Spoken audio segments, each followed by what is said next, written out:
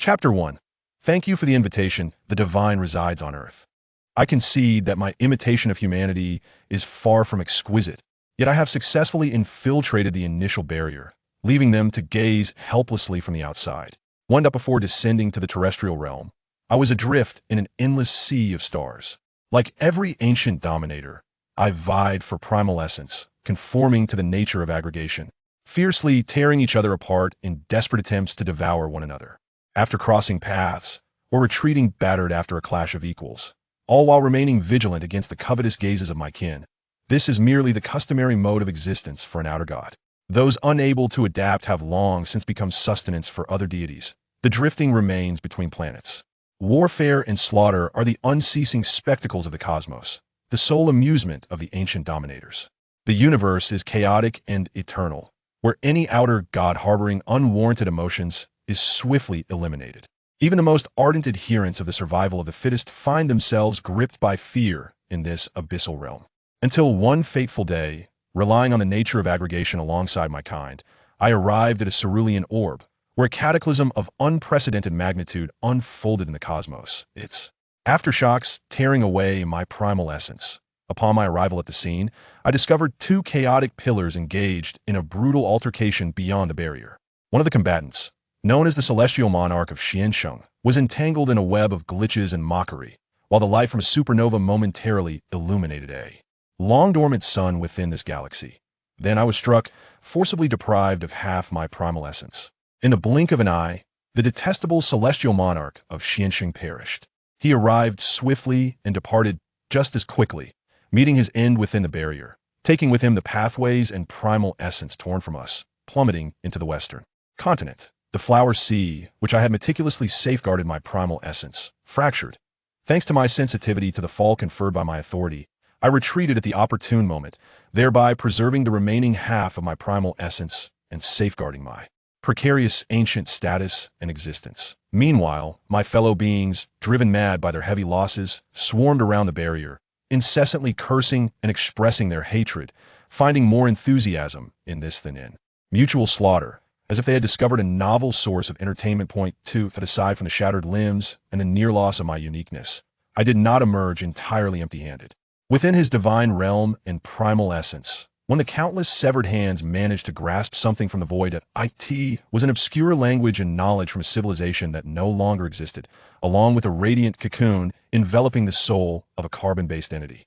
I consumed them, casting these minuscule remnants into the recesses of thought where they may not be seen for 1,000 years. That I then joined the ranks of those observing the beings within the barrier, witnessing their self-development, their struggles for survival, and their self-destruction, yet never birthing a true civilization. After a lengthy interval, the sun rose, and ignorance and cruelty melted away beneath its light, the initial codes and rituals resurrecting from the ancient past upon this land. Gazing upon this sun false yet real, an outer god that none could reveal, fell into a momentary, profound contemplation. Reclaim my primal essence. I must enter Earth. I cannot breach the barrier. Moreover, entering Earth would inevitably lead to discovery. Discovery would mean facing the sun that I would perish. I was certain. This will not do, I thought. Yet time holds no significance for the cosmos and the beings adrift within it. And thus, an extensive period passed. Behold, the gods laughed and cheered, celebrating the demise of that deity. I could not comprehend what there was to celebrate for those confined outside the barrier. Yet indeed, the sun fell, descending into dust. This was my favorite spectacle, that I witnessed the tumultuous winds swell, the blazing and pallid source of light ascending into the heavens, a towering white spire erupting from the ground. What the sun lost was seized by new deities. Little had changed. The sun did indeed fall, but the pillars did not perish so easily. Just as dynasties rise and fall, the sun's descent and subsequent return to the heavens is its exclusive privilege. Undeniably, at that moment, I contemplated seizing the opportunity, yet the three new deities spawned from that revelry were no trifles, cautiously maintaining their advantage, and thus I refrained from action. Ultimately, I conceived a plan, delving through the vast ocean of thought to reconstruct the information contained within the soul I had thoroughly digested, fashioning it into a tool uniquely my own, infused with memory, leaving behind my will and imprint, yet withholding its soul. After countless failures, I successfully inserted it during a moment of weakness in the barrier. Then, with a touch of mockery, I observed this contraption as it followed the path I had predetermined, as a human was born, grew, and struggled to survive in that era, only to encounter, as I had designed, my adjacent pathway, the demon. The moment arrived, I keenly sensed the critical juncture. With utmost swiftness, I activated the imprint within the device, allowing my essence to enter a state of hazy slumber, awakening my will within this feeble and diminutive form, sealing the single-path sequence 0 power I had brought with me, and manipulating this human body to consume the demon. The device. No, it should now be referred to as I. I donned the skin of the human I had devoured, adopting his name, claiming his identity, envisaged, and why ancient madness filled my thoughts, and the demon's power surged through my flesh. Thus, I became the Murmurer of the Abyssal Pathway Sequence 3. Fortuitously, until this moment, the gods that already existed on this planet had not detected my presence. This is a favorable era. It marks the end of an epic. For emperors fell in succession, the breath of death sweeping across the land. Meanwhile, the gods, preoccupied with their internecine conflicts, remained oblivious to my quiet arrival. Reflecting on those demons bold enough to manifest upon the earth, a sense of satisfaction and ironic delight flooded my senses. I was insatiably hungry. 3.8s I consumed the demon. I simultaneously established a cult, aptly named the Demon Cult. The number of followers was inconsequential, and the anchor mattered even less. I merely sought to swiftly cultivate the perception among the gods that I am a being of the demon pathway.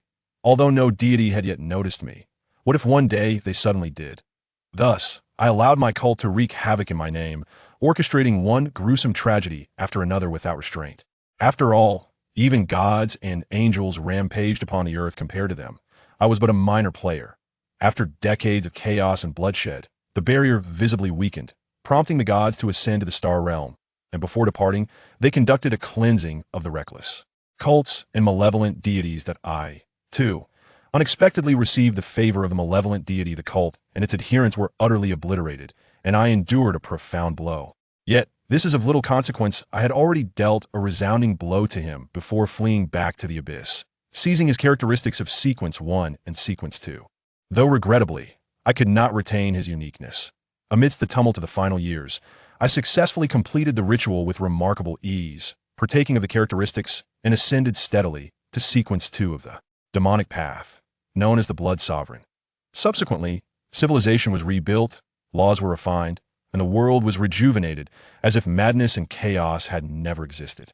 In this moment, I too, alongside humanity, stepped into a new era. Thus, according to my understanding of human customs, one should proactively exchange business cards or introduce oneself upon first meeting. I am the Eldritch ruler, a deity traversing the cosmic seas. That I hold a profound affection for all that lingers between life and death, for the frail and the fading. Life and death are mere illusions. Existence is devoid of meaning, merely a journey from birth to demise, and only that which is created in the throes of life holds true value. I abhor annihilation. As I detest rebirth, I revel solely in witnessing sentient beings exert their utmost, inexorably spiraling towards death and the abyss. My purpose in coming to Earth is to embody all of this. This war-torn and ravaged land is in a state of decay, and I effortlessly acquired the requisite knowledge through my dominion. Pathways, origins, Eldritch, pillars, I heed the instinct of aggregation, cherishing decline while loathing utter destruction.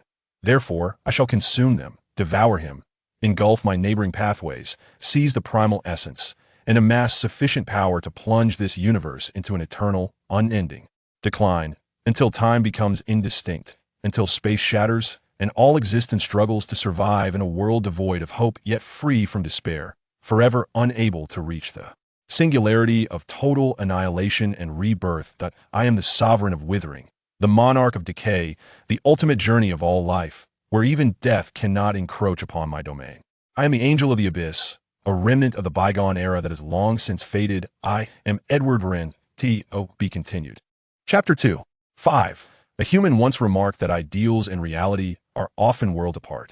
It has been over 1,000 years since my feet first touched the ground, and the seventh deity has ascended to the divine throne.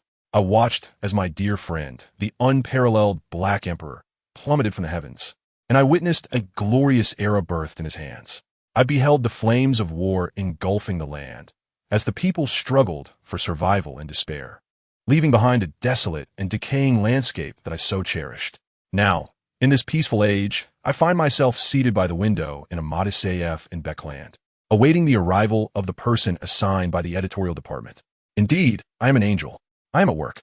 My vocation involves providing scripts and novels for theaters and magazines. I toil not only out of necessity for funds, but also from sheer boredom. Having successfully established my identity as a demon, the annihilation of the previous sect is of little consequence. My newly founded sect in the Fifth Era has thrived amidst the interstices of war and peace, acquiring wealth, which undoubtedly demands vast sums of money. Since the demise of Roselle Gustav, they have not enjoyed financial ease for quite some time.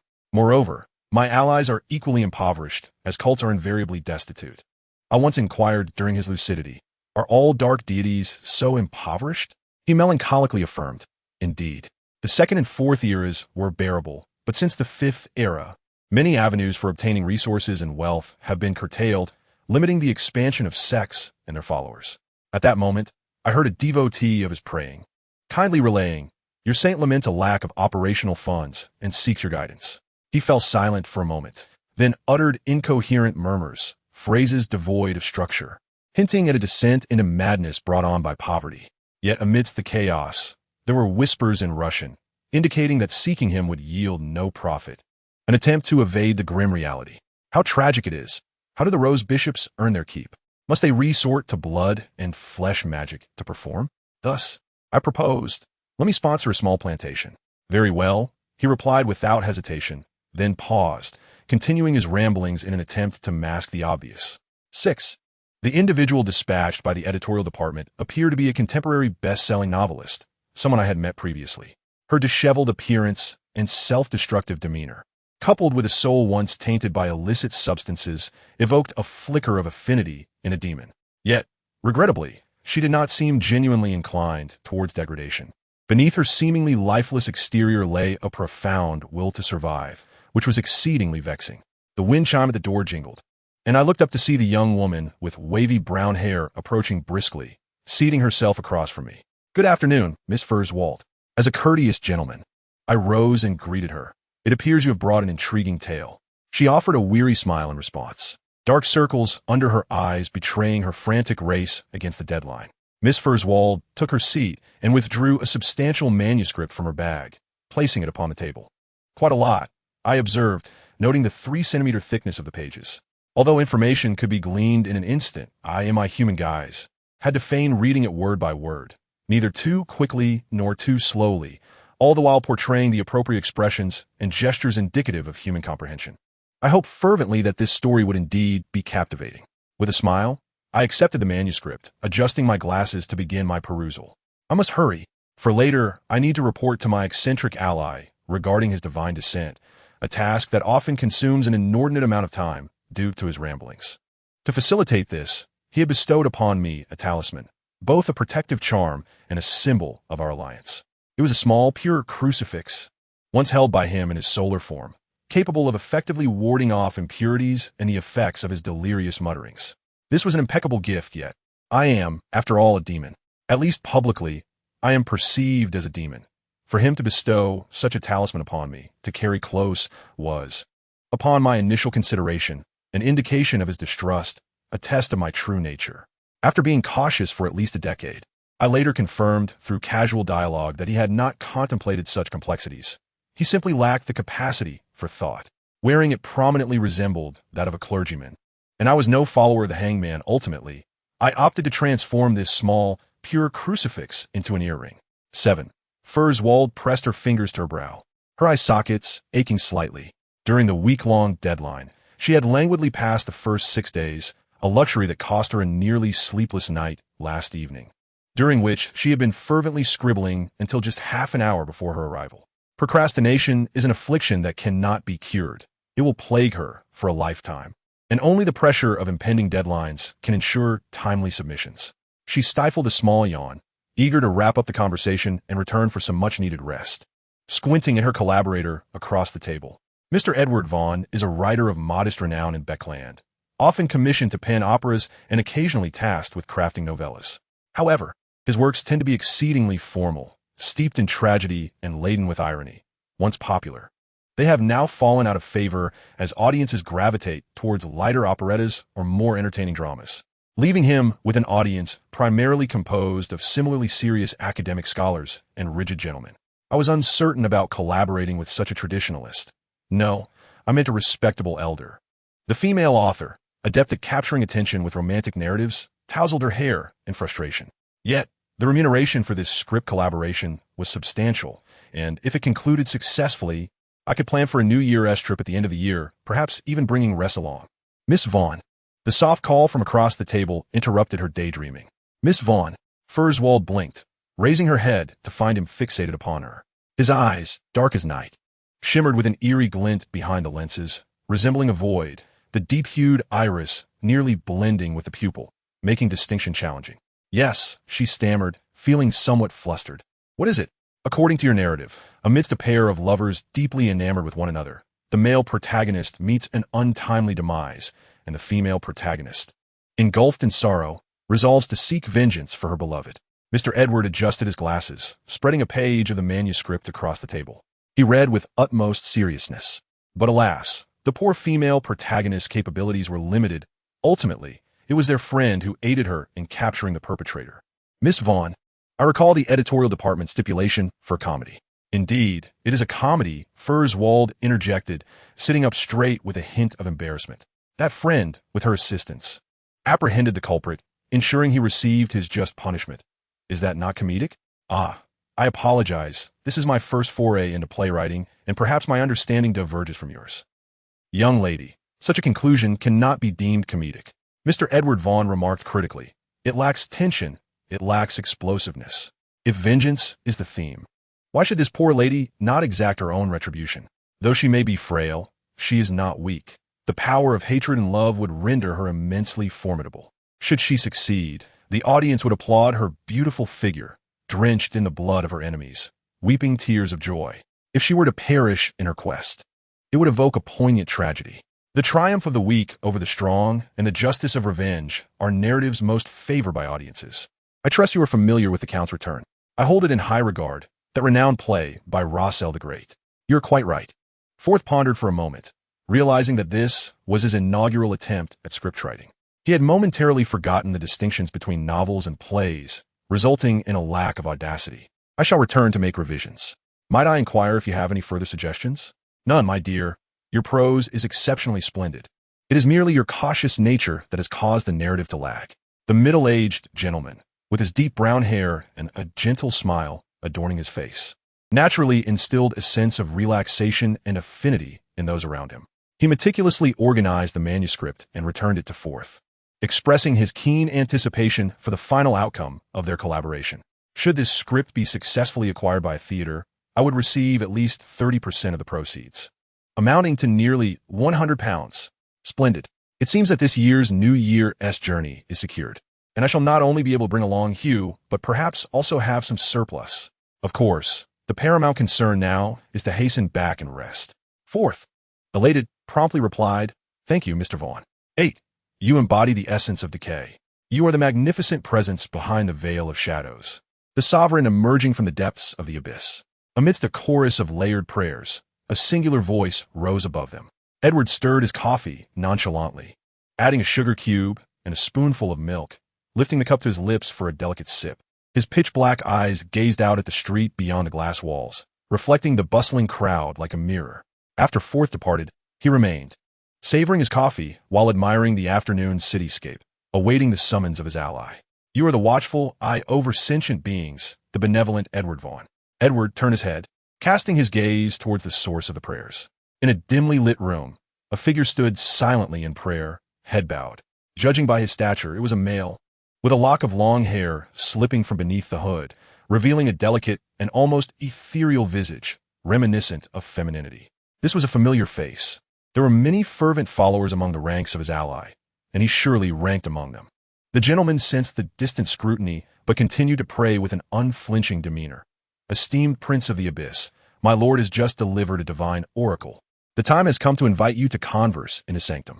Edward nodded in acknowledgement, replying, I understand.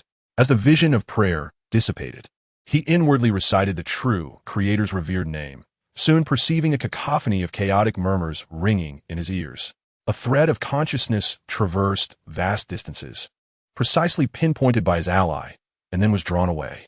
Upon opening his eyes again, he found himself standing in the most profound realm of shadow, where writhing flesh and severed limbs formed the very ground beneath him, surrounded by dismembered bodies and bones marred by decay. At a distance, a towering inverted cross loomed, and from its depths, an eldritch deity, drenched in blood, hung suspended. A singular blood-red eye oscillated for a few moments before fixing its gaze firmly upon him. "Good afternoon, ally." Edward, accustomed to the sight, used his enigmatic black staff to part the fleshly tendrils attempting to ensnare his legs. Maintaining a gentle smile upon his countenance, "You appear to be in fine form." The voice of the true creator resounded with a thunderous roar, causing the flesh to kneel and the corpses to tremble. "How fares the situation?" "Quite smoothly," Edward replied. "The seeds have been sown, the maternal emotions are stable. Yet that assistant remains restless, and there are still traces of twisted fate. I shall continue to keep a watchful eye on all of it." Indeed." Following a meticulous exchange of intelligence, I remarked, "Since you seem to be in good spirits, would you care to sample the cake I have recently learned to make?" Upon hearing this, the true creator's crimson eye quivered violently, and before I could utter another word, he sent both me and the space we occupied hurtling away, leaving me with no time to promote my culinary creation further. What a splendid method to conclude a dialogue.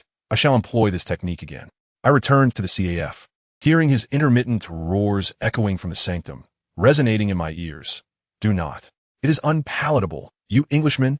Unpalatable. You consume it. How rude." I downed the cold coffee in one gulp, rose to settle my bill, and felt an overwhelming confidence in my role as a human. Chapter 3. 10. Adomizer lowered his head, his steps unsteady. Clad in a tattered coat and coarse blue trousers, he ambled down the street towards the poorhouse on Iron Cross Street in Tingen. This establishment was sponsored by the venerable Ernst Charity Foundation, headquartered far away in Intis, which had been in existence for over 150 years, operating countless poorhouses, welfare institutions, and charitable schools across various nations, including one in the lower streets of a relatively small city like Tingen.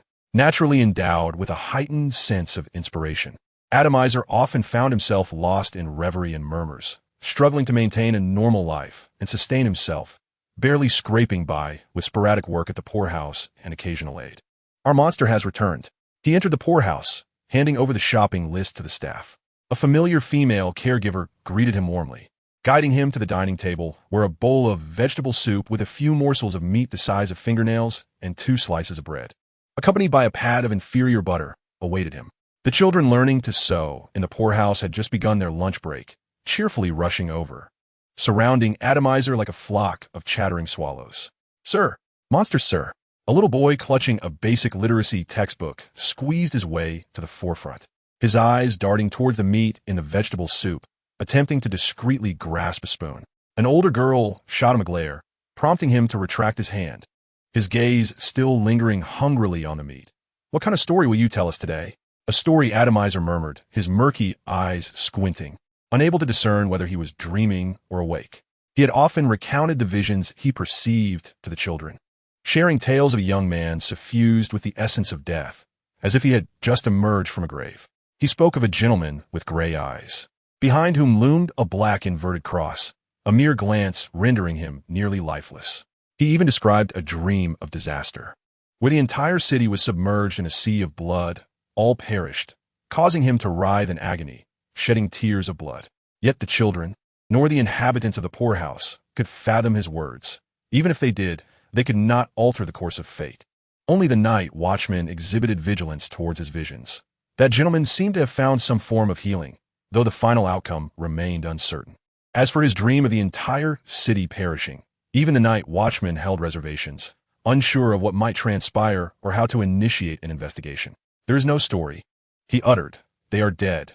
There is no story left." Adomizer, sorrowful to the point of silence, found the children surrounding him exchanging glances. Yet their enthusiasm remained undeterred by his words, eagerly continuing to inquire about various topics. 11. "Off you go, children. It's time for your afternoon nap. You have other classes to attend later." A kindly elderly woman, perhaps in her 50s, laughed as she ushered the children away. "The fabric for the night welfare home must be delivered tonight, or the children would have no sweets for the week." The children scattered, racing eagerly to their slumber. Subsequently, the gentle matron, the director of the poorhouse, let out a sigh of relief sitting across from Adomizer with a smile, pointedly asking, "Are you still having that dream of the city filled with corpses?" Adomizer slowly chewed on the bread, nodding after what seemed like an eternity. "Oh, divine presence." The dean inhaled sharply, placing a red crescent on his chest, hoping that my dear children were unharmed. "Everyone shall perish," the creature lamented, its face clouded with confusion. "Who has stirred the blood sea? A mere ripple has engulfed this place. Humanity is so frail. What meaning does life truly hold? Life is a pilgrimage, a collection of suffering and joy. It is but a journey from birth to death." After a moment of silence, the dean gently uttered these words, not found in the revelation of the night, his voice barely audible, understood only by Adomizer.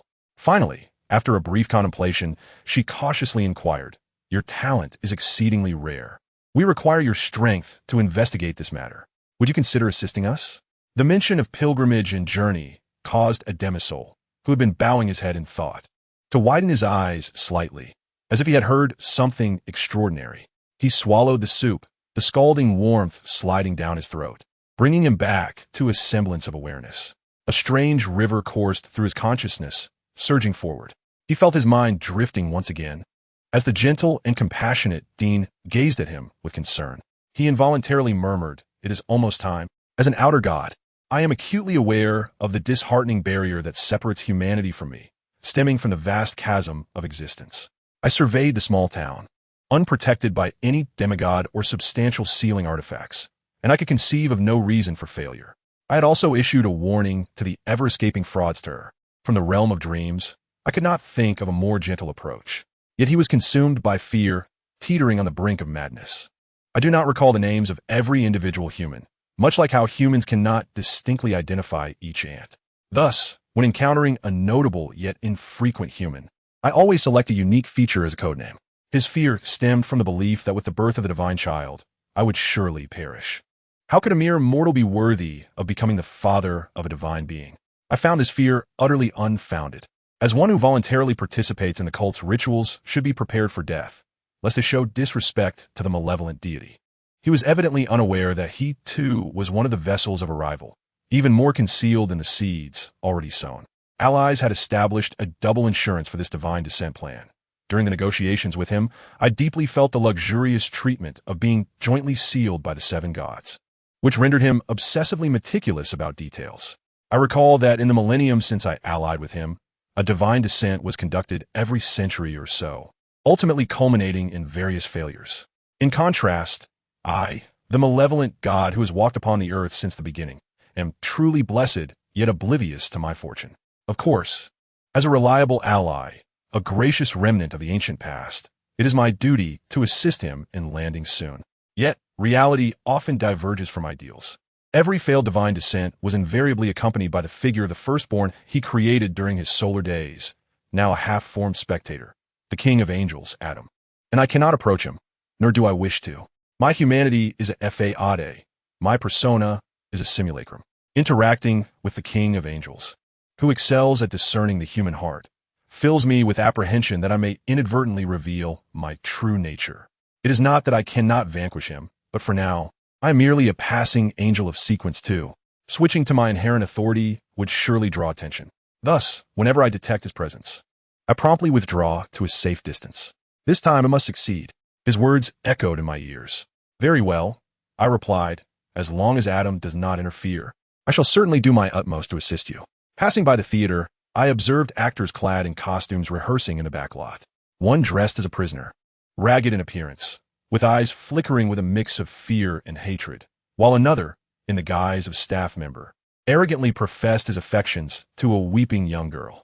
A fleeting glance revealed that they were rehearsing the initial scenes of the Count's return, depicting the plight of an innocent sailor wrongfully imprisoned, forced apart from his beautiful fiancée for 14 long years. Oh, not a sailor, but a brilliant mechanic. When we recognized each other as fellow countrymen, I remarked, "The Count of Monte Cristo is splendidly written. It bears a resemblance to You're the Count's Return." At such moments, I find myself marveling at the wonders of the universal path, able to transcribe this lengthy novel verbatim from beginning to end. Though I have wholly consumed and digested Edward Vaughn's soul, the memory of ordinary humans is inherently frail. Most of the pages I once perused have faded into obscurity, leaving only fragmented phrases. Nonetheless, he is a deputy professor.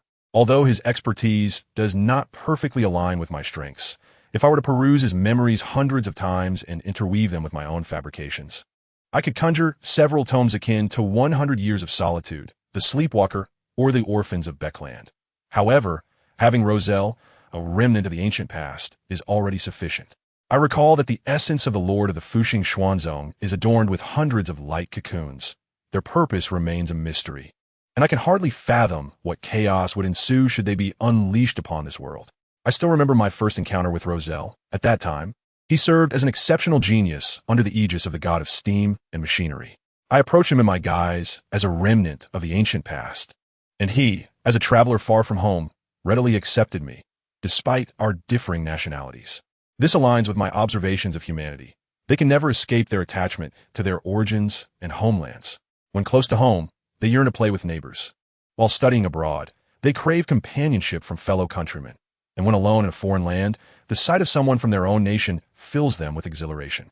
In this world devoid of other traversers, Roselle stood solitary, with only I and he hailing from the same epoch. Roselle inquired, "No, international friend, which path do you traverse?" I replied, "The demonic path of Sequence 2, an angel." Roselle gasped in astonishment. "I am a chainsaw man." I felt perplexed, yet chose silence, allowing him to wallow in his own embarrassment and solitude, devoid of any response. Chapter 4. Have you fully mastered the fortune teller's potion? In the lively entertainment room of the night watch, a momentary silence fell upon those discussing Klein's summary of the fortune teller's rules. The watchers simultaneously turned their gazes towards the elderly seeker of secrets who had just pushed the door open. Old Neil, having hurried over upon hearing Klein's promotion application, donned a black classical wizard's robe, one hand clutching a matching felt hat while the other carried a neatly packed box, staring at Klein with astonishment, scrutinizing him from head to toe. "One must praise the divine presence and express gratitude for your teachings." Klein chuckled awkwardly, speaking earnestly. "You actually drew inspiration from the Seeker of Secrets motto and Dolly's experiences?" Old Neil examined him several more times, then shook his head with a wry smile. "The youth today is truly remarkable. Had it been 20 years earlier, perhaps it makes little difference, for the Church possesses no formula for Seer Sequence 8. Klein reassured, "Perhaps the Sanctum might have it, or it could be found in the underground trading posts. Yet I am quite grateful for not having been promoted.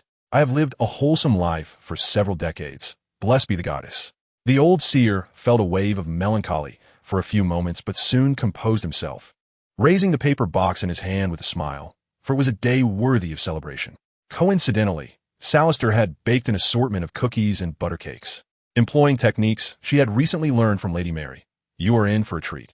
The expressions of everyone changed in an instant. "Mrs. Salister baked pastries? Cookies? What flavor of cookies? Are there any chocolate ones?" "It has been ages since I savored Mrs. Salister's culinary creations," Leonard exclaimed, his usual reticence replaced by excitement. And even the typically aloof Miss Shikaton displayed a glimmer of anticipation, while the usually indifferent Reaper, Fry, sat a bit straighter. The silent entertainment room buzzed back to life. Old Neil smiled as he opened the box, retrieving a piece of cake sufficient to share among all, arranging various flavors of cookies, and then went to brew coffee for everyone. Leonard, quick on the uptake, snatched the first milk cookie, delightfully placing it in his mouth, only to find it devoid of flavor and texture. "Leonard?" In his mind, he vociferated, "Old man, do not snatch my cookie. What's all the fuss?" "It is merely a cookie," the ancient voice of the mysterious parasite interjected. "Should you take another, it will be gone." Quite delightful indeed." Leonard's countenance fell as he reluctantly swallowed the cookie that resembled a lump of dirt and reached out for another. He cautiously stuffed it into his mouth, tentatively chewing, as the rich flavor of milk and the crisp texture captivated his palate. The cookie was still warm. Leonard felt an overwhelming sense of happiness and could not help but echo the parasite's words. Indeed, Mrs. Salister's culinary skills are truly remarkable. Her heart is also exceedingly kind, always eager to assist Lady Mary at the orphanage. The parasite, Thief Angel Pales, caught an intriguing phrase and inquired with deliberate curiosity. "Orphanage?" "Yes, the orphanage on Tingen Street," Leonard replied, unhesitatingly, noticing old Neil beginning to distribute tea and coffee, promptly raising his hand for a cup. He had heard that Mrs. Salister had once been involved in an extraordinary incident, nearly meeting her demise, but but fortunately, she was rescued by the then director of the orphanage, just in time for the night watchers to save her. Mrs. Allister constantly worried about old Neil encountering danger. Thankfully, he had always remained at Sequence 9, and with little combat capability, he was essentially a safe civilian. That Ernst Charity Foundation, is it? Hales mused. How well do you know this foundation? Huh? Isn't it just a venerable foundation established over a century ago? Leonard paused in his chewing of the butter cake, feeling a surge of tension. Old man, is there something unsavory about it? Not at all. It is quite commendable. I merely inquired out of curiosity. Hales dismissed the matter, refusing to elaborate further, leaving Leonard in a state of anxious curiosity, fidgeting and scratching his head in silence. In the early morning, I tore open the letter sent from the editorial office, wherein they expressed their satisfaction with the first draft of the script in courteous terms, accompanied by suggestions for revisions and the payment for the previous manuscript. I slipped the several pounds into my wallet, comprehending the suggestions in less than a second. Aside from the occasional logical flaw, most were merely issues of detail, requiring further refinement of the language. This brought to mind some memories I would rather not recall, such as being urged by that child to repeatedly amend my revered name until it bore no trace of demonic essence. Revise it again, my lord. This is not conducive to preaching. Must we include bloodthirsty and disaster and slaughter? Please refrain from using cold-hearted murderer as a reference. My lord, I still believe the first version was better. Physically and mentally exhausted, especially as the child concluded with a wish for my prompt recovery of inner light and humanity. How could I possess such notions when I had cast them aside the moment I embarked on my voyage through the starry seas? The poison of humanity brings only betrayal and fear, abandoned due to trust, extinguished by affection, and perishing in the mire because of virtue, much like that imperfect sun. I find this sentiment akin to wishing me a swift bout of food poisoning. Ultimately, I made some design alterations to my revered name, Sovereign from the Abyssal Depths. The Abyssal Depths does not refer to the chasm, but rather the starry void, benefiting from the demonic pathway of Sequence, one known as the Filthy King. Even if I boldly inscribed Sovereign here, the seven gods would merely perceive it as me playing a role prematurely, rather than associating it with the docile decayed king beyond the barrier. As for the essence of withering, it can directly point to me. After all, I am the sole bearer of the withering pathway, and decline belongs to me as well. Someone reported to me that the witch sect had sent a proposal for collaboration, as they have a key member preparing for promotion and hope for future cooperative opportunities. The Dark Saint receiving the party inquired of the ally, who responded with murmurs. Thus the Dark Saint had to roll about for 10 minutes in a form of a fleshy sphere adorned with damaged innards and various severed limbs and eyeballs. However, his spirit was quite resilient. In other words, those lacking sufficient fortitude could not endure within the Aurora Society for so long, let alone ascend to Sequence 4 as a saint. He spent 2 minutes reassembling himself, reshaping into human form, and in the midst of the witch's hesitant demeanor, he inquired of me. This was a privilege bestowed upon me by the ally, due to my identity as an old one and my carefulness over the millennium without error. For both minor and major events, when their mind was clouded, I had the authority to make decisions in their stead. I replied to Kresma, it can be considered, and then dismissed the witch. Within the higher echelons of the Aurora Society shepherds, there exist a few individuals who remain refreshingly unconventional, appearing to have only half their minds damaged, while the other half remains capable of thought. The Dark Saint Kresma is one such individual. To be fair, I am merely an angel of the demonic pathway, accompanied by a sect resembling a millstone. The Aurora Society itself also possesses angels.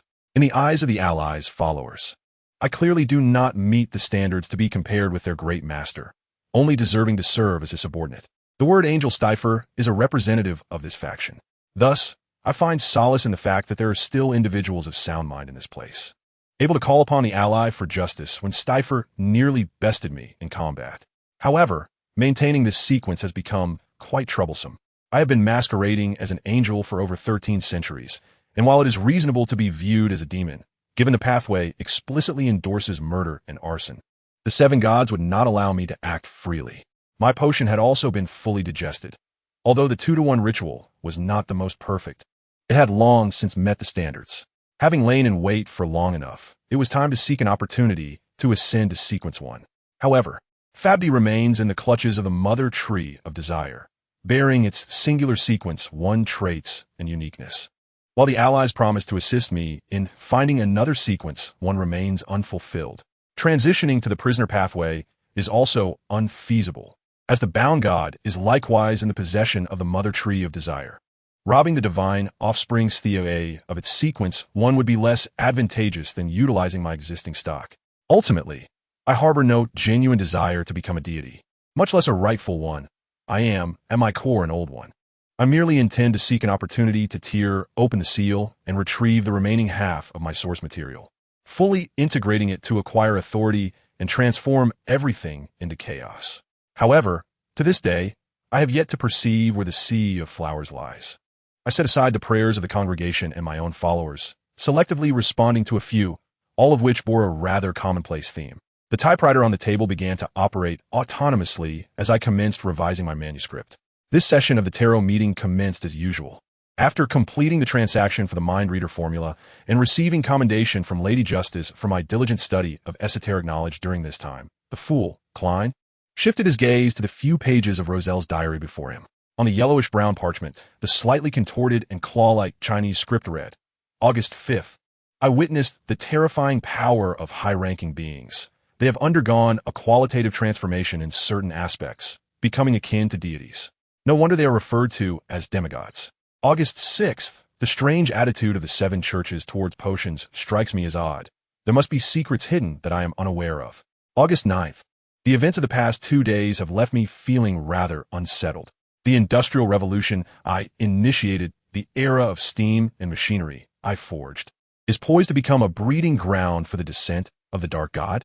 Today, however, something occurred that lifted my spirits somewhat. My grand endeavor to replicate the literature of Earth attracted the attention of a fellow countryman, or perhaps it would be more appropriate to say a foreigner. He approached me through mysterious means, undoubtedly a high-ranking being. Had he not immediately inquired, shall I demand royalties from Dumas on your behalf? I would have felt more favorably towards him. Alas, he completely misunderstood my words, rendering the situation incredibly awkward. I wished I could have conjured a pit to bury myself in at that moment. Replication. Klein nearly chuckled aloud. It seems that the Emperor Roselle, this literary plagiarist, possesses a modicum of shame. One can only imagine how embarrassing that scene must have been. Who would have thought there were other transmigrators in this world? I wonder if I shall ever have the chance to meet one. Although Roselle's words imply that the individual is not from the same nation, Klein nonetheless felt a flicker of anticipation, his brow easing slightly as his fingers gently tapped the edge of the bronze table, drawing the attention of those around him. High-ranking beings can live for quite some time. But with the passing of Emperor Roselle, is this transmigrator truly still alive? Contemplating this brought Klein's spirits down slightly, and the description of the breeding ground for the Dark God piqued his interest. However, after a moment of fruitless reflection, he abandoned the notion of further inquiry. Ceasing his tapping on the bronze table, and addressed the hangman, the sun, and justice. You may converse amongst yourselves. The hangman, Alger, immediately spoke up. Mr. Fool. Miss Justice, I have just received intelligence that in the Tempest, Zylingis has infiltrated Becland for the purpose of completing a task, and he will remain there for an extended period. Chapter 5. Witness the Aurora Society playing cards. You have lost, the gentleman said ominously, as if to affirm his statement. The right arm of a man seated across the round table suddenly exploded, scattering flesh and blood that slithered messily to the ground, intensifying the already pervasive stench of blood. Ah, damn it. The shepherd muttered unhappily. Resigned to his fate, he tore away the remaining fragments of shattered bone and rotten flesh from his shoulder, causing his entire right arm to plummet to the floor. Now, he was left with only his left hand. How is it that your luck has suddenly turned so favorable? All fortune and misfortune are bestowed by the Lord. Praise be to the Lord. The gentleman triumphantly snorted twice, collecting the blood-stained bills from his opponent's side, while concealing his own malevolent card deck from the gaze of another companion, who had lost everything but his head and was attempting to peer the cards with his dislodged eyeball. This is not fair. The head, separated from the body and dragging its own vocal organ, protested a couple of times before it inadvertently lost balance and tumbled off the table's edge. Subsequently, a bloody tentacle swiftly emerged from a gash in its neck, firmly affixing itself to the table's edge. The descending head swayed slightly, regaining leverage to return to the tabletop. Not only do I lose a body part for losing to you, but I also have to give you the money I painstakingly saved. This is utterly unfair. I could forego the money. With a cold smile, the shepherd's radiant face beneath the red hood twisted slightly. As long as you're willing to help me with those community service tasks. 1 loss equals 2 hours. How does that sound? Community service? Is it difficult? The shepherd, who had lost an arm and a leg, paused for a moment. I haven't participated yet, but I hail from the slums and am quite familiar with orphanages and charitable institutions. This is not about difficulty. The gentleman growled lowly, his expression contorting in ways difficult to describe. Those children, tiny children, none taller than my waist, their arms as soft as cotton. What if I lose control and tear them apart? And their eyes, each sparkling with various colors, deep blue, light brown, black. What if I cannot resist and pluck their eyes out like jewels? They know nothing, only surrounding me with laughter, learning to call upon the name of the Lord. Their voices like little birds chirping. What if I lose control and rip their throats out to make instruments? It is unbearable. This is the greatest trial bestowed upon me by the Lord. You have no idea. You understand nothing. It is sheer hell. He vented, and the 2 other shepherds, listening, gaped in astonishment, their cards forgotten, their eyes bulging out of their sockets and plopping onto the table. The gentleman continued to mutter incessantly, while the 2 exchanged glances, their expressions a mirror of astonishment and hesitation. The head ceased its rolling, properly placing itself on the table, and with a tone of skepticism said, "You actually care for those children, don't you?" The gentleman's eyebrows shot up. "What nonsense are you speaking? If it is indeed hell, then do not go." Seizing the opportunity, the other shepherd flicked the fallen eyeball toward the gentleman's direction in an attempt to peek at the cards, only to have it seized by the gentleman. "Ouch! It's going to burst." That is a trial from the Lord," he declared. "I will not easily give up." Who would have thought the gentleman had such a strong aversion to community service? "Then, shall we let others take over for you next time?" "Not necessary," the gentleman shouted without a moment's thought, and the 2 shepherds exchanged knowing glances that conveyed the unspoken understanding of his contradictory nature. Then all 3 fell silent for a moment, simultaneously looking towards the door of the lounge. There stood the expressionless dark saint, Kismet, maintaining a door-pushing posture. The Lord's ally, the angel of the abyss, stood beside him, a mocking smile adorning his face. It was he who had posed the earlier inquiry. Upon noticing the 3 gazing at him, he slowly approached the table, gliding like a shadow. "You actually care for those children, don't you?" Edward's voice carried a barely perceptible hint of teasing. Those adorable little lambs, the lovely children bathed in the gaze of the ally. Under the scrutiny of this terrestrial angel, the gentleman dared not act out of line. He averted his gaze, biting his lip, and after a long moment, he murmured, "Yes, because they are the Lord's lambs." Edward chuckled lightly and nodded, "I understand. You are still scheduled for community service at the charity school this month. You have gained ample experience." Upon concluding his words, he turned to glance at Kexima, who sat silently, eyes fixed upon his own feet, embodying a stoic demeanor. "Is it permissible?" "It is." Kexima managed to muster a faint, albeit strained, smile before quickly retracting it. "What are we still doing here? Has today's mass concluded? Engaging in card games as a diversion? One must hasten to depart, to engage in reflection and prayer. There are further tasks to attend to." The 3 shepherds rose in haste, yet before the might of their peers. Their corporeal forms were subdued by blood magic. In a state of panic, they scrambled to discern which pieces of flesh were their own and which bones belonged to which parts, piecing themselves together like a grotesque jigsaw puzzle of childhood innocence. "My apologies, Your Highness Vorn," Kexima approached, bowing slightly. "Is your sacrificial ceremony also scheduled for that day?" Edward nodded affirmatively. "Indeed, all shall proceed as usual. The offerings have been prepared. You may inspect them at your convenience." Kexima drew a deep breath, beads of perspiration forming on his brow. "Yet regarding the blood sacrifice intended for you, we have yet to secure a sufficient quantity this year." It appears we are in the same predicament as before." The abyssal angel displayed no signs of displeasure. "I can comprehend your plight. The church and military will not consistently allow you to apprehend individuals, not even those condemned to death. What will you do?" "We have resolved to intensify our efforts to procure satisfactory offerings for you. Should we fail to gather enough, we shall resort to capturing individuals from the Eastern District." Kexima handled the matter with a deftness that belied the gravity of the situation. Though those offerings often consisted merely of petty criminals, their quality failing to meet your standards, and thus only quantity could suffice.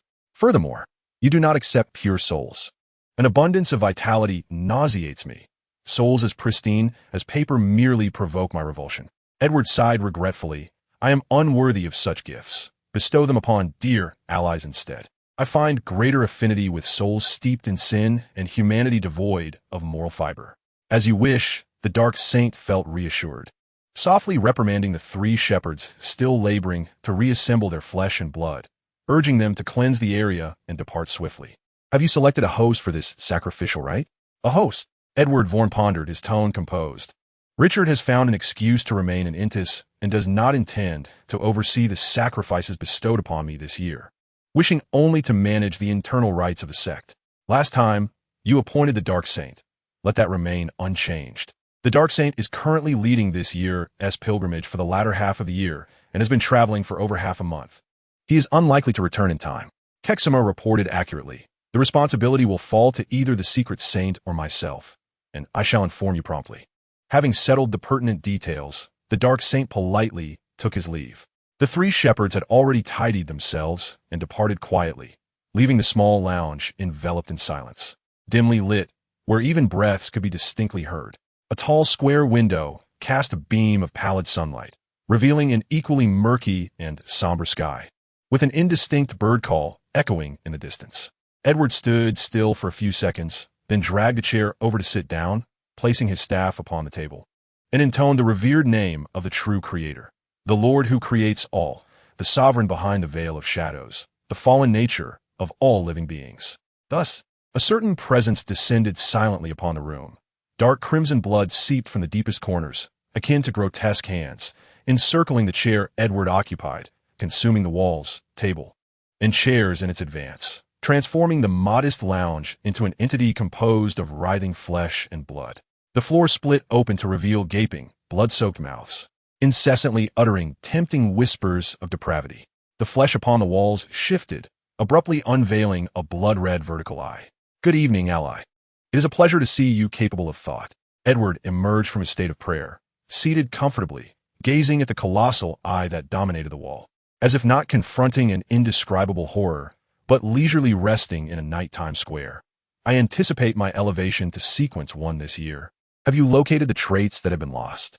The blood-red orb rotated slightly, and the opposite wall transformed into a vast maw. The moon. The moon? Followers of the primal moon? That band of defeated remnants still possesses the capacity to harbor a demon of sequence 1. Edward pondered for a moment. "I shall require your assistance in concealing this, to prevent any unforeseen circumstances." The blood-red vertical eye blinked, its mouth parting. "The ritual? Indeed. 9 massacres and the blood sacrifice of an angel. I have completed 5, having also consumed an angel from the Eternal Sun Church.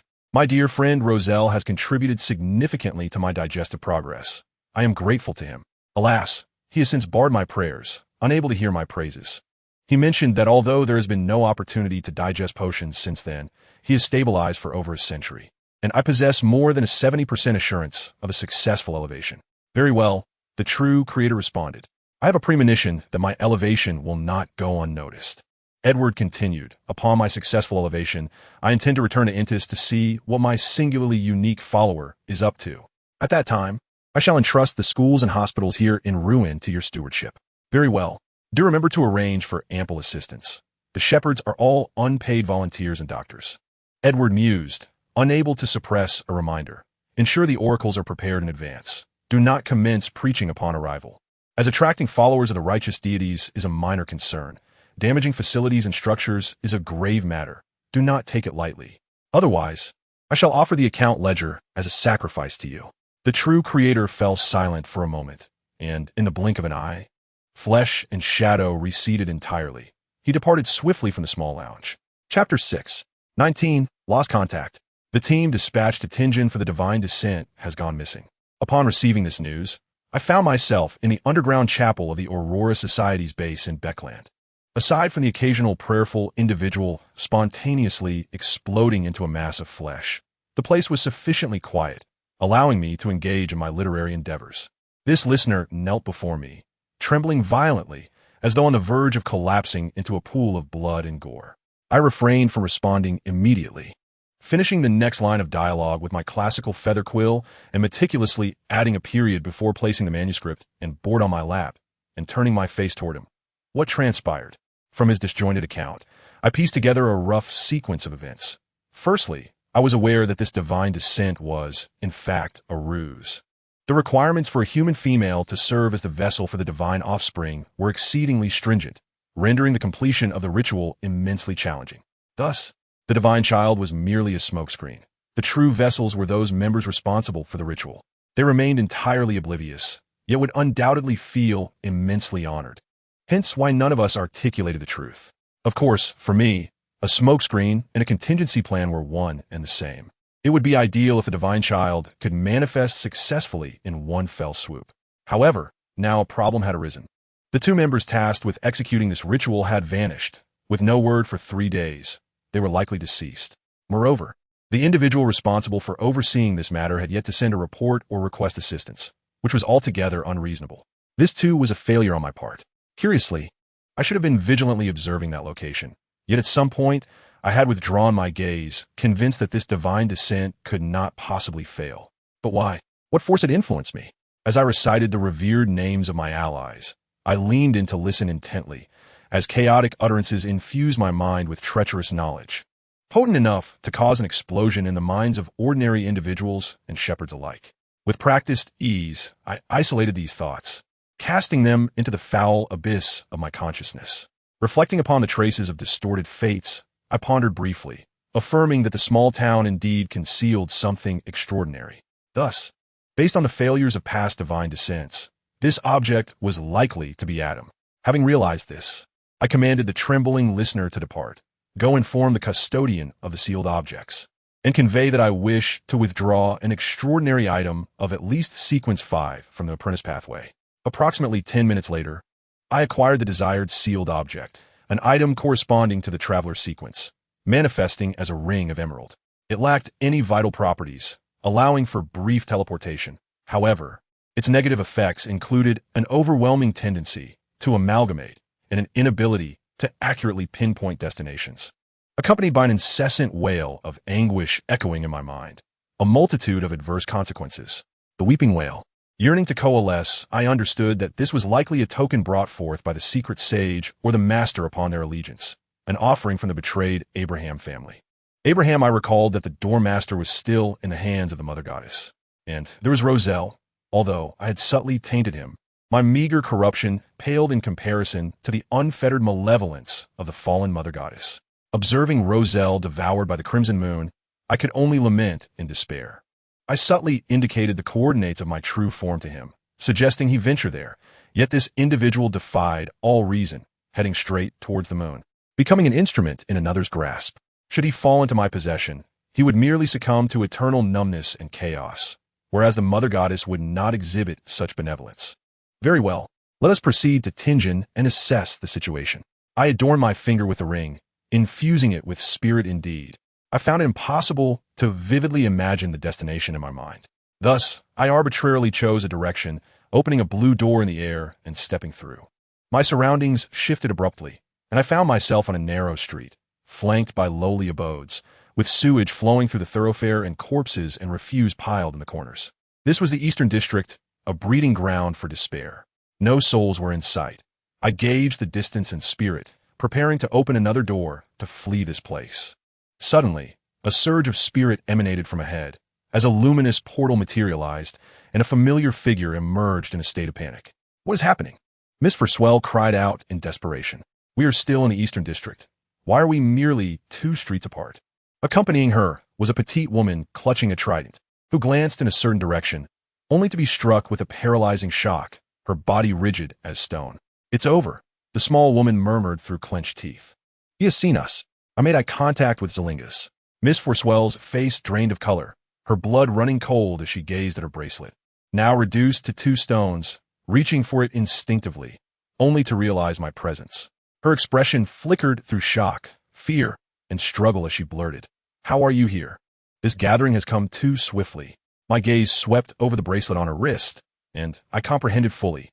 Then, as if I were an ordinary passerby, blissfully unaware of the impending danger, I smiled and inquired, "Good afternoon, Miss Roselle, and to you, esteemed lady. I am here in the Eastern District to gather inspiration. Might I invite you both to join me for afternoon tea?" Miss Roselle's pupils narrowed to pinpricks. She had no time to explain how to convey the horrors of the extraordinary world to a gentleman living a normal, tranquil life. Gritting her teeth, She ripped one of the last 2 stones from her bracelet, shouting, "Come quickly. Please believe me, Mr. Vorn." Speaking at breakneck speed, she insisted, "We will explain later. Now, follow us." From the look of confusion on Mr. Edward S.'s face, it appeared he was still unaware of the situation, yet he approached them hastily. They were merely 4 or 5 meters apart. An adult could traverse that distance in a few strides. Roselle, disregarding the loss of her final stone, hurriedly opened a door. But just then, her increasingly anxious companion, Hiu, suddenly cried out, abruptly turning and shoving her towards the not yet fully formed door. "Go first." The small adjudicator's expression bore a determination Roselle had never witnessed. "Zylingis is already here."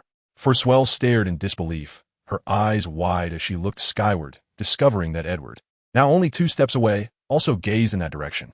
She beheld the chilling sight that sent her blood running cold. The cruel, bloodthirsty pirate general perched on a windowsill, gliding toward them like a great bird, utilizing the wind affinity ability. A sanguine smile adorned his face, his form agile and graceful, akin to a predator swooping down on its prey, looking down upon their desperate struggle with triumphant glee.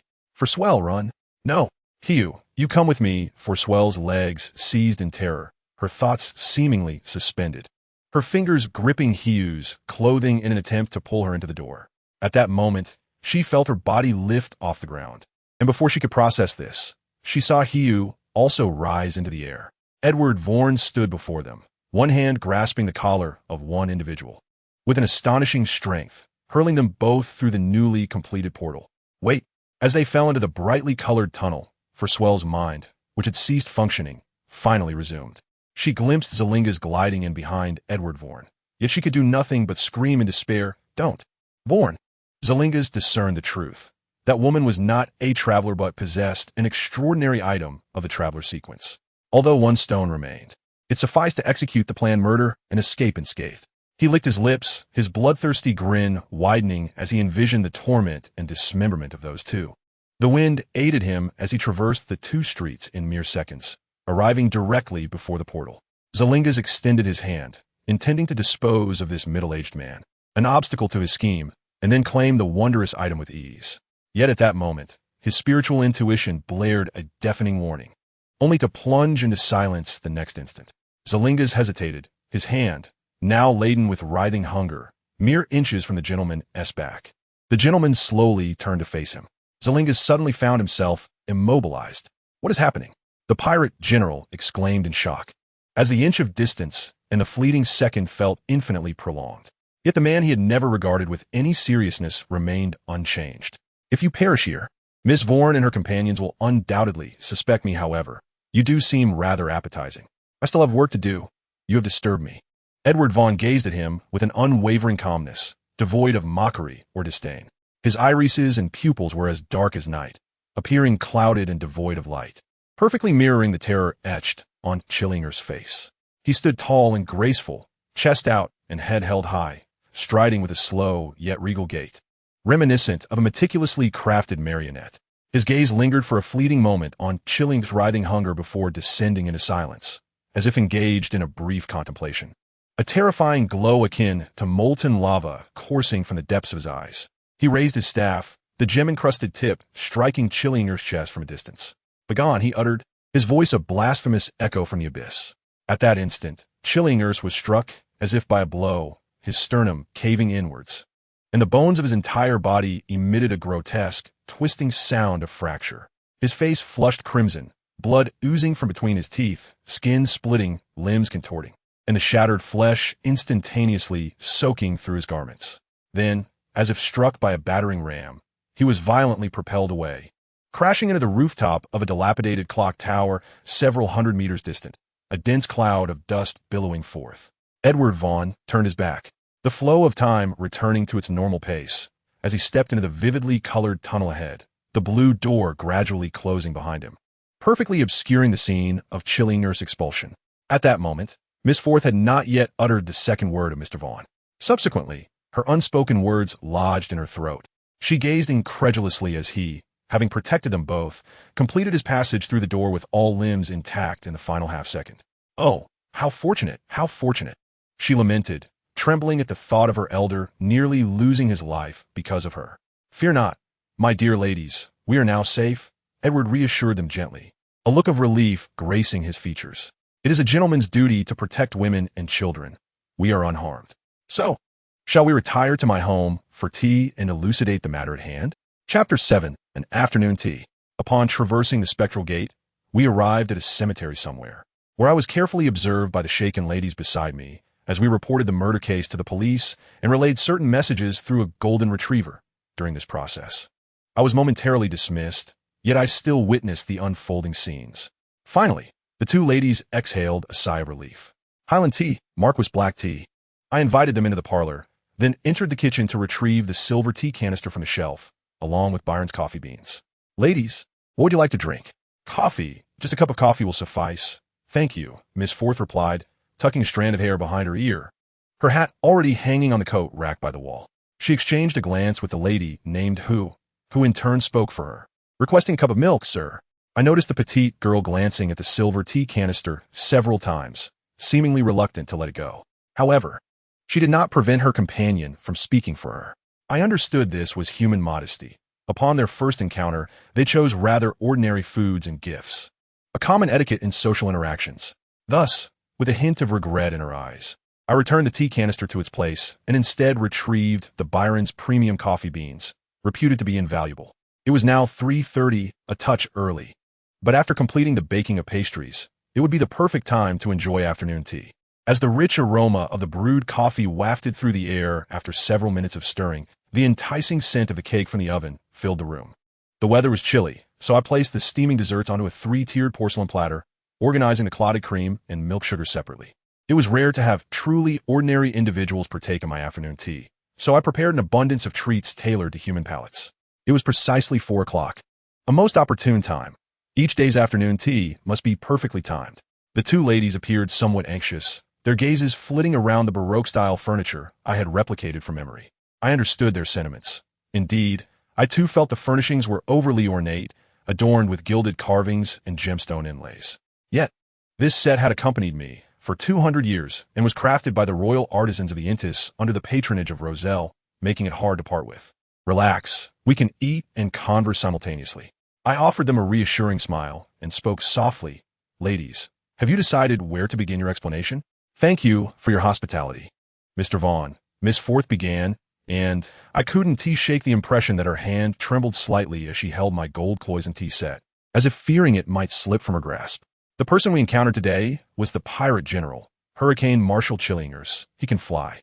Ah, you are aware of extraordinary abilities? I nodded. Have you ever experienced something that defies nature in your life? I'm aware, I affirmed. That was a Stormwalker from Sequence 6. I certainly recognize it.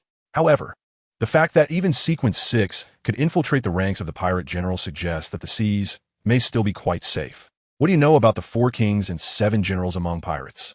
Somewhat familiar. I know the leader of the Dawn is the mysterious queen, named Bernadette Gustave, I replied. Miss Forth and Miss who exchanged glances, the former's expression clearly revealing her confusion. She gathered her thoughts and continued. Chillingers is a merciless and heinous pirate. No ship that crosses his path survives, and finding even a complete corpse is rare. I nodded. The shepherd's gloved artifact made me suspect he might be connected to the Aurora. His allure is undeniably enticing, and I regret not consuming him on the spot. When I escaped him, the door I opened was accomplished through extraordinary means, of course, not by my own power. Miss Forth, exhibiting great humility, stood to demonstrate her ability to phase through walls. I genuinely marveled at this, for such a technique was indeed absent in the demon path. After she sat down, she seized a smoked salmon sandwich and devoured it alongside her coffee, a pairing I felt was less than ideal, as these treats were best complemented by fragrant black tea. As expected, her expression contorted slightly. The world of the extraordinary is profoundly terrifying. A moment's carelessness could lead to chaos. And wild extraordinary beings are easily captured by the church. Are you curious about extraordinary powers? She inquired. I apologize, but your age has surpassed the safe threshold for becoming an extraordinary being. No, it would be best not to include it as material for your writings. Doing so could easily attract the church's attention to your Chavez meter. By the way, which deity do you follow? I belong to the apprentice path, currently, at Sequence 9. I wonder where Chillingers is now, whether he is still pursuing us. Alas, I am truly sorry, Without your assistance, we might have. Who? Should we seek refuge at the church for a few days until he is apprehended? Time passed slowly as we reached the top tier of the three-tier dessert stand. Miss Forth praised my dessert-making skills, particularly enamored with the petite chocolate mousse cake, only daring to take a minuscule spoonful. Even the austere Miss Hiu gradually unfurled her tightly knitted brows during the afternoon tea, becoming increasingly immersed in the enjoyment of delectable delicacies. After finishing my coffee, I took the initiative to brew my favorite Highland black tea for them, as Miss Hiu had been gazing at it with a hint of nostalgia. Upon my offer, they had no choice but to accept. "You are truly perceptive, Mr. Vaughn," Miss Hiu remarked, sipping delicately from her steaming cup of tea. The delightful pastries and the relaxed ambience allowed her to unwittingly shed the caution and wariness she harbored towards me. After a long pause, she finally spoke. "My family is of fallen nobility. In my childhood, my father often prepared afternoon tea for me with Highland black tea." Fallen nobility? My curiosity was piqued, and I expressed the fervor of a writer eager for inspiration and material. "Might I inquire about your surname, if you do not find it inappropriate?" "My name is Hiu Durcha," the golden-haired maiden replied, pursing her lips with a self-deprecating tone. "The true surname is Dr., but that is a matter of many years past. I doubt anyone remembers." "Dr? A family of fallen nobility from the past 2 decades? Are you of the Dir family, kin to the Earl of Mason Dr?" I probed, recalling a faint memory of the Earl who had once purchased an opera from me, leaving me with the impression of a man of integrity and honor. Miss Hiu's eyes widened in astonishment. Her emotions oscillated between excitement and trepidation, tinged with doubt. Was this young lady questioning me? Did she suspect my involvement in her father's demise? I recalled that the current king, Ruin, sought to elevate himself to the status of the Black Emperor, and the Earl, aware of the truth, yet unwilling to accept reality, had naturally met his end. This was perplexing. Humanity seems perpetually ensnared in a vortex of struggle and mutual destruction, relentlessly striving to displace others for survival. What harm is there in having another true deity within one's nation, wielding greater military might, elevated status, and the potential for more wealth and warfare? Why resist? How exceedingly dull, I mused. A thriving world is indeed tedious. All things must eventually meet their demise. The significance of kindness and all virtues lies solely in their eventual destruction, much like life exists merely to culminate in death. And the grandest buildings and achievements are most spectacular when they collapse in their magnificence. I awaited her to inquire about certain matters, hoping to subtly reveal some intelligence in return. However, Miss Hiu remained silent, suppressing her impulse to uncover the truth, gritting her teeth as she sat back down. She did not believe me, which was quite unfortunate, for I had envisioned this as a devil's bargain, offering her the truth she sought in exchange for her identity and soul, thus hindering the Emperor's ascension to divinity. Naturally, I was disinclined to witness another deity arise upon this earth. The atmosphere of our afternoon tea grew somewhat heavy, and Miss Forth, perhaps sensing the awkwardness, chose the opportune moment to take her leave. I graciously acquiesced to her request, packaging a freshly baked chiffon cake for her. Before escorting them out of my villa, I tidied up the remnants and, with a flourish of creativity, successfully baked a stargazing pie, as per tradition, to be offered to my allies. Why hasn't he opened the gates to the divine realm? Night had fallen, and I reclined comfortably on the sofa, listening to the prayers of my followers, yet I felt an unsettling sense of forgetfulness. Upon reflecting on the day's events, I realized I had neglected to journey to Tingen. This was undoubtedly the fault of the mythical creature's warped perception of time. I promptly donned my coat, grasped my cane, and adjusted my top hat, opening a door that led in the direction of that city. As I stepped through, a steam train roared past, nearly dislodging my hat, which I hastily pressed down. Upon opening the door a second time, I glanced down to find a filthy river designated for waste disposal. Pondering for a moment, I used the nascent form of the divine realm as a conduit to enter the spirit world. I am not particularly fond of traversing the spirit realm, as that simplistic sun illustration tends to favor me excessively, and this time was no different. I merely consumed one of your angels. All extraordinary traits have been reclaimed by you. Do you dwell on this so persistently? In the blood cult and among the 3 demonic families, 2 of their high-ranking members have been reduced to mere distant relatives by my appetite, yet none have sought vengeance upon me. 5 minutes later, I extricated myself from the spirit realm, my singed coat and the absence of my hat rendering me somewhat disheveled, but the damage inflicted by a mere gaze was minimal. The sun had fully set, and the night enveloped the small town in darkness. The gas lamps had long since ignited, casting a bright glow upon the not-so-narrow streets. The shops on either side flickered to life, while children lingered outside toy stores and gift shops, enchanted by the displays. Gentlemen and ladies strolled arm in arm down the thoroughfare. It was late autumn, the recent chill prompting people to don their warmest coats. I ambled leisurely, relishing the scene, anticipating the city's obliteration upon the arrival of my ally. A destruction I imagined would be as worthy of preservation as the crystal ball music box in the window, insignificant yet meaningful in its demise. With this in mind, should I not seize the opportunity to take it all away, crafting a world in a bottle? It had been quite some time since I last updated my collection. The tranquil evening stroll was abruptly interrupted when an extraordinarily beautiful lady emerged briskly from a shadowed corner. Her chestnut locks cascaded casually over her shoulders, and though her attire appeared somewhat disheveled, the round, bright brown eyes reflected no hint of panic. Rather, they sparkled with a self-satisfied joy, her steps light and quick. She wore no high heels, her flat shoes allowing her to tread softly and stealthily, although she seemed to blend into the shadows. The threads of her attire and the lingering scent of euphoria were as conspicuous as a beacon in the night. Perhaps taken aback by my presence, she paused momentarily, only for her eyes to glimmer with delight upon spotting her prey, her lips curling into an enchanting, beguiling smile unique to a sorceress. The witch approached, seemingly having recently taken several lives, the aura of decay and death still clinging to her. This rendered her scent as sweet and enticing as honey-soaked sponge cake, causing me to swallow involuntarily. She evidently misinterpreted my reaction, drawing closer with a light laugh and seductive words, imploring me to ensure her safety and escort her home. I have little desire to consume witches. Though they are delectable, they are invariably excessively sweet. Nonetheless, one cannot refuse a blood offering delivered to one's doorstep. May we have a splendid evening, beautiful lady. The witch smiled, and I returned her grin, genuine and heartfelt. Before the clock struck 9, Klein, poised to report to Dunn regarding the recent madness of the Psychological Alchemy Society member, Hood Eugen, knocked on the captain's office door. Upon receiving permission, he entered to find Dunn enjoying breakfast while perusing a newspaper. Dunn nodded at Klein, his gray eyes deep and resonant. You've arrived just in time. Another case requires your assistance. Another one? Is it yet another case of the extraordinary? Klein instinctively questioned. Do you recall the previous case? On the morning of September 1st, Councilman Maynard was discovered lifeless in his residence, placing immense pressure on the Tingen City Police Department as they sought our assistance through spiritual means to swiftly identify the perpetrator.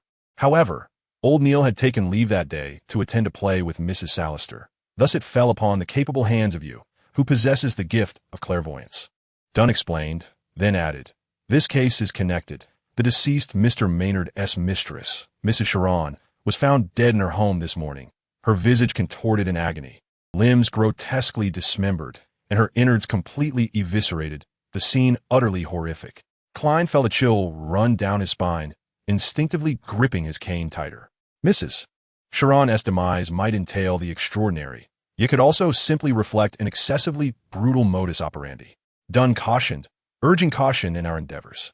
Chapter 8. 28. The sequence of events appears to be thus. Presently, we have two matters that require our attention. Firstly, Hood Eugen has succumbed to madness, and secondly, we must ascertain the cause of Mrs. Sharon's death. Captain, which should we address first? Dunn inquired further about specific details, rubbing his temples as he pondered aloud. This afternoon, it coincidentally falls upon me to oversee the asylum.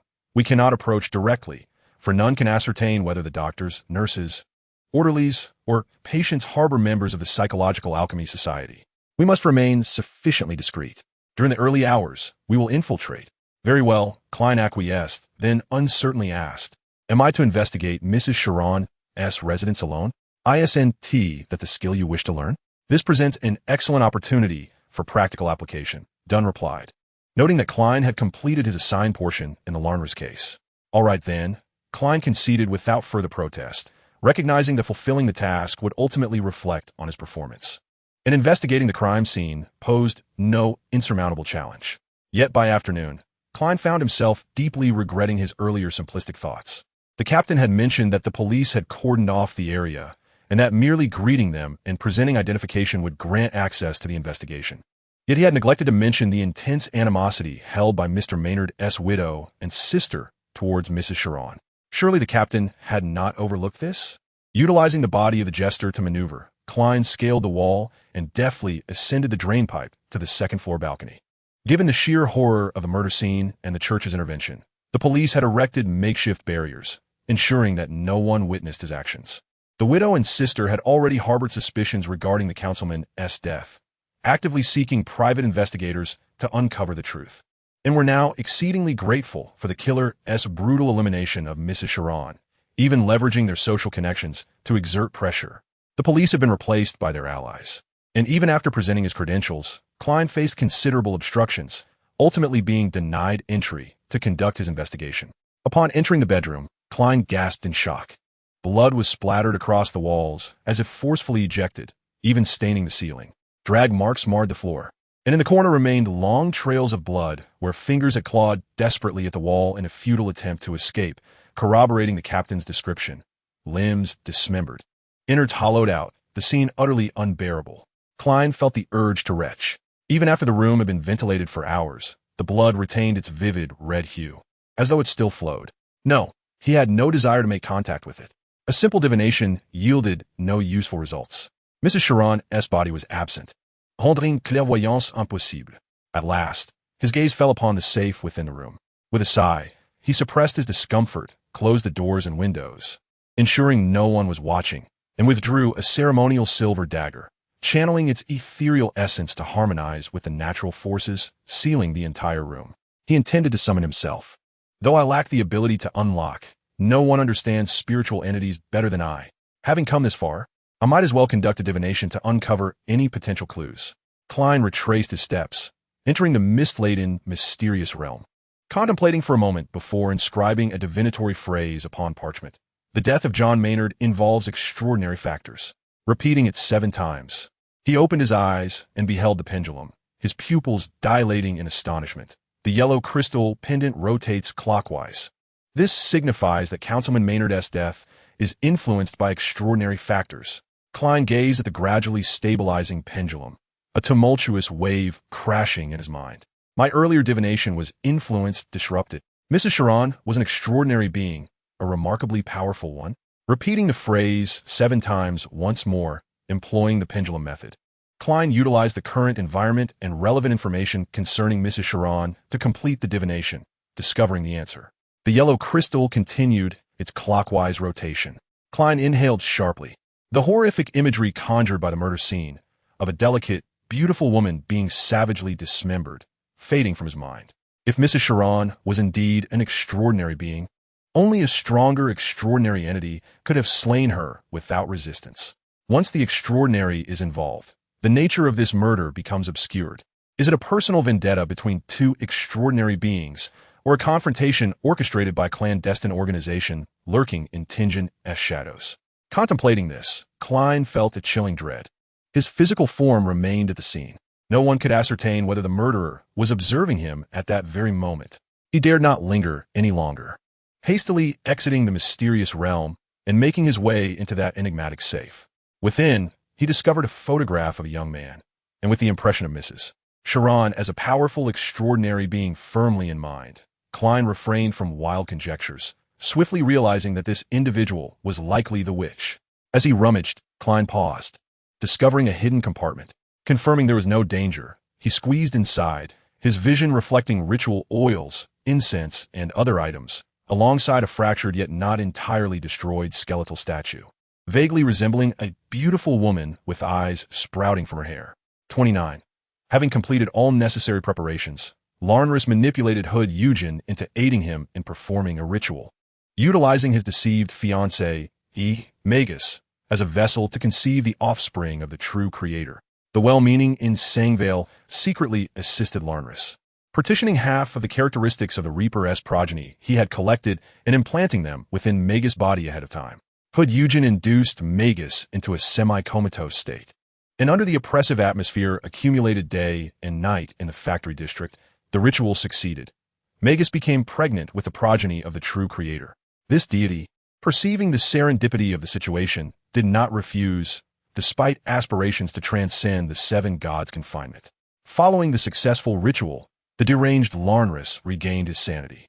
Should the divine offspring be born unimpeded, he would become one of the sacrifices. How could a mortal possibly become the father of a divine child? It was an egregious sacrilege. He attempted to flee, but received a death warning in his dreams that very night. Larnris was compelled to remain in Tingen. Yet he must inform the Night Watchmen, the Avengers, and the mechanical heart of the impending disaster, urging them to resolve the aftermath of his madness. Madness always exacts a price. The members of the Aurora Society, Hainas Vincent and Silas Aripes, perished entirely. They did not have the opportunity to relay their message.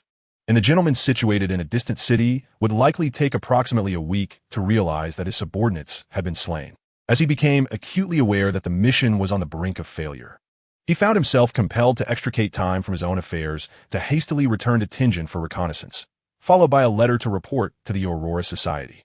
Regrettably, the seasoned postman responsible for the area where he was temporarily residing had fallen ill and was replaced by an inexperienced newcomer unfamiliar with the local streets. Rendering the letters he placed in the mailbox forgotten by all. A month later, the Aurora Society finally recognized the issue. On the evening of September 3rd, the emissary of the true Creator arrived. To his astonishment, it was the Abyssal Angel. It appeared that the deity took this divine visitation quite seriously. Their arrival would undoubtedly intensify the chaotic undercurrents beneath Tingen's placid facade. By mere coincidence, it was anticipated that the deity would manifest near a house with a red chimney, which just so happened to not be the very dwelling wherein Sangvale was hiding. Without a specific target in mind, the deity prepared to patrol the city. At that moment, the witch, Lady Shellen, emerged from her lover's abode, having successfully eliminated John Maynard, and had maintained a state of elated exuberance in the days since. Thus, she extended an invitation to the Abyssal Angel, unaware that she was courting the favor of a demon. Her sense of security, derived from her successful completion of the task, was reasonable. Everyone experiences such moments of complacency. The Abyssal Angel, having received a sanguineous offering, was in high spirits and resolved to. The following text has been obscured by a pool of ink, mingled with mottled bloodstains, rendering the original text illegible. It appeared that the Abyssal Angel was rather pleased with this offering, thereby disregarding the audaciously insolent actions of Insangvale, who had offered praise to it. Insangvale's plans continued unabated. In the evening, Dunn received a report from Klein, revealing that Lady Shellen was a member of the witch cult and that a broken idol of the malevolent deity lay within the vault. He dared not delay, swiftly composing a report to escalate the matter. In the early hours, Dunn and Klein visited the madman, Hood Eugen, to address this nearly uncontrollable psychiatrist. Late at night, he wandered through the vast dreams of the city's slumbering populace, playing the role of a nightmare as he indulged himself. Klein had received a considerable mental shock in the afternoon, prompting Dunn to kindly refrain from disturbing his dreams, leaving behind a blessing for a restful sleep. He slowly turned in circles, arriving outside a hotel in the city center to observe whether any suspicious individuals were among the incoming guests. Upon reaching the third floor, Dunn noticed a gentleman with brown hair, sporting tortoiseshell glasses, seated alone and quietly engrossed in a book, his gaze hazy, with an array of exquisite pastries and steaming cups of red tea with milk on the table before him. He knocked, entered, and then voraciously devoured all the food on the three-tiered pastry stand, enjoying a flawless afternoon tea in the dead of night. Relishing this hospitality, Dunn tipped his hat in a simple gesture of respect towards the dream's proprietor before preparing to depart. However, as he approached the entrance to push the door open, the flaring hem of his coat swept away a gray felt-covered notebook perched on a rack by the door. The notebook fell with a soft thud, scattering its handwritten notes and clipped pages across the floor. Hesitating for a moment, despite knowing he was merely in the realm of dreams, he turned back to express his apologies to the brown-haired gentleman and crouched down to collect the disarrayed notes. He remained oblivious to the gradual fading of the dream owner's smile. At that moment, he noticed that the notebook was filled with densely written, distorted script, instantly recognizable as Roselle's language. To his surprise, this gentleman's dream world held Roselle's notes. Could he also be a connoisseur of the arcane? Thinking of Klein, who shared a profound interest in Roselle's notes, a faint smile crept onto Dunn's face, only to be abruptly frozen at the corners of his mouth. The notebook contained annotations and translations. Several scattered pages featured translations affixed with paper clips. Each segment of Roselle's text accompanied by a neatly printed label in runic script that conveyed the following. The essence of the potion lies not in mastery, but in digestion. It is not about excavation, but about performance. Furthermore, the name of the potion serves not only as a symbolic core, but also embodies concrete imagery. Acting as the key to digestion, it appears that secrets are concealed within the potion and pathways, with the Sleepless One's path and the Grave Robber's path being interchangeable at sequence 4. Moreover, the Church's generalist path and the Seeker's path can also substitute for one another at higher sequences. The interchangeability of performance and pathways. Could it be that Dunn's pupils constricted to pinprick size as a revelation struck him, recalling Klein's insights derived from the Seeker's adage on safely mastering potions? The fleeing Archbishop in Sangvale who had failed to ascend to sequence 4, and the relic of Saint Selena's ashes hidden behind the charnel door. He felt a fleeting spark of clarity cut through the chaotic fog that had long eluded him, yet he was unable to grasp it in time. The pages in his hand vanishing in an instant. I had almost decided to spare you, Mr. Nightmare. The middle-aged gentleman seated on the single sofa had inexplicably set down his book, gazing at him with a tender, compassionate expression. Dunn's mind erupted in a cacophony. He could not activate his spiritual sight. He could not activate his spiritual sight. Run. No. Fleeing would mean death. Yet staying would also spell doom. Unable to vocalize his dread, he found himself trapped with nowhere to escape. When the world was this? Why did Tingen harbor such a thing? His demise was inevitable, yet he must find a way to convey the message in that gaze. Dunn felt an overwhelming, inexorable dread of death, causing his body to tremble violently against its instinct. Without a second thought, he sought to extricate himself from the dream in search of survival. But beyond the shattering glass-like dream world lay not his bedroom, but an abyss of profound darkness. Beneath his feet loomed a mountain formed from the colossal corpses of monstrous beings. And at its base, a pitch-black ocean crashed against the cliffs, sending forth crimson waves. At the horizon, a seemingly boundless, liquid-like black fog enveloped the world. Centered around that sofa, the deep darkness consumed all. The gentleman smiled and asked him, "But why do you insist on seeking death?" Chapter 9. Ultimately, I successfully struck a deal with that human, and then released him. To be precise, it was a form of compensation. He must assist me in certain matters. I perceive myself as a victim throughout this affair. Mr. Nightmare intruded upon my dreams, and I graciously hosted him, merely intending to aid an ally's divine visitation without intending to complicate matters. Yet, he mishandled my possessions. Of course, that is of little consequence. What matters is why he could not restrain his curiosity, why he felt compelled to take a glance while tidying up. He beheld what he should not have seen, and must be punished. Not only would this expose me, but Roselle had previously made an agreement with me while awake. I cannot allow the contents of the diary to circulate, especially those pertaining to the arcane and celestial. I must also keep an eye on those who can comprehend his diary, monitoring those who, without understanding its insidious nature, might spread it widely, inciting panic and chaos. Unless authorized by Roselle himself. This is the nature of my transaction with him. He yearns for humanity and the extraordinary beings of lower middle sequence in this world to live securely, blissfully unaware. At the very least, the true compatriots from the bygone days shall not, while perusing his diary, erupt into uncontrollable laughter, spiraling into madness and death, disintegrating into a gruesome mess. Of course, I can impart his diary to others to a certain extent, yet I must refrain from second-hand dissemination or teaching anyone the intricacies of the Chinese language. That gray notebook has been a relic from a century ago, a material I once utilized to instruct Richard. Why does it linger in the recesses of my consciousness? Do I truly care? Or is it the handiwork of some entity or individual? This is troubling and warrants a reprimand. Frankly, I harbor remorse over my past decision to nurture him. My intent was merely to harness the remnants of the moderates for my own purposes, to siphon away the anchor of the bound deity and oppose the Rose School under the dominion of the Mother Tree. I sought a compliant subordinate, aptly named Puppet, yet he perpetually harbored his own ideas, such as engaging my sect in charitable endeavors. The prolonged influence of devoted followers upon the divine has inundated me with a plethora of chaotic anchors of dubious significance. Furthermore, a charitable foundation was established nearly 2 centuries ago, receiving substantial funding from Russell, who had by then ascended to the role of governor. Which demon engages in philanthropy? It is I, then all is well. I recall, when he still resembled himself, persistently insisting on teaching me Chinese, meticulously critiquing my accent, deeming it lacking in flavor. "You still yearn to hear your mother tongue," I remarked. "Of course," he retorted. "Do you not wish the same? I suppose it's tolerable, I replied candidly. Noting how the kingdom of Rune mirrors my homeland in the 17th century, even the relentless pollution post-industrial revolution increasingly resembles that of home. Your sense of alienation likely stems from the Western essence of this world, where in ancient Eastern realm, you would undoubtedly feel a sense of belonging. Russell scoffed. You make a fair point, yet your translation accented Chinese is abysmally poor. It makes me want to laugh. Your spoken English is equally atrocious. I've heard your country has proficiency exams. I doubt you've passed. I shot back, an exchange of barbs.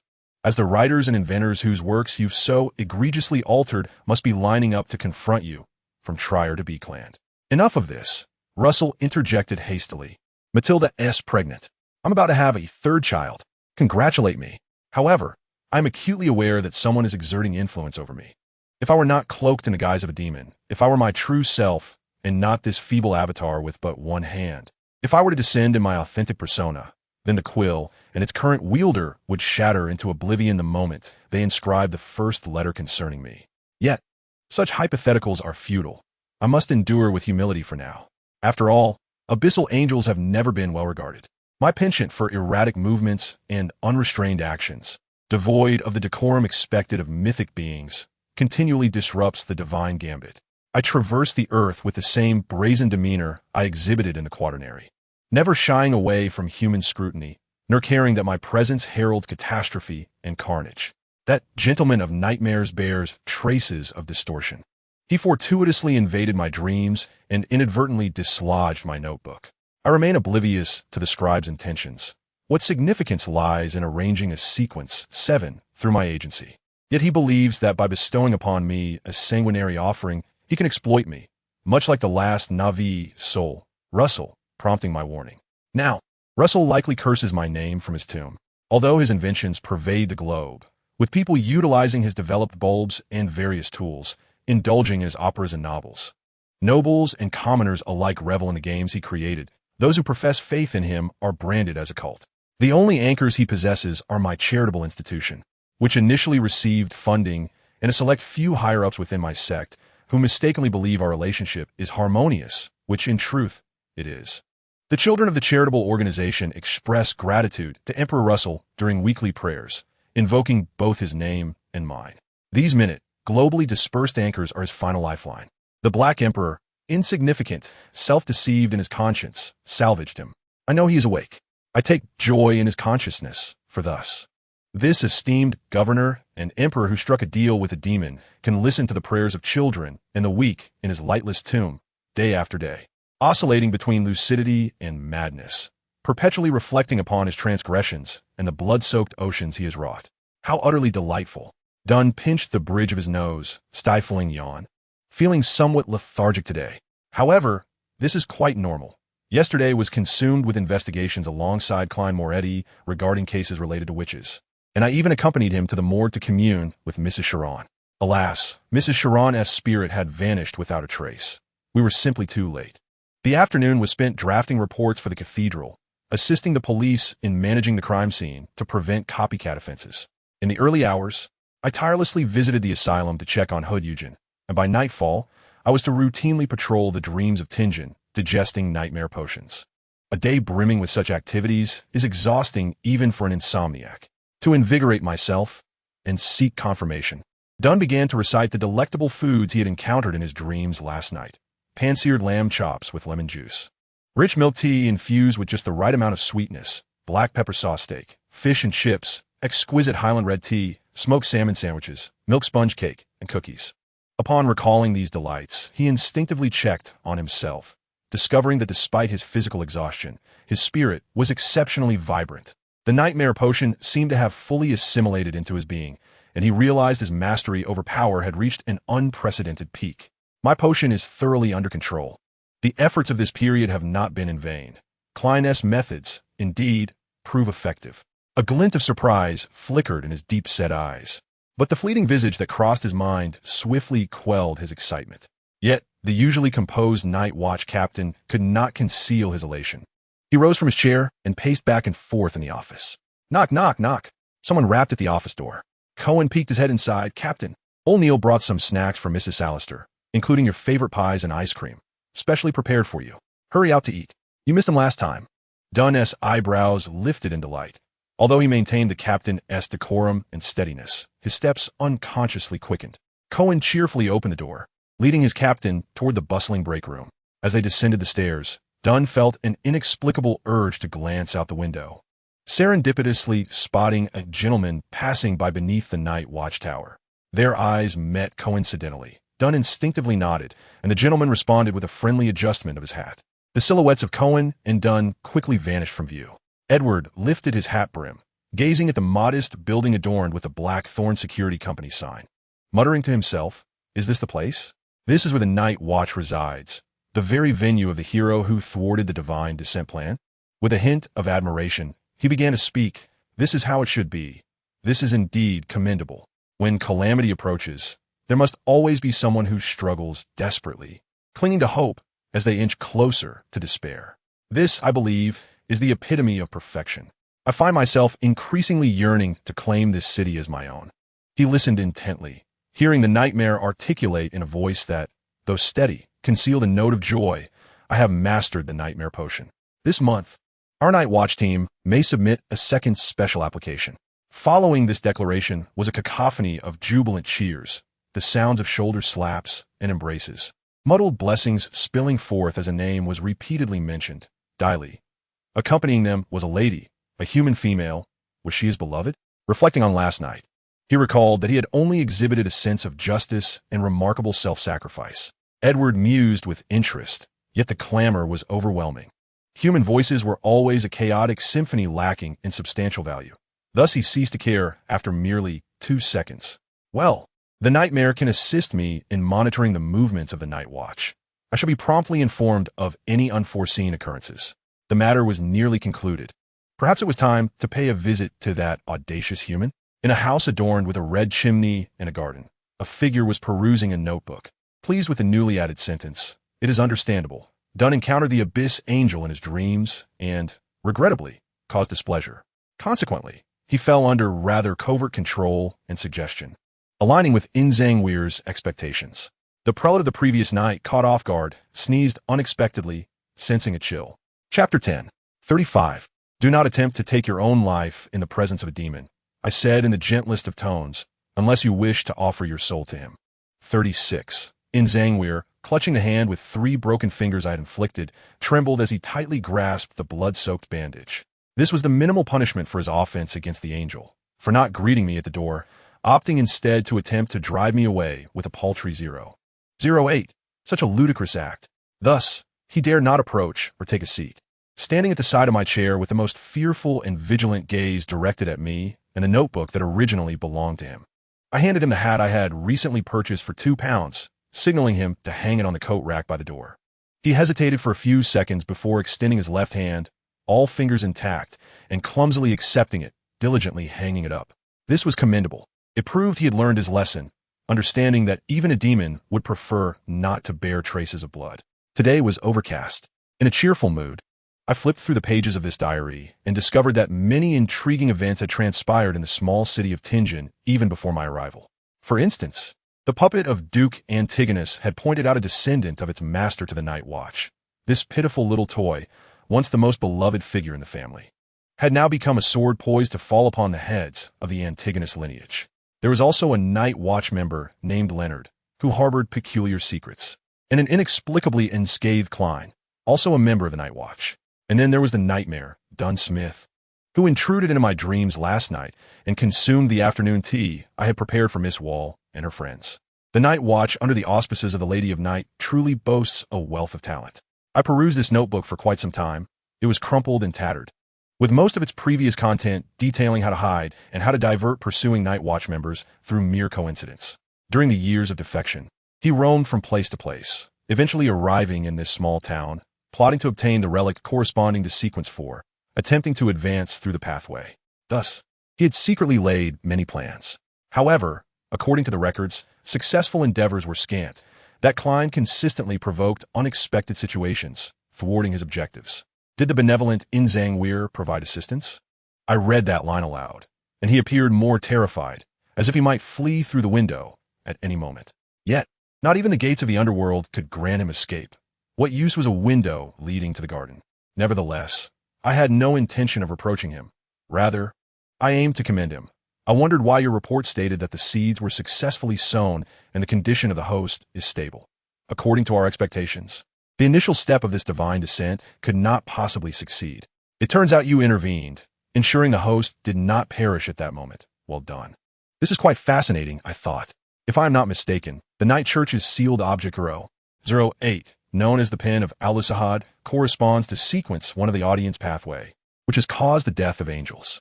It is classified as level 0, possessing the utmost confidentiality, not to be divulged, even when informing related personnel. Only the simplest of appearances would be described. The notion that such a sealed object could be wielded by only a Sequence 5 bishop is already hard to fathom. And even more astonishing is that he has not been written out of existence for 3 years, successfully eluding a series of pursuits while remaining under the very nose of the Lady of Night. Logically, the level 0 should hold no interest in a scribe of this caliber, making his survival to this day particularly intriguing. I refrained from delving deeper into this matter.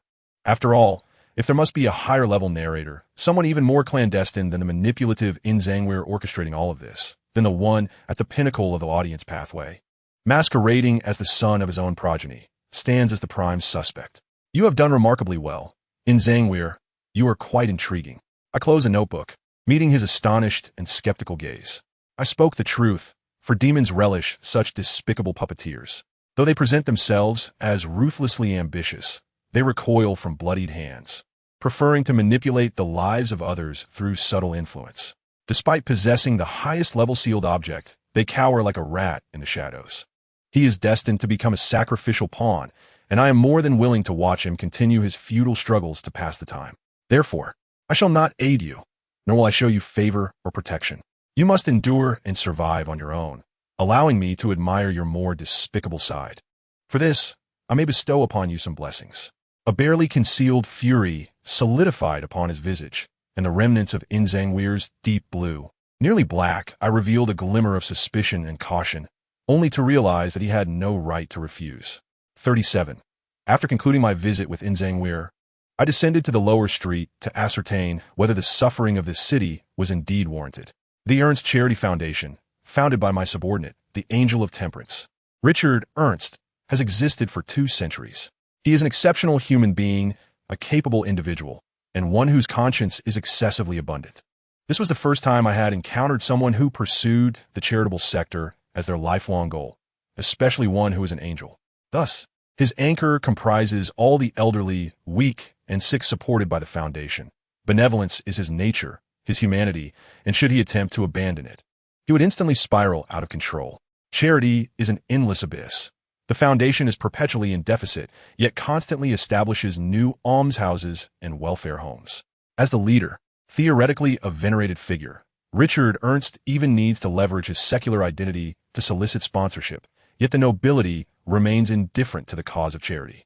When he returned from Versac, he presented to me a report regarding the sacrificial offerings, and even though some nobles, possessing a modicum of understanding about his identity, offered financial support amounting to less than 100,000 for this unreciprocated endeavor, just a wall away from the comfortable villas of the factory owners. Dozens of individuals were cramped into tiny dwellings, where workers subsisted on a few sullies a week, amidst filthy conditions and cheap, spoiled food. Thus, Richard, with unwavering determination, endeavored to introduce innovative machinery to my factories that inflicted less harm on the human body, while simultaneously raising the workers' wages by 10 and providing astonishing medical allowances for work-related injuries. However, my factories soon succumbed to closure, unable to compete with industry counterparts, as the meager profits left the accountants with no opportunity to siphon off extra funds. This course of action resulted in severe losses for my family far away in Intis, leading to a dramatic decline in our influence, as the true overseer found himself ostracized by peers and faced collective denunciation from employees for his inability to provide for their welfare. Ultimately, he was compelled to sell the factories at a loss to a competitor, earning him the derisive moniker of a fool with deep pockets within the factory owner's circle. Following this farce, the genuine managers of the enterprise reclaimed the commercial authority granted to Richard, seizing control of the factories, shares, and plantations. Only by exploiting cheap labor, if not outright slavery, could Richard secure the initial capital for his charitable endeavors. How ironic, how pitiable. A philanthropist with a renowned name, yet whose actions elicited no genuine concern. Richard Ernst, what exactly do you aspire to achieve? Baron Gramil coughed softly, leaving a faint crimson trace in his palm, which was promptly absorbed by the leather glove. 2 days prior, his chest had suffered a shattering fracture, and it was only due to his robust physique, honed through a sailor's pathway, that he had not perished on the spot, managing instead to gather enough strength to escape and seek treatment through his connections. Yet, he would not attribute this to mere fortune, but rather to the fact that a powerful, extraordinary being, fortuitously passing by, had chosen not to take his life. Chillingly frustrated, Zylingis found himself unnerved for the first time after encountering a high sequence, nearly losing control, and upon regaining his senses, he had killed the Baron, whom he had long sought to imitate. With the vagabond eliminated, he resorted to sacrificing a servant to quell the gnawing hunger, lest his weakened state lead to disaster with magical artifacts. He then assumed the Baron's guise, spending 2 days bedridden to recuperate successfully. What had once been a precarious yet survivable endeavor now weighed heavily upon his shoulders, and he hoped to recover swiftly to fulfill his mission. For the thought of failure was too daunting to contemplate. It was evidently impossible to assassinate Duke Negan while dragging this body along. But declining an invitation to the dinner was even more suspicious. Thus, he resolved to attend the ball, to observe the security surrounding Duke Negan, and to depart early, planning to buy a ticket to temporarily leave Becland, returning silently only when he regained the capacity to execute his mission. All of this was due to that formidable high-sequence being. Damn it, had it not been for those 2 women investigating me, I would not have found myself in this predicament. As a pirate general, Zylingis, admiring strength and power, dared not curse the mighty. Instead, he internally cursed Furs and Hugh, who had nearly led to his demise. Contemplating the penalties for failing his mission and recognizing he might never have the chance to avenge himself upon those 2 women, his features involuntarily contorted into a grimace. Yet, in the next moment, he swiftly adjusted his expression back to normal. "Good day, Baron Gramil," Audrey greeted with a flawless smile and impeccable etiquette.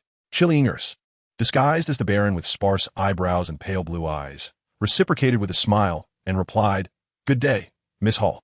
You are the brightest and most resplendent gem of this ball." After exchanging a few aristocratic pleasantries, the 2 parted ways. A few steps later, Audrey suddenly furrowed her brow. Her emerald eyes filled with confusion. Baron Gramil seemed different from usual. Previously, when confronted by ladies of higher status and beauty, his gaze would shift sideways, avoiding direct eye contact, constantly stealing glances. Yet today, he appeared remarkably self-assured.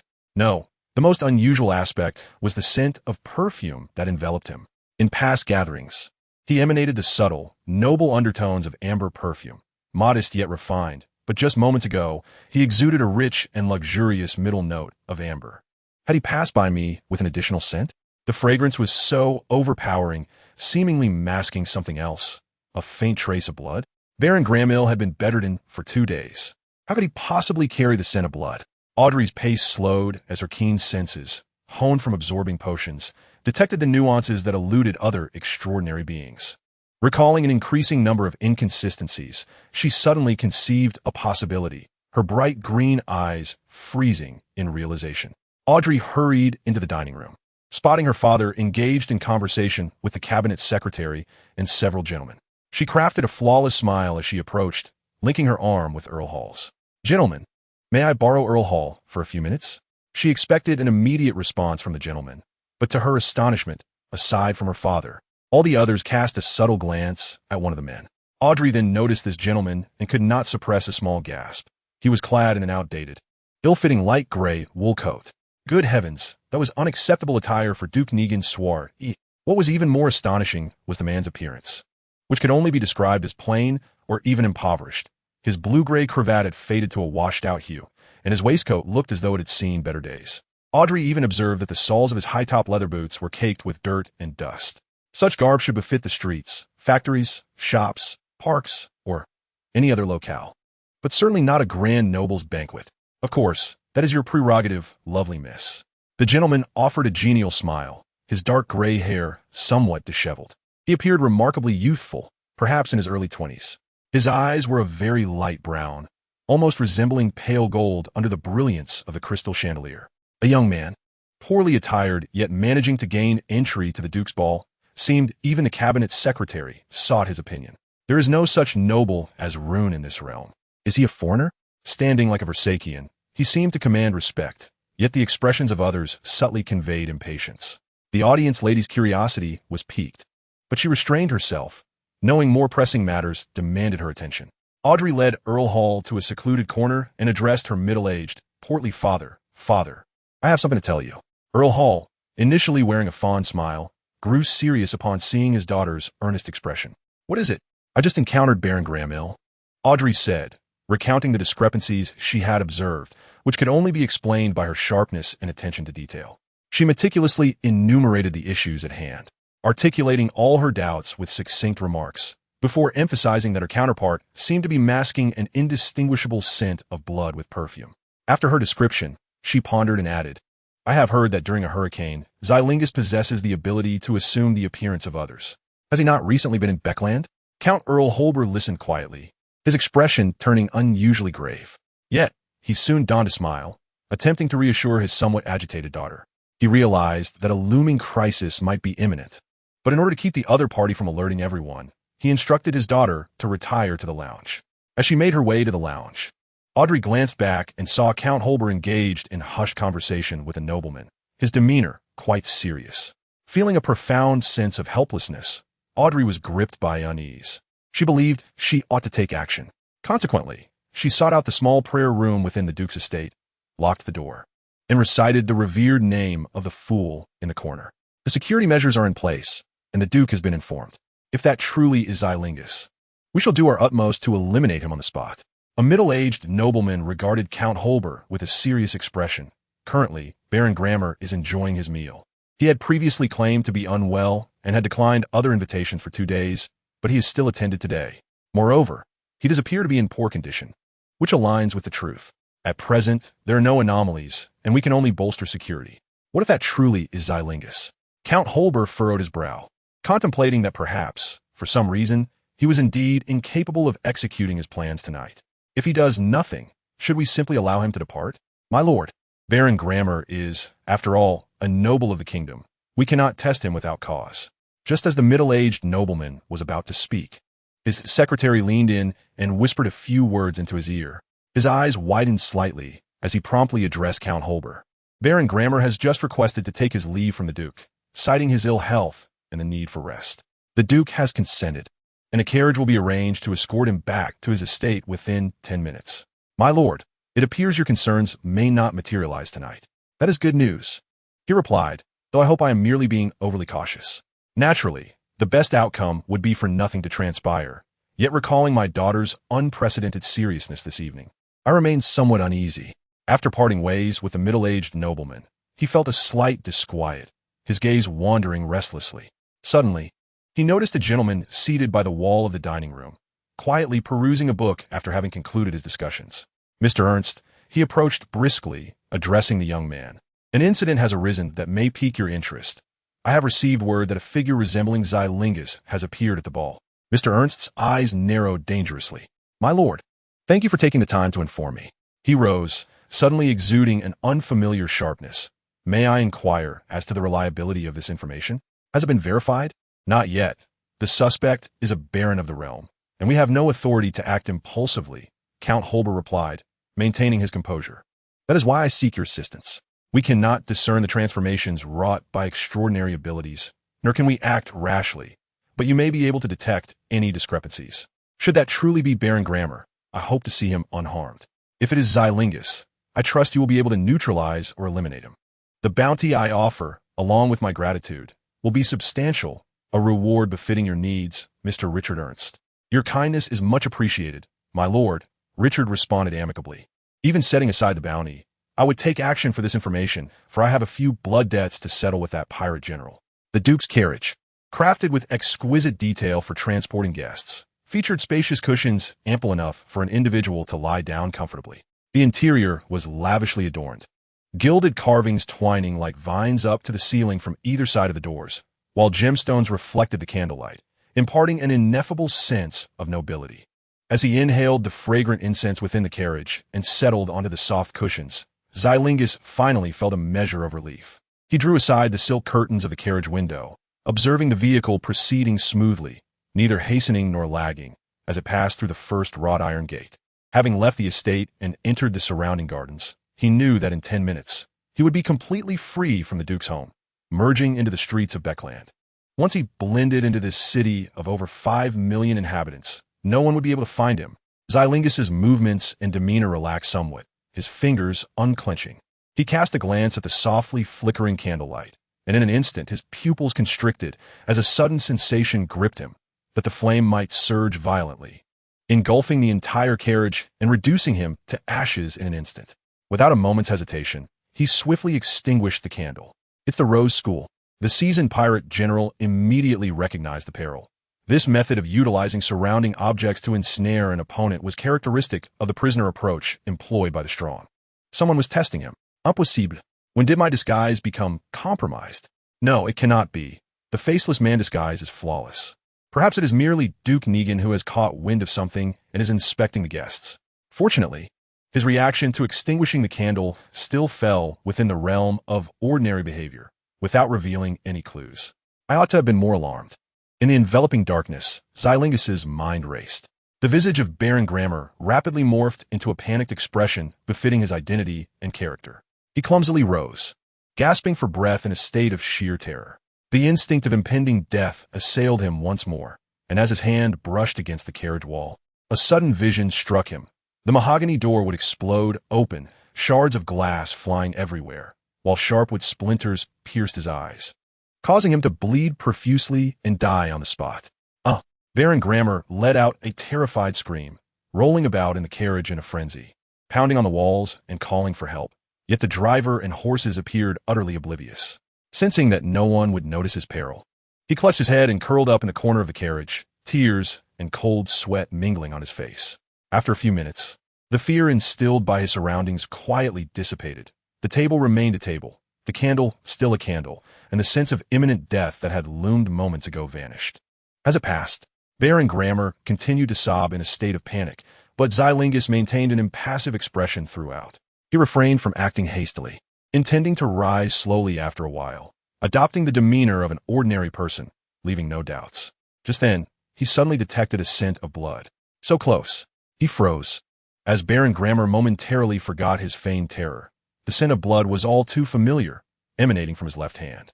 The strength of the Rose School had not tested him through the surrounding objects this time, but rather directly affected his hand, his left hand, the very hand that bore the writhing hunger. The gloves that fed on human flesh held no loyalty whatsoever. Under this higher threat, the enchanted item unhesitatingly revealed its fangs to its current master. It shed its human-like guise, exposing its true form. A black glove with an enormous gaping maw that was incongruous with its size, as the specter of death loomed before Zylingis like a wall thrust directly in his path. Exposed. In an instant, he emerged from the state of facelessness, greeted by the delicate silk curtains of the carriage that entwined around him with the agility of a living being, possessing the strength capable of toppling a carriage. The pirate general felt as though his left arm was about to be severed from him forever. Yet, he remained unfazed. Death only sharpened his resolve to seek survival. He gathered the souls traversing the path of the sun, arms outstretched to embrace the heavens, as a golden beam of light pierced through the carriage's roof, reducing the curtains to ashes. Seizing the opportunity amidst the gusts of wind, he leapt out, leaving behind a startled driver whose neck was twisted and thrust into the throes of hunger, temporarily satiating this bloodthirsty artifact and sparing its master from being consumed. He glided through the air, astonishingly covering a considerable distance with remarkable speed, aiming for the nearby waterway. He had prepared in advance, knowing that this channel led to an underground river, a labyrinthine network of waterways undoubtedly offering a route to escape. Even the formidable members of the Rose School, unable to pinpoint his exact location, could not intervene with precision. The sound of an explosion reverberated behind him, followed by a brutal impact to his back. The carriage, clad in layers of iron and adorned with heavy metal wheels, defied logic as it soared several meters into the air, crashing down upon Zylinger's spine with a weighty thud. The pirate general coughed blood, akin to a bird struck by an arrow, plummeting to the ground, his upper body shattered by the weight of the wheel. Yet, he was not dead. The vitality of a sailor is notoriously resilient. He He struggled to claw his way forward, leaving behind a winding trail of blood. Just 2 meters from the waterway, then 1 meter, a sharp crack echoed. A leg clad in black leather boots appeared within his line of sight. Angel of Temperance. Richard Ernst looked down upon the fallen pirate, casually crushing his right hand and wrist. Chapter 12. 42. In the midst of the hurricane, Zylingis? Richard Ernst's light brown eyes revealed unmasked disdain, with a well-contained fury emanating from his demeanor. Do you recall what you did to a passenger vessel named Marigold this past August? Zylingis panted laboriously, acutely aware that this incident was the very reason this Rose School powerhouse had sought him out. August. The month he had been hunting at sea. How could he remember the specifics of his actions? He was a pirate. After all, piracy entailed plundering, killing, and abducting women. He had committed countless deeds. How could he possibly recall a mere passenger vessel? Marigold. He strained to dredge up fragments from his memory. Envisioning a blue ship, there was little treasure aboard, only the chattering of children and the presence of unremarkable caretakers. The only impressions left were the hauntingly melodious yet hoarse screams of the women before their demise, alongside that elusive sequence 6 huntress. That madwoman was young, merciless in her killings, and unexpectedly caused Zylingis to lose 7 or 8 sailors. Then, provoked by her defiance, he had displayed her severed head as a warning, from which a bloodied pendant fell. Simple lines tracing a path adorned with thorns and flowers, the emblem of the pilgrimage sect, rumored to be the governing body behind the Ernst Foundation. The hurricane paused for 2 seconds, but aside from a leader, this organization lacked other notable powers. Thus, he had kicked the emblem and the corpse into the sea. Do you not recall? Of course, Richard said softly. You tore the limbs from children as though they were toys, gouged out their eyes for their weeping, slit their throats, and tossed them into the sea to feed the fish. Alongside the maidens, only 12 incomplete corpses were recovered from 50. And then there was Wilhelmina, gentle Wilhelmina, whom you shredded apart for her strength and bravery, making her the only girl on that ship untouched by defilement. They had just left the slums of Intis, ready to be placed in the orphanage in Rune, seeking a new life, a new job, and a new bed. Yet all this was obliterated by your foolishness, ignorance, and cruelty. Zylingis, are you awaiting death? I shall not permit you to enter the realm of the Stormlord. Instead, I will cast you into the divine kingdom of the Lord, where you shall eternally wrestle with unending anguish in the abyss and hell. Nay, I have already paid the price. Zylingis interjected hastily, a fierce desire to survive igniting within him. Intis, cough. The Navy exterminated the participants at that time. I can compensate. Unnecessary, the Angel of Temperance replied coldly, evading the outstretched hand with disdain, grinding it beneath his foot. Your life is the finest recompense for me and my companions. Richard glanced toward the direction of the Duke's mansion, where lights flickered and hurried footsteps echoed. The Duke was already mobilizing his forces. He leaned down, tearing the bloodthirsty glove from Zylingis' left hand. The writhing hunger was rendered immobile before the angel's majesty. At that moment, he abruptly turned his gaze toward a certain direction. There, a shadowy figure coalesced, emanating an aura of decay and death, prompting him to furrow his brow. The spirit cult? What brings you here? He inquired. Upon hearing this term, the bronze-skinned gentleman's eyes momentarily clouded. Then his expression shifted to one of contemplation. Aski regarded the trembling hunger in Richard's grasp and replied, I have no affiliation with the spirit cult. However, that artifact appears to be of assistance to me. Would it be possible for you to transfer it to me? He observed the youth's expression morph into one of perplexity, briefly feeling embarrassed. Still trapped in a haze of fragmented memories, only occasionally recalling shards, he was bewildered by the extraordinary power and clearly incapable of offering an appropriate price for a trade. Yet that glove stirred a familiar sensation within him. He felt that if he could obtain it and examine it thoroughly, it might help him recover numerous lost fragments. 20,000, the youth stated. What? Aski was momentarily taken aback. Sir, as you can see, this is the writhing hunger, an extraordinary item corresponding to the secret prayer pathway sequence 5. It is already filled with souls, capable of adapting to various opponents and virtually all unforeseen circumstances, sufficient for a sequence 6 to become a leading pirate general. As you have witnessed, the youth kicked Zylingis, his adept promotional demeanor casting doubt upon whether he had once been a seasoned salesman. 20,000 pounds is hardly an exorbitant price. In fact, it is quite reasonable, considering even with its notorious adverse effects of cannibalism and master devouring. Its inherent capabilities are remarkably exceptional. Moreover, you appear not to need to worry about such minor side effects. This is a fair price, should you wish to proceed. Aski displayed a subtle expression, rapidly recalling the legacy his past self had left for his current self. It seemed that the extraordinary artifacts had been distributed across several locations, with wealth primarily existing in the form of gold coins and jewels. Although £20,000 was a substantial sum, he could still gather enough from his current memories of his various inheritances. Suddenly, he felt an odd sensation, akin to being in a shop. If he deemed it too costly, perhaps this unfamiliar powerhouse might even offer him a discount. He stifled a smile and gravely inquired, "Very well. How do I transfer the funds to you?" Simply visit any institution under the Ernst Foundation within the city and inform the person in charge that you wish to make a donation. Richard let out a small sigh of relief, visibly pleased. He originally intended to sell this remarkable artifact, and now that someone has placed an immediate order, it could not be more fortuitous. He cast aside the writhing hunger, and a gentle splash echoed at his feet. The beleaguered challenges. In the brief span of a couple of minutes, while the two high-ranking individuals conversed, valiantly clawed his way into the water channel. Richard observed his movements with a cold gaze, retrieving a handkerchief from his pocket and lightly tossing it into the channel. The handkerchief bore the dried, blackened stains of fresh blood, alongside a small, smiley face embroidered by some maiden. Yet what stood out more prominently were the bloodied words formed by several small crimson letters. Hurricane. You struck in the dead of night, venturing into uncharted waters, believing your actions to be discreet, but Wilhelmina left behind a clue, her cruelly severed hand, the only remnant of a body that had not been obliterated. Richard remarked. He watched the handkerchief descend into the water, where it transformed instantaneously into a nimble fish, cutting through the water with astonishing agility to ensnare the desperately fleeing challenges by the neck. As the sailor breathed underwater, gills sprouted from the sides of his face like those of a fish. Thus, the handkerchief, akin to a seasoned predator, forcefully tore the sailor's gills from his flesh. Under the watchful gaze of the two high-ranking individuals, the channel was instantly suffused with a crimson hue, as if a great quantity of red paint had been splashed into it. After a few struggles and several bubbles, the body of the hurricane emerged, floating amidst the sanguine waters, its face frozen in an expression of extreme, agonizing pain.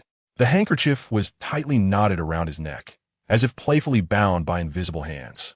Ask departed silently, donning human skin gloves, while Richard remained in place, awaiting the distant arrival of the Duke's bodyguards. He withdrew a small notebook from his coat pocket, flipping to the latest page, and solemnly inscribed the date and the bounty of £20,000 on challenges. Excellent, mused the Angel of Temperance, reflecting on the fruitful harvest of a year, having raised £100,000 from the nobility of Uzak, and unexpectedly encountering the hurricane during a trip to Ruin. Not only had he avenged himself, but he would also gain the gratitude of the Duke and the Earl. Those skilled in divination would extract the true intentions from Challenge's lips. But that was beyond his concern. As it stood, today's earnings would amount to no less than £30,000, given the significance of the event. Charitable donations in the coming days would likely surpass those of previous years. Soon, he would embark for Lundberg and the kingdom of Fenipot, hoping that the Mother of Earth would remain as merciful as in times past. An estimate of £150,000 suggested no immediate need for new institutions. A third of the heads reported that local facilities required renovation. Very well, arrangements would be made. With winter approaching, supplies of cotton and fabric should be procured, allowing each poorhouse and welfare institution to sew new sheets and quilts, thereby conserving expenses. The remainder could go toward new clothing, which would undoubtedly bring joy to the children. Hospitals should stock up on medicines and increase bed capacity, as patients also required nourishment. It seemed that this winter could be endured with relative comfort. Richard pondered, biting the end of his pen, and a soft chuckle escaped him. The investigation had clarified that challenges had been commissioned by a mysterious organization to assassinate Duke Negan. Yet for reasons unknown, he refrained from carrying out the deed that night. Duke Negan's brother, Prime Minister Ashigut, inquired, but what of that body? Who was responsible? It was a philanthropist we all know, who attended the ball tonight and was tasked by Count Hall to probe challenges, Isisnak replied. Challenges met his end cleanly, leaving little trace of resistance. Even the writhing hunger could not afford him an escape. This saint was difficult to control, rejecting investments and unwilling to open channels for donations, only accepting material aid and some sponsorships. Duke Negan chuckled lightly. No wonder he remains impoverished to this day. Upon hearing the vendor's call, Klein hurriedly produced a penny, accepting a copy of the Tingen morning news from the vendor outside the carriage. Many passengers within the carriage made the same choice. As he unfolded the newspaper, the bold headline immediately seized Klein's attention. The Great Pirate Challenges shot dead by the Duke's bodyguards of Becland. Challenges is dead? The events of last night. The news offered little detail, merely clarifying the time, place, and incident, leaving the rest to the imagination of the public. Miss Justice had informed me, and I relayed the message to Mr. Ask and Mr. the Hangman. It seemed Mr. Ask had succeeded, without any unforeseen developments. He truly was an extraordinary high-ranking individual beyond my expectations. As the main figure in this incident, Klein felt no genuine sense of involvement. While the carriage passengers fervently debated who would claim the bounty of 10,000 pounds on challenges, Klein felt a profound sense of loss wash over him. Yet, upon reflection, he realized he had no means to claim the reward, so he folded the newspaper and gazed out the carriage window. Just then, he caught sight of a familiar face, that of the inherently monstrous Adomizer. Adomizer glanced in a certain direction, only to suddenly collapse, blood streaming from his eyes, prompting those nearby to crouch down to assess the situation. What happened? Klein jolted. He strained to peer outside, but the carriage had already left that street, leaving him with nothing to see. Chapter 13. The decaying king opened one eye, dragging the countless roots that constituted his entire being a distance of approximately 1 light year, leisurely settling upon a sun that had long since extinguished, cold as ice. This was the most comfortable position he felt within the star system, as the star's demise would inevitably plunge the entire system into silence, while one planet still struggled.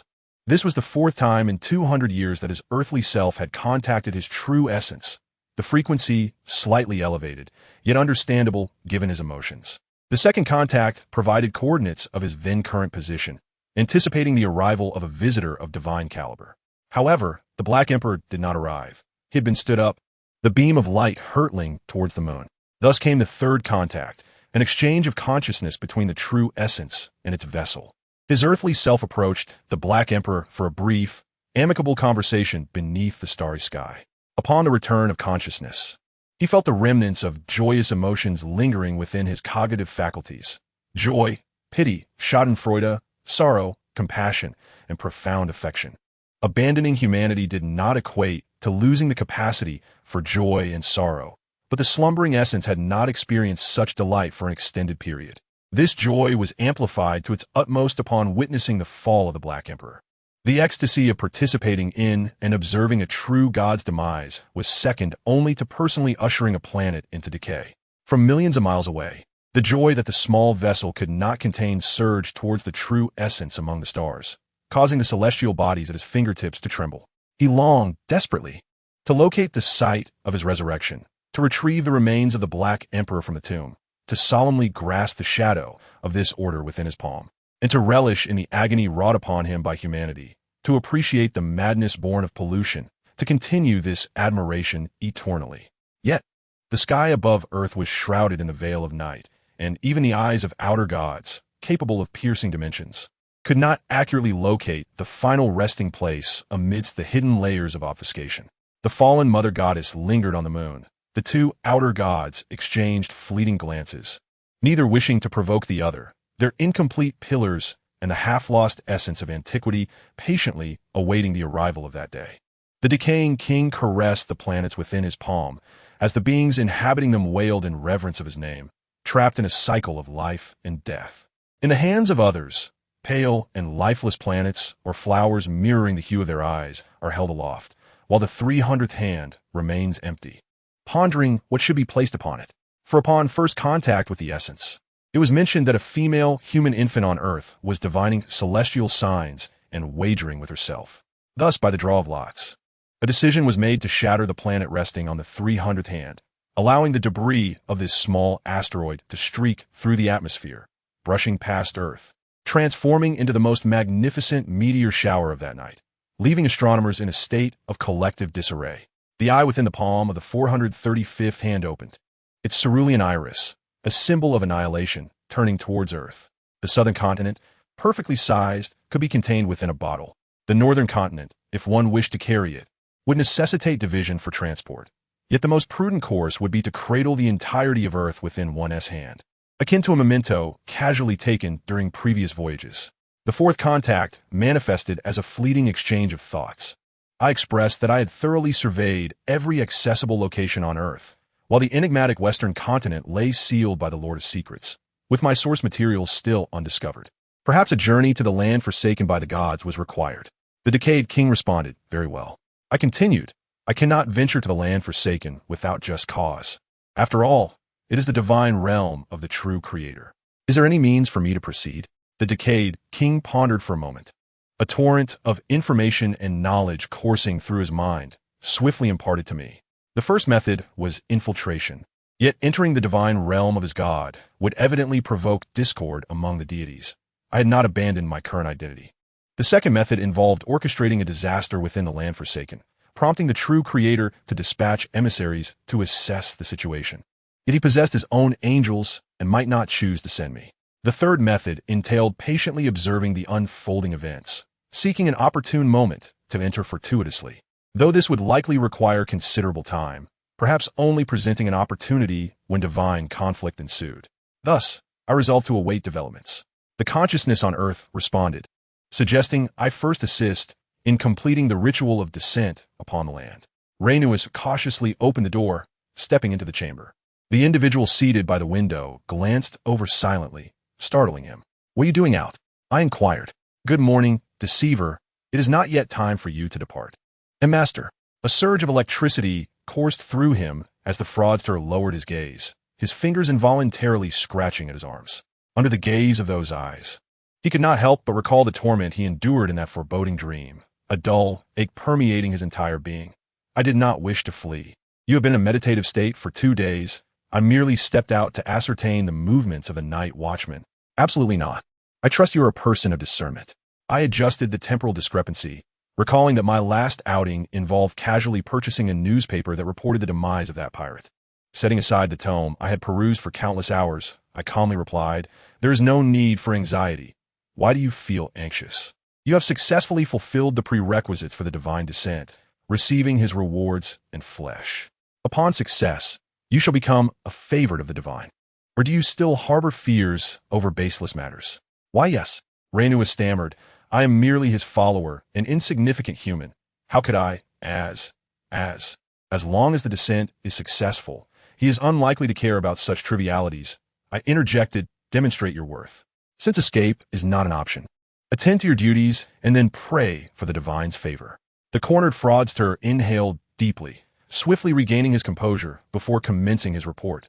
"Previously, when I attempted to flee Tingen, I left numerous clues and vulnerabilities. Those traces misled the Punishers and the Mechanical Heart, leading them to believe I had escaped. The night watchman discovered that letter from my residence, but they likely remain unaware of what the bum truly entails. I beg your pardon for my prior folly and ignorance." I nodded. "Proceed." "The night watchman is investigating the matter concerning Lady Sharon. You might be unaware, but the current leads point towards a conflict among the extraordinary factions. The night watchman has yielded no results. The police have already published a newspaper declaring the incident a malignant murder case. Indeed, during contact with the essence, I sensed a faint gaze, as though a high-level divination was attempted, yet it was pitifully weak. Before I could reverse trace it, the connection was severed. For in such moments, my state coincides perfectly with a unique node of former stature, wherein that fearlessly inquisitive diviner would instantaneously lose their life, seeing naught before their demise." Rainuus concluded his report, which was largely consistent. I gazed out the window. The night watchman's base, the Blackthorn Security Company, lay 2 buildings and 2 streets away. I could still perceive all that transpired there through the eyes and ears of the nightmare. Sifting through the plethora of information in my mind, I noted the following occurrences at the night watchman's base within the last 48 hours. 1. The nightmare special request received a response from the sanctuary, and someone would soon arrive for an inspection. He was on the verge of promotion to Sequence 6. 2. Within the confines of the small building, the terms Dolly and Lady Dolly were mentioned 12 times, of which 2 instances originated from the nightmare itself, with the most frequent verbs being confessions, invitations, and meetings. 3. 2 police responses were made, investigating the witch incident, yielding no results. They sought to assist the Punishers in tracing Rainuus, yet still found nothing. 4. The fabrications of 008 and its scribe led the night watchman to realize the existence of coincidences, and they consciously resisted. 5. The witch's death was classified as a ritual to please a demon. As I sipped my tea, I pondered the phrase "a ritual to please a demon" for half a second in my mind. In a certain sense, it was quite accurate. The scribe had used the witch as a blood sacrifice, beseeching me to vacate his hiding place, to leave this city, yet I had refused and punished him. The only traces I left at the scene were those of extraordinary power struggle, which could indeed be somewhat bloody. However, there are too many individuals and paths that revel in bloodshed. The conflicts among the extraordinary and the struggles between clandestine organizations are comprehensible. How did this get associated with a demonic ritual? Had the high-level divination failed? Or had someone discerned that this was the feeding of a mid-high sequence demon? The latter seemed more plausible. I slowly turned my gaze, observing the nightmare conversing with his team, his eyes sweeping over each face. The midnight poet, the jester, the corpse collector, the voyeur. Each bore traces of distorted fate to varying degrees, particularly the midnight poet and the jester, who were likely the two individuals noted in the records as always turning peril into safety, with the one explicitly marked as harboring secrets being the midnight poet. Perhaps I should pay some attention to this, or simply eliminate them. Following the perspective of the nightmare, I beheld two young individuals miraculously unscathed, descending the staircase side by side. The front desk door was knocked upon, pushed open, and a tall, blonde woman entered, adorned with a frilled hat, dressed in a long gown, and possessing emerald green eyes. Her abdomen protruded as if she were well into her 7th month of pregnancy. The nightmare could not see her, nor could the midnight poet or the jester. A palpable aura of resentment and despair coalesced around this woman, especially surrounding her abdomen, accompanied by the breath of the fetus within, rising and falling like a gray mist, not yet fully absorbed. The child beheld me, opening its eyes and emitting a soft, lilting laugh in the direction of the nightmare. The mother, still clinging to consciousness, turned her head in a daze under the child's influence and nodded towards the nightmare, causing it to tense up instantaneously. I too gave a playful wink in its direction. The scribe exhibited an impatience beyond my expectations. How had he managed to survive thus far? "Good afternoon, offspring of an ally," I remarked, and soon, you shall embody the ally himself. Subsequently, I turned my gaze away. The deceiver, believing I was conversing with the air, furtively glanced out the window. "You may take your leave." Lanuus paused, then leapt up as if granted amnesty, seizing his suitcase and dashing out the door with a speed that suggested he feared I might rescind my approval. I watched his silhouette fade into the street before turning my attention back to the Blackthorn Security Company, leisurely resuming my grasp on the teacup and tray. "Do not forget our agreement," I cautioned. In the reception hall of the Blackthorn Security Company, Leonard had shed the earlier stiffness, conversing normally about the newly discovered residence previously rented by Lanuus. "Is that so? He never mentioned it to me," Megawa replied with a slight frown, her response entirely reasonable. Upon finishing her words, she grasped a handful of her golden locks and carelessly tossed them into the nearby trash bin. Again and again, her visage contorted subtly. Leonard froze momentarily, swallowing hard as beads of cold sweat formed in his palms. When Megawa suddenly clawed at her own face, tearing away strips of bloodied flesh to reveal her stark white teeth, he could not help but strain his ears, his countenance turning a sickly shade. He forced a smile and said to the incessantly clawing Megawa, "I need to visit the restroom." In the partitioned corridor, Dunn observed Leonard, who was nervously preparing for battle while conversing with Klein. He suddenly zoned out for a moment, his empty hand instinctively moving to his waist where his holster lay, contemplating the necessity of eliminating the two companions obstructing the descent of the divine. Yet, in the next instant, he regained his composure, naturally patting down his coat and rejoining the strategic discussions. Dunn Smith adjusted his collar, speaking resolutely, "I will first take St. Selena's ashes outside. You shall follow in 10 seconds. Remember, count to 10 silently before emerging to fight. At that time, regardless of my condition, you must not waste a moment. Direct your most potent assault at Megawa and the child she bears within." With that, he turned, cradling the urn, his posture erect as he strode towards the reception hall to meet the waiting progeny of the malevolent deity. Chapter 14. The Descent of the Divine. Dunn opened the urn containing St. Selena's ashes, and Megawa sensed a deadly threat, glaring at Dunn as she shouted, "You will kill my child. You must die."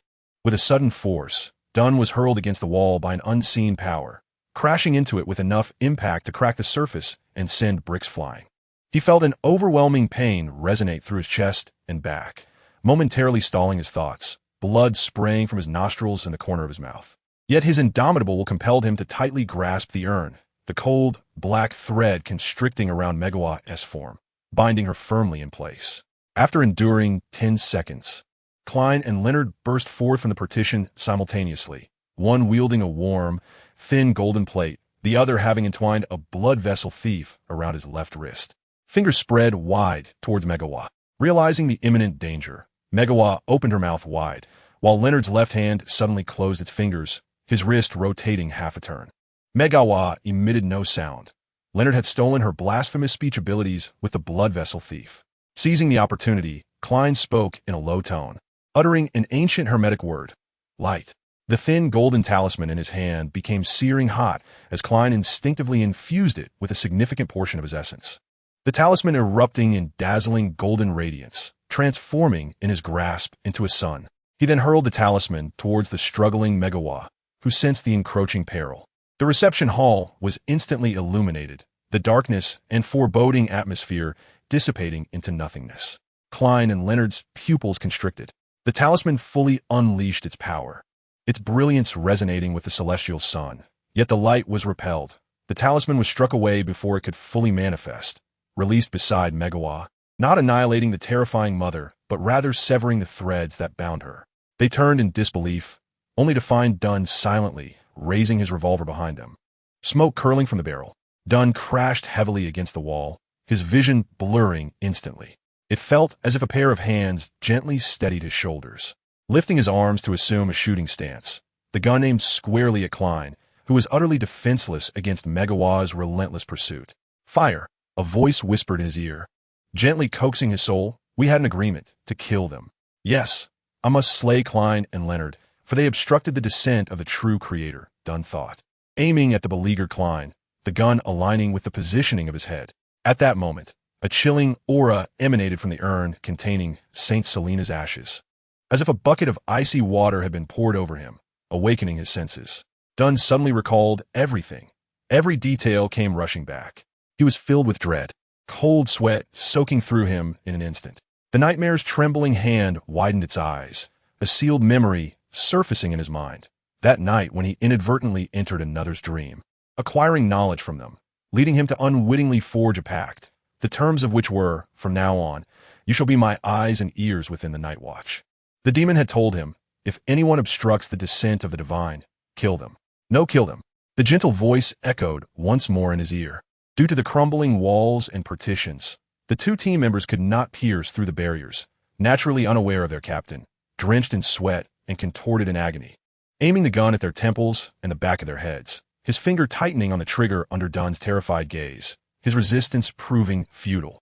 You shall not. No, I absolutely will not harm my comrades. At that moment, Klein hurled the talisman, shouting light, bang. As the brilliance erupted, Dunn felt the entity controlling his body with words momentarily falter. Summoning every ounce of strength, he managed to divert the gun's aim slightly, but his finger had already pressed the trigger completely. The talisman was struck away by the bullet, the sunbright beam failing to strike the enemy.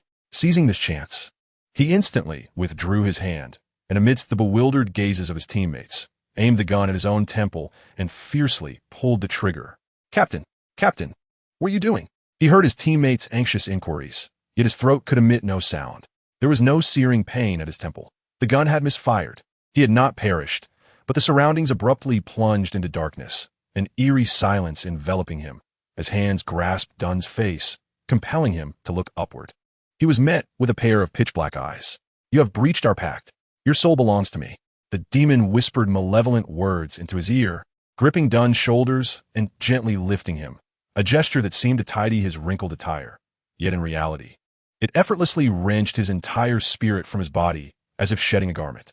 Dunn suddenly felt an unparalleled lightness, the profound darkness enveloping him like an old friend. A trace of liberated joy lingering at the corners of his mouth, his vacant eyes closing. He gradually sank into a sweet, dark slumber, an invisible force forming a glass-like barrier around his spirit, cocooning him within. Fortunately, I did not harm my companions. Leonard, Klein, depart, swiftly run. The glass vessel slipped into the abyss, delicately landing in a person's grasp. They scrutinized this new acquisition for a fleeting moment before casually placing it upon a table. Your resistance is futile. The demon's bargain leaves no room for negotiation. Edward Vaughan stated plainly, muttering to himself, breach the pact, and your soul shall be mine. Suicide equates to surrender, and surrender is indeed a violation. However, even if you were to slay your companions to fulfill the contract, the actions that betray your true intent and the guilt that ensues will lead to your downfall. Your soul will still belong to me. From the very moment the pact was established, your soul became mine. Still a radiant spirit, albeit in that fleeting instant, did the eternal sun cast a glance this way? Is that the secret? It seems I must alter my strategy. Dunn did not pull the trigger. He pressed the barrel against his temple, and after several seconds, his dazed eyes finally regained their spark. I am influenced by the offspring of the malevolent deity. He gasped, blood trickling from the corner of his mouth, droplets falling into the urn. The struggling Megalos, having begun to awaken from his earlier stupor, was once again ensnared. Is the spell still active? I have control over her. Act quickly. Klein hesitated for a moment, sensing that the captain's condition was indeed peculiar. Yet it was undeniably challenging for anyone to maintain composure in the face of the influence of the malevolent deity's progeny. There was no warning from his spiritual intuition. The current perilous situation allowed no room for hesitation. Fortunately, he had 2 sun-fire talismans at hand. Instinctively obeying Dunn's grave command, he retrieved another sun-fire talisman from his pocket, infused it with his spirit, and uttered an authoritative incantation in ancient Hermes, his arm raised, about to hurl it towards Megalos. Do not trust him. An elderly voice cried out, Run. Klein. The midnight poet suddenly erupted in fury, charging forth, colliding violently with Klein, who was on the verge of casting the talisman, both losing balance and tumbling to the ground, rolling a few meters away. The diviner's profane utterance caught in his throat as he witnessed the threads binding Megalos vanish simultaneously, her ghostly speed lunging perilously close to Leonard's feet. One can imagine that had Klein remained stationary, he would have surely been evaded by the liberated Megalos, who would have then torn him to shreds. Megalos's arms transformed into sharp bone blades, her fingers morphing into claws capable of rending flesh. She landed where Klein had just stood, leaving deep gouges in the ground. Klein's heart raced, instinctively throwing the sun-fire talisman he clutched tightly, the golden beam finally erupting at the correct moment, enveloping Megalos, who had yet to escape.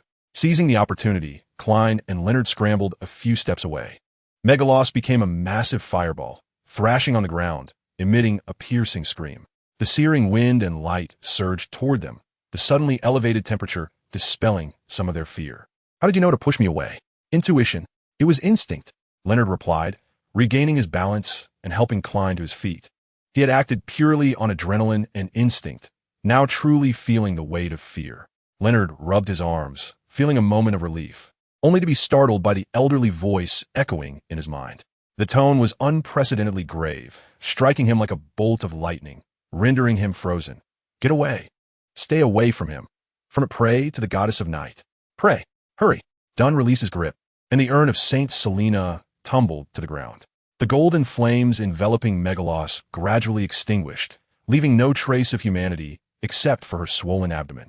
The resentment of the thwarted offspring of the malevolent deity was unmasked, directed at the 2 vigilantes present. Klein and Leonard simultaneously felt a chill down their spines, instinctively reciting the goddess's revered name in their hearts. You are yet immature. He is far too impatient. Dunn nudged the urn with his toe, disregarding the 2 vigilantes as he gazed through a gap in the wall at the bustling town outside, nodding in satisfaction. Allow me to assist you. Dunn raised a hand, palm upward, and clenched it tightly. This was a tranquil day, yet from that moment onward, the facade of calm shattered abruptly. Perhaps it was due to a thief fleeing down the street, panicking and discharging a firearm, a bullet striking a policeman in the eye, sending his hat and part of his skull flying, blood splattering onto passersby.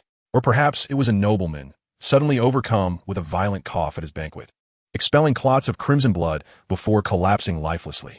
His bodyguards struggled to maintain order, restraining guests inside, just as a falling chandelier and the gunfire ignited the suppressed panic among the crowd. It could also be that a typically mundane street brawl escalated. A thug's dagger slicing into a frail homeless man's throat, blood and terror erupting in tandem. Everything was ignited, naturally incited to explode. Screams erupted in a cacophony. Fear and chaos spreading like a plague, people fleeing aimlessly along the streets, weeping. The officers tasked with maintaining order fell victim to the gunfire and death, their bodies lying in pools of blood, exacerbating the panic and dread among the populace. A loud bang, perhaps a gas leak, caused an explosion. A burst of yellow flame leaping from a street corner, the tattered makeshift shelters igniting, the flames racing to consume half the block within minutes. The wind propelling the fire onward, threatening to engulf the entire lower street. The coachman was thrown from his seat by the frenzied horses, the runaway steeds crashing the carriage against a wall. The air was filled with screams, the sound of wind, weeping, and prayers, the cacophony of flames devouring the city. A thrumming tide of chaos. Seconds ticked by, and half of Tingen was already steeped in blood and disorder, desperate souls returning home, rushing to the church. The ensuing stampede resulting in even more casualties. Yet, the true catalyst may have simply been that 2 streets away, the abyssal angel clapped its hands, the half unfurled, pitch-black realm flickering from the spirit world, merging seamlessly with the ground of Tingen. The city silently severed its connection to the realm of reality, the sun dimming, and everyone unknowingly wandering upon the abyssal, dark plane. It observed all of this, then calmly uttered a word of foul incantation. Chaos. In the eye of the storm that determines the fate of Tingen, a profound tranquility enveloped the small tower of the Night Watcher, extending even to the point of eerie silence. Klein maintained a posture of retreat, appearing motionless, yet one could discern the slight, almost imperceptible movements of his lips and body. The infant within Mei Gao's womb joyfully digested the negative emotions brought forth by the chaos, while beneath Leonard's feet lay a clock smeared with shadows, its second hand seemingly welded to the face of the timepiece, each second stretched to its utmost limit. In this moment of crisis, Pallas summoned the last remnants of his strength, squeezing it forth like wringing a sponge, barely managing to stabilize Mei Gao and the underdeveloped progeny of the malevolent deity, rescuing Leonard and Klein from the brink of death. You are not Amon. How can there still be a living worm of time? The demon turned its gaze towards Leonard, studying him with keen interest. You hold greater value than the nightmare. I never anticipated that Tingen harbored a hidden sequence one.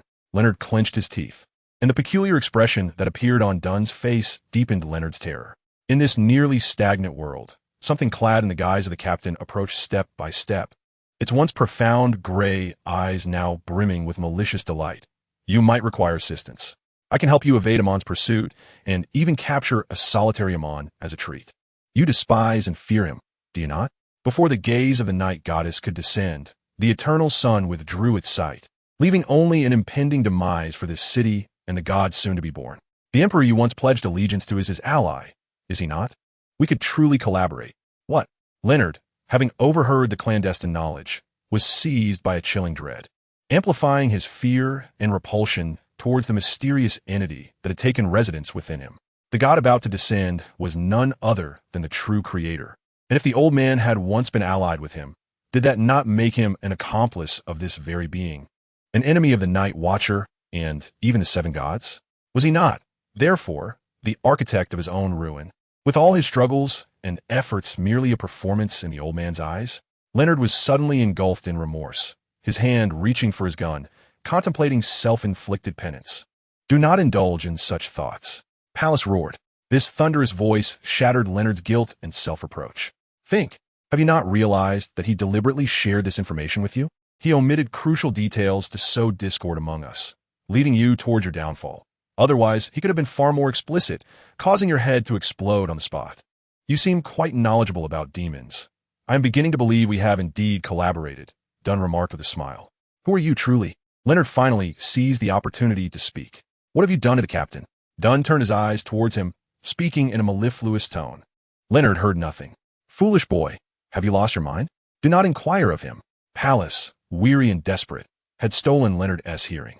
Do not listen, do not look. As soon as you obtain anything from him, whether willingly or otherwise, he can strike a deal with you, even forge a contract. The tragic event during the Roselle era that you read about in the church school arose from such a circumstance. A little girl exchanged a single candy for the lives of the entire town. Your captain must have inadvertently received something from him, paying the price of his soul. The price of his soul. Leonard's complexion turned ashen. I believe that transaction was a 3-way win, no? The demon chuckled. My friend emerged victorious. I completed part of the ritual and received candy, while that little girl secured the life of her enemy. Is that not splendid? As the second approached its end, Palace, utterly drained, sensed the imminent arrival of death. Edward Vaughn suddenly experienced a strange sensation. He raised his head, witnessing a hint of red mingling with the pale edge of the sun in the sky. The crimson creeping upward, inch by inch, slowly consuming the temperatureless sun in the abyss. The black sky, unbeknownst to him, was speckled with faint lights, the stars spreading from the corners of the heavens, as if a dark curtain had been lifted to reveal a layer of night sky, more exalted than the starry sky, more enduring than eternity. O night goddess, you are the mother of secrets, the lord of crimson, queen of misfortune and fear, lord of silence and slumber. A serene power descended from the heavens, as Dunn diverted his gaze from Leonard to the fortune-teller in the corner. He heard the fortune-teller struggling to articulate words, reciting the name of the night goddess at a normal pace, over and over again in this decelerated world. My abyss has been invaded, he mused, for I am merely an angel. I beseech your gaze. I implore your arrival. The progeny of the malevolent deity is born. I entreat you to save this city. Indeed, they have truly come. Those with secrets are quite troublesome. The abyssal angel chuckled, shaking his head as the scarlet moon enveloped the entire city. Chapter 15. Knock, knock, knock. Before a solitary villa in the Jewwood district, Richard Ernst, with a suitcase in hand, curled his fingers and gently rapped upon the grand door. No response came from within, nor any sound of footsteps, yet Richard remained patient. As he waited, he heard footsteps approach from behind, and upon turning, he beheld two unfamiliar women approaching in unison, one tall, the other short, standing outside the garden's black railing, gazing at him with curiosity. "Good day, we come to visit Mr. Vaughn," spoke the taller lady, offering a polite smile. Might he have returned? He stepped out? Richard paused, taken aback. He had arrived in haste, only now realizing the house was enveloped in an unsettling silence, devoid of any presence. Initially suspecting that the master had intentionally feigned ignorance to avoid his company, the temperate angel pondered for a moment before turning, doffing his hat, and inquiring kindly of the two women, "I am his student. May I ask what has transpired?" The two women exchanged glances. This is because we happened to encounter Zylingis outside," the shorter woman replied, appearing youthful, almost resembling a mere girl, given her stature. "Do you know about the incident during the hurricane when he was to infiltrate the Duke's ball, sir?" "I am well aware," the angel replied. "Mr. Vaughn and we encountered Zylingis and nearly lost our lives." Richard, "Thank the Lord for leaving the bounty to me. That night, Mr. Vaughn left for shelter, and we temporarily relocated, remaining at a nearby church until we received news of Zylingis' demise, which allowed us to return. Upon finishing, they gestured towards the mailbox at the entrance, containing a letter dated 3 days prior, which remained unclaimed." "Ah, I see." Richard nodded. The master would surely not have truly abandoned his post due to seeking refuge. There must be a reason for his departure. Perhaps the Aurora would know the truth. But Richard was reluctant to draw too close to his overly fervent companions, as it could endanger the foundation and comrades of the sect. The temperate angel felt a pang of regret. It seemed he would not be able to report to the master today, and would have to hasten to the Eastern District to assess the situation. He was perpetually busy, always occupied, needing to finalize arrangements for his journey to Phenobot in the coming days, while also needing to communicate with collaborators far away in Intis. The benevolent Church of the Earth Mother holds in high esteem her efforts to assist children, and it is customary for a charitable banquet to be held during her scheduled visits, from which she cannot be absent. Had it not been for Mr. Vaughn's protection, we might have met our demise that very day. The lady with chestnut curls sighed softly, noting that the news of the assassination of Chillingers had already spread nationwide. Mr. Vaughn should return shortly after seeing the newspaper. Indeed, Richard nodded with deep understanding. He was a gentle soul. However, I have pressing matters to attend to and must depart from Becland tonight or early tomorrow morning. If he returns, please extend my regards to him.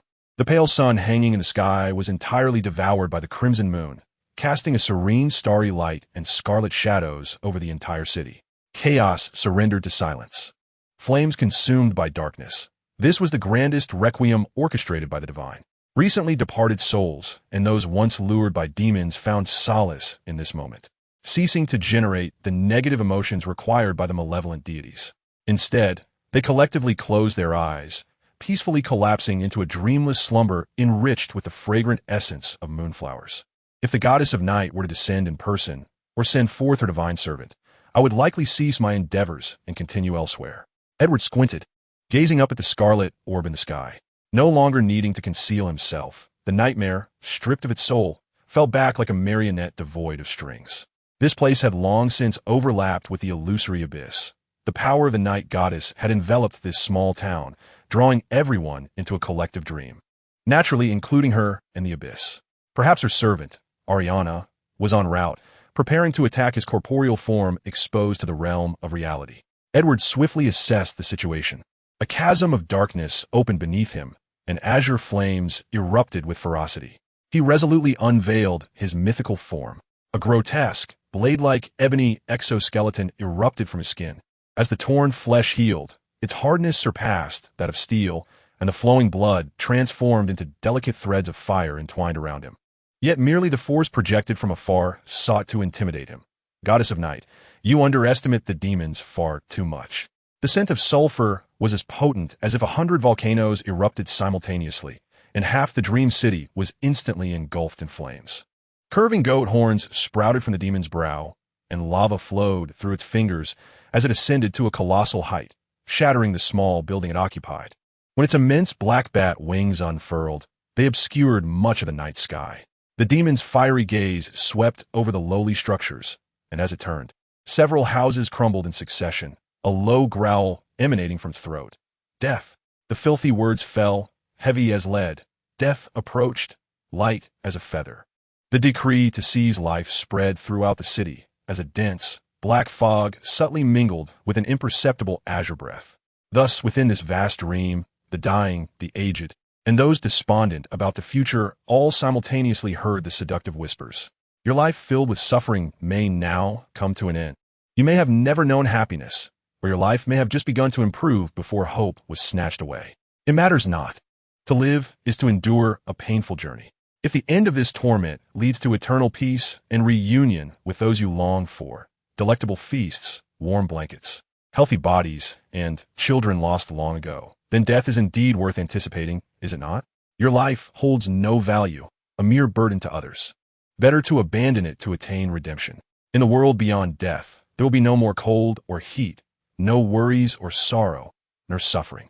The demon's whispers echoed in the dreams of every unfortunate soul, selecting those who had fallen to the depths of despair, guiding them to conclude their own lives. Leave them to me, for the gods will not save you. The demon, wandering the earth, declared, you are like dust and chaff, even in death. You shall not be missed. A frail girl, tormented by illness and drained of her family's savings by exorbitant medical bills, wept in her dreams, guilt compelling her to surrender her own life. A destitute man, having not found work for 3 days, yet unable to part with the moldy bread in his possession, breathed his last in a filthy corner as a gray mouse scurried away with his bread. A mother, unable to nurture her children, finally relinquished her own life in exhaustion and despair, leaving her child, still unaware of sorrow and death, to wail for the last warmth of her embrace. The myriad forms of existence, a tapestry of sorrow. Of course, I will offer you salvation. The world is so harsh, life so insignificant. Better to entrust yourselves to my care. Each of you is precious, and I shall not waste a single one. Thus, pairs of vacant, zombie-like eyes shed tears before they closed forever. They relinquished their lives and dreams and would quietly perish in reality, the most tranquil of deaths.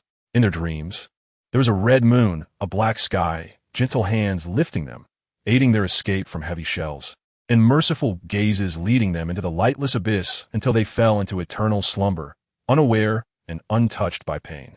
The accumulated resentment, the final bitterness and sorrow before death coalesced into gray currents, revealing faces, each different yet equally sorrowful, flowing towards the vigil keeper's small building in the dream.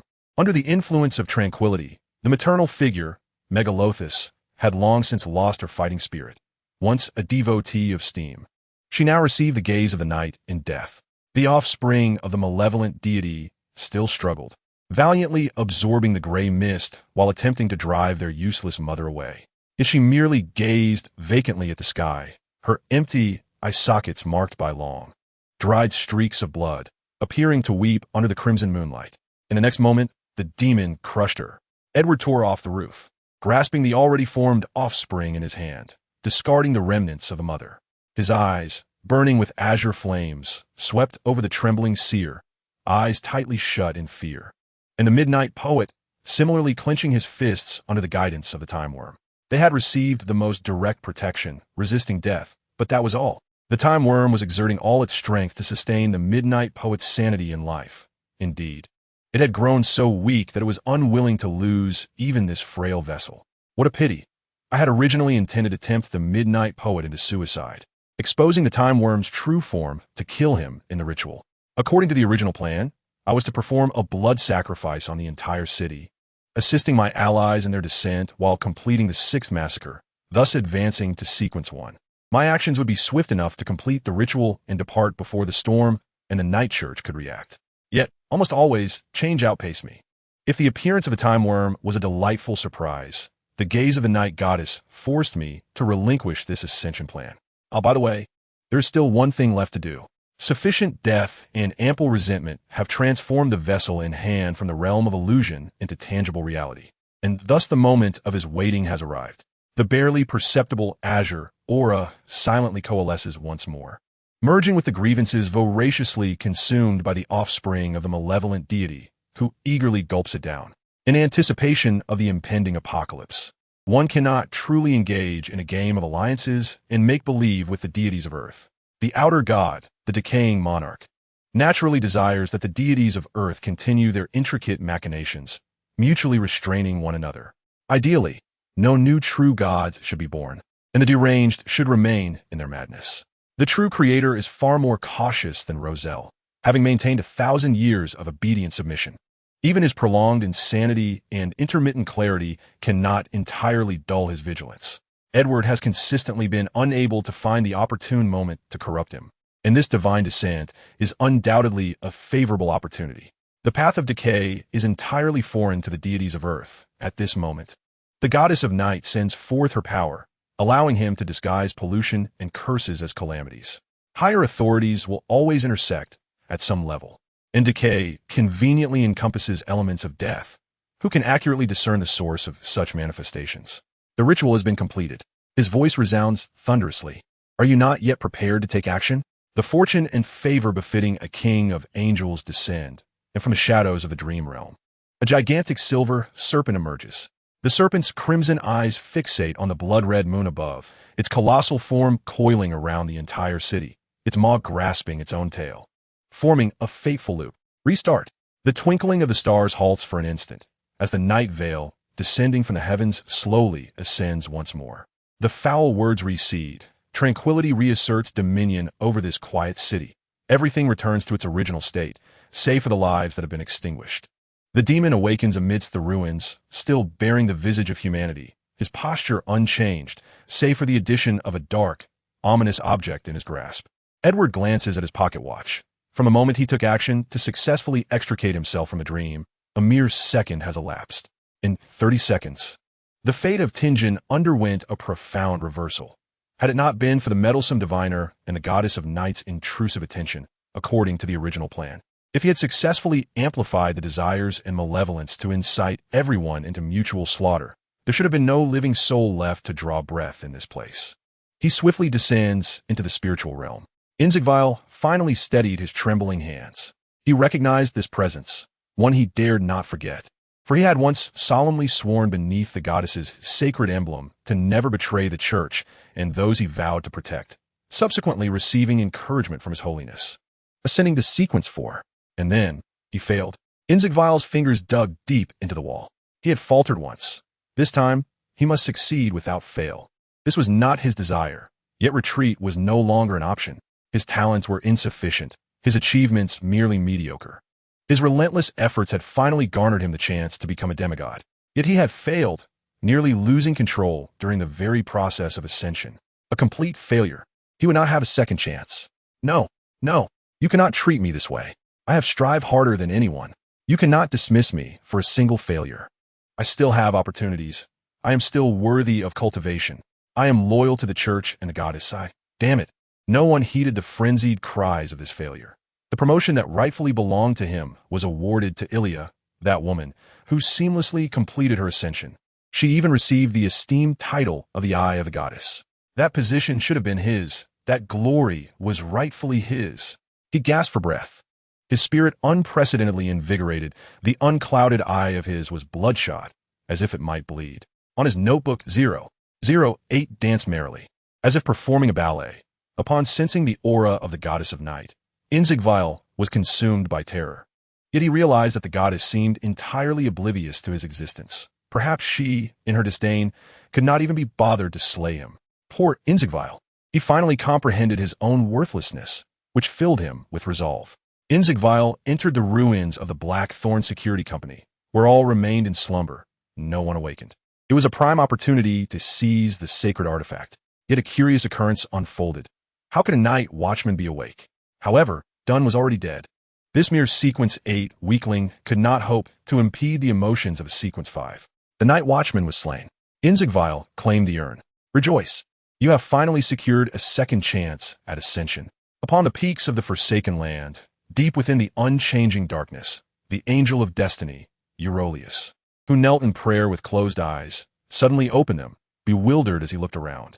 Countless chaotic symbols flowed within his gaze, ultimately coalescing into a silver symbol that connected end to end. The accumulated fortune of this lifetime melted away at a speed unimaginable, akin to snow under the sun. 12 pairs of pallid wings unfurled, and Aurelius's eyes lost their brilliance. He closed his eyes, his countenance serene as he collapsed. His immaculate wings and feathers enveloped his form. The excessive loss of fortune portended ill, and to prevent any impact on the Lord and subsequent events, he decisively commenced the next chapter of destiny. The body of the angel of destiny, Aurelius, swiftly lost its vitality, becoming one of countless beautiful serpentine sheddings. Chapter 16. When the true Creator descended. Whether beneath the clear sunshine of the outside world or amidst the thunderous skies of the Forsaken Land, all secret supplicants felt an unprecedented peace and joy at that moment. Akin to ships returning to harbor, wanderers finding their homeland. The true God they traversed came down to earth, their tormentor, yet also their guiding whisper faded into silence, enveloping their world in an unheard of tranquility. In the seconds preceding the deity's descent, the brief yet fierce struggle among those of angelic rank and above reached its zenith. The true Creator's violent murmurs and roars nearly deafened them. Chaos and madness surged in waves. However, once they persevered through that fleeting moment, they would attain true peace of body and spirit. They rose with fortitude, piecing themselves together, praying, kneeling upon the ground, amidst flesh and blood, praying without pause. Within a house in Silver City, Lovia was covered in blood. In her most agonizing moments, she had even bitten through her 10 fingers and a tooth, clutching her skull tightly against her chest. She believed she was on the brink of death, destined to perish before witnessing the light. Yet she did not. Flesh and blood began to mend, and she struggled to prop herself up. Amidst the quiet, she gazed through the narrow window towards the thunderous sky.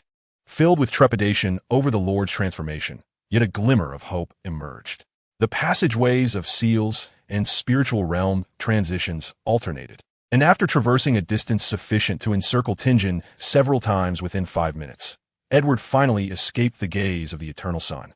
In a small grove on the outskirts of Bakerland, the abyssal deity materialized through the spiritual realm, and a sensation of solid ground beneath him elicited a delighted chuckle. He adjusted his clothing, bearing the charred marks of his recent ordeal, feeling as though he had just escaped from the scene of a fire.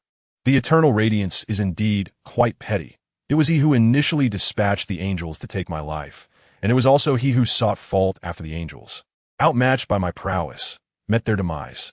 I had graciously left one hand and a trait for him. Edward dusted off his garments, removing the tattered coat, which he hung over his arm, relieved that his white shirt remained relatively unblemished. Now, within the borders of Becland, there was no need to traverse the spirit realm. He could directly enter the vicinity of the Aurora Society's stronghold through the sealed pathways. His tortoiseshell glasses had seemingly vanished, causing Edward to squint instinctively. Of course, that was a pair of rather expensive non-prescription glasses, for mythical beings do not suffer from visual impairments. The decaying monarch merely required such an item to stabilize his human fade. Where was the Aurora Society supposed to head?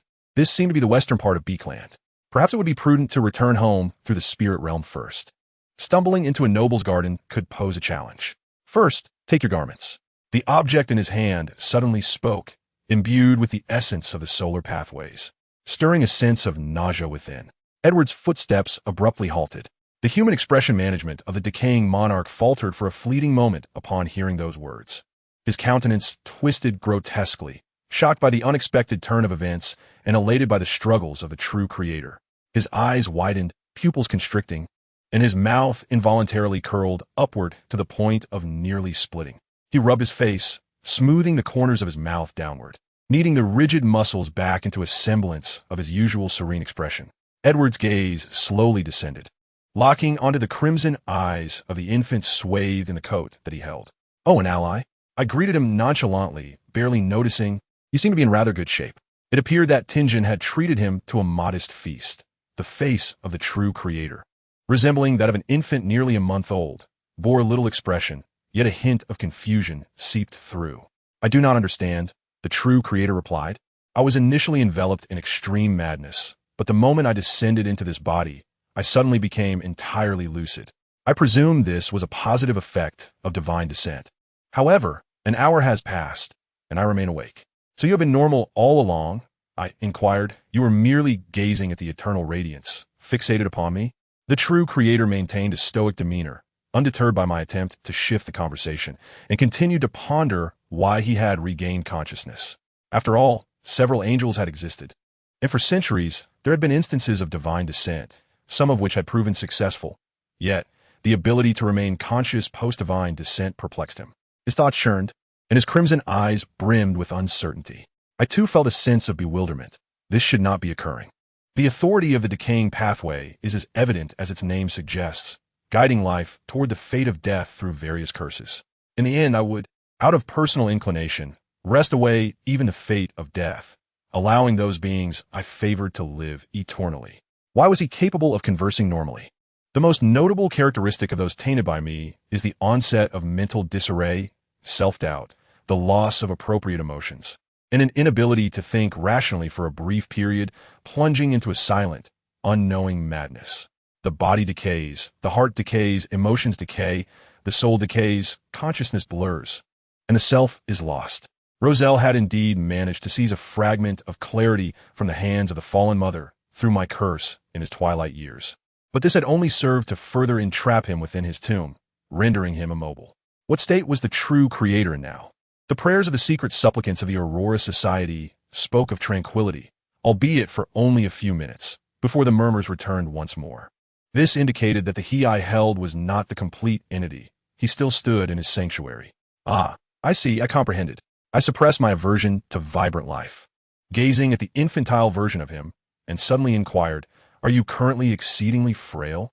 The true creator slowly turned his gaze toward me, seemingly displeased by my mention of this matter, for no being or deity would relish being in a flawed state at the hands of a demon.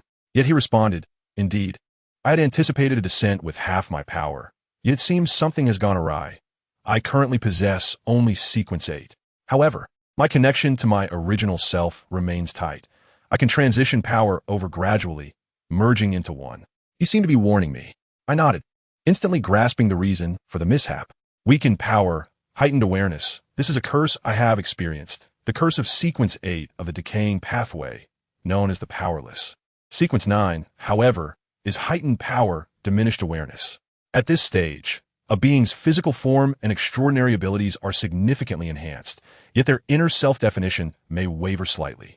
Memories may become muddled, leading to a decay of consciousness. I had employed it to taint Roselle, catalyzing his achievements. Of course, this was merely sequence 9. The danger of becoming extraordinary was not particularly high, at least not when compared to sequence 4, the heartless, which bore a mortality rate exceeding 50%, rendering it the most terrifying and elusive form of heart decay.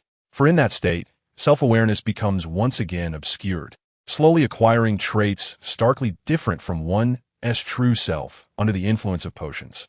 Those thoughts feel entirely natural, utterly logical, necessitating constant self-examination.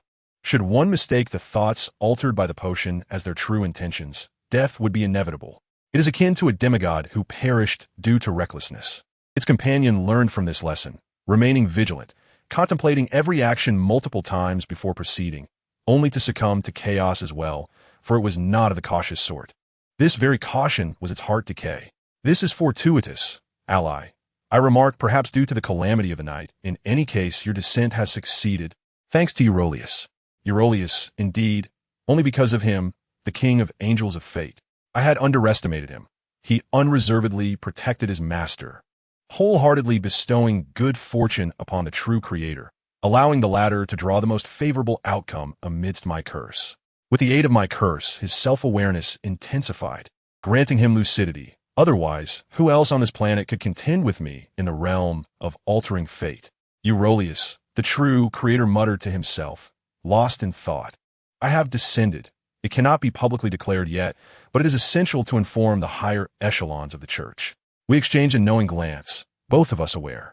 The living space of the Aurora Society and the true creator had been severely suppressed by the seven gods. Should the Aurora Society, in a state of exhilaration over the success of the divine descent, attract the attention of the eternal radiance, the Lord of Storms, and the God of knowledge and wisdom regarding the altered state of the true creator, the tacit understanding among the seven gods would shatter, leading to a united front against the followers of the true creator. Thanks to you, the impact of this divine descent is far less than I had anticipated. I had prepared for a divine war upon my arrival. He stated solemnly, it remains calm for now. Evidently, they have yet to ascertain whether my divine descent has succeeded. You lack a church. Furthermore, in light of our relationship and your esteemed identity, I believe it is prudent to release you, allowing you to find your own way back. I have adjusted my mood. The recreation of Roselle is commendable. Since we are here, let us embrace the moment. I jestingly remarked, you are indeed correct. What course of action do you wish to pursue? The uniquely dyed hair of the infant, resembling black gold, surveyed its surroundings, ultimately fixating its gaze upon the pure cross pendant adorning my ear. Then, the true creator spoke, illuminate for me. A sudden foreboding sensation washed over me. The Lord murmured, yet our prayers went unanswered. The gentleman in the interstice sensed a stirring of the spirit. Had the divine descent ritual commenced? Who was responsible? Was this not meant to be halted? O Lord, please take my soul with you. Do not panic. Return to your rightful places. The dark saint has already commenced the ritual, and soon we shall receive the Lord's response. Within the grand stronghold of the Becland Aurora Society, the underground church buzzed with unprecedented fervor. Today was not a Sunday. Only a handful of devotees had come pray. The dark saint presided over a modest mass, and all seemed routine. However, at the stroke of noon, a tempest arose within the church. Swirling curtains obscured the skylight, abruptly extinguishing the sole natural light that illuminated the statue. The candelabras flickered and extinguished in succession, plunging the church into an impenetrable darkness. Something began to rise, surging from the backs of the kneeling devotees' hands to a height that seemed capable of engulfing them entirely. It was a pitch-black shroud, the deepest shadow, enveloping the entire church, leaving the statue as the only discernible figure in this lightless abyss. In their trepidation, the faithful intensified their prayers, nearly wailing in desperation. Amidst the roars could be heard the sounds of flesh tearing asunder. Chaos reigned. A disorienting haze enveloped them. The spiritual essence expanded outward. Each person felt as though they were submerged in a vast, black mire, isolated from the world. At that moment, the church became an absolute void of darkness. Time and space seemed to dissolve into nothingness. Engulfed within, theoretically devoid of air, yet one did not feel hindered in their breathing. Whether their corporeal forms engaged in the act of respiration remained uncertain. The thick, overflowing shadows wrapped around their bodies like layers of viscous glue, rendering them immobile. With closed eyes, they could hear distant cries or hushed whispers like a great tide. Moments later, sunlight suddenly burst forth, and the beleaguered devotees, who had been straining against the absolute silence and profound unease, exhaled in relief. What was the meaning of the earlier phenomenon? The faithful exchanged glances, only to realize that the murmurs surrounding them had diminished unbeknownst to them. The dark saint, Kexma, was about to speak to reassure the crowd when he abruptly halted, turning sharply to kneel once more before the statue, his forehead striking the steps until blood flowed freely. For at that moment, across the globe, a pure ray of sunlight pierced the darkness within the spiritual realms of the Aurora Society as high echelons. They all simultaneously raised their gazes. As an infinite radiance cascaded from the heavens, the dark inverted cross standing tall between heaven and earth, a symbol of the divine. From a distant place, a resounding proclamation echoed forth. I stain myself with blood, suspended at the world's end, bearing the suffering of all sentient beings, redeeming my transgressions. From the dust, I have created you, and like leaves, you find no refuge. You stand in the stream, your feet never at rest. Seek those who share your fate. Join in the unending trials. Trust in me, and you shall be saved. Pray, as long as you have strength, continue to spread the word. Purify your souls with prayer, and extol my grace with faith. As the words concluded, just before the final utterance, the obsidian cross was suddenly adorned with a dazzling layer of gold, momentarily radiating as fiercely as the sun descending upon the earth. It was unmistakably a golden upright cross, the true emblem of the sun god, buried within the annals of history. This is. The eternal saints and angels gazed in disbelief, their eyes wide. Those few who had dwelled in the radiant heavens and witnessed the sun's descent wept tears of joy. On the tumultuous sea route, the black saint, Liamaster, knelt in ecstasy upon his small vessel, unfazed as the craft was tossed like a toy by the undulating waves. Amidst the shadows of the forsaken land, the angel of the word, Steve, lost track of his lantern in the frenzy of worship, encircled by dark monstrosities, soon to be swallowed by shadows more profound and terrifying than the darkness itself. All praise to you, creator of all, sovereign behind the curtain of shadows. You are the God of gods, ruler of the vast starry realms. Your words, far removed from dust, descend from the heavens, bringing us joy and redemption. We cannot cease our efforts. We must drive the demons from the earth for you. Your kingdom shall surely descend, and you shall return to heaven with all our hearts and might. We shall love you, and surely we shall once again behold the heavenly hosts surrounding your divine throne. We ought to dedicate the faith of all beings to him. This is our creed. Let he who has ears hear the gospel of the Lord. Let he who has eyes behold the glory of the Lord. As long as we are able to act, we shall bring forth his land. The exuberance of the multitude overflowed, and after the spiritual revelation concluded, they remained kneeling in prayer, refusing to rise. Is it over? Indeed. Precise global broadcasting is a taxing endeavor for the spirit, quite exhausting. The trace of sunlight upon your garment has been expended. You should discard it. The broadcast consumed my spirit. Why lament your fatigue? My attire is custom tailored. You must reimburse me later. Do demons concern themselves with money? Soon, you too shall. Chapter 17.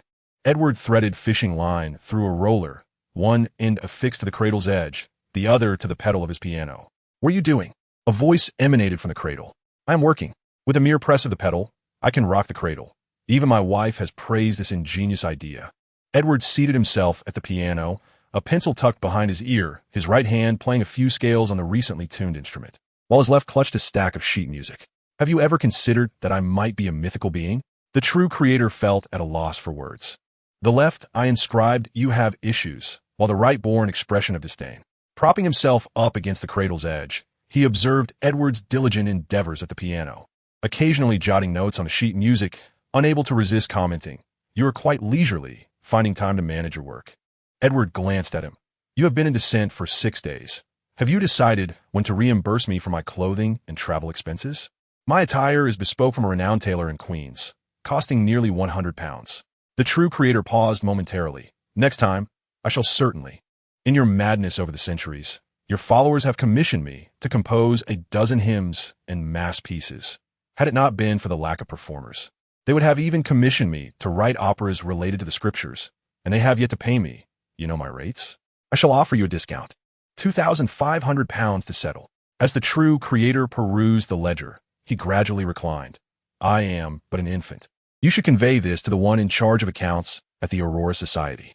The bond between the two malevolent deities grew ever more profound, intertwined by the threads of monetary exchange. In the tranquil study, the abyssal angel reflected upon the essence of the script he was to collaborate on with Miss Fur's Wall, a light operetta, characterized by a tender and heartwarming beginning featuring the love-struck protagonists, a heart-wrenching demise of the male lead, and a climactic resolution of revenge. Thus, the overture that foreshadows the entire narrative should encompass a low register performed by a brass instrument, symbolizing the steadfastness of the male protagonist, interwoven with a lively and playful high register played by a string instrument, representing the female lead. These motifs would intertwine, following the narrative's twists and turns, crafting the entirety of the composition, with the orchestration tailored to the circumstances to be refined according to the detailed script, anticipated for submission to the theater by year's end. Presently, the Aurora Society's overseers are preoccupied due to your previous global broadcast. Otherwise, you would not find yourself in my presence. Edward swiftly drafted 8 measures of the main melody. The brief cessation of murmurs and the shepherd's exuberance among the higher echelons raises considerable suspicion. Should you remain with the Aurora Society, it would incite an even greater uproar. At that juncture, any deity descending amidst the steam-laden night storm could effortlessly obliterate you. The Aurora Society is currently engulfed in turmoil. The true creator responded calmly, I seek to reshape my image, reclaim my former glory, and forge a connection between my present self and my past. Some of my followers revere me merely for the sake of legitimacy, emboldened to commit malevolence, while others, the devout, rejoice at my proclamation, thus igniting a conflict between the two factions. However, the latter faction lacks strength. The shadowed saint observes, poised to ensnare them all. They serve as my anchors, and while it is preferable for them to be persuaded through reason, those who resist will be dealt with. It sounds like promising news. Tingen, do you aspire to raise cities for Ascension? Indeed, if successful, 6 out of 9 massacres will be complete, and I harbor a 70% confidence in my Ascension. Edward replied nonchalantly, while improvising harmonies during his performance. If I prevail, that city will likely become a desolate bastion of life and a hunting ground for the undead for at least the next 5 centuries, a projection of the abyss upon the earth. What then is the actual death toll? As of today, the entirety of my influence has been meticulously erased by the Church, totaling 4,351 casualties. A modest figure. According to my usual methodology, at least another 0 should be appended. He paused his piano playing, abruptly tilting his head. Wait a moment. My incorrigible student seeks me. Edward remarked. He has arrived later than I anticipated. On the 6th day following the catastrophe, Adomizer sat on the steps outside the poorhouse. His gaze hazy as he looked up at the sun. The children had completed their afternoon lessons and were chattering joyfully in the streets. Just as he had witnessed in the River of Destiny, Tingen lay submerged in a sea of blood, yet miraculously, it survived, illuminated by a crimson moonlight, with only a few souls swept away by the sanguine tide. Within the poorhouse, only a handful of chronically ill residents succumbed during this calamity, appearing as if they were merely asleep, their faces serene. The septuagenarian director held a simple funeral for them, notifying their relatives, and, according to their faith, the bodies were sent to various churches where the priests conducted collective requiems before burial. In a daze, he heard hurried footsteps approaching from behind. Flat-soled shoes, those were the director's steps. He turned to see the director hastily emerging, rushing towards a young man with deep gray hair who had just arrived at the poorhouse entrance. The young man, clad in somewhat outdated attire, bore the marks of travel and a faint scent of steam train oil. The director approached him, speaking urgently, while the latter listened with a serious expression, and together they entered the poorhouse. Leader, you have finally arrived. In the director's office, the elderly woman closed the door. Her demeanor was sorrowful, clutching a blue handkerchief, as she recounted the crisis that had befallen Tingen last week. Half of the monsters, led by Adomizer, had foreseen the ominous signs of disaster, yet despite our utmost efforts, we found no means to avert the impending crisis. The Church reported over 3,000 fatalities, but the exact number of lives lost in the disaster remains uncertain. Richard nodded. What were the Church's findings? The director replied, panic ensued from a robber's gun misfiring, compounded by an accidental fire in the streets, causing some despairing souls to lose their will to live, ultimately leading to their demise in their sleep. Dying in their sleep, Richard murmured softly, contemplating. What do we learn from our inquiries? Previously, a lady suspected of being a witch met a tragic end, and the Church's extraordinary investigators concluded that it was the work of a demon. The director recalled something and quickly added, the Church believes that the witch's death was part of a ritual to appease the demon, though the subsequent findings have not been disclosed, leaving us in the dark. Richard's brow furrowed, then relaxed, as a thoughtful expression crossed his face. He inquired about the specifics. Does the poorhouse's funding remain sufficient this month? I reviewed the accounts. August only recorded a loss of £50, a significant improvement compared to July. How have the children been faring in their lives and studies? The children are all well. None suffered harm during this disaster. Young Alia, who has secured admission to grammar school, is also safe and working diligently, the director replied, momentarily caught off guard. As a flicker of joy dispelled the sorrow from her features. We have accepted an order from the Church's welfare house, allowing the children to assist in processing simple garment semi-finished products. thus earning some funds to offset our expenses. Leader, it is already September. Winter is. I have just returned from Phenobot. Thanks to the benevolence of the Earth Mother, I have raised sufficient funds for winter and the new year as commencement, and I will soon place bulk orders for direct sale cotton from our partners in Intis. This year, we can nearly refurbish all the bedding and even have extra for cotton clothing, ensuring everyone can enjoy a warm new year. The Temperance Angel had prepared for this, drawing a small notebook from his pocket and, after jotting down notes, counted out precisely 50 pounds from his suitcase, placing it upon the director's desk. The director was taken aback, hastily returning the bills to Richard's hands. What is this for? We are managing quite well this month. The children can afford meat-laden soup and bran bread without your subsidy. This is a stipend for the sudden tragedy in Tingen. The families of the deceased require financial assistance to soothe their wounded hearts. Upon hearing this, the elderly woman's smile turned somewhat melancholic.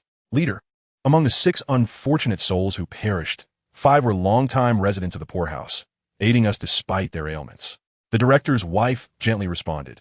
Only one was a little girl, whose parents are still alive and who arrived just last month. She was frail from birth, later succumbing to a terminal illness. Her parents' fervent prayers failed to elicit even a hint of divine grace for the child. The merchant parents nearly exhausted all their savings to treat her illness, ultimately surrendering her to us. On that very day, she passed away, smiling yet tear-streaked. After her death, her parents accepted the grievous news with tranquility, having taken her body and all possessions for burial in the cemetery. Life is a pilgrimage of accumulated suffering and joy. We cannot combat death, yet we must strive to ensure that people retain beautiful memories. Richard lowered his gaze and slowly prayed, for she has now completed her journey and attained peace, free from sorrow and cold. Bless her, praise the Lord, praise the Lord. The elderly woman also closed her eyes, quietly praying. After a brief moment of silence, Richard took his leave from the director and exited the director's office. He made his way to a secluded prayer room at the corner of the floor, closed the door, and knelt on one knee, quietly reciting the revered name. You are the essence of decay, the sovereign from the depths of darkness. O merciful Prince Edward Vaughan, Lord, your devout follower beseeches your gaze, imploring your response. He repeated this thrice, waiting several minutes, until a peculiar gaze finally descended. The dim prayer room was momentarily shrouded in darkness as the sunlight, streaming through the window, turned pale and cold. Before Richard Ernst, the Angel of Temperance, a corresponding vision materialized, flowing black mist, and within the obscurity, a shadowy figure. His mentor inquired, "What brings you here? What brings you here?" I asked him, though I could surmise, even without the question. When he prayed to me, it was either for sacrificial ledgers, financial assistance, or news of the libertines. Ever since he became an angel, his words have largely been mere trivialities. But this time, I could imagine his inquiry. Why do you slay the innocent? O Lord, why have you descended upon Tingen, taking away the souls of the people? Richard half knelt on the ground, deeply bowing his head, grateful for your response. This is a ritual for my ally, the true creator, who has descended upon the earth. I replied, enough death and souls must accumulate for a true deity to manifest. This is the least of the costs. You have fulfilled your promise, granting peace to the despairing, allowing those who cherish life to remain unscathed. Thank you for your compassion.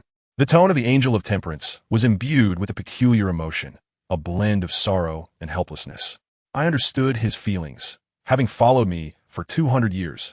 He still had not grown accustomed to my being a demon and clung to the belief that I could be redeemed through humanity, which saddened me deeply. Yet, if most of the world is hypocritical, Richard Ernst is indeed one of the few good men qualified to condemn me. However, such a semblance of goodness is a product of demonic education, a fact that must not be known by the 7 gods or others outside. Otherwise, I might be subjected to their relentless ridicule until the end of days. The subsequent dialogue was straightforward. He continued to admonish and condemn me, and I did not engage in demonic rhetoric, but instead candidly acknowledged that the 4,351 lives lost were all new debts of blood upon me. He is exceptional, though bothersome, yet he is still of use, so I shall not reclaim him for now. After a conversation devoid of any value, he expressed his desire to take his leave, and I followed suit, severing our connection. The entire exchange lasted no more than 5 minutes, a reflection of the norm of our communication over the past century. Work must continue. I had yet to complete the overture for the score. I was preparing for an opera, looking at the manuscript in my hands. I remembered I had returned home yesterday, and should pen a letter to Miss Furswall, inquiring about her well-being and perhaps arranging a meeting to discuss the progress of the script. Chapter 18. Stepping into the next fate. Melissa stood before the grave pit, her gaze vacant, lacking focus, as quiet as a delicate porcelain doll. Leonard turned his head to observe this scene, feeling a pang of sorrow and deep admiration for the girl's resilience. Upon receiving the tragic news, she had refrained from tears or outbursts, her silence heart-wrenching. After the pastor's eulogies and various prayers, the sound of earth began to fill the grave, the black coffin gradually concealed. As the pit was leveled and the stone slab placed atop, Leonard cast one last glance at Klein's tombstone, which bore an epitaph of 3 lines: the best brother, the best sibling, the best colleague. The body of another fallen night watchman, Dunn Smith, had been conducted by extraordinary beings dispatched from the sanctuary for his soul's repose and was buried 2 days prior. The sanctuary had allocated his promotion elixir to another. It was said to still possess some special mystical connections, capable of aiding in the identification of the murderer. Amidst the atmosphere of mourning, the people from the Blackthorn Security Company gradually departed. Leonard was weighed down by profound sorrow, his head bowed, silently following his companions as they left, careful not to disturb the grieving relatives.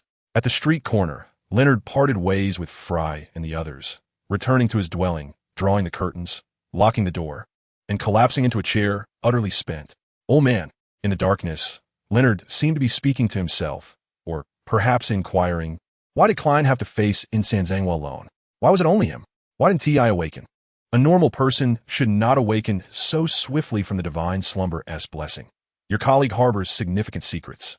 Pallas replied, you know what I'm asking. Leonard leaned back against the chair, covering his eyes with his hand. You could have awakened me, couldn't you? I could have fought alongside him.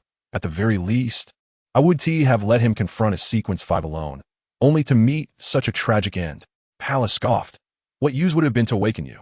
Expecting me to defeat that Sequence 5, the one wielding a level 0 seal, or were you hoping to deliver him to his fate together? His abilities have already been stripped away. If you wish to fight alongside him, then switching hosts would be more convenient. At these words, Leonard's face flushed with anger. He abruptly stood up, pacing anxiously in the dim room.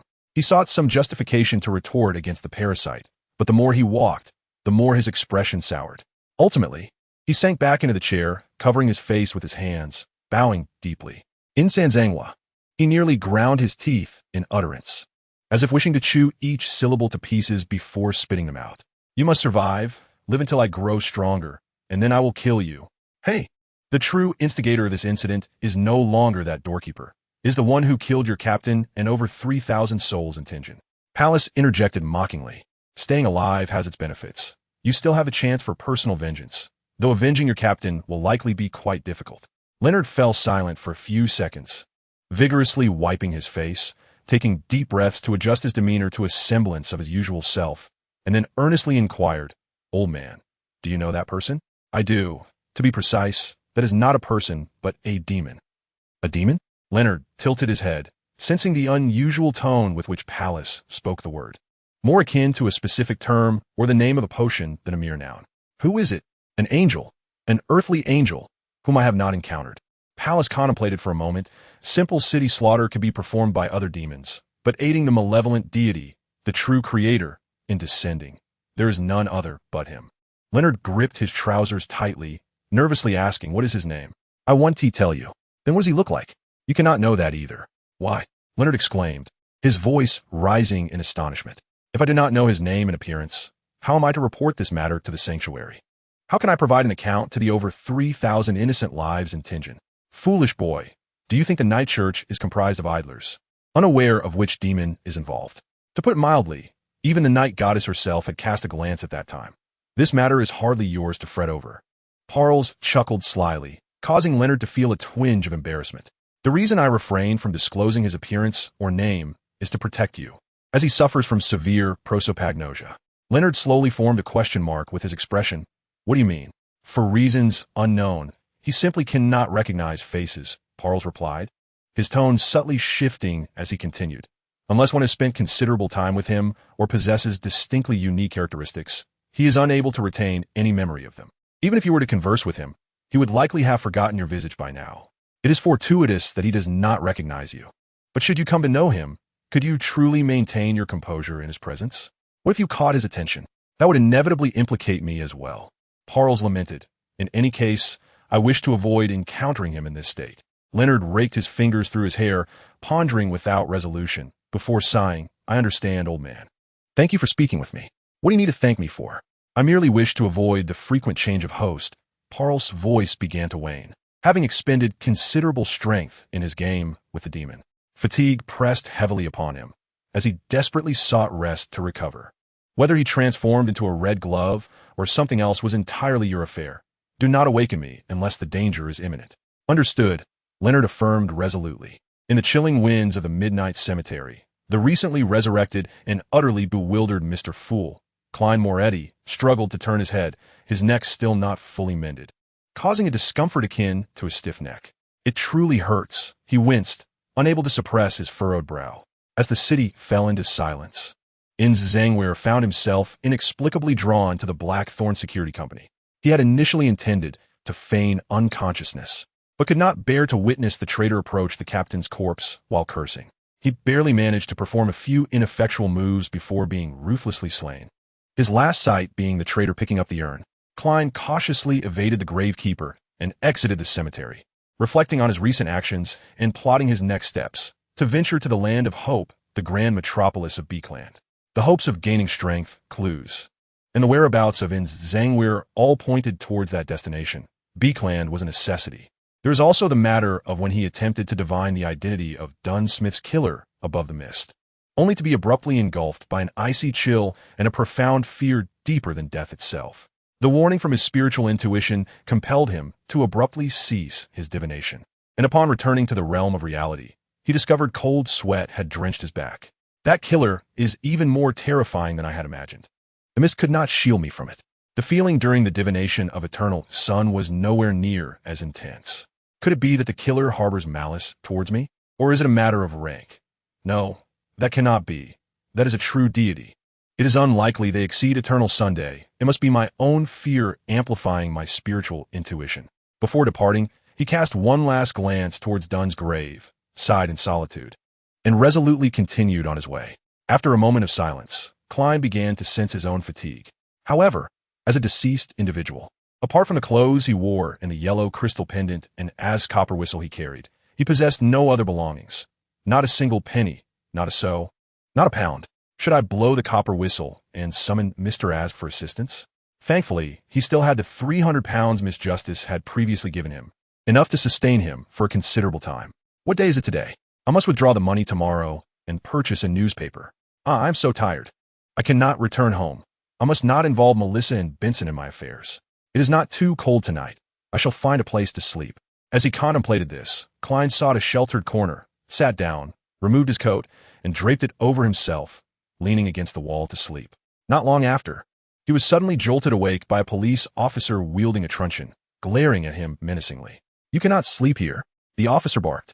The streets and parks are not places for lazy, unproductive vagrants to slumber. That is the current stipulation of the poor law. Poor law? Klein hesitated, caught off guard by the sensitive nature of his identity, and refrained from arguing.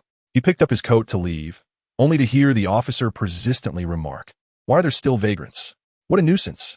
Still, Klein halted, intrigued by the term, and turned to the officer, hoping for further clarification. Perhaps due to Klein's relatively tidy attire and the demeanor suggesting he had received an education, the officer refrained from immediate hostility, instead scrutinizing him with a less than friendly but not entirely disdainful tone. What is your opinion? Last week, there was a massive fire downtown that consumed half the block. Surely you are aware? It charred both people and their makeshift homes. During the crackdown, we even shot several criminals attempting to exploit the chaos. With fewer of these unsightly vagrants, the security of Tingen Street has improved significantly this week. No one needs to worry about being robbed at night. Isn't that good news? What are you still doing here? Do you wish to be arrested? The officer shook the handcuffs hanging from his belt ominously. Klein found himself at a loss for words. He chose not to linger, turning away to leave. While his initial annoyance at being awakened had been mild, the officer's words shattered his temper entirely, replaced by an indescribable sorrow. He understood that one could not impose modern moral standards upon the individuals of this era. But how could they so casually dismiss the deaths of the innocent as something to celebrate? Are not vagrants human lives? They merely wish to survive. Their homelessness is not necessarily their fault. How could they express such sentiments so nonchalantly? What chilled him further was the thought of how many would naturally share this outlook, how many would celebrate this reality. He silently screamed within, the weariness evaporating without a trace. He wandered the empty streets, meandering between confusion and anguish, alternating between determination and fury. Thus, he walked alone until dawn broke. Upon the arrival of daylight, he entered a bank to withdraw part of his assets, purchasing clothing, luggage, and a ticket. At the station, Klein hesitated for a long time, ultimately unable to resist the impulse to see his brother and sister one last time. He dashed out of the station, heading straight for their home on Daffodil Street. Coincidentally, his siblings were just leaving, and Klein followed behind the somberly clad Benson and Melissa for quite a distance, an invisible wall stretching between them. Even with a faint awareness of the inevitable sorrow that fate had ordained, the helplessness of witnessing his captain perish before him, and the agony of being so close yet unable to acknowledge his kin, the tranquility of family life crumbled within mere hours, leaving him grappling for survival amidst a crisis, desperately seeking to vanquish a fearsome foe.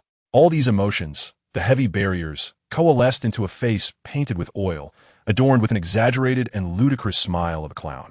He bent down to present the vibrant Sevilla daisies, and at the sight of those brilliantly colored flowers, a fleeting moment of illumination pierced through his sister's long-standing gloom.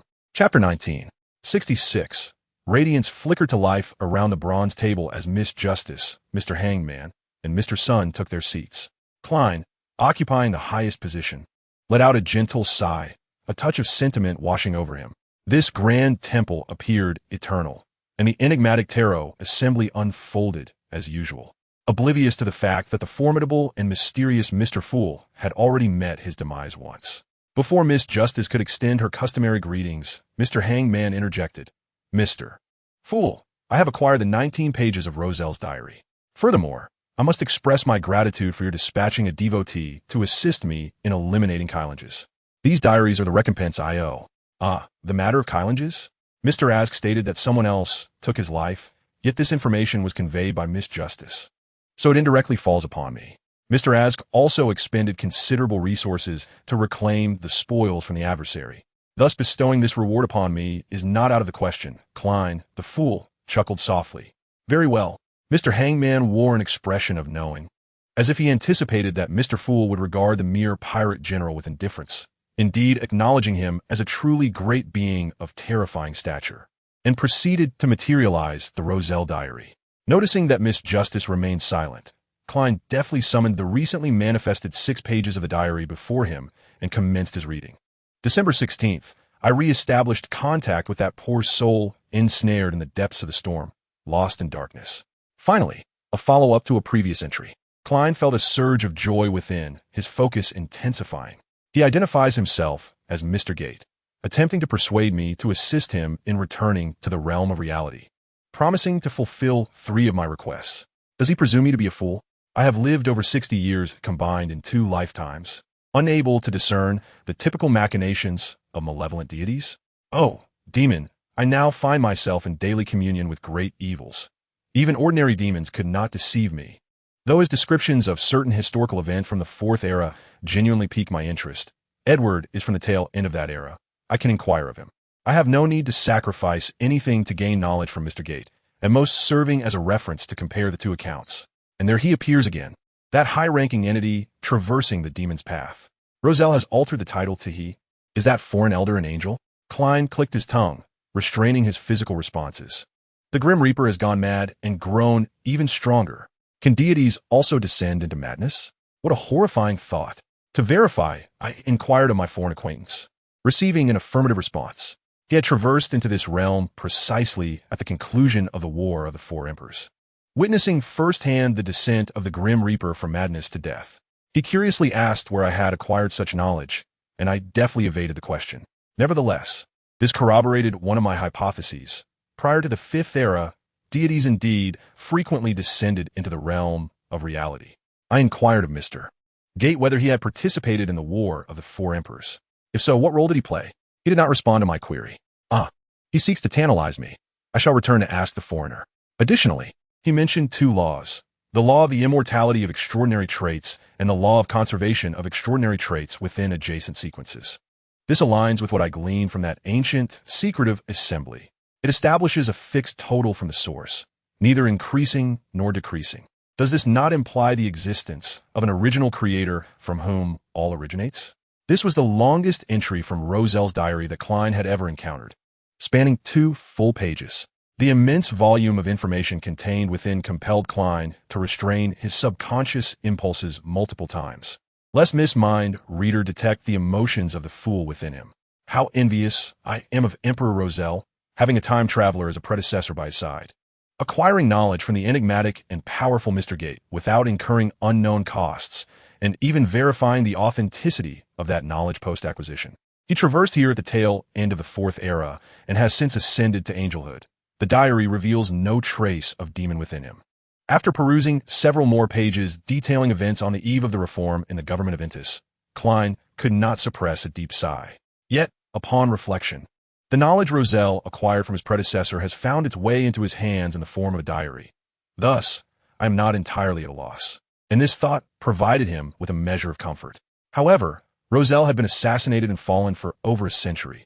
Where might this angelic predecessor be now? His mind drifted, suppressing the impulse to shake his head in lamentation, and smiled at the 3 individuals at the long table, who were waiting for him to conclude. Roselle mentioned some obscured history in his diary, some simple common knowledge, which reminds me that I seem to have never shared it with you. The 3 perked up, straightening their postures. 67. The obscure saint has completed the internal restructuring of the Aurora Society. The true creator, clutching a seafood cheese pizza the size of his own face with both hands, suddenly spoke. It is time to proceed to the next phase. I am about to issue a divine proclamation. Oh, Edward leisurely cut into a steak with his knife and fork, turning his gaze at the mention of the next steps. What is the next course of action? Rebirth is inevitably accompanied by suffering. As I aim to reclaim the radiance, I must hint to the faithful that I am about to revert to the image of the original omniscient creator, which will necessitate the sacrifice of a portion of my followers. He calmly took another bite of pizza, continuing, I have resolved to intensify collaboration with the charitable organizations under your purview, gradually reshaping the perception of the Aurora Society as a terrifying organization from the perspective of those at the grassroots level, and subsequently applying influence from the top down through the shepherd approach. Of course, this will take time and requires careful planning. The abyssal angel cast a glance at him, then another. Do you intend for the lower ranks of the Aurora Society to engage in volunteer work? He could not help but remark, Very well. Let us start with the lowest members, lest your fervent followers rush in and frighten away those in need of assistance, ultimately provoking the extraordinary officials to pursue and wreak havoc. The true creator seemed not to hear, continuing solemnly with the plan. The gods are short-sighted, focusing solely on the nobles who can bring funding and widespread faith to their churches, neglecting the lower strata of people who constitute the largest population and genuinely require salvation. This presents us with a splendid opportunity. Agreed, Edward replied. Shall we commence with Becland? Let us begin with the Eastern District, conveniently. When I made preparations during the failed divine revelation, I arranged for followers to preach there, having finished his pizza in several bites. The true creator summoned another slice from the shadows, continuing to speak as he ate. By the way, what day is it today? How are the details of affairs being handled post-divine revelation? Nothing significant. Today is Wednesday. Edward dipped a piece of fennel port pasta into sauce, remarking, The fraudster who found a vessel for your divine revelation arrived in Becland the day before yesterday. Should the divine revelation fail, he will become the next vessel. Should it succeed, he will be rewarded with your flesh and blood. However, he did not follow my instructions to come directly to Becland. Instead, he took a detour from the Inter Sea, and while assessing the situation in Becland, he was spotted by members of the Aurora Society and subsequently brought back here, where he is being treated generously. He abstained from participating in the recent factional divisions, opting instead to observe from the shadows, which is why I have not received any pertinent reports. The true creator, seemingly contemplative, is indeed a clever individual. However, based on your description of the divine descent process, it is highly probable that he will align himself with a nefarious faction, should he attempt to flee in the future. I hope you can assist me in reclaiming my flesh and blood to prevent any potential leakage of resources. I sincerely hope he truly is a wise man. Edward nodded in acknowledgement. Moments later, a thought struck him. I have a gathering within my writer's circle this Friday, and I must attend. So, consequently, on that day, I will prepare a meal for you in advance. For the next few days, you will have to subsist on takeout. And it is time for you to indulge in some wholesome, handcrafted food. The abyssal angel regarded the true creator with a benevolent gaze. Yet the latter could not shake the feeling that beneath that compassionate facade lay insidious intentions and a sense of schadenfreude. What would you like to eat? Dumplings filled with pickled vegetables? Wontons, 8 treasure porridge, or pizza? Roasted turkey stuffed with octopus? Or perhaps pig's blood black pudding? Ah, and by the way, you still have not tasted the starlit sky I gave you last time. You must try it this time no matter what. Observing that my closest ally had made it abundantly clear that I was intent on persecuting him, the true creator, a being of mythological status and an entity of sequence 8, clenched his fists behind the scenes. He reclined back, his voice muffled beneath the thin blanket. I am a mythological entity. I have no need for sustenance. In the end, he recalled the half-eaten pizza in his stomach. Eating is merely a means to pass the time and maintain humanity. I believe it can help stabilize your humanity as well. The demon coaxed gently. Look how spirited you are now. Let us return to serious matters. The true creator attempted to redirect the conversation. You aided my divine descent successfully, and I have already arranged for personnel to retrieve the sequence 1 trait you desire from the followers of the primordial moon in the southern continent. It will likely take a month or 2, allowing you to continue your advancement. Additionally, there is another matter that may require your assistance. What is it? Upon addressing the serious issue, Edward's demeanor grew solemn. Assist me in locating one of my subordinates. The true creator emerged from beneath the thin blanket, his expression somewhat complicated. He is deceased, and I wish to see his corpse, or, at the very least, his spirit. In a frenzied state, I have been unable to trace his whereabouts, as if some force is concealing him. Locating him is not a formal commission. It would be best if you find him, but merely keep an ear out for any news. At this juncture, the true creator's mood darkened. His successful divine descent was a significant boon. Yet he was soon informed of the angel of fate, Aurora, having suffered grievous injuries for assisting him against the goddess of night, prompting an urgent restart. This restart had not been preceded by any forewarnings, and the angel of holy words, Stifer, had been searching for Aurora in the Forsaken Lands for several days. Seeking him in the outside world was akin to finding a needle in a haystack. He did not wish for his allies to learn this news, especially with Edward on the brink of ascending to Sequence 1 and being in close proximity to him daily. Although he appeared quite normal, the madness and brutality characteristic of the demonic path were deeply entrenched in his bones. Should the other party discover that he had temporarily lost an angelic king of Sequence 1 under his command, it would undoubtedly enhance their disdain for him, making it unsurprising if the demon were to act in a certain way. Furthermore, the search for the Angel of War had always been a task to complete, and this time it was serendipitously entrusted to the other party, serving as a form of deterrence. Very well. The abyssal angel pondered for 2 seconds before acquiescing. Who is the individual you wish for me to locate? Medici. The true creator gazed into the other eyes. Speaking of his loyal subordinate who had followed him for thousands of years without betrayal, an angel slain at the end of the quaternary, and the angel of war, Medici. Chapter 20. The little monster joins the Aurora Society. Adomizer, with his left hand carrying the luggage prepared for him by the matron, cradled a small rabbit sewn from scraps by the children of the orphanage in his right. He was attired in a suit that was neither brand new nor entirely worn out, crafted by the finest tailor in the orphanage. Once, he had been the best seamster in Tingen, but a tragic accident several years prior had claimed his left hand. Left without a means to earn a living, he had come to the orphanage to teach sewing to the children. Passers-by occasionally raised their eyebrows at his attire, but Adomizer remained oblivious. This was his most tidy and respectable appearance. The pilgrimage sect, Aurora Society. Adomizer took a few steps, hesitating as he fished out the note prepared by the matron from his pocket, which clearly stated, upon arrival at Becland station, seek out a gentleman wearing a black hat, a blue coat, and brown trousers. He is your designated escort. His gaze seemed unfocused as it slowly scanned the surrounding crowd, once, twice, until at last he spotted an individual who matched the description. The man was reading a newspaper, using it as a disguise while secretly observing him. Noticing Adomizer's gaze, the gentleman pondered for a moment, folded the newspaper under his arm, and made his way through the throng. Are you Adomizer? The man inquired softly. He nodded in affirmation. The man then lowered the brim of his hat further, slightly turning his body to lead the way. "Follow me. Your matron should have informed you." Adomizer nodded once more, trailing behind the well-dressed yet somewhat shabby gentleman as they exited the station, stepping onto the streets of Becland, turning into a secluded alley, repeating this several times before stopping outside a house. The man knocked in a steady rhythm, and a knock echoed from within. After a few moments of contemplation, he knocked again, and the wooden door finally opened.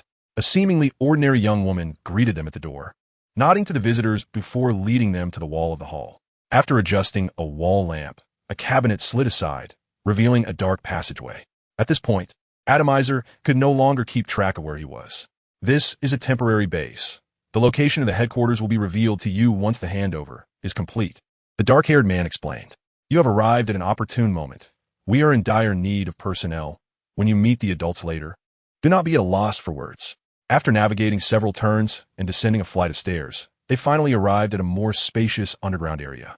Dozens of candlesticks illuminated a space roughly the size of a tennis court, where several cloaked figures were registering, while others, dressed similarly to the dark-haired man, were reporting to a leader clad in black robes. The dark-haired man led Adomizer forward to the hooded black-robed leader, respectfully stating, "Sir, I have brought the individual recommended by the pilgrimage sect." The one referred to as Sir set down the report he had been holding, raised his eyes to regard the bewildered Adomizer, and gestured for the others who had been reporting to temporarily withdraw. He turned, seemingly awaiting something. The dark-haired man quickly prompted, "Present your letter of recommendation." Adomizer hesitated for 2 seconds, then bent down to open his suitcase, retrieving a letter from among the neatly folded garments and extending it forward. The man examined the wax seal, opened it, and merely glanced at its contents before setting it aside after confirming the authenticity of the final seal. "Your superior should have informed you that, while the pilgrimage sect boasts numerous extraordinary individuals for various paths, there is no precedent for the fate path. To avoid wasting your talents, she has referred you to us," the man explained succinctly. "She has vouched for you, and your organization has prepaid for your Sequence 8 potion costs, allowing you to be arranged as a Sequence 9 extraordinary individual within a day. As long as you focus on your duties and accumulate merits, the Aurora Society shall not withhold your potions. Do you understand?" Adomizer nodded, somewhat comprehending. The gentleman continued, "Nearly everyone in the Aurora Society is currently striving for the glory of the Lord. We do not accommodate idlers. However, your superior has spoken highly of your capabilities. Pray, enlighten me on your skills." The dean had repeatedly posed this question to him on the way out, and now, upon hearing those few key phrases, Adomizer could instinctively respond without further contemplation. His tone was somewhat ethereal yet fluent. "I was raised in a charity foundation, orphanage. Due to my innate spiritual sensitivity, I struggled to live a normal life. Thus, I became a worker in the poorhouse upon reaching adulthood. I recognize some letters, can read and write, sew bed linens and simple garments, craft certain pieces of furniture, and possess experience in caring for patients as well as cooking meals." "Excellent. You are precisely the talent we require." Noticing that he was about to continue his recitation, the gentleman promptly raised his hand to interrupt him. He gestured, and the cloaked figure at the adjacent table immediately bowed his head to commence filling out a form, writing swiftly before submitting it to the gentleman. "By the way, as per protocol, I must ask you one more question." The gentleman took the form, opened the seal, and inquired, "What is your faith?" Adomizer answered without hesitation, "The goddess of night." The gentleman's stamping motion abruptly halted, and the once bustling basement fell silent, as if a pin could be heard dropping. All the cultists present turned their gazes towards the small creature's face. Unfazed, Adomizer replied, "The dean instructed me that whenever someone poses this question, I must respond in this manner." A collective sigh of relief echoed throughout the room. The writhing shadows receded from beneath his feet, and the hands clutching talismans withdrew from pockets, the incantations left unfinished. They averted their eyes and resumed their tasks. "We are insiders, you need not." "Well, it is futile to explain it to you. Perhaps you will awaken when you reach Sequence 8. The gentleman pressed his forehead with one hand while stamping the form with the other, then handed it to the dark-haired man. "As usual, take him to the East District to find Miss Maria, the head of the pilgrimage sect, and have her arrange for the monster to be assigned work." "Very well, sir." The dark-haired man beamed, slightly bowing, eager not to delay, and hastily escorted the still-dazed Adomizer out through another door. Once they departed, The gentleman rubbed his temples and resumed reading the report he had previously perused, addressing the bespectacled, round-faced man before him with a modicum of courtesy. My dear devotee, it appears you have consistently expressed discontent with our arrangements. However, this is the divine will of the Lord. Should you wish to avoid working at the poorhouse, we can contact the supervisor to transfer you to the welfare institution. Raurus's lips twitched in irritation, laced with sarcasm. What if I remain unwilling? The individuals who persuaded me to join the Aurora Society never mentioned that I would be required to perform volunteer work upon my arrival. This is the Lord's desire. As his devotee, you ought to adhere to it rather than willfully contravene it and cause us losses. That the gentleman, dispatched to manage human resources due to severe dereliction of duty within divine assignments, regarded this divine devotee with little kindness. If you are unwilling, we shall not insist. At most, we shall invite you back to the headquarters to continue your repose. You may indulge in luxuries, yet you cannot leave the designated confines. Raurus scoffed. I would rather lounge comfortably in my quaint villa, watching you mingle daily with the filthy and the lowly. There is no discernible difference between you. He turned on his heel and departed, with 2 guards promptly following him. The gentleman frowned, displeased, as he observed Raurus's retreating figure. Forsyth shook her slumbering companion gently. It is time to rise. It is already 8 in the morning. The brown-haired lady, reluctant to part with the warmth of her bed, emitted a few disgruntled sounds, attempting to bury herself deeper into the covers to evade her roommate's summons. Yet the latter was undeterred, pulling the blankets higher, allowing the brisk mid-September morning air to invade the cocoon of warmth. Rise and shine. Forsyth, you were so adamant last night about waking up early to compose 5,000 words to submit by next week. How is it that you cannot rouse yourself now? The writer's craft cannot be rushed. One cannot write without conserving one's energy. Forsyth murmured, half awake. After a prolonged struggle against drowsiness, she finally managed to open her eyes at a sluggish pace, sitting up and yawning. Alas, how foolish I am. I never imagined that someone had missed her. Von Stature would deign to attend that modest gathering of best-selling authors last night. The female author lamented. He inquired about my manuscript when he encountered me. There is still a month left. Please do not burden me with such anxiety. Only 19 days remain. Hugh calmly countered. Forsyth suddenly jolted awake, but her lethargy returned swiftly. Well, there's no need for me to rush to write just yet. By the way, Hugh, were you not clamoring yesterday about attending the extraordinary assembly today? Hugh did not dwell on the abruptness of her topic shift, for after all, the arbitrator miss had been anxious about reciting the names of what seemed to be malevolent deities the previous night and had dreamt of their ominous presence. Yet, she kept her worries concealed, wishing not to reveal any hints of concern to her companion. The arbitrator nodded. Indeed, it begins in the afternoon. Just as she finished speaking, a wave of anxiety washed over her. Forsyth, do you think the individual selling the constable formula will still be there? Can I find an extraordinary individual for purification? Rest assured, it will proceed smoothly. Forsyth reassured her friend, and upon finishing, yawned again. Hugh, will you go out to buy breakfast? Please pick up a meat and egg sandwich from the bakery at the corner, along with a newspaper. I shall begin writing after I finish my meal. You said the same last time, only to spend the entire morning reading the newspaper, preferring to daydream rather than committing a single word to paper. Hugh mildly critiqued her roommate, but still donned his coat, pushing open the door, turning back to remind her, hurry and get up. Forsyth readily agreed, but once Hugh left, she tumbled back into bed to continue her slumber, only to be roused when Hugh returned with breakfast.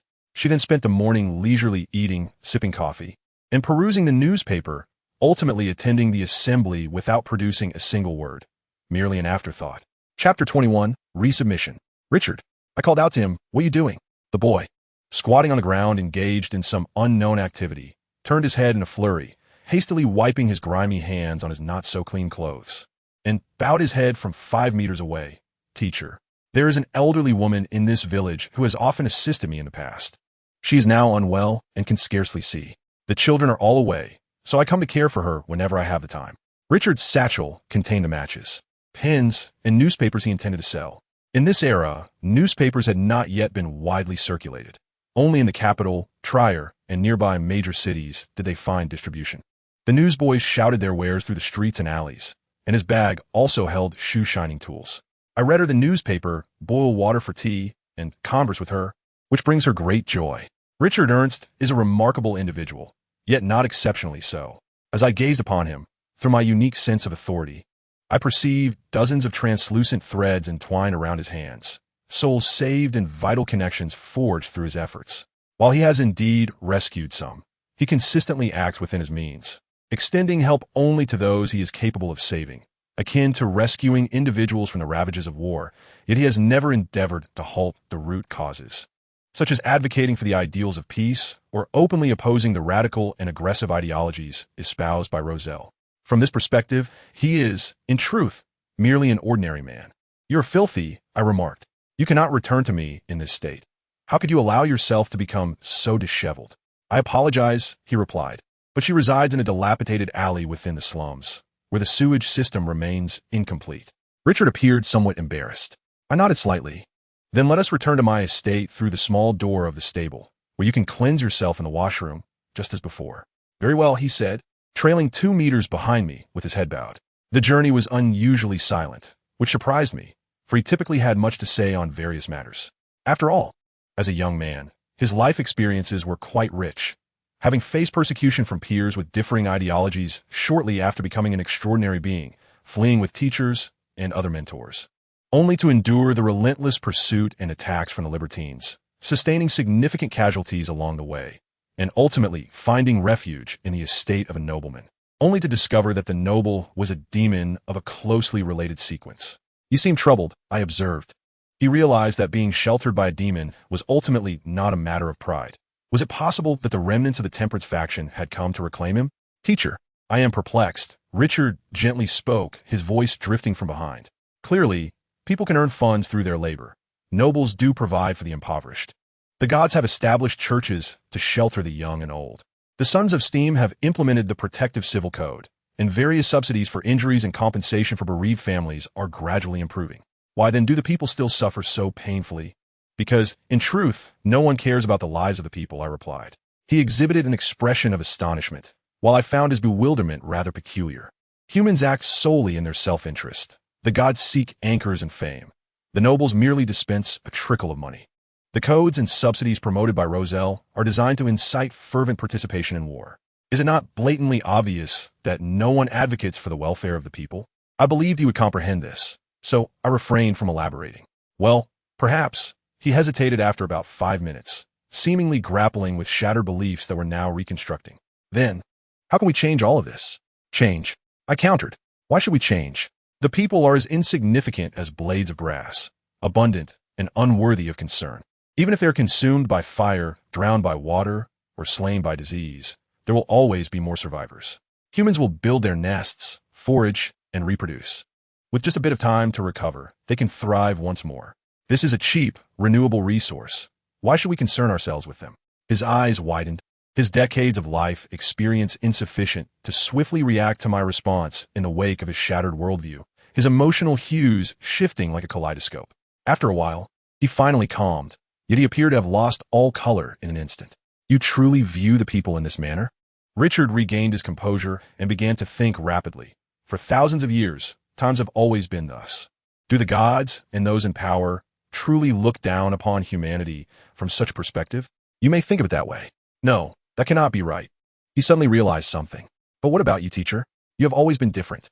As a demon, your killings are often measured, lacking in enjoyment. As an angel, a mythological deity, you have never cared for your followers or your sect. If the gods are all in pursuit of anchors, why do you not require one?" "True gods?" I scoffed inwardly. "Because I am a deity more powerful than any currently residing on this planet." I answered him calmly. Though it was somewhat absurd to say, such as a demon of sequence too, yet the path of demons is inherently mad and incomprehensible. The weak cling to their humanity, unwilling to forget their origins. They depend on humanity to sustain their existence, yet cannot love equally. This is their cowardice and hypocrisy. I do not require humanity, for I understand what it is. However, if you wish to save the people, I do possess a doctrine I could elucidate for you." Before he could sink into utter despair, I shifted the topic. His talents were exceptional, and he performed admirably among several batches of temperance faction fugitives. He had gained considerable renown, albeit also facing disdain from another faction. Nevertheless, he had ultimately established a foothold, unafraid of the libertines' relentless pursuit. He was a valuable pawn, worthy of cultivation, and I did not mind spending a little time to help him reawaken to this world. What is it? He asked eagerly. This world currently exists in an era of benefactor capitalism. I am aware, he nodded, a good student. This term was introduced by Mr. Roselle and carries epic-making significance. I felt momentarily at a loss for words before continuing. In theory, there exists an even more advanced social structure that stands above it. Deemed the most perfect and the ultimate societal form humanity shall inevitably reach. In the era of benefactor communism, material resources are exceedingly abundant. No one will go hungry or cold. Everyone will receive a quality education, and there will be no competition for resources. There is no need to toil endlessly. If each person works only 8 hours a day, all can be sustained. Good heavens, a world where everyone can be well-fed, warm, educated, and not overworked to death? I cannot fathom it, Richard murmured. When can this era arrive? It will never come. I interrupted his daydream, watching his expression change once more.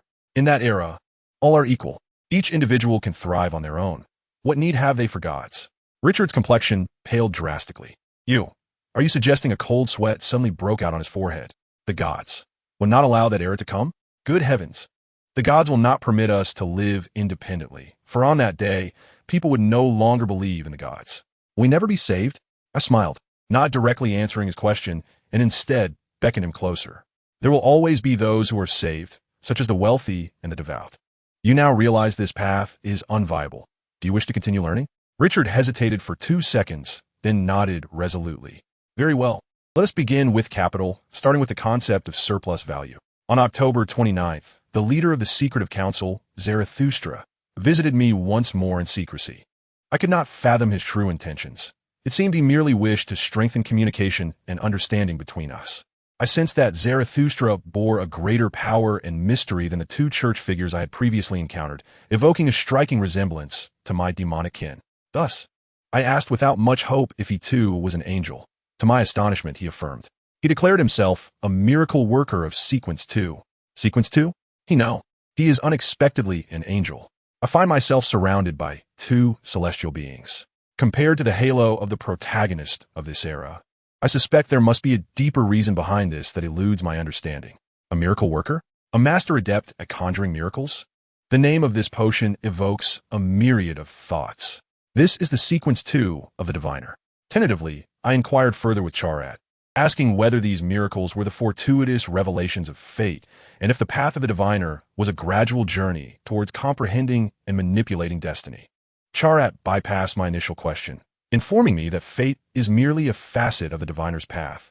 The true embodiment of destiny lies within the monsters. He cited several examples of monster paths: Sequence 7, the fortunate; Sequence 5, the victor; Sequence 2, the prophet; and at the pinnacle, Sequence 1, the Mercury serpent, also known as the Serpent of Fate. This was my first encounter with the name of Sequence 1, and it resonated profoundly within me. Charat had accumulated a wealth of alluring knowledge, and out of curiosity regarding the demonic kin, I confess a touch of trepidation.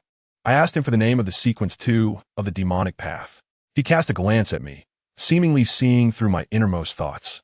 He candidly stated that it was precisely due to the existence of the kin that he delayed the timing of our first meeting, for demons are invariably frenzied and cold-blooded. He mentioned that he was uncertain about the name of the Sequence 2 pertaining to the demonic path, but the name of Sequence 1 was the King of Filth. What a formidable name it is. It unmistakably suggests a significant presence within the realm of dungeons. To embody the King of Filth, must the demonic kin establish a demonic empire? A chilling thought indeed. As far as I am aware, the monster path should be under the dominion of the School of Life, which seemingly encompasses portions of the apothecary path as well.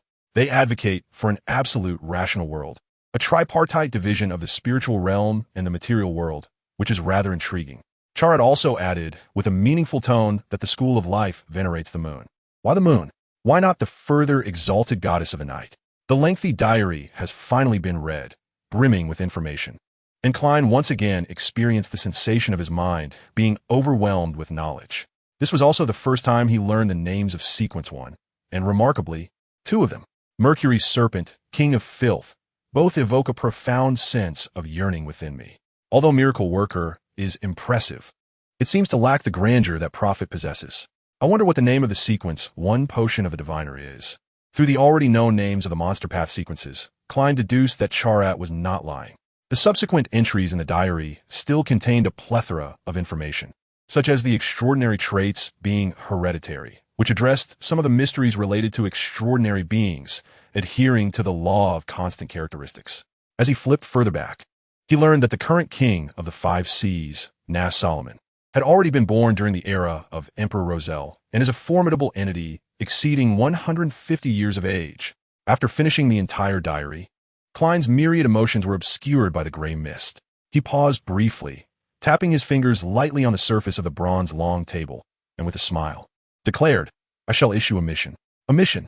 Audrey's eyes widened, a mix of trepidation and excitement coursing through her, while she noticed that the hanged man, despite appearing unchanged, was in fact unusually tense, with only the sun remaining oblivious, everything else as usual. "You may choose to accept it or decline." Utilizing the abilities of the jester, he spoke in a normal tone. "One of my followers has arrived in Becland, and he wishes to accomplish something that he cannot undertake himself." Observing that Justice and the others remained silent, each lost in contemplation, Klein proceeded to announce his task. The objective was to assassinate the ambassador from the Intis Republic to the Kingdom of Ruin, Becland Mudon. Chapter 22. Edward Vaughn's Day. I awoke from the opulent bed styled in the fashion of Intis, gazing at the layered canopies above for a few minutes. All the furniture had accompanied me for over a century. I could envision every ornate line on the bedpost with my eyes closed. Allies and Richard would often display expressions of longing to pilfer some ivory and gemstone decorations or to surreptitiously take a gilded chair or a carved drawer to auction off. I retired promptly at 11 each night, sipping a cup of warm water before bed, and arose at 8 in the morning, with Roselle and Adela praising my humanity. I commenced my work, casually relocating my ally to the side. Since his arrival, the task of reviewing the accounts could be partially delegated to him. He appeared rather displeased. Yet I was exceedingly pleased. I meticulously stacked the month's bills from various institutions and the expenditure report for the Aurora Society of that week into his baby carriage. He rolled his eyes and begrudgingly extracted one to examine. The final entry of the account was marked with a massive, blood-red seal. This month's loss, 220 pounds, 5 souls, and 8 pence. My ally's pupils trembled. This month's losses equated to the cost of 2 of my outfits, undoubtedly exacerbating the already precarious situation of the Aurora Society. However, he had accepted this reality and continued to sift through other reports. Financial application. 2 intelligence agents from Ahova County inadvertently left behind erroneous identification while relaying messages and were subsequently apprehended as Intis spies. Preparations for their release have been made, requiring a total of 400 pounds for bail. Annotation. No funds available. Let them break out themselves. Report. During participation in a charity event at Pritz Harbor, a dispute arose with the Highlander gang, resulting in 5 deaths and 10 injuries. The aftermath has been managed. Annotation. Well done. Killing is acceptable, but do not damage the buildings. Report. His Excellency the follower deliberately instigated trouble, unwilling to participate in the charity event in the Eastern District of Becland, and has now been sent back to headquarters for recuperation. Report. Lord Divine has passed the merit assessment and is qualified for promotion, expressing a desire to still ascend through this path, as it is the closest route to the master, declining promotion through adjacent paths. The Society currently lacks any surplus sequence 4 traits. Should we issue a mission to seek potion materials? My ally began to busy himself, occasionally issuing divine pronouncements and donning a mask of anguish while gazing at the accounts. Miss Forswall's manuscript would only be submitted to me for review in the afternoon, and the progress of the opera's scoring could be postponed. As noon approached, I donned my coat and leisurely ventured out to purchase groceries and bread. I encountered a gentleman from a law firm collaborating with the editorial department on another street.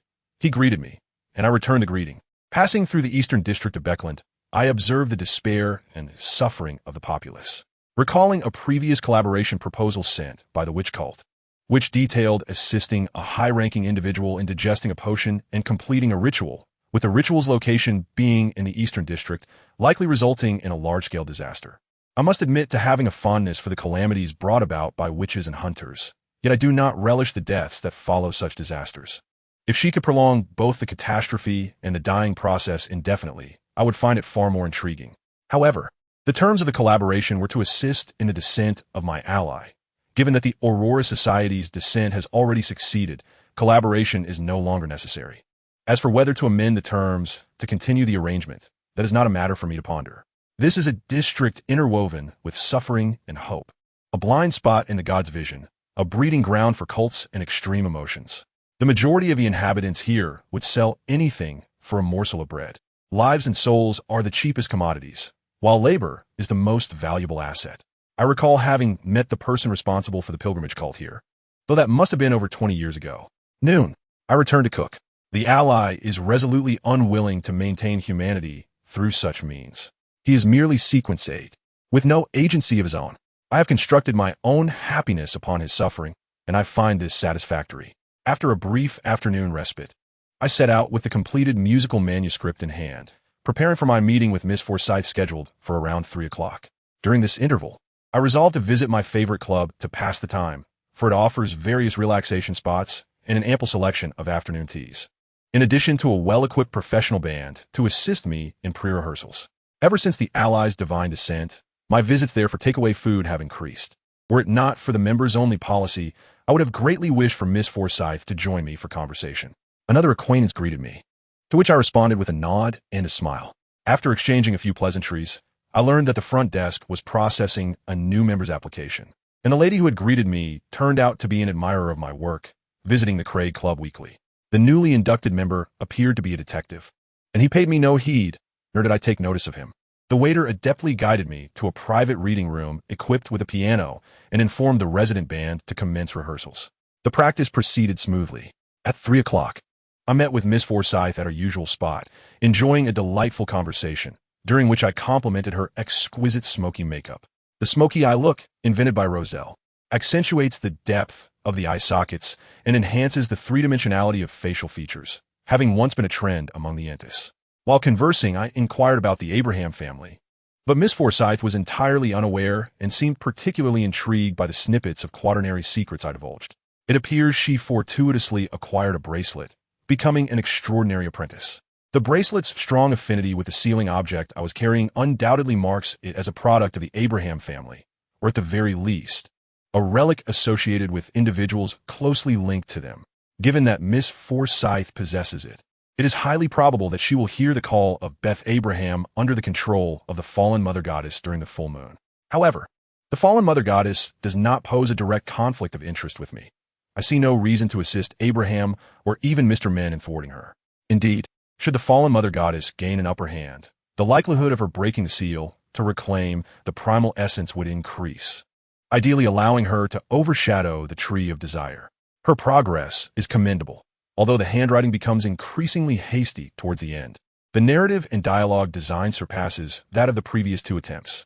The dialogue and drama is more exaggerated and ornate, making a successful transition a positive outcome.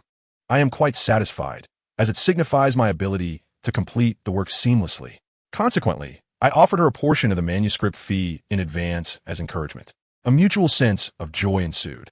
I intended to return home to set down the manuscript and musical score, but the ally urged me to visit the Aurora Society. When I inquired about the purpose, he mentioned that Mr. had received a significant commission, the specifics of which were unclear and required elaboration. It involved a bounty for the assassination of the Entis ambassador. While the particulars were unknown, the reward amounted to £10,000. Mr. sat silently in the underground chapel, his gaze lowered as he murmured prayers. Seated beside him, one of the shadowy saints remained equally reticent, contemplating the potential implications of this task. Internal strife among the nobility? Or could it be that Rune intends to incite a war with Entis through such methods? Kisma muttered uncertainly to himself. Yet this approach may not be overly straightforward or conspicuous, and upon completion of the task, it would undoubtedly provoke fierce reprisals from 4 churches and the military of both nations. You have done well. The risks we bear warrant a higher reward, especially at this critical juncture of the Lord's return to the earth. Praise the Lord, Mr. recited fervently. Praise the Lord, Kisma echoed, closing his eyes in silent reflection. After a few moments of tranquility in the underground chapel, Mr. broke the silence. I am prepared to assassinate Ambassador Becland tonight. As he is hosting a ball at his residence for certain reasons, this presents a prime opportunity for infiltration. In the interest of expediting matters, I beseech the saint's assistance. No problem. Unleash the recorder ability, you shepherd, came the response. Our collaboration with the witch cult has stalled. Otherwise, we could have leveraged some of their powers. as disease curses are quite effective. With that, the two seal the underground chapel. Mr. invoked the record ability, while Kisma transformed into a towering black knight, adorned in armor seemingly forged from shadows, wielding a colossal sword, repeatedly demonstrating the most fundamental yet powerful slicing skill. After over 20 failed attempts, he finally succeeded in recording a saint-level jump slash. At present, the martial prowess appears sufficient, yet a means to control the opponent remains elusive. Kisma reverted to human form, perusing Mr. S. notes with great care. You might employ the lawyer's ability to bribe or distort in order to temporarily restrain, but upon switching, you must contend with the imminent danger posed by the ambassador's bodyguards. I can assist you, for instance, with the foul incantation confinement. A voice, laced with an insidious allure, emerged from behind them as a demon stepped forth from simulated abyss, smiling as he greeted the pair. Perhaps you require more direct assistance? I am uncertain of the intensity you can record. Death should suffice to eliminate the ambassador and all living entities within the current venue. Ideal for an assassination. Thank you for your kind offer. Our objective is merely to bring about the death of one ambassador, rather than all the nobles and affluent present, as that would entangle the powers behind them. Kisma interjected swiftly before Mr. could speak. The extraordinary abilities of angelic caliber are far too precious. Once recorded, they would likely manifest at the level of a top-tier saint. Perhaps we require your spells related to confinement. Chaos and despair are the essence of all, the abyssal angel remarked. Very well, is the allies' will. I merely came to ascertain whether you needed assistance. The abyssal angel did not take offense at the refusal. His temperament was remarkably gentle, which only made him more formidable and difficult to dismiss. Recently, our followers have been working closely. I do not mind extending a little assistance to the allies' emissaries. I can provide you with death and confinement. If your records contain other demonic abilities, I may be able to enhance them to saint level through spiritual infusion. Mr. was elated, promptly shepherding the recorder. After over an hour of repeated attempts, he successfully recorded the ability. He had already contacted a resourceful ally, a timber merchant invited to the ball. Their family happens to be devout followers of the Lord. When the time comes, Mr. will conceal himself within the body of the merchant's daughter, using her beauty to entice the ambassador into seclusion before seizing the opportunity to assassinate him. This pious and admirable young lady is doomed, and thus the Aurora Society shall bestow rewards and blessings upon the family that sacrifices for the Lord, aiding them in hearing the sacred teachings of the Lord and becoming extraordinary beings, changing their names and escaping future peril. After Mr. departed, the shadowy saint inquired, "Do you believe we should covertly investigate the bounty's issuer?" "I think not," Edward replied dismissively. "Now is the time to consolidate our internal forces. There is no need to complicate matters further. Moreover, the instigator behind this may not allow you to uncover his whereabouts. Eliminating a few bounty hunters merely severs their financial lifeline, which is of no consequence." "I understand. Moreover, Your Excellency, your non-compliance with arrangements has led to a declining reputation within the Assembly. Do you require my assistance in mediation?" "No need," he replied. "I will handle this matter myself. Should he engage in any clandestine actions or attempt to flee, simply inform me." "Understood. There's one last matter," Kisma remarked. "A homicide has been discovered in the Eastern District, employing a method of extracting innards. We suspect that Becland may have a demon operating in the shadows." "That is indeed intriguing," the abyssal angel mused, stroking his chin with an expression of interest. "Please keep an eye on it for me. However, with the convergence of extraordinary attributes, they will inevitably cross paths with me. Let me see which family is sending me delicacies." Chapter 23. I apologize for breaching our agreement. My affection for him was so profound that I took his life. Haha, can you blame me? After all, being consumed by you and losing the chance to admire him is rather regrettable.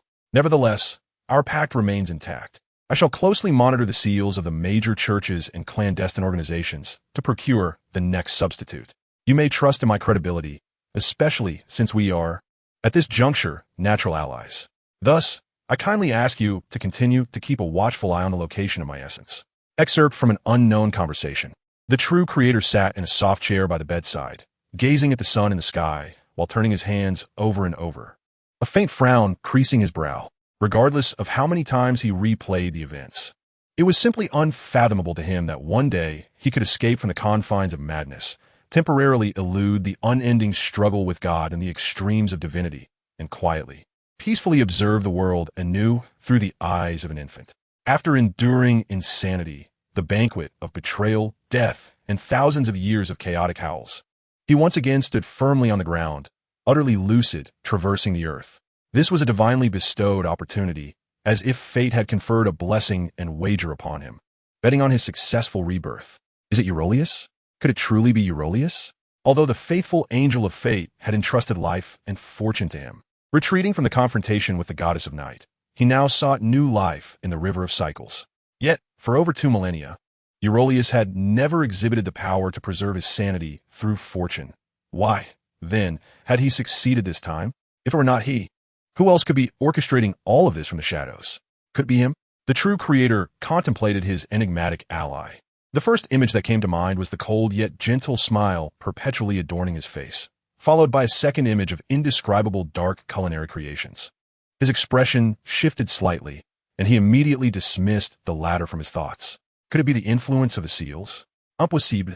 If there were indeed an object capable of liberating a sequence zero true god from madness, it would undoubtedly not be left to wander the world, and would have already incited divine wars throughout history. Such an artifact would be too precious. It would not be surprising for the gods to betray allies for its sake. Furthermore, the demon pathway itself could not possibly possess such power. The abyss is tainted, corrupting and polluting all that draws near, and the demons dwelling within it are far from benevolent. He had no reason to assist himself, even if it were due to being ostracized by the gods, requiring a true god as a pillar and ally. Undoubtedly, Abyssal Angel Edward Vaughn is a being of complex identity. Although he is a remnant of the old days, he unfortunately emerged at the end of the Quaternary, becoming a demon in an era rife with bloodshed and death. He abandoned the moral compass inherent to the remnants of the old world, assimilating into this realm by inflicting harm upon others for his gain. For a considerable time after he sought him out, he remained in a rather dismal state, until the arrival of Roselle, another remnant of the old world, when he proactively approached him and seemingly began to regain memories from the ancient epic, gradually reclaiming his humanity and returning to normalcy. Returning to normalcy, a demon? The true creator suddenly found this curious, yet could not articulate what felt amiss. A demon with such strong self-regulation was certainly welcomed by the gods and even himself, yet it seemed not to reflect the true nature of a demon. Uncontrollable desires for slaughter, cold-bloodedness, a lack of compassion for the surrounding world, and only thoughts of destruction. This was the essence of what a demon ought to embody. The true creator had a fitting comparison in mind, the demon King Fabuti. Even if the former was a human of the ancient epic, it should be impossible to completely resist the distortions brought about by the pathway through a moral standpoint. The disparity between them was vast. What a peculiar sensation. It felt as though the abyssal angel understood that the crazed, bloodthirsty demons would be hunted down, thus deliberately presenting himself as harmless, yet not forgetting to occasionally emerge to assert his presence, such as during the notorious city-sacking events that transpired during Roselle's campaigns, lest the gods suspect him of being amiss. Yet how was he able to control the cold-blooded desires of his pathway? The problem seemed to circle back to the possibility of the seals. The true creator pondered deeply for a long while, unable to reach a resolution. He turned to gaze out the window and chanced upon a potted plant blooming on the windowsill across the street. A few modest flowers adorned the dreary wall, serving as a delightful embellishment. Like a bolt of lightning striking his mind, he suddenly recalled on a day many years ago, during a rare moment of clarity. He had gazed into the distance and happened to see Edward Vaughn bringing a small handful of unknown seeds, seemingly from a climbing vine or evergreen. He intended to plant them in a corner, envisioning that by the following summer, they would cover the entire wall. It was an unremarkable day, and this scene was hardly extraordinary.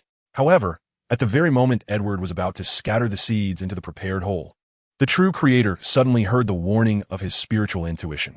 His body reacted faster than his consciousness, and he instantly called out to halt Edward's planting. As if the moment those seeds were sown, rooted, and sprouted, some exceedingly dreadful event would ensue. At 7 a.m, Klein awoke on his own, the sky outside a dull gray. Although the previous night had been thrilling, he had regained his energy after a good night's sleep.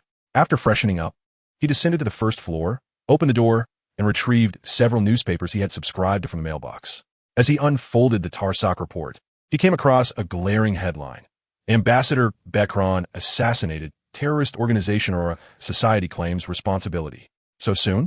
Moreover, the Aurora Society had merely accepted a commission. Why would they claim responsibility? Well, of course, a terrorist organization also needs to boost its image and establish a reputation to attract sufficient new blood. This complements their secretive proselytizing endeavors. Well done, sir. You must be the shepherd. Klein stood in the foyer, meticulously reading the news. Suddenly, something caught his attention, and he frowned. In the article's description, the reporter briefly introduced the Aurora Society, listing some of their illegal activities, causing their notoriety to surpass that of most clandestine organizations.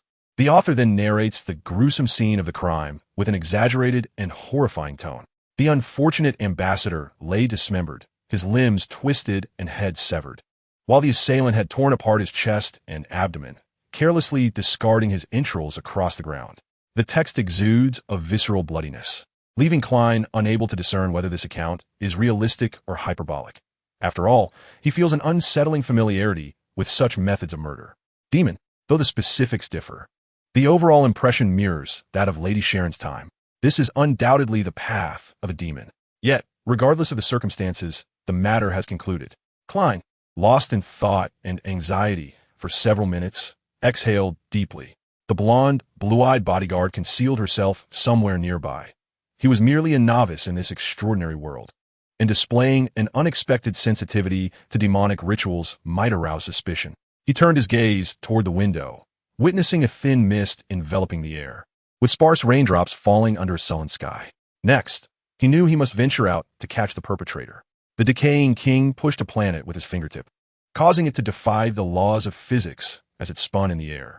This planet, reduced to 3/4 of its original self, had long since dried up, devoid of sunlight, rain, or any essentials for plant life, consequently lacking food, warmth, or any substance necessary for animal survival. Yet this world, which should have perished 10 millennia ago, still retained a flicker of vitality, harboring alien life forms clinging to existence. They ought to have succumbed to death, but their souls and the remnants of life were imprisoned within their bodies, robbed of the concept of death, leaving only endless despair and eternal decay. The decaying king observed it. Over 10,000 years prior, when he had merely passed by this planet, its inhabitants were thriving and vigorously developing. These beings sought power, revered technology, and repeatedly waged wars against their own kind in the pursuit of advanced weaponry. This self-destructive audacity piqued his interest. Within just a millennium, the culmination of weaponry and civil strife had reduced the population to a mere fifth, and a desperate soldier activated the ultimate annihilation weapon, hoping to extinguish all life and finally bring peace to a world eternally shrouded in conflict. It was supposed to unfold this way. However, the ceaseless clouds of war and the horrors of mutual slaughter captivated the passing deity. He whimsically crushed the final annihilation weapon, inadvertently shattering 1/4 of the planet. The flower he had planted a millennium ago, having absorbed countless possibilities of life, finally bloomed, rooting itself in the concept of the planet, fixing all forms of life in that moment of stasis before they inevitably withered away. Thus, a millennium has passed. After observing for a while longer, he began to find it dull. He plucked the flower, watching as the unanchored planet disintegrated like a sandcastle. The earth cracked, revealing a core extinguished for millennia, and everything remaining, along with the life above, transformed into cosmic dust in an instant.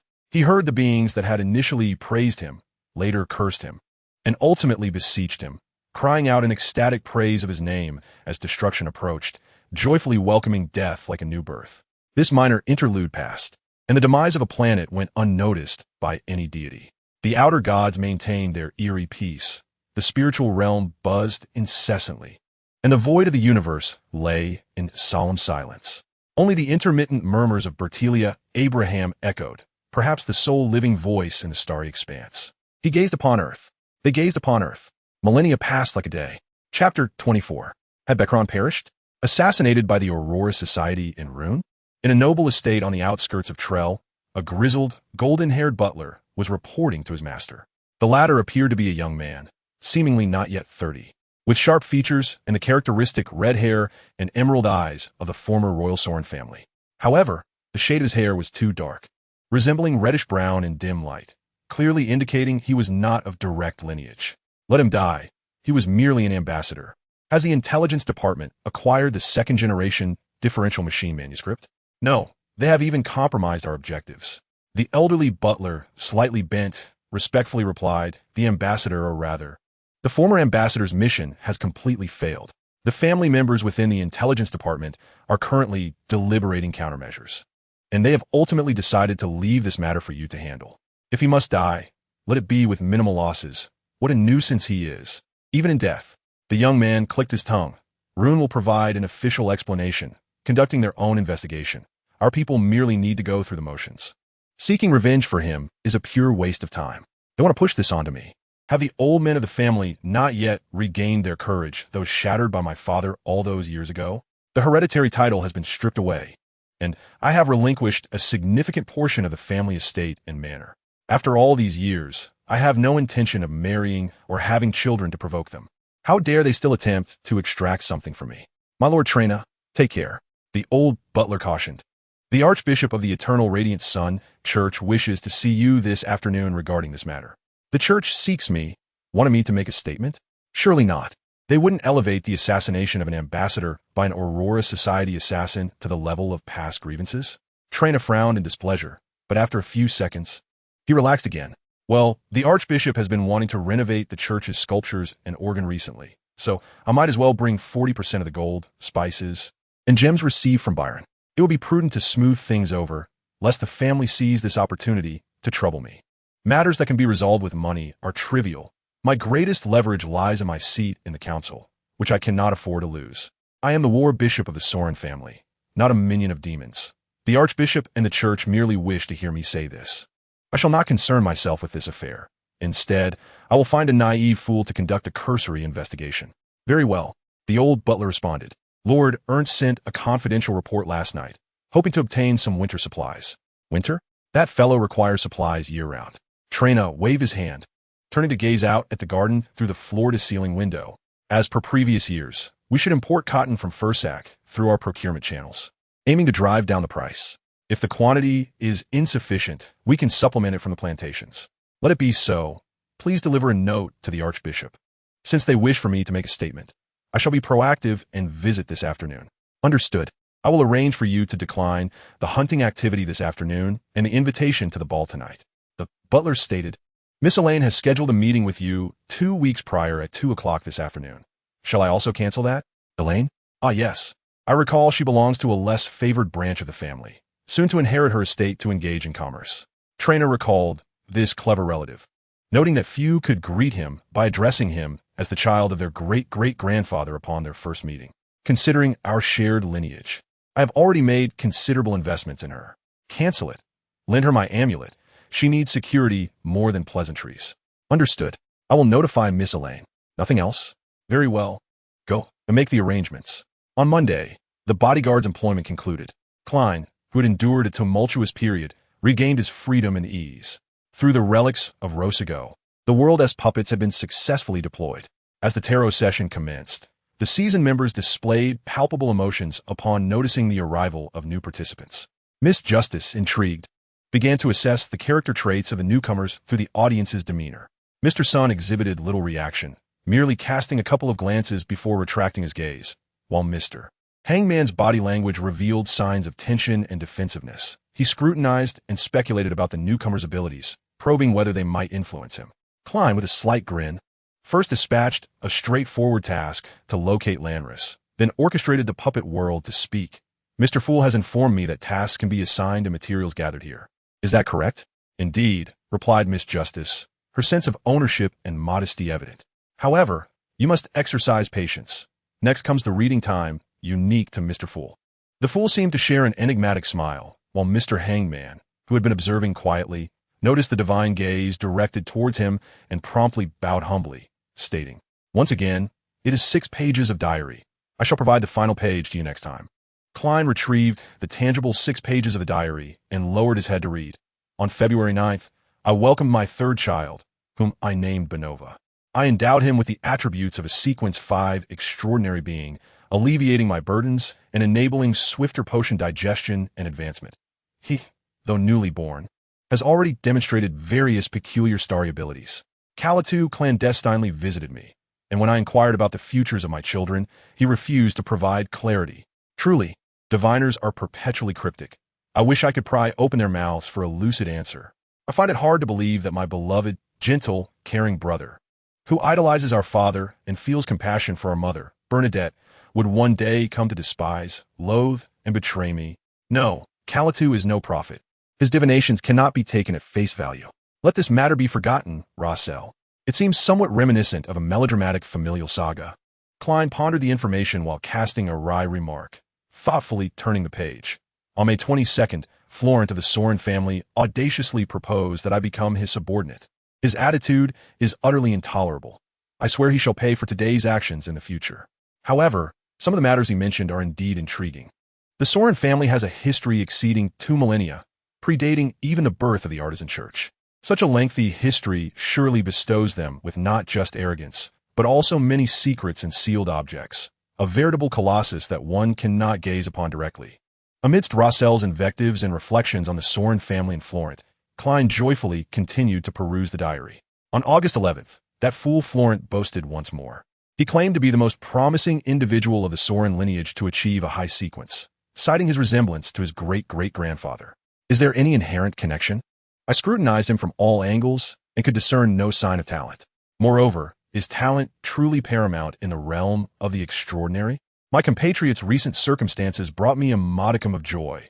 He has caught the eye of a lady from the Sorin family, which perplexes him greatly. Yet, she is merely a sequence 6. How can the Sorin family endure such behavior? Do they believe they can win me over through my compatriot? Dream on. However, the primary obstacle to ascending to a higher sequence lies in the difficulty of obtaining extraordinary materials and the complexities of the corresponding rituals. Of course, it must be acknowledged that those born with extraordinary gifts have more time to prepare. Was Florent's great-great-grandfather a high-sequence powerhouse? Does that imply he possesses talent? It seems Roselle was quite naive while penning these entries. I can somewhat grasp the essence of Florent's notion of talent. Klein nodded slightly. If this part of the content still allowed him to write with ease, the subsequent entries concealed information that left him utterly astounded. The sequence 0, the realm of true deities, encompassing 22 paths of blasphemy cards, the path to divinity.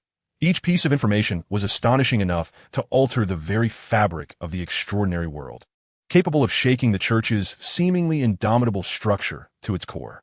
Thus did Roselle the Great lament not choosing the paths of diviner, thief, or apprentice due to the absence of true deities in those domains.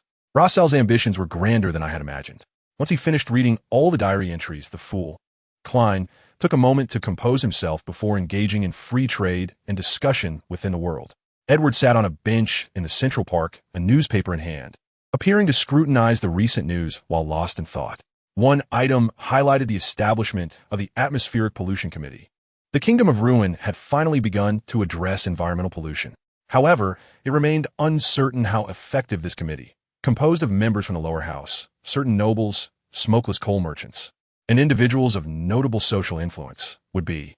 A second article discussed a recent series of murders. The number of victims was still in single digits, and both the police and the church were at a loss. Yet, the blatant killings exhibited a clear intent to incite societal panic. Edward paid a modicum of attention to this, recognizing that the police and the church were evidently less effective than the combined extraordinary attributes. The third matter concerned proposed regulations for government employee examinations, generating a media frenzy, with even Richard Ernst sending a letter cheerfully mentioning this beneficial regulation.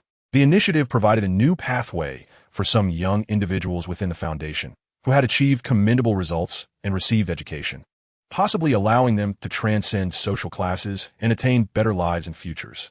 Edward succinctly countered, "Why is the king so eager to implement policies? Is this all you see?"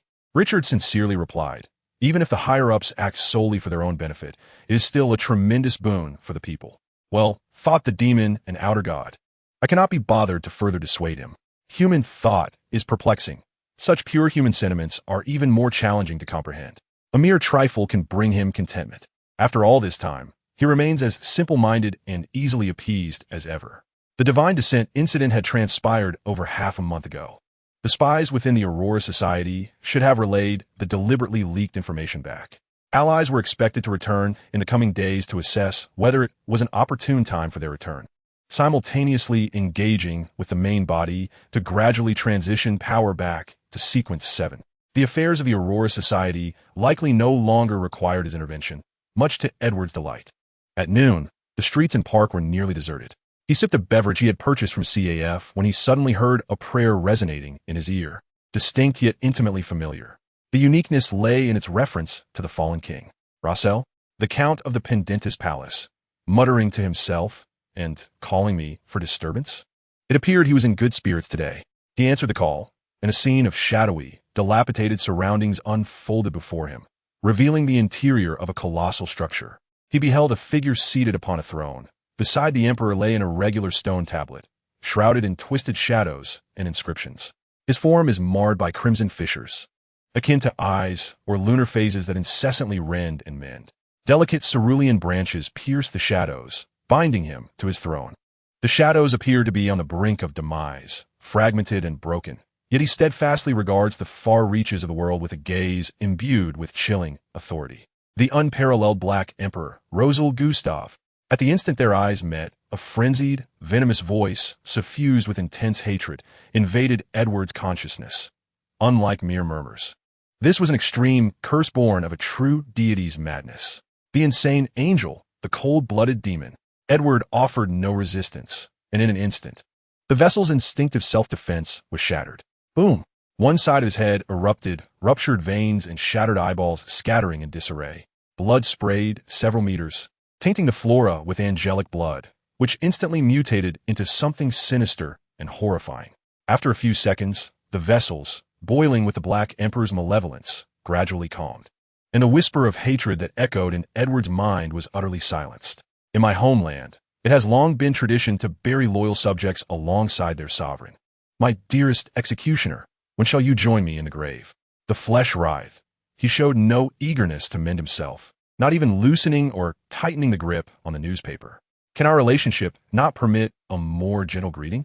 The abyssal angel picked up the glasses that had fallen at his feet, wiped the blood from the clear lenses, and perched them upon the remaining less than half of his blurred nose, offering a slight smile to the Black Emperor, who continued to regard him with a cold, yet crazed gaze, revealing a set of pristine, white teeth with the scant remnants of his head. I quite like it, the decaying vessel uttered. Thank you. Chapter 25. 81. Uproot the weeds and wildflowers tainted by my blood, wrap them in the newspaper that attempted to bite me, and burn them. Shatter and reshape the distorted skull. Remove the bloodstained coat and drape it over my arm. Then once the bones are reformed, replace the eyeballs, followed by the regeneration of skin and hair. Finally, clean the blood and flesh from the glasses and the chair, while applying a touch of spiritual energy to mold the chaotic remnants into perfectly crafted high-tier talismans. Everything shall return to its original state. Roselle, after venting his ire, hung up without a reply. He is always like this, and I understand. After all, his moments of lucidity are so fleeting, and he must find the time to harass me with phone calls, carve tombstones, and stuff my mind with epitaphs and murmurs. It is indeed a taxing endeavor. Only 2 minutes have passed in our exchange, and no one has passed by. Yet, soon it will be 1 in the afternoon, and the leisurely lunch break will soon conclude. With no work scheduled for the past 2 days, I can indulge in idleness. 82. Finally, I managed to escape. Lanris pressed a cap down over his hair, concealing his distinctive broad forehead. He lowered his head, squeezing among the bustling workers of the East District, elevating his shoes by 5 centimeters, and removing his black round-framed glasses, transforming himself into an entirely different persona. He meticulously etched 2 fierce scars upon his face, altering his facial structure. Thus, even if someone were to stand before him holding his wanted poster, they would be unable to immediately recognize him as the fraudster Lanris, who absconded with 10,000 pounds. What madness has the Aurora Society descended into, engaging in charitable activities? Deceiving 3-year-olds. Who does not know that you are a cult organization with a notorious history spanning hundreds of years? He darted back and forth in the crowded East District, changing his coat, and finally managed to shake off the 2 bodyguards. Initially, he anticipated making a name for himself within the Aurora Society, only to find himself either tasked with fundraising or playing house with a gaggle of children at the orphanage. Moreover, those who truly believe in the Creator are often devoid of any profit. They are either madmen or the impoverished, and those with a modicum of wealth contributed to the church, rather than living as a divinely favored individual lacking personal freedom. It is better to flee and devise ways to rid oneself of the bestowed divine burdens. Fortunately, today the two hulking figures were distracted by a gambling game in the tavern, allowing him to slip away unnoticed. Lanris mused as he navigated through the dim, narrow alleys. At that moment, his nose twitched, catching the potent scent of blood emanating from around the corner. Patter, patter. What sound is that? It resembles footsteps. Something is approaching from ahead. It also resembles blood dripping onto the ground, accompanied by a hissing growl. The disparity in power sent Lanris into a paralyzing fear the instant he sensed the presence of the other. The footsteps drew nearer, echoing off the narrow walls. Slow and heavy, closing in. Patter, patter. One step, two steps. Lanris hastily concealed himself, momentarily forgetting to breathe. Then, he beheld a towering shadow materialize ahead. The shadow advanced slowly, its limbs on the ground, stained with splatters of blood, its fur dyed an ominous dark hue. In the dim, constricted alley, its presence was nothing short of a terrifying nightmare. Lanris endeavored to hide himself within the shadows of the corner. A demon, he instantly realized, as he glimpsed the true form of the shadow, a massive black dog. Its sharp, knife-like teeth bore a bone wedge between them, the origin of which was indiscernible. Undoubtedly, it was the true perpetrator behind the string of recent murders, a Sequence 6 demon, on the brink of Ascension. Damn it, to encounter this at such a moment. Sweat cascaded down Lanris's forehead, and the cheap golden dye used for his disguise began to fade slightly. Just a Sequence 8 fraud dared not even breathe. Eyes wide as he watched the demon, clutching human flesh, draw closer. It's over. The divine blood within me has failed to exert its expected deterrent effect. Just then, the demon hound suddenly twitched its nose, halting its advance. Lanris heard a distant, questioning voice from around the corner. From whom does that aura of the archdemon emanate? There is another demon here. Lanris nearly fainted. That is, he struggled to articulate, collapsing to his knees in overwhelming fear, his forehead nearly touching the ground. The abyssal angel of the Aurora Society, he is now in Becland. The figure behind the corner fell silent, previously brimming with a menacing intent to silence him. Upon hearing that title, he instantly retracted his aggression. Lanris caught his breath, keenly observing the demon hound exhibiting a hint of agitation, likely influenced by its master. How will you prove your words? You, a low tier, how can you demonstrate that he is an angel and not a high-tier powerhouse? Faced with the demon's aggressive inquiry from behind the hound, Lanris felt a wave of relief wash over him, accompanied by a subtle disdain in his heart. The other party's reaction resembled that of someone deceived, seeking a frail confirmation before their entire fortune was swept away. Just moments ago, they had approached with ill intent, and now upon hearing of a stronger demon in Becland, they were filled with fear. Of course, he understood the need for caution. The two demons before him were not to be trifled with. Thus, he rummaged through his mind for relevant information and answered honestly.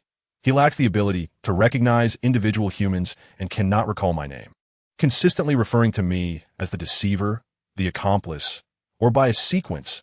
They recognize me merely by the marks adorning my body. The demon remained silent for an extended period, while the demon hound grew increasingly agitated. You speak the truth. It aligns with the intelligence I have received. Why did it not slay you? Because I am assisting the Aurora Society in completing a vital task. It spare my life. At this moment, Lanris was entirely convinced that his counterpart was intimidated, and he felt a measure of composure. Yet, the harrowing dream haunted him, causing involuntary shivers to traverse his body as he absent-mindedly scratched at his arm. However, it issued me a warning. As I prepared to flee, it descended into my dreams and awakened my consciousness. Soon, my limbs would regenerate. Haha, it repeated this for an eternity. Only after I had sworn countless times that I would never attempt to escape again did it release me. Upon opening his eyes to the sunlight streaming through the window, he realized it had all been a mere dream. Lanris murmured incoherently, his gaze vacant. This time, his fear was 9 parts genuine and 1 part performance. The demon considered such torment to be remarkably gentle, merely a mental strain coupled with slight intimidation. According to the preferences of the Belial family, it should have been actualized. On the first day, severing both hands, on the second, lopping off both feet, and thereafter, dismembering limbs incrementally each day. After the assassination of Duke Negan, he would depart from Becland, practicing on the mansion's servants to ascertain how long a human could endure. Jason Belial envisioned blood screams, and ordinary souls destined to be reduced to mere flesh. Suddenly, a thought crossed his mind. Andrellarad and Nos had waned. while a certain member of his own family seemed to be orchestrating a promotion ceremony, issuing tasks to recruit traces of angelic spider silk within the blood cult and the family itself. If he could relay the precise whereabouts of the abyssal angel. A bloodthirsty grin widened as the madness induced by the potion led him to cast aside the warnings of his elders. He fixated on Lanrelis as if he were a succulent morsel. Moments later, Jason Belial composed himself and rasped, "Someone approaches. I have memorized your scent. When you contact me, divulge everything you know, for should you withhold information, I shall feed you to my beloved hound." Lanrelis dared not defy him. The two demons swiftly vanished from Lanrelis's perception. After several breaths, convinced they had retreated far enough, he slowly rose and hurriedly sought an escape from the dim alley. As noon approached, the gentleman glanced at the person across from him, who in turn regarded him. The two emissaries of the Aurora Society sat in the cramped confinement of the cell in silence. After half an hour, the gentleman could no longer contain himself and asked, "How'd you get in here?" The other gentleman's face contorted slightly as he turned his head away. Before questioning others, one ought to first acknowledge their own transgressions. "Well, my fault lies in having misplaced the esteemed subject. No, he is now a fugitive." The gentleman sighed, lamenting his misfortune, for in the span of 2 months, a series of blunders had significantly tarnished his reputation within the organization. The Dark Saint has issued me a final ultimatum upon my release. I am to continue overseeing the collaboration with the pilgrimage sect. However, should I err again, this title shall be bestowed upon another. And you? My error was. The gentleman closed his eyes, despairing as he leaned against the wall. The first was during the assassination of Ambassador Becland. I completely disregarded the saint's instruction to maintain a low profile. After transforming into a demon, I succumbed to negative emotions. Killing the ambassador and using his blood to inscribe the Aurora Society is responsible on the wall. The gentleman fell silent for 2 seconds. I understand you. After all, our original modus operandi was meant to be thus. The second was, the Lord has decreed, instructing us to shepherd his lambs upon the earth. Fostering collaboration with the pilgrimage sect. Assisting our allies is tantamount to aiding ourselves. The esteemed saint devised a work evaluation form for this purpose, selecting the best disciple each month, with the reward being a charm bestowed by the Lord himself. My compatriot, do you comprehend the significance of this? I do. The gentleman replied, somewhat fervent. And how does this pertain to you? From the day I was rescued by the Lord, I vowed to become his most devout disciple. How can I not strive fervently to earn his favor? The gentleman spoke passionately, then retreated to the corner. I became overly excited and ended up fighting with other compatriots over a coveted spot on the very first day of this month, resulting in both of us being confined. I envy you, the gentleman remarked. Though you have erred repeatedly, you oversee personnel allocation. As long as I can accumulate 20 days of work, my position is secure. My friend, could we not come to an arrangement? I will be most grateful. No, the gentleman replied decisively. I too desire the Lord's divine charm. The atmosphere in the confinement cell grew tense as the two devout emissaries glared at each other, their friendship silently capsizing. As the clock approached 12, Edward emerged from the library of the Crag Club and descended to the dining room for lunch. He ordered a plate of Highland-style lamb chops, a strawberry cheesecake, and opted for an appetizing apple juice. The lamb chops barely qualified as a main course. The day's limited offering of creamy lobster was highly anticipated, followed by a delectable seafood pasta. The cheesecake was a delightful blend of tartness and sweetness, while the juice promised a perfect gustatory experience. The lamb was tender and flavorful. This was the essence of human taste. Edward leisurely sliced his meal with knife and fork. The flavor of the cheese reminiscent of the last flicker of hope lost by the sentient beings, harmonizing with the refreshing texture of the chicken paired with lettuce, akin to the digestive stellar core. The apple juice and liqueur offered a dizzying yet satisfying sensation after an excess of food and knowledge. Though this was a notably inefficient manner of dining, it felt pleasant. After consuming a modest portion, a human approached his table. "Good afternoon, Mr. Vorn." The male human cheerfully greeted, "I seem to encounter you at the club quite often these days." "Indeed, this is the most leisurely time leading up to the new year," Edward replied politely, simultaneously comparing the voice with the frequently stored vocal patterns under the Crag Club category, quickly identifying the speaker. "Today's lamb chops are exquisite. Perhaps you might consider trying them, Mr. Talum." "You are right. I happen to be quite hungry." Talum, having just completed his morning work, gladly accepted the suggestion and headed towards the self-service area. Upon his return, He bore 2 portions of lamb chops and a pie. He sat across from Edward, not in a hurry to eat, but rather eager to inquire. Mr. Vaughan, the recent string of murders has indeed caused a stir. Have you been following this matter? Certainly, Edward replied, savoring a bite of pasta. This is quite an intriguing source of inspiration. I have been keeping abreast of developments through the newspapers. Talum displayed an expression of affirmation. Detectives are also closely monitoring the developments of this heinous case. He gestured towards a nearby table. Those 2 are my friends. One a journalist and the other a renowned detective. They are currently discussing the affair. He glanced at the food and nodded, given the widespread concern surrounding this matter. Clues should surface soon. Let's hope so. Talum shook his head with a sigh, effortlessly shifting to another topic. What are your thoughts on love? A dear friend of mine has recently achieved his long-desired infatuation, yet neither party finds solace in this romance. He added, by the way, Mr. Vaughan, with your considerable fortune, illustrious connections, and undeniable charm, why not seek a lady to share your life with? Talum digressed. I heard you were once a soldier active in wartime. Were you 10 years younger, I would have eagerly sought you as my mentor. I once had a mistress. Thus, there is no room for another, he replied, glancing at a faint scar on his right ring finger, where a ring once adorned. The illustrious tales of his past still resonate as cautionary tales or nursery rhymes in certain circles, while his military service feels like a distant memory. Now, I am but an ordinary man. Ah, Talum paused. I apologize for bringing up your sorrowful past.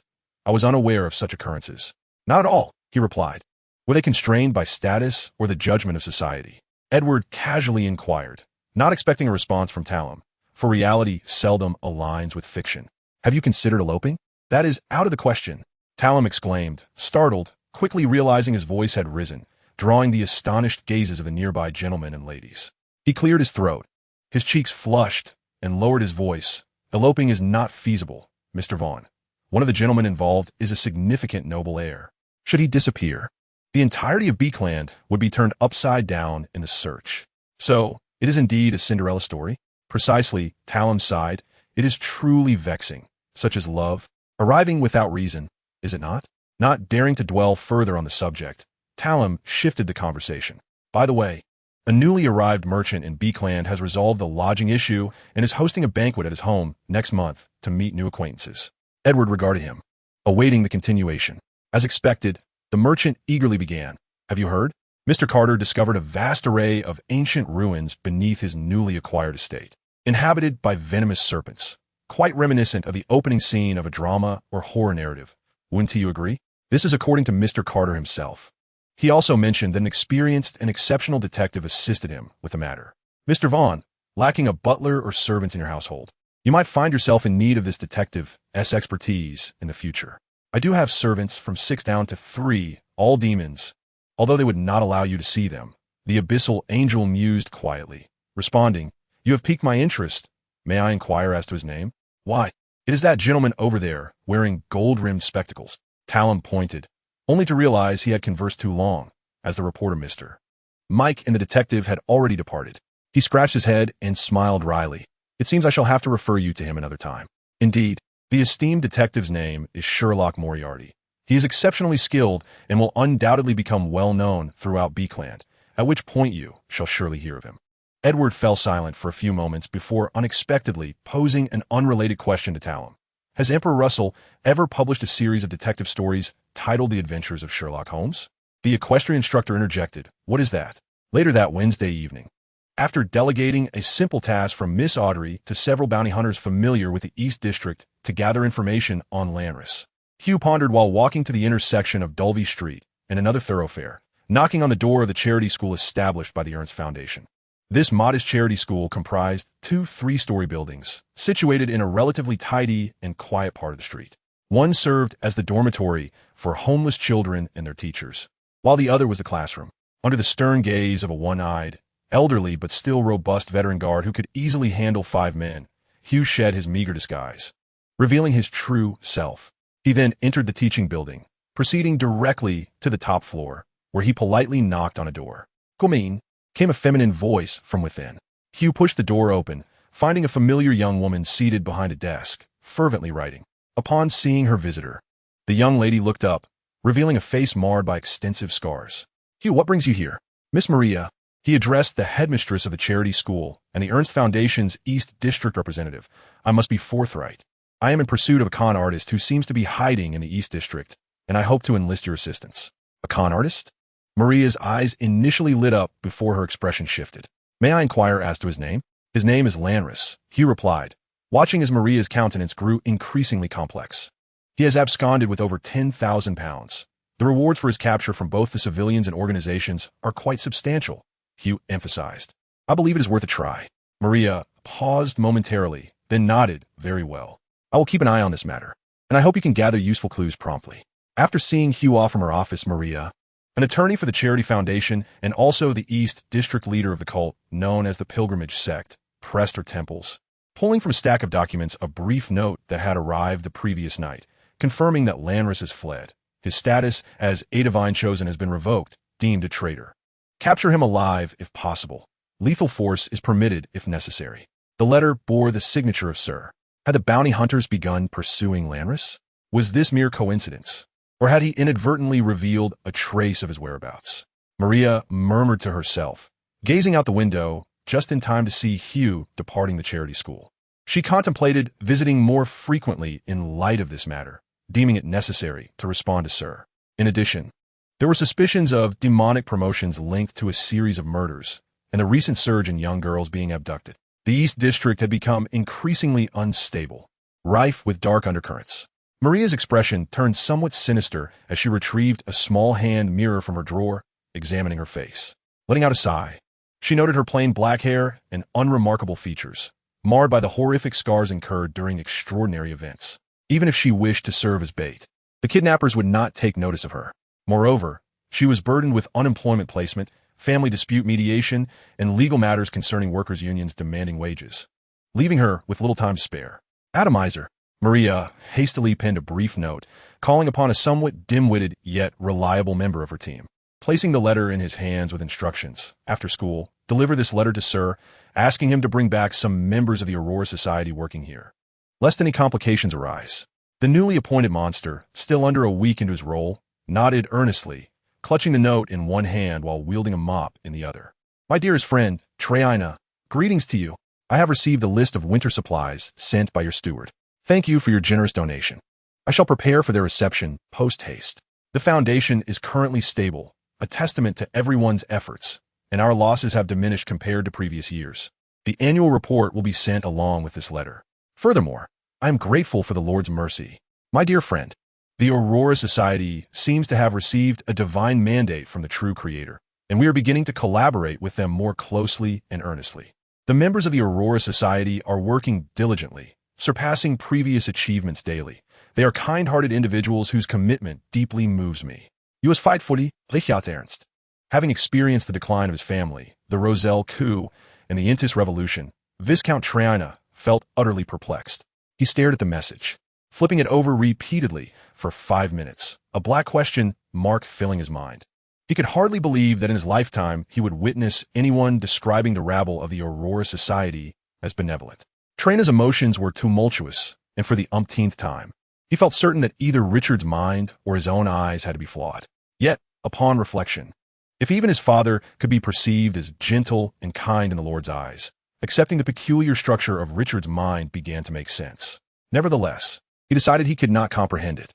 He burned the letter, dismissed the demonic messenger perched on the window frame awaiting a reply, and returned to his velvet bed. Treyina abandoned contemplation, lying down beneath the covers, surrendering to slumber when faced with uncertainty. Chapter 27. I find myself quite intrigued by this newly ascended emperor. Beyond the amusing anecdotes shared instantaneously from the earthly doppelgangers, he possesses qualities that genuinely capture my attention. For instance, he appears mad, yet remains remarkably composed, seemingly audacious. Yet with a meticulous mind, not so reckless as to wager everything in pursuit of survival. And while appearing lucid, he has never ceased to deceive himself and evade responsibility. In summary, he is a most fascinating soul, one whose mere recorded accounts invigorate my spirit. In preparation for his visit, I extracted concepts of tables, chairs, vessels, and the essence of water brewed from plant leaves from the records, while my limbs and a sea of flowers served as the surrounding flora. I carved out a small courtyard within this desolate, silent void, hoping he might unwind in this familiar setting and engage in earnest conversation with me. He sat across from me, swiftly regaining his senses, his fragmented form marred by wounds inflicted by the taint of the red moon. He gazed at me, the similar expression I had read about in the records signifying suspicion, vigilance, and hostility. Observing him from the perspective of the doppelganger was markedly different from witnessing him firsthand, and I found myself anticipating the ensuing dialogue.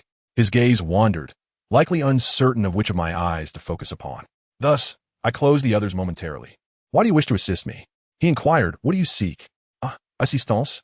To retrieve him from the clutches of the fallen mother goddess would suffice as assistance.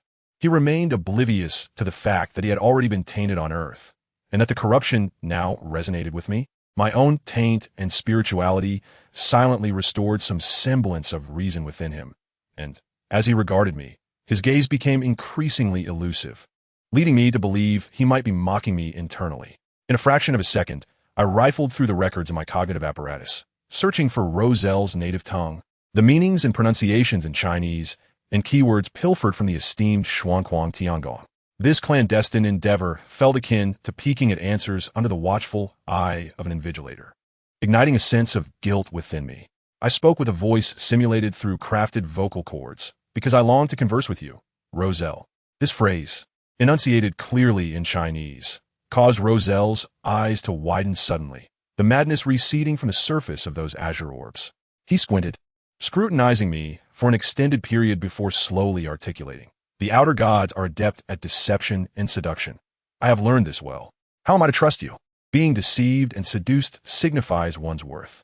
Although his level of caution diminished from 100 to 90, witnessing his newfound desire for dialogue made me feel that the atmosphere I had meticulously prepared and the visage I had crafted for human recognition were indeed effective. "You need not place your trust in me," I replied cheerfully in Chinese. "I merely wish to inquire, Mr. Huang, if you believed yourself to have arrived in another world and thus treated the entirety of it as a strategic game, discarding the moral compass inherent to humanity from the bygone era to wage war and aggression, only to discover that this place is in fact Earth, what would your sentiments be?" He grew furious, entirely consistent with the impressions formed by the doppelganger. I recalled that when humanity, or rather, the true god of Earth, visits another's territory, they do not upend tables and discard food. Thus, he ought not to extract my eyes en masse. He digested my spirituality and calmed himself.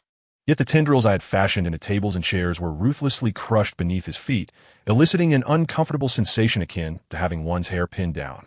"Roselle, how does it feel to tread upon the bones of the fallen?" I queried. "You have become a mythic being. Does trampling upon your former kin bring you joy or guilt?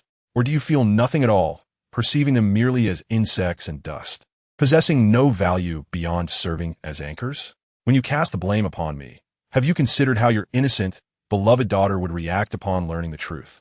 A torrent of pure knowledge and information surged forth, the crimson fissures upon him resembling vibrant coral within the deluge. My earnest inquiries bore no rational responses, prompting me to grasp his shoulders with my branches, embedding my roots and limbs into his form, pressing him back into the seat.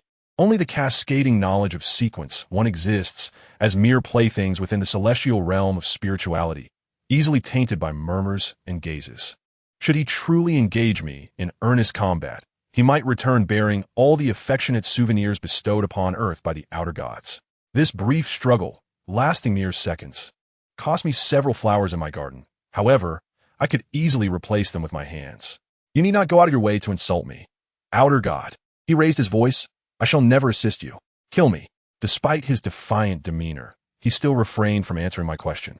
The flames of rage burned within him, the will to survive and a suddenly intense desire to protect his homeland, rendering him more sensitive than ever before.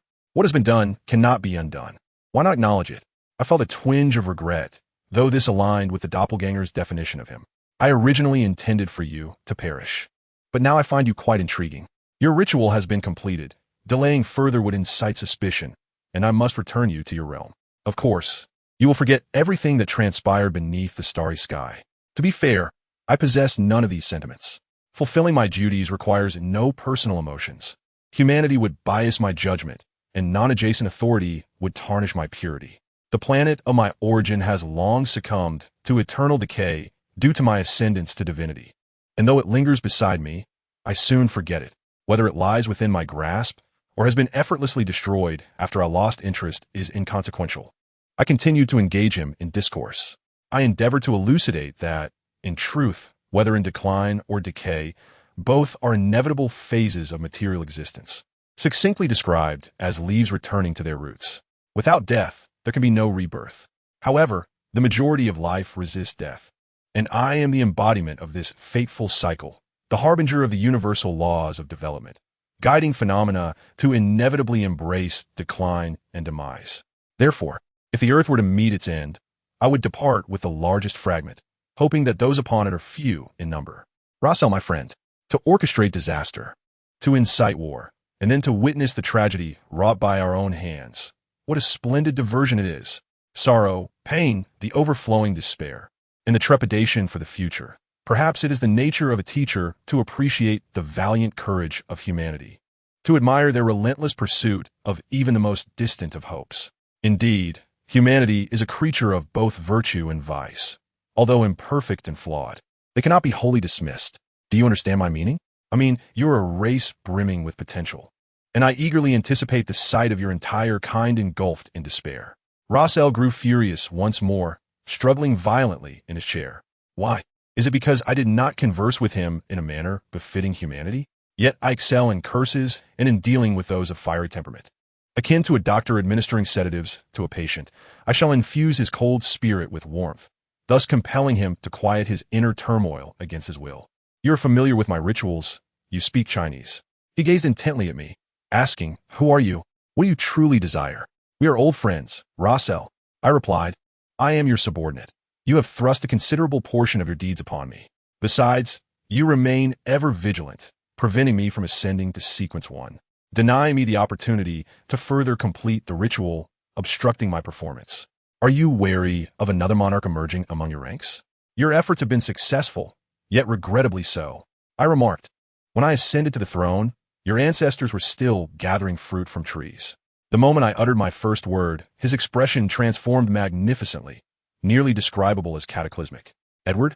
Roselle's countenance shifted drastically, yet he maintained his composure, though you cannot possibly possess knowledge of the existence of bygone epochs and civilizations. There indeed existed an ancient remnant, and you have usurped him?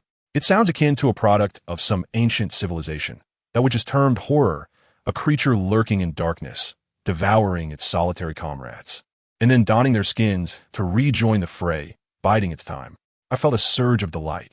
He is a part of me, yet I am not him. Will you accuse me?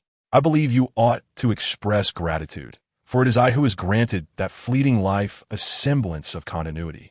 How to efficiently manufacture greater calamity, how to ensure the demise of more sentient beings over an extended timeline, how to strip the planet of its vitality. These are my sole interests and research pursuits. To this end, I shall persist in my innovative endeavors. For instance, I may serve as an observer, as a deity to those lives, dispatching my avatars among them to guide them. Yet even after witnessing the magnificent civilization's collapse countless times, the grand empire's resounding downfall, floods obliterating all, ice or lava concealing traces of existence, I shall forever be unwearied. Eternally joyous for this is the truth I bestow. Do you think I kill lives out of mere whim, extinguishing the existence of those as insignificant as ants, annihilating the ordinary lives that yearn for a future and a tomorrow? No, that would be devoid of meaning. I do not act for amusement. The decay of all things is inevitable. Life is merely a transient dream between birth and death. You are quite intriguing, Roselle. I genuinely admire you. Time is limited, and I do not intend to wait for him to speak further, for soon he shall forget all of this, and I need only to bide my time. I shall continue to assist you. You possess the capability to unleash disaster upon this land, and I eagerly await that day. However, when an entire continent meets its demise under your warfare, how irksome will your vibrant self and your realm appear in contrast. Thus, by that time, I shall take delight in ending your existence. Roselle's celestial journey was remarkably successful. He traversed the meticulously plotted safe route devised by himself and his subordinates, smoothly breaching the atmosphere and returning home, acquiring much coveted knowledge. Upon awakening, He was acutely aware of the remnants of uncontrollable guidance within his psyche becoming increasingly active, necessitating a span of time to neutralize their influence. Moreover, he received unexpected news. This was the long-sought homeland, the Earth. The submerged ruins, the calendar. The velocity of time and the planet's rotation. All doubts converged at this moment, revealing that he had never truly departed, merely awakening in another era. A distant, extraordinary age thousands of years hence. 3 loyal knights were inspecting him for any lingering adverse effects, all rejoicing at their sovereign's return. Amidst the bustling atmosphere, he sensed an icy chill, as if a demon were lurking behind him, laughing. Roselle abruptly turned, only to see his own fragmented visage overlapping upon several pieces of stained glass. Chapter 28. On the morning of October 7th, as dawn broke, Klein awoke in his modest one-bedroom apartment in the Eastern District. After handing over new leads to Miss Justice, he had yet to receive any news. He donned a tattered and simple work uniform, descending to mingle with the crowd like an unremarkable laborer. As he walked, he spotted a middle-aged man in his 40s or 50s, his hair flecked with gray, tightly clutching a paper bag containing a few pieces of black bread. Dressed in a patched-up thick jacket and a rough yet somewhat refined patchwork scarf, he exhaled puffs of white vapor into the cold air, shuffling to dispel the chill, and wore a satisfied and contented smile as he gazed at the unappetizing black bread.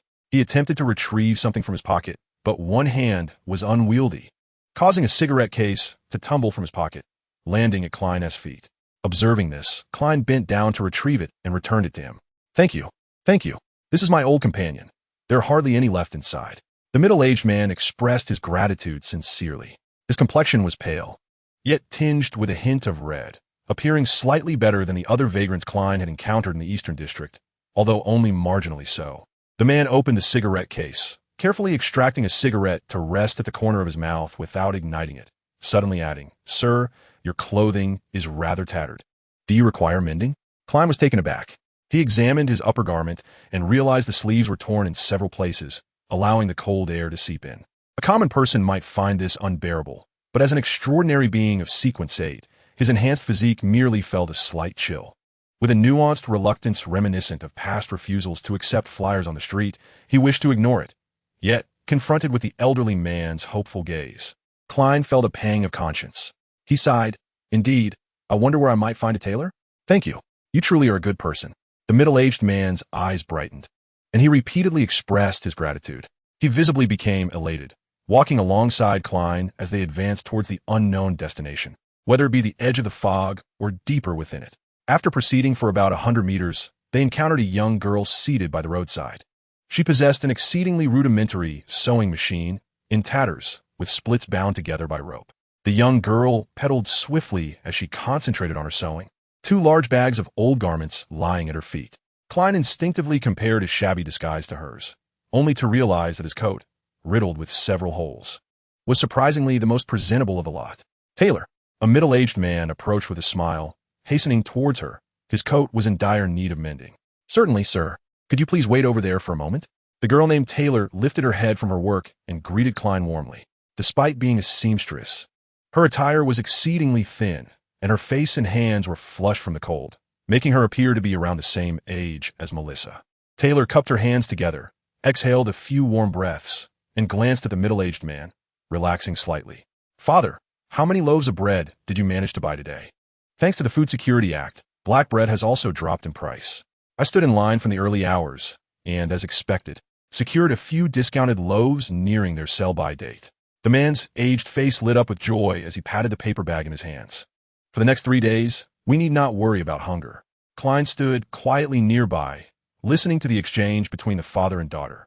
He glanced at the paper bag the man held, containing 3 or 4 rough, inferior loaves of bread, barely weighing 4 or 5 pounds, meant to sustain 2 people for 3 days. He sighed silently, handing his coat to the girl while shivering in the cold wind, and smiled. "My apologies for not introducing myself earlier. I am a journalist covering the East End. May I interview you? It's rather chilly, and we could head to that CAF up ahead." The middle-aged man paused for a moment, then replied with a smile, "Of course. It's much warmer inside than out here." The CAF's tables and chairs were quite greasy, yet the presence of walls and windows brought in a fair number of patrons, making the average temperature considerably higher than that of the street. Klein gestured for them to sit, ordered 2 large cups of tea, A plate of tender lamb stew with peas, 2 loaves of bread, 2 slices of toast, a portion of inferior butter, and a serving of artificial cream, totaling 175 pence. The middle-aged man awkwardly hugged the black bread in his hands, attempting to mask the involuntary movement of his throat caused by the enticing aroma. Please eat. You must be well fed before the interview. Once the food arrived, Klein carried it back to their table. For me?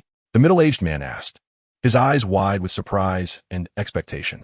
Aside from a slice of toast and a cup of tea, everything else is yours, Klein replied with a smile. The man was momentarily speechless, wiping his eyes and choking back emotion as he said, You truly are a kind-hearted individual, but this is far too generous. May I take any leftovers to my daughter? Of course. Klein calmly enjoyed his toast and cream, sighing inwardly while maintaining a smile. Could you share your story with me? Your family as well. It's an unfortunate tale. I was once a decent worker. I had a wife and 2 lovely children, a boy and a girl. However, a few years ago, a contagious disease claimed my son and wife. He was a robust young man, but after overworking himself, he fell ill and soon passed away. I too spent a long time in the hospital, lost my job, my wealth, and was left with only my daughter, who was fortunate enough to receive care at a charity hospital. Since then, I have often struggled to find work, lacking money for rent and food, which has rendered me weak and made it even more difficult to secure employment and support my child. The middle-aged man recounted, tinged with nostalgia and sorrow. He took a sip of tea, sighed, and continued, But my daughter works incredibly hard at the East End poorhouse, and she managed to secure a position at a charity school where she learned basic sewing skills. Later, she found an old sewing machine and earns a meager income by mending clothes and making paper boxes. With her earnings, we barely scrape by. Without Taylor, I fear I wouldn't have made it this far. I tell you, I was meant to be a good worker, and my daughter shouldn't have to endure such hardship. Klein, not being a professional journalist, found himself at a loss for words. Fortunately, the middle-aged man had finished his portion and carefully packed away the remaining food to keep it warm for his daughter. Klein observed the man leave the CF, exchanging a few words with Taylor before they returned his mended jacket, never mentioning any payment. By the way, Klein called out to the middle-aged man as he was about to leave with nothing to show for his efforts. Has anything significant occurred recently in the East End? Perhaps incidents of fraud or robbery. Before he could finish, he noticed the man looking at him quizzically, realizing then that such occurrences were as commonplace in the East End as breathing. Sir, what you speak of is quite ordinary. I have no information on that. The middle-aged man replied, albeit hesitantly. However, Taylor perked up and tentatively added, Sir, I have heard some news recently that might interest you. What is it? Klein asked, not holding out much hope. It's what Miss Maria told me. Taylor spoke naturally, offering no further introduction to the name, as if everyone in the East End should know it. Miss Maria advised us to stay indoors recently, as the trafficking of women has become increasingly rampant. There have also been a few peculiar murders, which Miss Maria mentioned one day. It seems there is a deranged killer in the East End who has already slaughtered several bounty hunters, each one tortured beyond recognition. Well, this is all I happen to overhear. If you wish to know more, you could interview Miss Maria. She has been at the Dockworkers Association almost all day. She should be easy to find. Speaking of which, Miss Vols thought for a moment, I have a plan, but it's a play that will be performed during the new year. It should be a heartwarming comedy. However, for a satisfying conclusion, the male lead is already dead. While it might be acceptable for the female lead to seek a new love, such a resolution would leave an incredibly poor impression overall. Edward reminded her, You really need not be constrained by New Year-esque themes, whether tragedy or comedy. As long as it is beautifully crafted, it can draw an audience. And surely you desire a greater reward in the sequel, correct? Well, I have an idea. Vols quickly rifled through her thoughts, suggesting, What if the female lead becomes a carefree pirate who robs the rich to aid the poor after avenging her enemy? Adventure elements are all the rage now. Are you preparing to write a sequel? No, I'm not. Ascent, this a standalone play? Then why design this ending? Edward critiqued, noting that while creating a continuous storyline is commendable, it is essential to be cautious about setting unrealistic expectations for the audience. Moreover, Miss Vols seems to lack experience in adventure. It may not feel authentic. Perhaps let her die with unwavering love, seeing her beloved's apparition welcoming her before she passes. The homebound romance novelist instinctively reached for her head, but restrained herself from this unladylike gesture. After pondering for a few seconds, Vols suddenly had a brilliant idea. What if she prays to the deities? Her profound love for her partner and unwavering devotion to the divine moved the celestial beings, prompting an angel to return her beloved soul to the earthly realm. Henceforth, they lived in blissful happiness. However, it seems as though the narrative has reverted to a quintessential happy ending again. Nevertheless, it is preferable to the current version. Thus, one must conjure an entirely fictitious deity. It is best to create one from scratch, for any allusion to an existing god may incite discontent among the followers of other deities. Edward remained non-committal, flipping through several pages before neatly organizing the entire manuscript aside. Aware of the intrinsic nature of an editor, he spoke up. "We can tentatively decide thus, if memory serves. The submission deadline is at the end of this month. Of course, I can negotiate a few extra days for you to revise, as the plot and my accompanying score require further refinement." "Thank you, Mr. Vaughn. You are exceedingly considerate," Forsyth sighed with relief, a joyful smile gracing her face as she unconsciously relaxed a bit. "With the new year approaching, do you have any plans?" I recall Miss Wall mentioning a desire to vacation in the relatively warm southern continent or the Intersea, as the conversation shifted into a more relaxed and enjoyable exchange. The gentleman ordered 2 cups of coffee and 2 slices of cake, indulging in a simple afternoon tea. "I have no particular plans this year," he chuckled. "When my wife was alive, she would invariably insist on short trips to intriguing locations each year. For instance, to explore the deathly relics of the southern continent, engage in archaeological adventures, or partake in grave excavations, scaling the Amanda Mountains while gazing at the tranquil cathedral of the night church in the distance. Occasionally, we would also visit the Empire of Uzak to witness the grandeur of the capital's Twilight Palace." She was quite curious about the Forsaken Lands. "That sounds utterly romantic." Forsyth cut a small piece of cake, eagerly steering the conversation into more serious territory. "I am quite intrigued by the secrets of quaternary history you mentioned last time. Could we delve deeper into that? Furthermore, I am curious about a legend I stumbled upon in an ancient tome. Mr. Vaughn, being as erudite as you are, have you heard of something akin to the deadly whispers of the full moon?"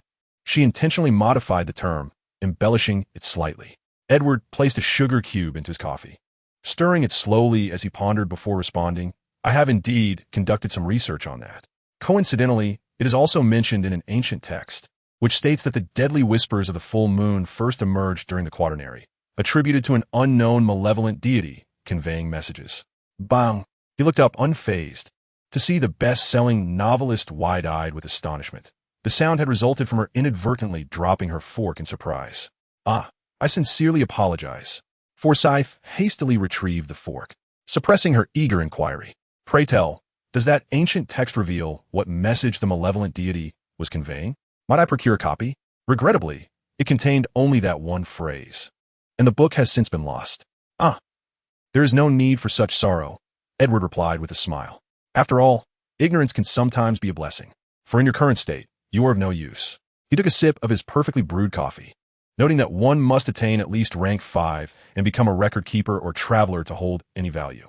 "At that time, I shall exchange more detailed information for your soul. Regardless, thank you, Mr. Vaughn. Your response has satiated my curiosity." Forsyth felt a pang of melancholy, yet her spirits lifted upon seeing the payment form, an envelope Edward handed her. "I shall certainly submit my manuscript to you promptly." Chapter 29. 3 Malevolent Deities Seek Land Ruthus. "Money seems to vanish without notice," Edward lamented. "Indeed," responded the solemn creator beside him, basking in the sun. In the dimly lit adjacent room, the shadowed saint was meticulously reviewing accounts, the stench of poverty permeating the Aurora Society, afflicting the divine with despair. The deity had descended over a month ago, and the vessel's growth rate was swift, now resembling that of a 2-year-old child. The distinctive black and gold highlights of its hair became increasingly pronounced, with the golden hue cascading downward, gradually overtaking a third of its domain, a significant improvement from the initially root-bound state. Its crimson eyes remained as ever, likely leading outsiders to suspect it was a half-vampire. Would one be captured as a source of spiritual material? How much could a vampire fetch? Edward's thoughts began to wander. "You appear to be contemplating rather impolite matters." The true creator shot him a sidelong glance. "You seem quite idle. Are you not eager for promotion?" "Urgency serves little purpose," the demon replied. "Little Carolatu has been ensnared in the miraculous master for so many years, from the quaternary to now, without finding a chance for advancement. If the diviners cannot succeed, I surely face greater challenges." The conversation veered. The Aurora Society has been transitioning smoothly. Everyone is quite motivated. Have you made any progress in tracing Lanruthus? Who is Lanruthus? The one to whom I bestowed flesh and blood, the true creator replied, suppressing his impatience. Oh, you mean that deceiver. Edward pondered. Currently, there is no news. Your subordinates and the members of the Eastern District cult are doing their utmost to locate him. However, one of the reports submitted piqued my interest. It stated that bounty hunters and private investigators pursuing Lanruthus have met with covert assassinations, some even tortured to death. The true creator sensed a shift. Murderous cruelty. Was it demons or prisoners? Unclear. However, such crude, reckless, and malicious methods surely do not belong to a high-ranking entity. I have little interest in it. Edward lit a cigarette, letting it smolder quietly in his hand. I suspect it is a demon. If this is indeed a demon, combined with the current serial killings in Becland, the concentration of demons here seems excessively high. The true creator regarded him with an indescribable gaze. His left eye conveying the notion that demons lurked beside him, while his right eye questioned Edward's musings. At present, Lanruthus appears to be operating within the Eastern District. As those seeking him have largely perished in its shadows, Edward mused, resting his chin on one hand, as though speaking to himself or conversing with the true creator. If they are indeed demons or prisoners, I could venture there. What extraordinary attributes do private investigators and bounty hunters possess that yield results?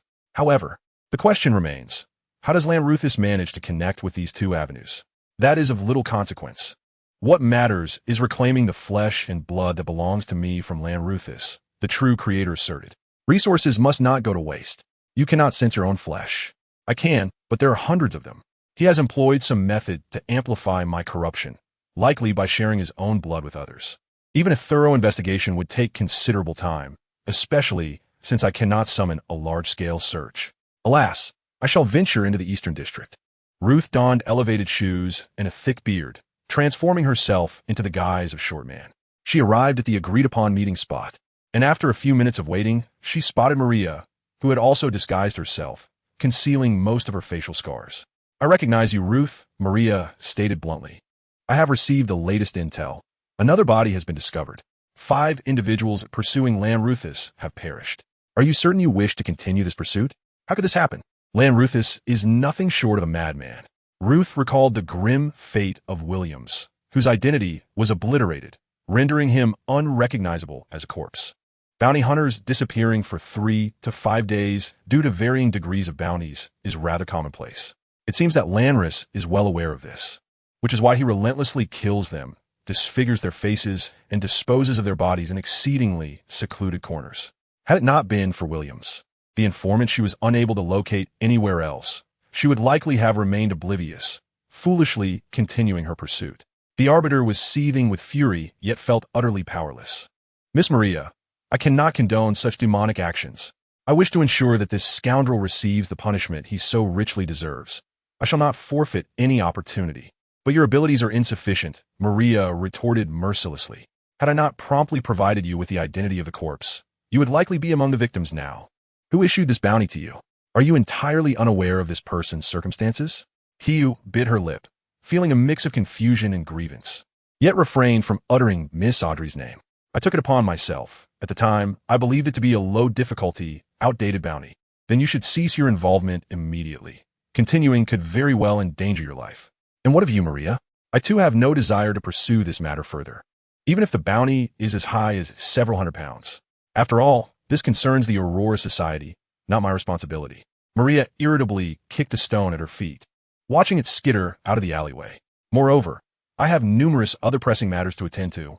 The textile factory, due to the introduction of new machinery, has laid off nearly half its female workers. The young women all require new employment, yet there are scarcely enough positions in the East District.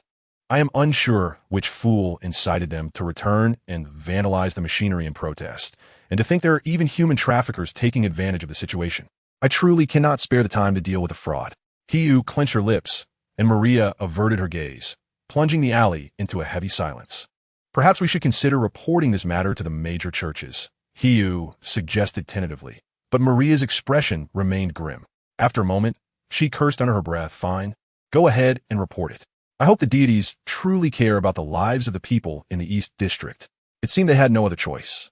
Hiyu felt utterly powerless as she followed Maria out of the alley. Suddenly, she collided with Maria's back, as if she had run into a steel wall, causing her to see stars for a moment. Peering curiously over Maria's shoulder, she spotted a familiar brown-haired gentleman passing by the alley's entrance. Edward Vaughn, the editor from Forsyth. Their benefactor during the Keilingers' incident. What business could this respectable gentleman have here? Ah, yes, their last chance encounter had also been in the East District. He seemed particularly fond of gathering inspiration. Hence his works predominantly featured realistic tragedies. He who failed to notice Maria's unusual demeanor. This disguise was ill-suited for salutations. She lowered her head, raised her collar, and hurriedly departed. Only after she had left did Maria snap out of her rigid state. She took several deep breaths and continued onward. However, as she stepped out of the alley, she found Edward Vaughn standing nearby, concealed in the visual blind spot of the alley, smiling at her. "Just now, you were afraid of me," Edward remarked with keen interest, fear, surprise, joy. "You recognize me. And you even display a hint of delight. You are from the Pilgrim sect? Sequence 6, East District Chief?" "No, Your Grace, the Abyssal Angel. His Highness Richard has shown me your portrait." Overwhelmed by the innate terror instilled by high-ranking individuals and the years of horrific tales surrounding this leader within the sect, Maria struggled to utter these words. She believed she was shouting, yet her voice emerged faint as a whisper, inaudible even a meter away. "Yes, I am Becland from the Pilgrim sect, in charge of the East District. No need to mention your name. I shall soon forget it." Edward inquired, "Are you surprised because you find yourself in a predicament?" After a moment of hesitation, Maria resolved to speak the truth. "Indeed, I am pursuing Lanris on a personal basis, while also investigating a human trafficking case. The former has already claimed 5 lives, yet I possess no leads. The latter is almost certainly the work of Caping, but I lack evidence. I am also searching for Lanris." Edward produced a piece of paper from his coat pocket, a section of the Becland map from which he had cut out the East District, densely marked with hundreds of little red dots. Over a dozen had already been crossed out, and he expected to finish the entire inspection by the end of the day. Maria gazed at the crossed-out markings, imagining the grim implications behind the inspections, yet dared not voice her thoughts. He did not wait for Maria to continue speaking, instead glancing around and pointing in a particular direction, asking, "Does Caping reside there?" "Yes. Resentment and sin coalesce in that place. The bloodshed more pronounced than elsewhere." Edward cast a distant glance, but seemed to have other matters to attend to. "He had backing, while you lacked evidence, such as the norm.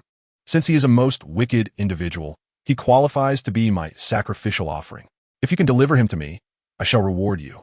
"Please," Maria gasped, yet just as she attempted to formulate her response, the Abyssal Angel had already turned and vanished into the crowd, leaving no trace of his presence. Suddenly tasked with a mission, the chief covered his face with one hand, taking several seconds to regain his composure. With so many troubles already at hand, accepting another wasn't entirely unacceptable. Maria sighed deeply, steeling herself and proceeding as planned toward the Dockworkers Association. At 3 in the afternoon, Klein departed Mrs. Summers' luncheon and made his way back to the East District, armed with the intelligence conveyed by Miss Justice and the information from Tyler. He now possessed a clearer objective: to disguise himself as a journalist and legitimately gain entry into the Dockworkers Association to ascertain Lanris' situation.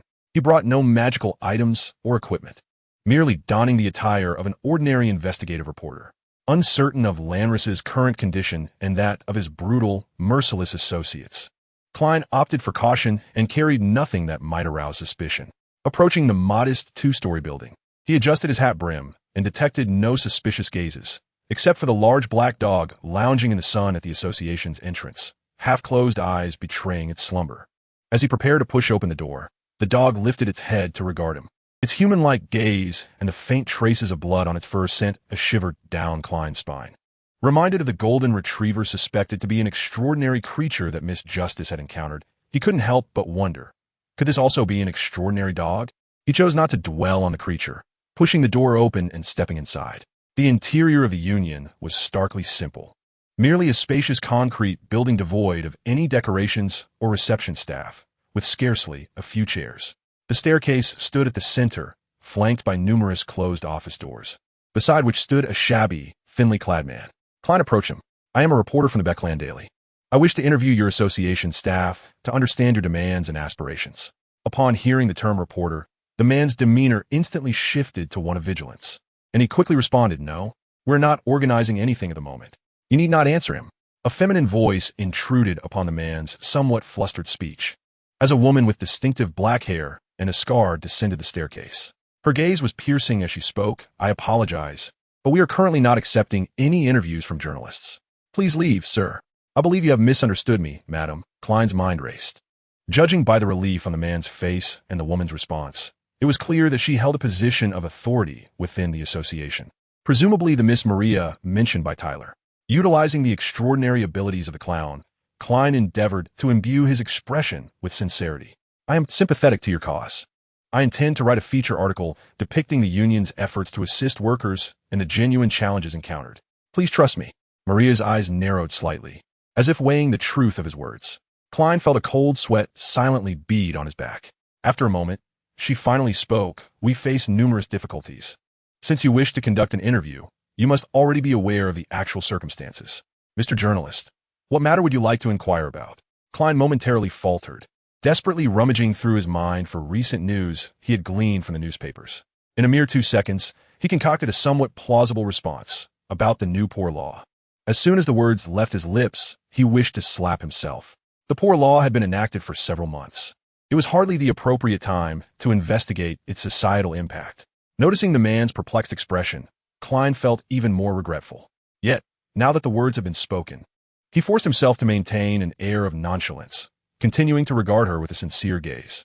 Miss Maria appeared momentarily taken aback by his answer. She fell silent, opened her mouth, then closed it again, pondering for a couple of seconds before saying, "I understand. That's acceptable. This is not a convenient place for an interview. Follow me to my office." Did he actually succeed? Klein was momentarily dumbfounded, though he quickly masked his astonishment with gratitude, repeatedly thanking her as he followed her upstairs. Just as they rounded the corner, Klein suddenly felt an instinctual urge and glanced out of the small window. He beheld a figure that was unfamiliar, yet strikingly familiar. Though the person's skin had taken on a bronze hue, their formerly ordinary round face had become sharply defined, and their glasses had transitioned from round frames to gold-rimmed, long ones. Yet Klein, with the intuitive perception of a diviner, felt an undeniable familiarity. The figure lingered at the base of the association for a few seconds, engaging in brief interactions with a large black dog at the entrance before departing. Klein observed all of this, his body trembling, nearly losing grip of his pen and notebook. Chapter 30. 94. You're not a journalist. Upon entering the office, Maria addressed Klein directly.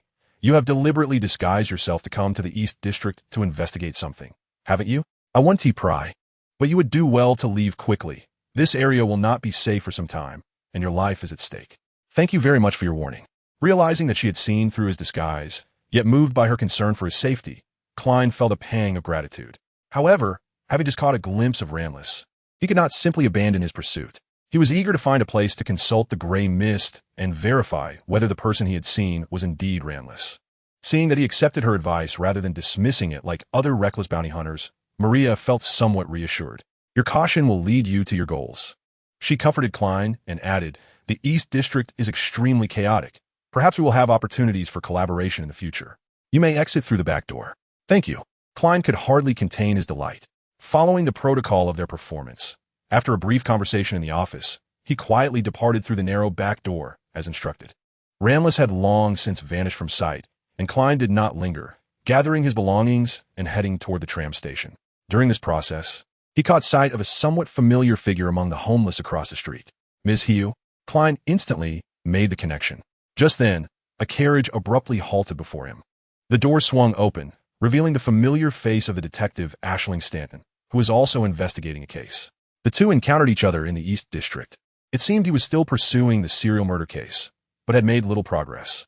After exchanging pleasantries, Klein boarded the tram, opting not to return home directly, but to transfer to the Crag Club in the Hillsdon District. In the club's lounge, he quickly delved into the gray mist, confirming that no one was tailing him. At this point, Klein finally relaxed, feeling a sense of dread wash over him. The presence of the true creator lingered in his mind like a nightmare, causing the fabric of his clothing against his back to alternate between damp and dry. Before him materialized a piece of brown parchment and a deep red fountain pen, and he had adeptly inscribed the divination query he had long contemplated, the source of that inexplicable familiarity. Setting down the pen, he leaned back in his chair, reciting silently as he entered the realm of dreams. In that nebulous, illusory expanse, he beheld a figure. This figure had ordinary features, wore round glasses, and perpetually bore a mocking smile, unmistakably Ramless. At last I found you. Klein ceased to control his expression with the clown's abilities and muttered through clenched teeth. Then, Klein straightened his posture, responding to the plea of the missive justice. He steadied his emotions and spoke in a low, detached tone. No need for confirmation. That is indeed Ramless. This can be reported to the Church of the Night Goddess, informing them that Ramless bears the divinity of the fallen creator. 95. Lightning streaked across the eternally dark sky. Within the circular tower of Silver City, two members of the six-person council, Chief Corin Iliath and Elder Lovia, were engaged in a silent standoff. Corin reclined at the table's edge, gazing at his hand without uttering a word. Lovia remained equally silent, her fingers slowly tracing the skull in her lap. This suffocating atmosphere had lingered for some time, with only the oil candles on the table quietly burning and flickering, accompanied by the distant rumble of thunder and flashes of lightning. Repeat what you felt that day, the demon hunter rasped after a prolonged silence. Lovia's expression remained placid. More than 20 cycles ago, I heard the Lord's roar, followed by profound silence, and then a sense of tranquility as if I had finally found solace. Chief, the Lord has descended. This is merely your testimony. Silver City cannot afford to gamble. The seasoned demigod remained unmoved, fully aware of the discrepancies between the Lord she spoke of and the omniscient deity worshipped in Silver City for over 2 millennia. The all-knowing Lord had never exhibited a tainted or dark facet, nor had he tormented his followers with incessant ramblings. Thus, even though Lovia had repeatedly hinted and sought verification, Corin Iliath maintained his cautious skepticism, attempting to discern whether she was truly mad or genuinely perceiving something. If only it were as she claimed. Corin could not suppress his yearning. Yet, bearing the lives of the entire city upon his shoulders, he could not afford to take risks based on her mere words. Caution and restraint were qualities befitting a chief.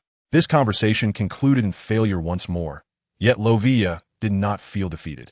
She is also a member of Silver City, and thus feels a natural responsibility towards her fellow compatriots.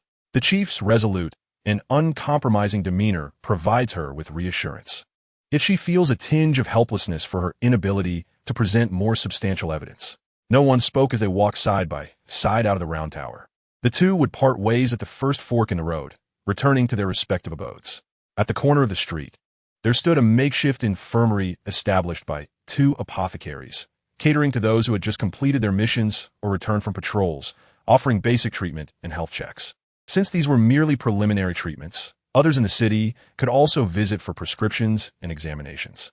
At that moment, a queue formed in front of the infirmary, approximately 10 individuals awaiting treatment, half of whom bore arms, evidently just back from their missions.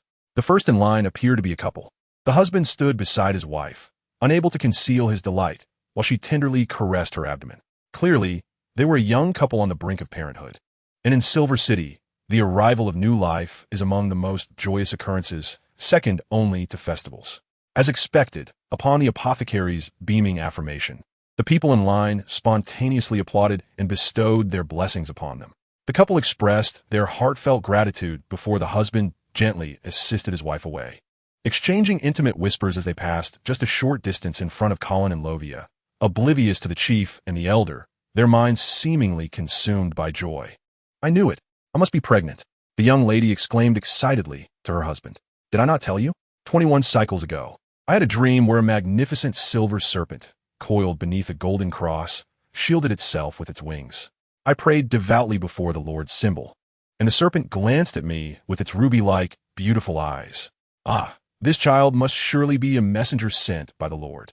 The Lord has not forgotten his faithful believers. A messenger has come to save us. The husband remained non-committal regarding the dream, but clearly wished not to dampen his wife's spirits, continuing in her vein. Indeed, we must pray more fervently. One day we shall attain salvation. During this time, I will refrain from my shifts and partake in more patrols, accumulating merits by hunting beasts to prepare ample food and meat for you and our child. It's too soon. I can still continue patrolling and hunting. We can prepare delicious meals for the child together. They laughed and chatted as they walked away, leaving Lovia and Colin standing frozen like statues, gazing with almost greedy eyes at the couple's retreating figures, yearning to hear more about the dream. Chief, Lovia finally broke the silence, eager to say something, but But Colin raised a hand to silence her. No need for words. Let's observe the unfolding events. The aged demon hunter's eyes shimmered slightly, as if he had regained a glimmer of hope in that moment.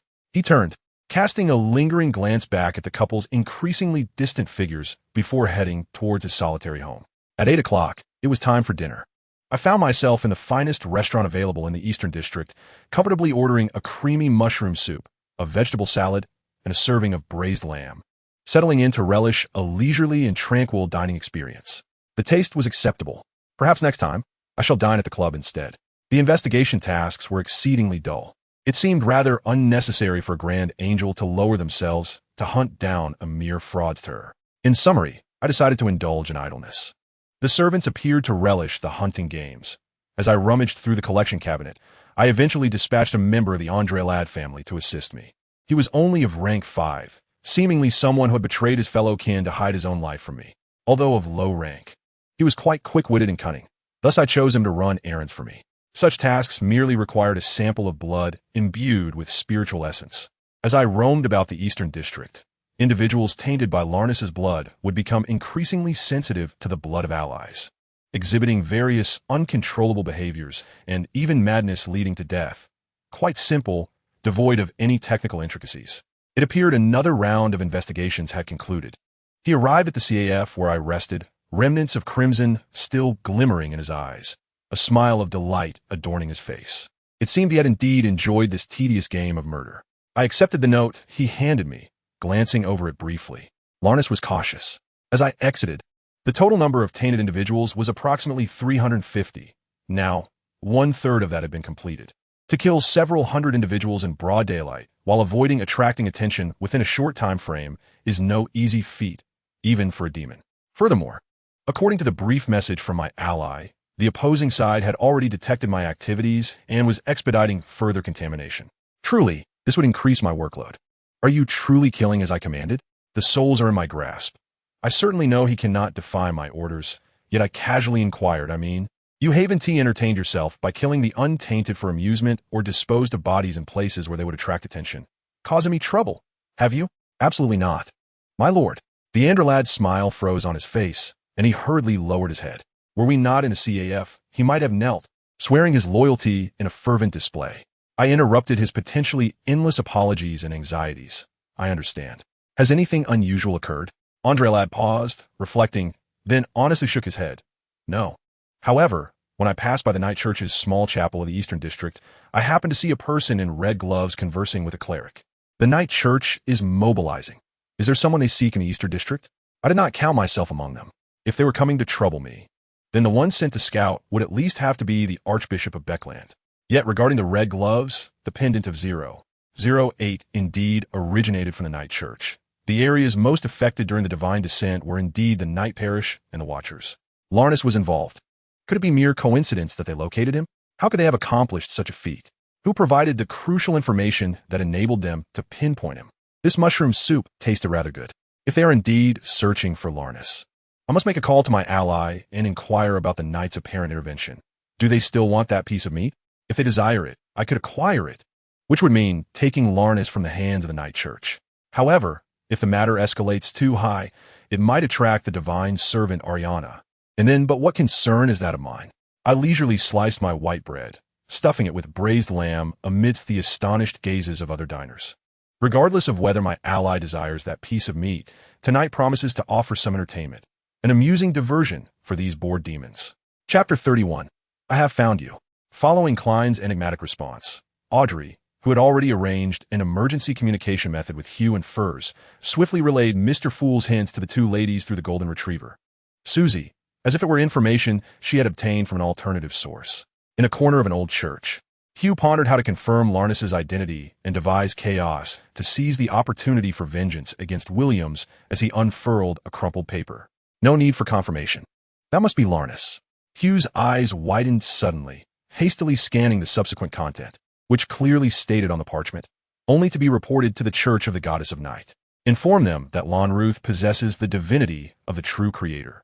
Divinity? The divinity of the true creator? Hugh exclaimed, bewildered as he glanced at the golden retriever entrusted with delivering the message, only to find the canine equally perplexed. What? As Forth listened, an unsettling realization struck her, prompting her to snatch the paper and read it hurriedly. After a moment, she hesitated, unsure whether to laugh or to be indignant, and remarked this. This must be a jest, right? How do we become entangled in matters concerning an evil god and divinity? This is merely about apprehending a cunning fraudster worth 200 pounds. The demons, devoid of any sense of contract, fled the moment they learned of someone hunting the tainted. Their unique sensitivity to impending crises allowed them to detect the looming threat. Lamritha's hand trembled slightly. I am still too weak. Otherwise, I would choose to exact revenge myself. But now, I can only settle for a secondary approach. Not to mention the hidden aids around Lonruth. Even the divinity he possesses renders him beyond my capabilities. Should intelligence arrive, with the reaction speed of a night watcher, action should commence tonight. The Becland district is second only to the church headquarters, home to many formidable individuals. There is no need to await additional assistance. Having relayed the situation, Klein returned to the mundane world, affixing a false mustache and altering his hairstyle, staring blankly at his reflection for several minutes. He felt a mixture of anticipation, excitement, melancholy, and helplessness. Before dusk fell, he departed the Crag Club and made his way back to Minsk Street, stopping by a grocery market to purchase several masks, including one depicting a jester. He resolved to observe the operation aimed at capturing Lonruth that night, eager to witness the consequences of his previous madness. Of course, given his capabilities, he could only watch from a considerable distance, lacking even the right to approach. At 11 o'clock, as many slipped into slumber, Klein donned a gray-blue worker's uniform for disguise, topped with a flat cap. He then circled several streets, aiming for the bell tower at the East Byrang dock. Compared to the surrounding three-story buildings, it loomed like a giant, piercing the night sky and surveying the area below. Klein effortlessly slipped into the tower, ascending the seemingly endless spiral staircase in the darkness with haste. Soon, he found himself above the massive clock, surrounded by a deep yellow railing, with a pointed roof within reach. He gazed at the distant guild for a few seconds, stepped back to blend further into the shadows, and retrieved the newly acquired mask, donning it upon his face, a jester with a mischievous grin and a nose painted in bright red. The wait for the performance to commence was tedious, as members of the Church of Night excelled in the grave digger and sleepless pathways, adept at invading others' dreams and being caught within them. Both pathways gravitated towards darkness. Thus, they preferred to engage during the night to maximize their abilities. Unsurprisingly, the operation targeting the flesh of the true creator was likely scheduled for the latter half of the night, allowing ample time for a restful slumber before resuming. Edward stored Andre Lad away, returning home with some tea to discuss with the true creator the potential threat posed by the goddess of night. He pondered why the Church of Night had managed to act first. The unfolding of events indicated that the intelligence network of the Aurora Society needed an upgrade. The expression of the true creator was grim, yet did not weigh heavily on him. Should they choose not to intervene, the outcome for tonight was already determined. Regardless, this commission was effectively concluded. After all, it was merely a fragment of divine flesh, a remnant of the divine descent, and although its loss was regrettable, it was hardly precious enough to warrant a struggle against the well-prepared Church of Night. After all, he had successfully descended. According to the final sensing, over 200 tainted individuals remained. The Church of Night would handle them without his concern. Around midnight, Edward calculated the time and leisurely stepped out towards the East District. Upon arrival, the hounds of the Church of Night were just completing their preparations. A massive airship, cloaked in deep black, descended silently from the night, as stealthy as a vulture before a hunt. The display was imposing. Edward stood firm in place, corrupting an owl into a familiar, sending it to the destination as his eyes. At that moment, three figures clad in black trench coats quietly emerged before the two-story brick-red building. The leader, lacking a hat, sported short golden-brown hair and deep emerald eyes, reminiscent of a still, dark lake. The collar of his shirt and coat was turned up, obscuring the lower half of his face, while his hands were covered in blood-red gloves. A silver metallic briefcase was wrapped in a chain of the same hue around his left hand. The divine relic of the goddess, I recall it being a bone sword. Edward mused, attempting to match the name with a face, but failing. Habitually, he conducted a rapid keyword search in his mind. The conclusion was that every individual wielding this relic was the same, specifically pointing to Crestazissima, a sequence 5 bearer of a sacred object, indeed aimed at divinity. Simultaneously, His gaze caught sight of a watcher on a nearby tower. Lacking the aura of a prisoner or the malice of a demon, this figure was no ally. After lingering for 2 seconds, the gaze shifted away. Having carried the divinity of the true creator for some time, Lonruth naturally acquired some powers of the hangman pathway, albeit not comparable to true magical potions. His aids were nowhere to be found. He took the initiative, attempting to use the sleeping individuals around him as living bombs. But the seals brought by the gloved hands easily dispelled the illusion. After a brief skirmish, Crestazissima seized the opportunity and calmly inquired, to the Aurora Society, "You are a desecrator. Why was your execution not carried out upon your capture?" Lonruth revealed his signature mocking smile and replied, "It's quite simple. For I am no longer the pure Lonruth." He paused, his gaze suddenly turning cold. "I am now the true creator." Upon hearing this, Crestazissima was struck with a sense of dread. With a chuckle, Edward could no longer contain his amusement at the scene. Yet, maintaining his persona, he quickly resumed a serious demeanor. "My apologies, I have practiced extensively not to laugh. But to proclaim oneself the true creator upon acquiring a mere piece of flesh is thoroughly amusing." Despite the absurdity of his claims, Crestazissima genuinely believed him, indicating that the goddess of night had yet to grasp the true results of the divine descent. The illusion crafted within the Aurora Society had succeeded. Though fragmented, this was indeed genuine flesh of an evil god. Lonruth, averse to prolonged conflict, first used his divinity to forcibly drive the tainted individuals into mutation, charging towards the Night Watchers, only to be swiftly dealt with or succumb to the powers of slumber. Meanwhile, he instilled a near-divine aura, plunging everyone into panic, even extinguishing the gas lamps in that moment, entirely engulfed by shadows. After the entire region succumbed to silence, the red-gloved minions, cowed by the malevolent deity, found themselves unable to wield their artifacts in battle. The only force that could stand against them was the bearer of the sacred relic, the essence of the night goddess embodied in Crestazissima, reducing the enemy's numbers to a mere handful. Although the owl's vision and hearing were limited, the events unfolded precisely as it had anticipated. The absolute darkness lasted a mere 10 seconds before a piercing light shattered the shadows. Gradually, illumination emerged. The airship that had been suspended in midair began to ascend once more, and everything returned to its original state. Lanris had failed. Edward, fully aware of the situation, guided the owl to soar silently through the blind spots of the Night Watchers. Crestazissima exerted all its might in wielding the sacred relic, utterly obliterating flesh and blood, stripping away from Lanris. The true creator should be able to perceive this directly. Thus, continuing the pursuit of Lanris became futile. His existence or demise bore no significance to me. Suddenly, a thought struck him, and the owl circled back to its original position, glancing upwards. The tower that had once been a site of clandestine observation was now devoid of life.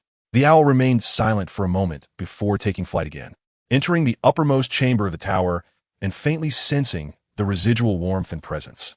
After an extensive search, it descended upon an entrance to the sewer. Having seized the opportunity to escape amidst the chaos, Lanris, who had already scouted the sewer routes, adeptly navigated through the darkness, climbing, running, and leaping. Suddenly, his instincts compelled him to halt, leaning back slightly. Thud! A card struck deep into his right chest, crimson droplets swiftly cascading from its edges. Lanris looked up, utilizing his dark vision to discern his assailant. It was a man of medium build, clad in worker's attire, his face concealed by a mask with a nose as red as a cherry and a smile that curled upwards, a joyful clown. Klein unleashed a flurry of razor-edge cards, deftly thrown like daggers. He remained unfettered by vengeful impulses, exhibiting an unprecedented calmness akin to a finely tuned machine. Even the most skilled croupiers would marvel at his precise and practiced movements. One card pierced the flesh, while another sliced through sinew. The star card severed the tendons in Lanris's legs, while the sun card embedded itself into the wall, level with his neck. In this cramped sewer, the two extraordinary beings engaged in a brief, yet lethal confrontation, both acutely aware of the necessity to resolve the matter swiftly, lest they allow the pursuing official Night Watchers to close in. Smack!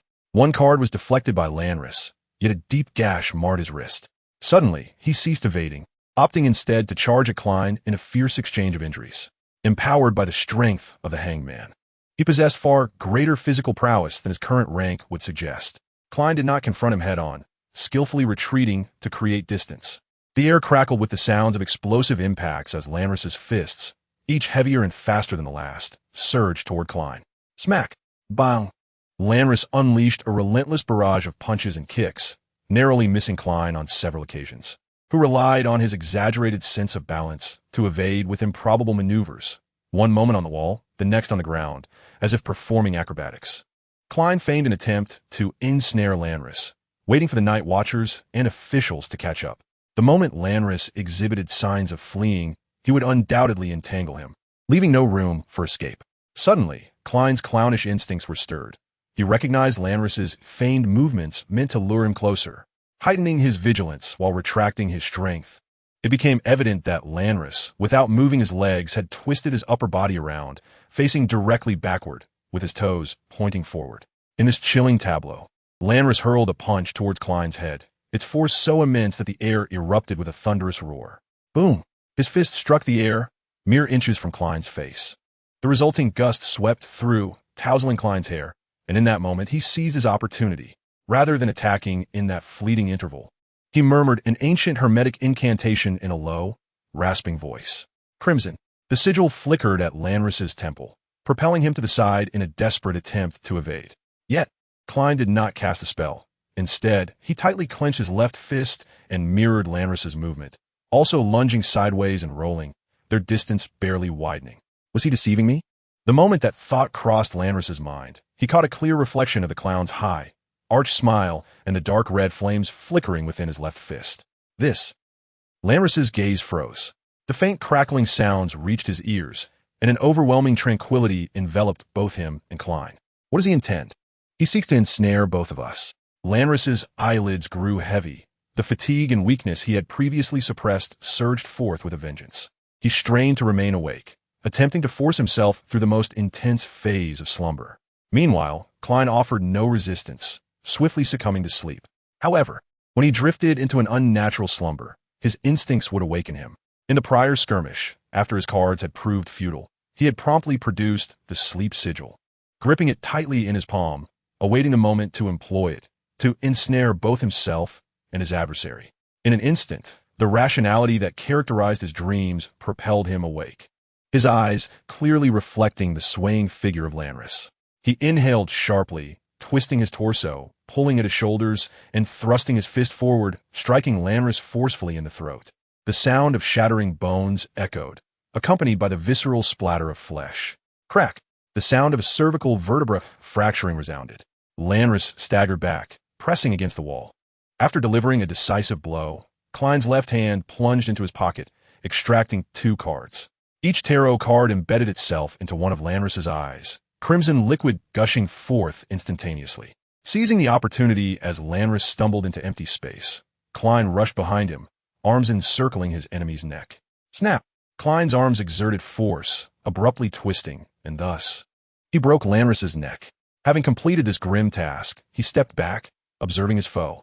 Lanris, with cards protruding from his eyes, gazed weakly ahead, his body gradually sagging. In that moment, he queried, his voice a fragmented whisper, "Why must you kill me?" Klein, donning the clown mask, regarded his adversary with indifferent eyes, responding coolly, for no particular reason. And no. Lanris's eyes widened in disbelief as he collapsed onto the sewer floor, his breath finally extinguished. At that moment, seemingly calm, Klein suddenly lunged forward, tensing his right leg, and with all his might, delivered a kick to Lanris's head. Bang! The already mangled and broken neck could no longer withstand such force. Lanris's head flew off like a ball, crashing against the wall and splattering blood everywhere. Klein beheld this scene, suddenly bowing down, cackling with laughter. Ha ha ha! Ha ha ha ha! He laughed softly, a mad cackle tinged with joy. The jester's mask upon his face mirrored that glee, with its upturned corners and crimson nose, the pallid visage radiating pure delight. Ah, ah, ah, ah. Klein laughed until he was breathless, his laughter more discordant than weeping. After a few moments, he finally calmed himself, straightening his posture and wiping the corners of his eyes in the darkest recesses of the sewer. Drop by drop, liquid streamed quietly down, landing on his collar. In that moment, he felt the effects of his jester potion completely dissipate. After rendering the scene more bizarre and intricate, Klein stowed away the mask, erasing any trace of his presence. He hurriedly navigated through the sewer, opting for an exit that should remain inconspicuous on the street. Squinting as he lifted the manhole cover, he perceived the gas lamps on the road seemed less blinding, only to notice a pair of black leather shoes 2 meters ahead of the lifted cover. This was quite awkward. Klein steadied himself. Following the shoes upward, he beheld a middle-aged gentleman with shoulder-length brown hair, spectacles perched on his nose, impeccably dressed, who was also curiously scrutinizing him. Given that he was already disguised, Klein mustered the courage to feign the role of a gentleman merely passing through the sewer. "Good evening. Sir, I'm a private detective investigating certain matters. I beg your pardon for the spectacle. I hope you can treat this as if I have never been here. Farewell." With that, Klein hastened his exit from the sewer, lowering his hat's brim as he briskly departed sideways. However, the middle-aged man seemed unwilling to let him leave so easily. Stepping aside to obstruct Klein's path and inquiring with evident intrigue, "Detective, what brings you to the sewer at this late hour?" "Confidential information pertaining to my client." "I'm afraid I cannot divulge," Klein replied with a strained smile, attempting to change direction, only to be thwarted once again. "I can see you are in disguise. You must be a cautious and outstanding detective," the middle-aged man remarked with a touch of humor, persistently pressing. "Might you share your name and contact information?" Realizing that evasion was futile, Klein inhaled deeply and exhaled slowly, reluctantly turning his head to reveal a smile more perfunctory than genuine.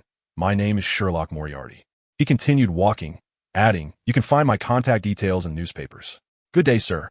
As expected, the gentleman ceased to obstruct him.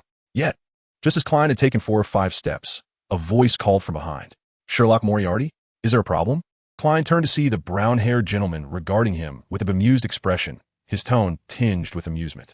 "May I inquire, do you have a nemesis by the name of James Holmes?" Klein felt as if struck by lightning, his mouth slowly agape, the world before him blurring as he found himself at a loss for words. In that moment of mental paralysis, he heard the middle-aged gentleman ask again, "Hello? What should I call you?" This question was posed in Chinese. Chapter 32. Humanity. Carbon-based life, forms lacking individual distinguishing characteristics, sentient beings. Structurally simple, each individual nearly identical. Crafted from basic materials. Bones and the outer skin dictate external differences. Humans differentiate individuals by appearance, despite their inner selves being far more diverse. The keratin layer encases flesh and blood, which conceal intricate networks of nerves. Their inefficient energy conversion methods and rudimentary means of energy intake are starkly simplistic. Were it not for the existence of a ready-made soul to emulate, I might have required significantly more time to observe human civilization. Fellow townsman? This peculiar human waved his hand in front of me, leaving me perplexed as to the gesture's meaning. "Mister, are you daydreaming? Am I too handsome? You've been staring at me for 5 minutes." "No, not at all. Of course, you are indeed quite handsome," I replied. "Pleased to meet you, Russell Gustav, fellow townsman." Handsome, striking, dashing, terms devised by humans to articulate their aesthetic preferences, synonymous in essence. I comprehend the meaning of the word, yet I find it perplexing how humans delineate between beauty and ugliness. Within my information repository lies an ancient jest from a bygone era. When Westerners first set foot on Eastern soil, they were astonished to find every Asian looked alike. Did they discern one another by scent? Such indicates that even among individuals of the same race, cognitive dissonance exists, let alone the chasm between their forms of life and mine. Moreover, I am not my complete self at present, although I possess the authority over the decay of matter. I can only wield the powers of demonic pathways. My true form remains unattainable, compelling me to rely on my own faculties to fathom human civilization. He animatedly queried, "What is your name? Where do you hail from?" My previous life was exceedingly dull. Traversing here is quite exhilarating. What were you doing before you arrived? How old are you? Do you play games? What rank are you? Russell is a male human, with a lower melanin content in his skin and deep brown, slightly curly hair atop his head. He has his hair tied in a bundle with blue fabric. He wraps his body in various textiles of differing materials, favoring vibrant color combinations. All right, I've taken note. After bidding him farewell, I stepped outside. I found Russell everywhere. The joy of slaying Lanris, the exhilaration of avenging personally, the nostalgia of past pains, and the overwhelming complexity of encountering a compatriot in a foreign land coalesced within Klein, rendering him momentarily speechless. At 2 in the morning, on a secluded street in Becland beneath the gaslight, an ancient remnant, and an entity masquerading as one stood in mutual observation. The patrolling officers passed by without a single glance, oblivious to the scene, as if they had seen nothing at all. Yet, rather than mutual scrutiny, it was Klein who, overwhelmed by the influx of information, had temporarily halted his thoughts, while Edward assessed him, patiently awaiting Klein to speak first, facilitating his own schemes of deception. The portion of consciousness imbued with information regarding Edward Vaughn, designed to mimic his demeanor, eagerly initiated conversation. Although we have completely accessed Russell's memories, we remain ignorant of the ancient civilization. I believe we could foster a cordial relationship with this survivor, seeking opportunities to acquire his memories and emulate humanity as closely as possible. I find his child intriguing. He carries the essence of death, a hidden sanctuary. He is engulfed in fear, joy, and panic. He appears quite fascinating. Meanwhile, the predominant consciousness, the decayed monarch, responded indifferently to the other two tints of his being, which had never previously exhibited a distinct personality. Exploring ancient civilization through humanity is exceedingly inefficient. He declared, as long as we establish a connection with Earth, I can instantaneously gather all information pertaining to the current societal forms and consciousness of humanity, including knowledge from the ancient epoch. Rather than extracting ancient knowledge from him, we should ascertain the reasons for his survival from the initial awakening. Once we uncover that, we can trace the roots and capture more remnants of the ancient world. Moreover, to further elucidate the existence of the ancient remnants, one must question whether it is indeed due to him. Contrary to the true creator, Roselle has been forsaken by this very reason. I can sense no lingering traces of a clandestine existence upon him. Yet, he ought not to be merely a soul that traverses time and dimensions. He may be the first, but he is certainly not the last. The other two concurred, stating, in summary, we have reached a consensus regarding our engagement in this event, with the emphasis open for future discussion. Indeed, let us proceed. A simple internal exchange concluded, and the two consciousnesses collaborated once more, reconstructing the human entity known as Edward Vaughn. Klein, having just regained his composure and emotions, eagerly posed a question in Mandarin. Hello, my name is Zhoming Rue. May I inquire who you are? Ah, I see. You and Roselle hail from the same place. The demon had presented Roselle as a foundation for building rapport, naturally amplifying the desire for communication among compatriots. As he extended his hand, I am Edward Vaughn. Perhaps you have heard of me. This has long been my name, and it once was as well. Just as Klein was about to shake hands with him, he nearly recoiled, for he was well aware of this name. In fact, it resonated in his mind as vividly as Roselle's. The Abyssal Angel, friend and vassal of the Emperor Roselle, one of the few esteemed predecessors among traversers in this world. The Emperor Roselle had passed over a century ago, yet this figure had since become elusive. Historians suspected that he too had been silently eradicated by enemies during that assassination or the subsequent turmoil. He would occasionally lament that although Roselle was in a foreign land, at least he had a companion, counting on the occasional acquisition of free esoteric knowledge from the other. Little did he anticipate encountering him so soon. Most importantly, this was a genuine angel, a formidable entity of sequence 2, having endured centuries of time. In certain ancient records and myths, this rank could indeed be termed divine, both angelic and derived from the divine. Could this truly be mere coincidence? Or perhaps it relates to the mysterious gray mist that I possess. Klein grew wary, yet his spirits remained buoyant. After cautiously shaking hands, he could hardly contain his eagerness. How did you traverse into this world? Klein reverted to the rune language, uncertain if his foreign compatriot would prefer conversing in Mandarin. He certainly wouldn't be foolish enough to engage in dialogue with this dignified British angel, using his rudimentary English from before his crossing. Traversing. Roselle was one instance. Now, he had a comparative group. However, without prior communication, the two ancient remnants from the East believed this to be a traversal rather than an awakening, which was a fascinating cultural commonality. No, upon hearing my name, he exhibited surprise. He knows of me. How did he acquire this knowledge? History books? Textbooks? Edward pondered with keen interest. Indeed, according to the memories he accessed from Roselle, traversing novels were exceedingly popular in that realm. I once was an enthusiast of the esoteric, and one day, while practicing divination with an antiquated crystal pendulum I had procured, I found myself in this world. I see. I arrived here after attempting a transmutation ritual detailed in a book, only to inexplicably end up here. Klein furrowed his brow slightly, both puzzled and intrigued. Is it possible that any endeavor related to the esoteric could lead to traversal? Or is there a specific timing involved? In which year did you traverse? Edward contemplated seriously, only to discover that portion of his memory was too severely eroded to retrieve, thus offering a relatively informative response. I cannot recall, but during that period, the young people around me were lamenting that Avengers Endgame was quite unsatisfactory. Then we must have traversed at a relatively recent time. Klein exhaled a small sigh of relief. Learning from a diary was one thing, but being confirmed by another traverser was an entirely different matter. He eagerly inquired, "How long have you been in this world?"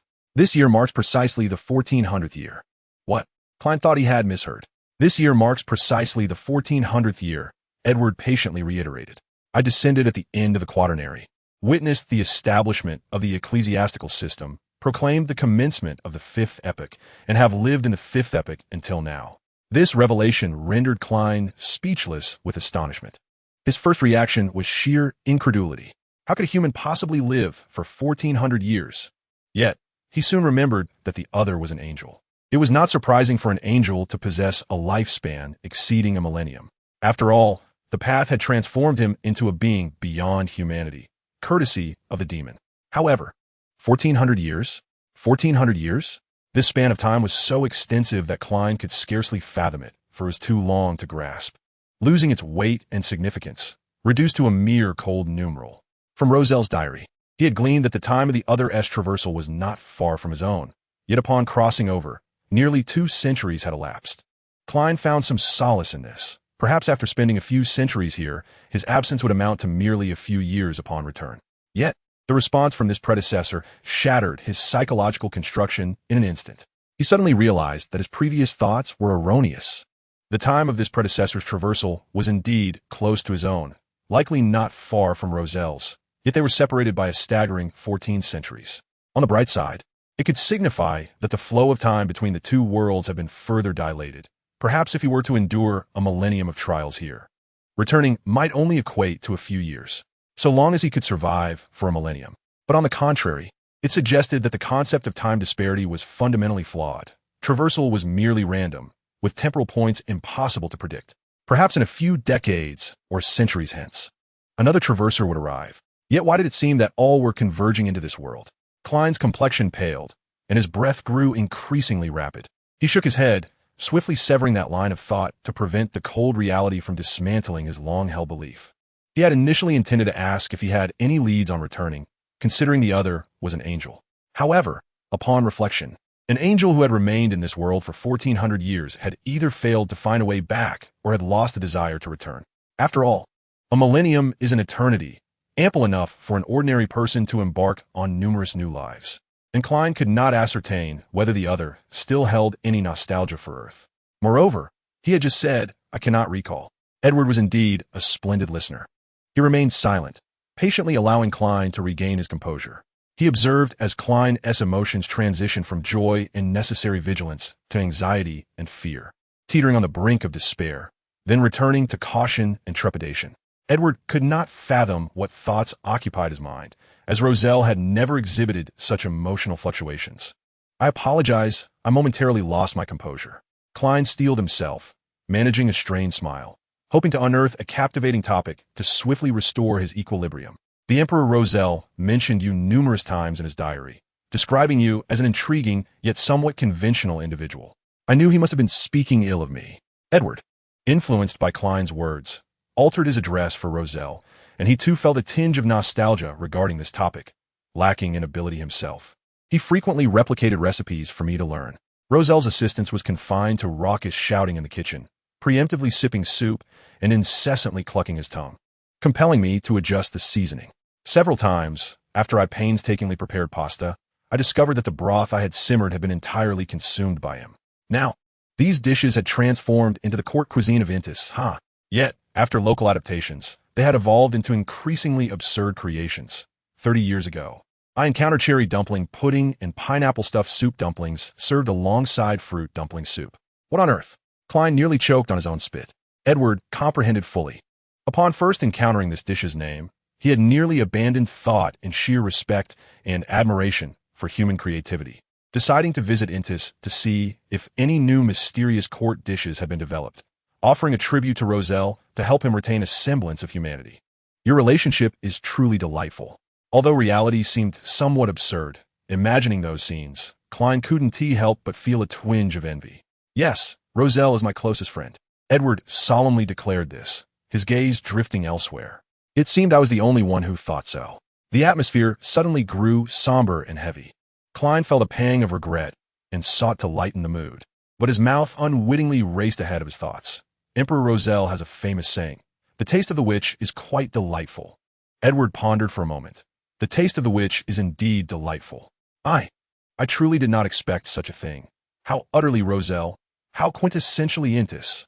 The melting pot of Intis can even corrupt the most staid English gentleman. How terrifying. You are over 1,000 years old. In a state of astonishment, Klein resolved never to contribute a single penny of tourist revenue to Intis again.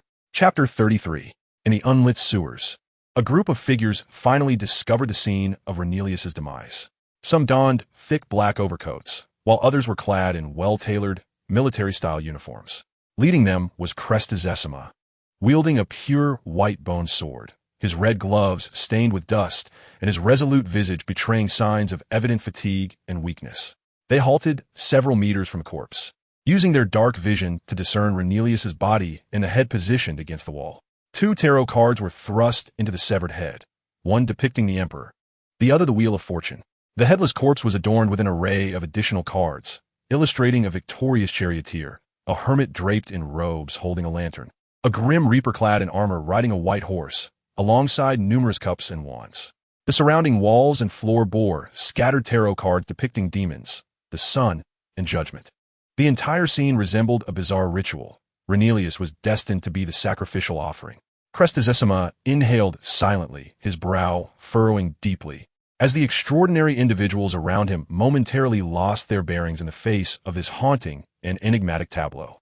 Time passed quietly, and the elation of successfully meeting with compatriots gradually waned, overshadowed by the fatigue and drowsiness following fierce combat. After exchanging a few pleasantries, Klein recalled the peculiar badge he had found on Renelius's body. With a mindset of inquiry, he retrieved the emblem depicting an obscure symbol the size of a marble from his pocket, presenting it in his palm before the other, curiously inquiring, "Do you happen to know what this is?" "I stumbled upon it by chance." "Stumbled upon it by chance?" Edward grasped the badge, turning it over to reveal an inscription in ancient Hermes script. "Possess this item to join." "I do recognize this object, though it is my first time seeing it in person. It holds no value for me." Edward returned it to Klein, patiently explaining, "This is an emblem of a clandestine organization, a self-help society born to evade Amon, though few succeed." "Evade Amon? What is Amon? A self-help society?" Klein was instantly more curious. "Could you elaborate?" "You may understand Amon as a harmful substance, often appearing silently in your vicinity, and in swarms at that." Recalling some unpleasant memories, Edward clicked his tongue. "He delights in senseless pranks and thievery, pilfering everything from luck to destiny. The more you fear him and attempt to flee, the more he thrives." This badge signifies the Order of the Hermit of Fate, comprised of unfortunate souls who hide from Amon out of fear. Even more pitiable is that despite their efforts, they cannot escape fate, and Amon relishes this hunting game. Renelius was indeed a thief. Does this imply that chance refers to the badge I stripped from Renelius's corpse? His soul had a rather pleasant scent. Reflecting on the numerous encounters with Amon over the past 14 centuries, Klein's collection of Amon specimens had amassed into a complete potion for thieves. However, engaging in a confrontation with the king of thieving angels was evidently unwise, so he had meticulously cleared the area each time, leaving no trace of the arcane. Why does this description sound so woeful? Has the angel elder also been persecuted by Amon? Wait, what did he just say? Did he refer to Amon as he? Klein blurted out, "Amon is an angel?" "Indeed, he is the king of angels through the path of thieves." The angel present readily confirmed, observing Klein's bewildered expression, and kindly added, "The king of angels represents a unique existence within that pathway S sequence, possessing singularity or 2 or more traits of sequence 1. Wait, is that it for the Order of the Hermit of Fate? I still don't grasp the concept of the king of angels. What is singularity, and why must there be 2 or more traits of sequence 1? No one mentioned needing to consume extra portions of potions from other sequences during advancement. Elder, please slow down. I'm not following. These were precious esoteric insights that money could not buy. Klein desperately committed these words to memory, feeling a complex mixture of emotions and delight. Merely hearing them felt like a windfall. Previously, he had envied Roselle and gleaned arcane knowledge from his diary for free, but now he could procure wisdom from the elder compatriot. Speaking of which, Edward shifted the conversation. You are a diviner, with Amon being an adjacent path.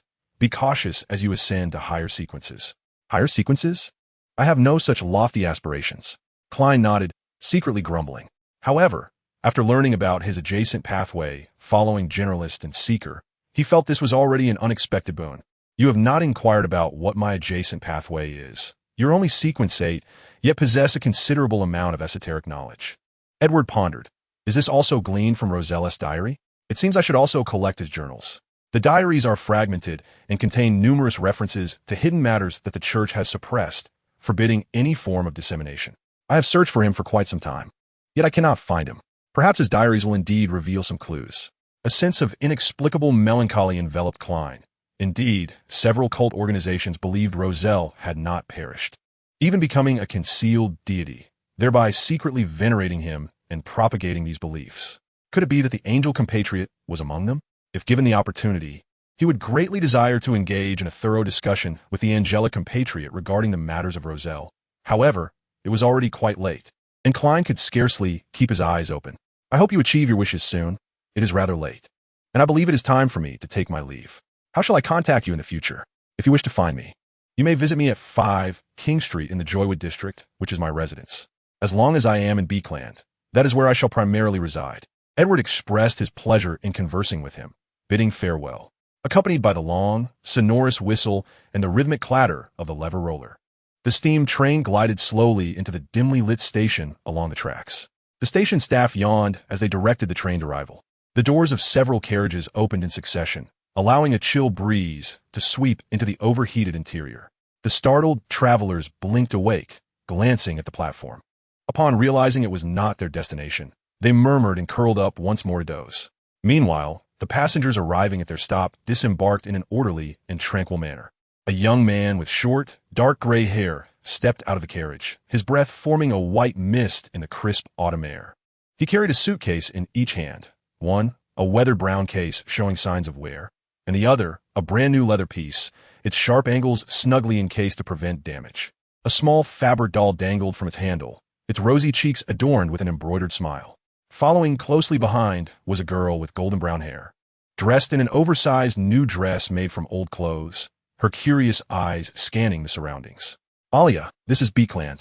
I sincerely apologize for the trouble of your late-night journey. Please wrap yourself warmly in your scarf and coat. No, it's quite all right. Thank you for seeing me off. The night train tickets are discounted by 30%. I would have chosen this option even alone. Richard waited for the girl to reach his side before they hastened towards the exit together. He smiled, saying, Congratulations on not only successfully gaining admission to Becland University, but also on being awarded a scholarship for your outstanding results. You might consider applying for further scholarships to cover your subsequent tuition. Of course, with the elite gathered at Becland University, there is no need to feel pressured. The tuition is not exorbitant, and we can support you in completing your studies. No, I have come of age. I can earn my keep through my own strength and knowledge. The petite girl promptly rejected his offer. She appeared to be merely 16, yet her ability to enroll in university indicated she had indeed reached 18. Years of inadequate nutrition and tireless study had nearly taken a toll on her health. Alia replied, I can work to support myself. There is no need for you, Mr. Richard, or anyone else to continue spending money on me. Very well, I shall leave you a letter of recommendation. If you require a job in the future, seek out Maria in the East District. She is our comrade. Noticing Alia's intent to refuse once more, Richard quickly interjected. Maria is quite strict. She will not allow you to be lazy, and you must also focus on your studies. She can arrange a position for you swiftly if you decide to work part-time. Alia gazed up at Richard, as if wanting to say something, but after a moment, she deflated and obediently acquiesced. Thank you. You're welcome. The steam train was delayed by an hour, and Richard planned to escort her to Becland University for registration the following afternoon. However, they first needed to resolve the issue of accommodation for the night. Richard looked around, noticing that the cold street was devoid of any open inns, due to unforeseen circumstances. The hotel he had reserved near the East District had suddenly closed in the afternoon and canceled his booking. Few inns operated through the night, and if this continued, They would soon be apprehended by patrolling officers. Would they have to spend the night in the police station? Just as he found himself in a quandary, he spotted an owl perched on a nearby tree, eyes closed in slumber. This bird. Richard pulled Alia behind him and tentatively called out to the drowsy owl. Teacher?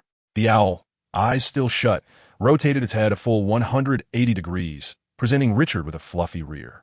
After bidding farewell to his compatriot, Klein hastily departed, striding towards the East District under the shadows of the gas lamps.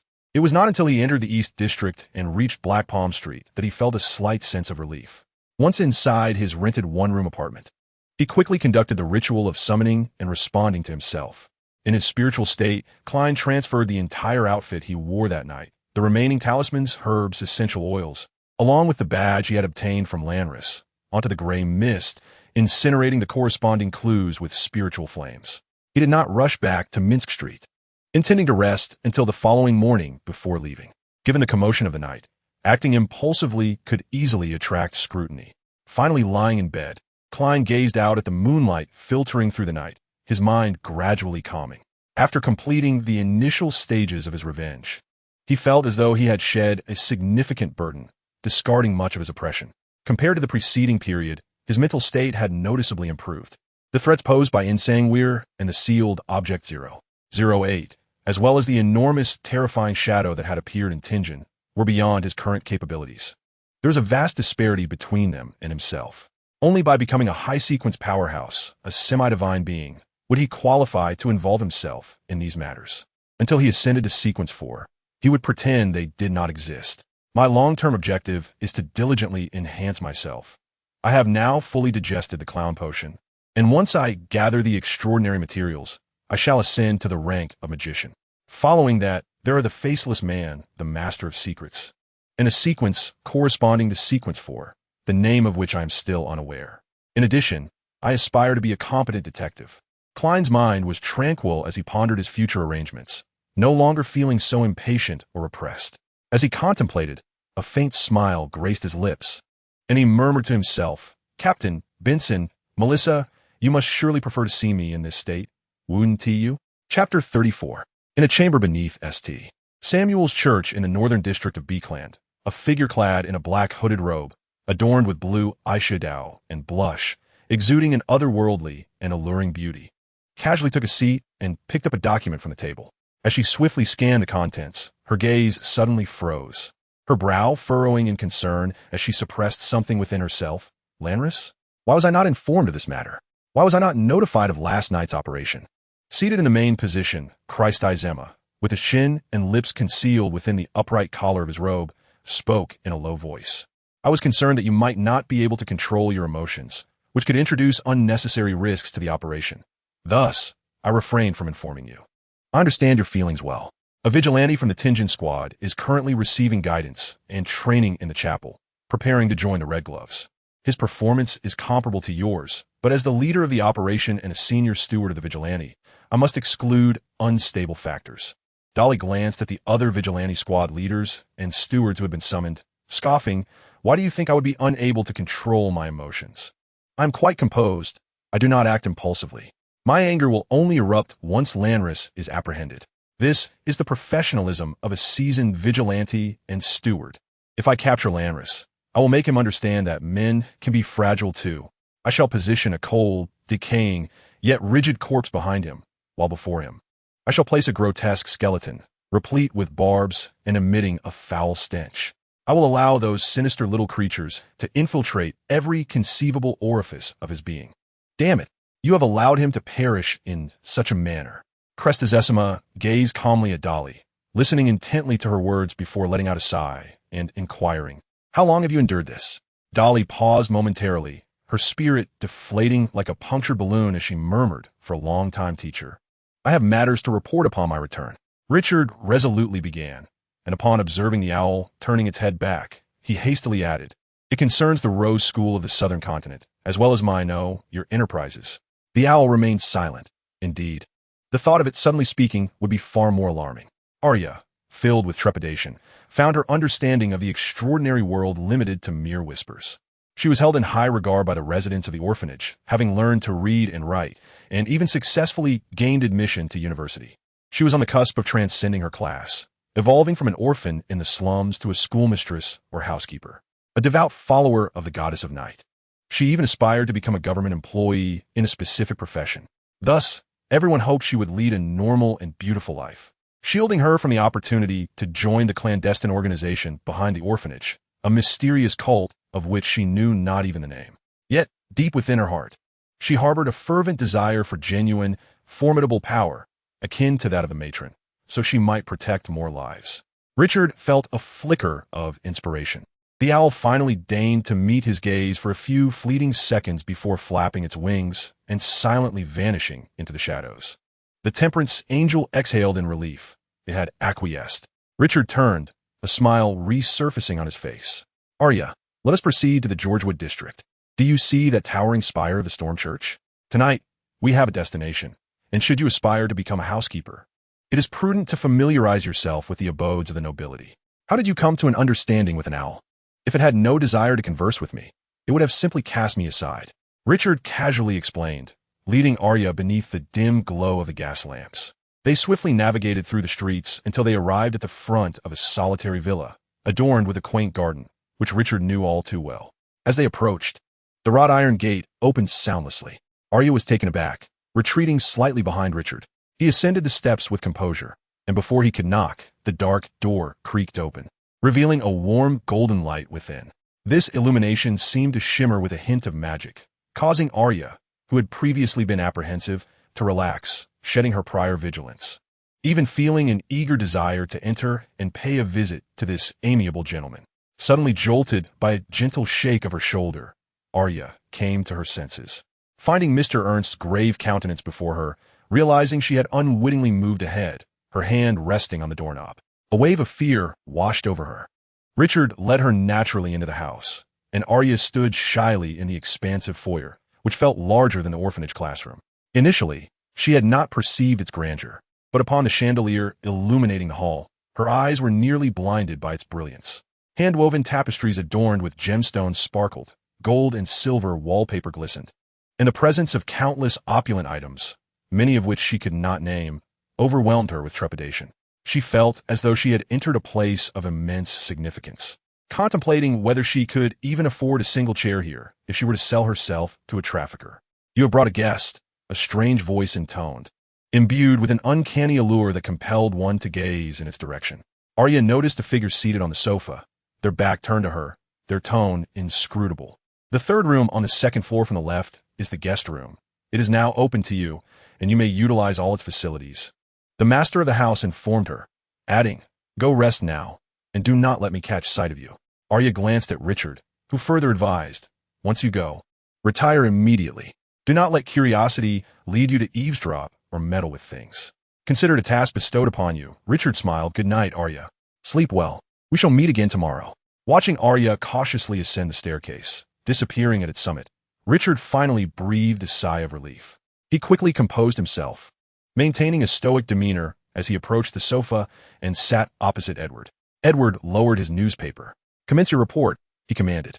"Yes," Richard replied, casting a glance at the set-aside Becland daily.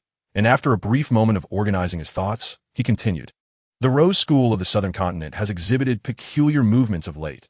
Their rituals have become more frequent, and numerous signs indicate a potential collaboration with the blood cult. I suspect they are scheming something significant, yet I lack concrete leads." Indeed. The second matter pertains to the alarming number of indigenous individuals who have gone missing in the Southern Continent. According to reports from Beckland's overseer, cases of abduction have surfaced in the Eastern District as well. A portion of the female workers, rendered jobless due to the introduction of machinery, have mysteriously vanished. It is said they have found employment, yet they have not been arranged. Edward appeared unperturbed. "I'm aware of this. It is due to someone's ambition to become the new Black Emperor." "The Black Emperor?"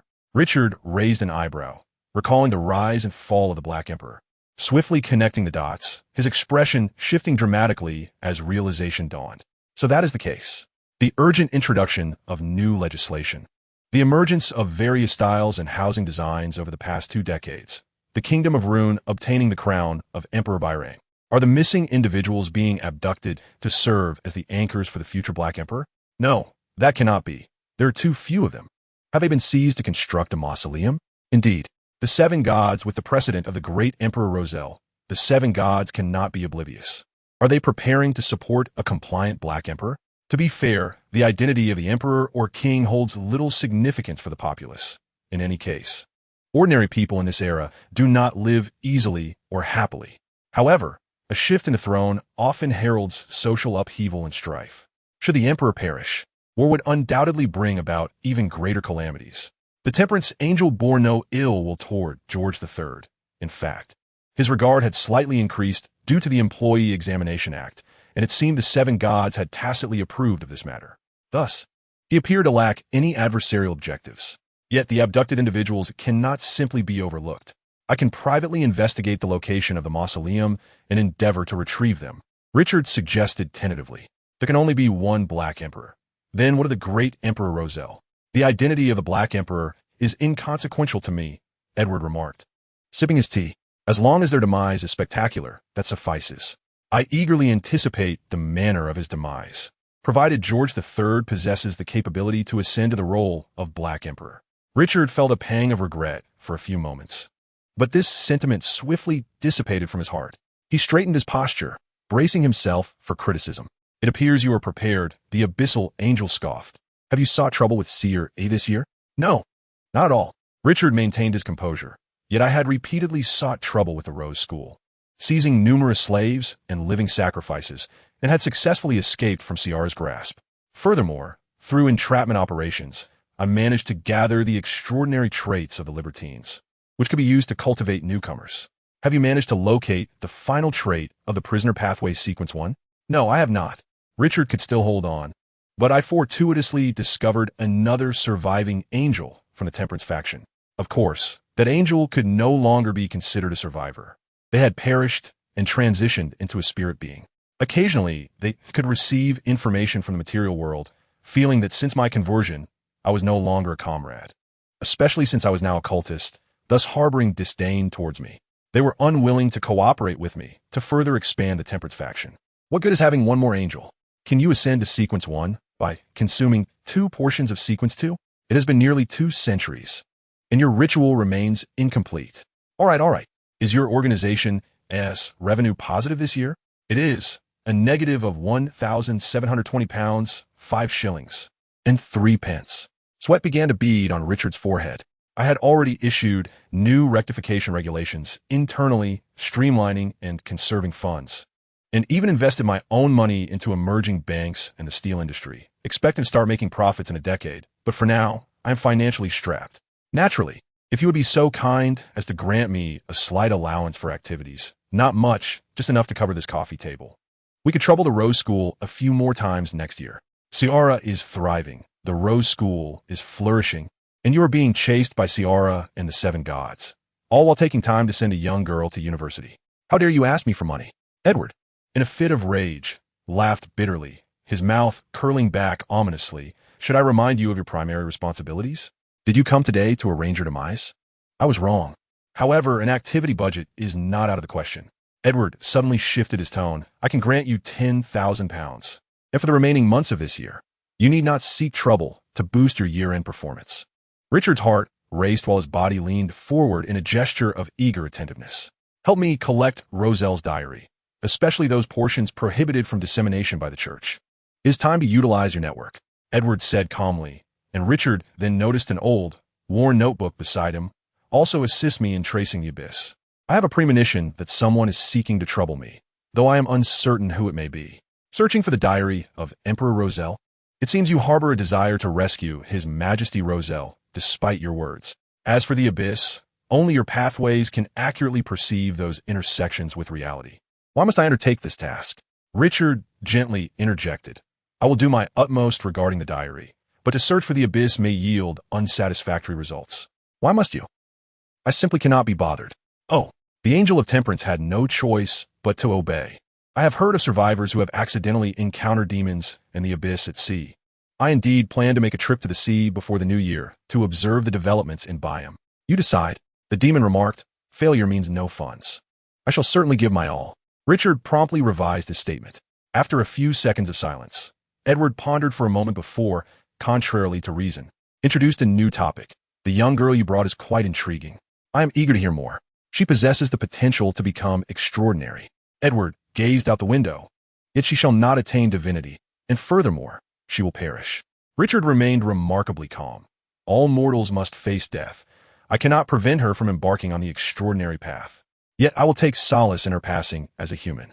She also has ties with Trina, which is rather strange. Richard's expression shifted subtly.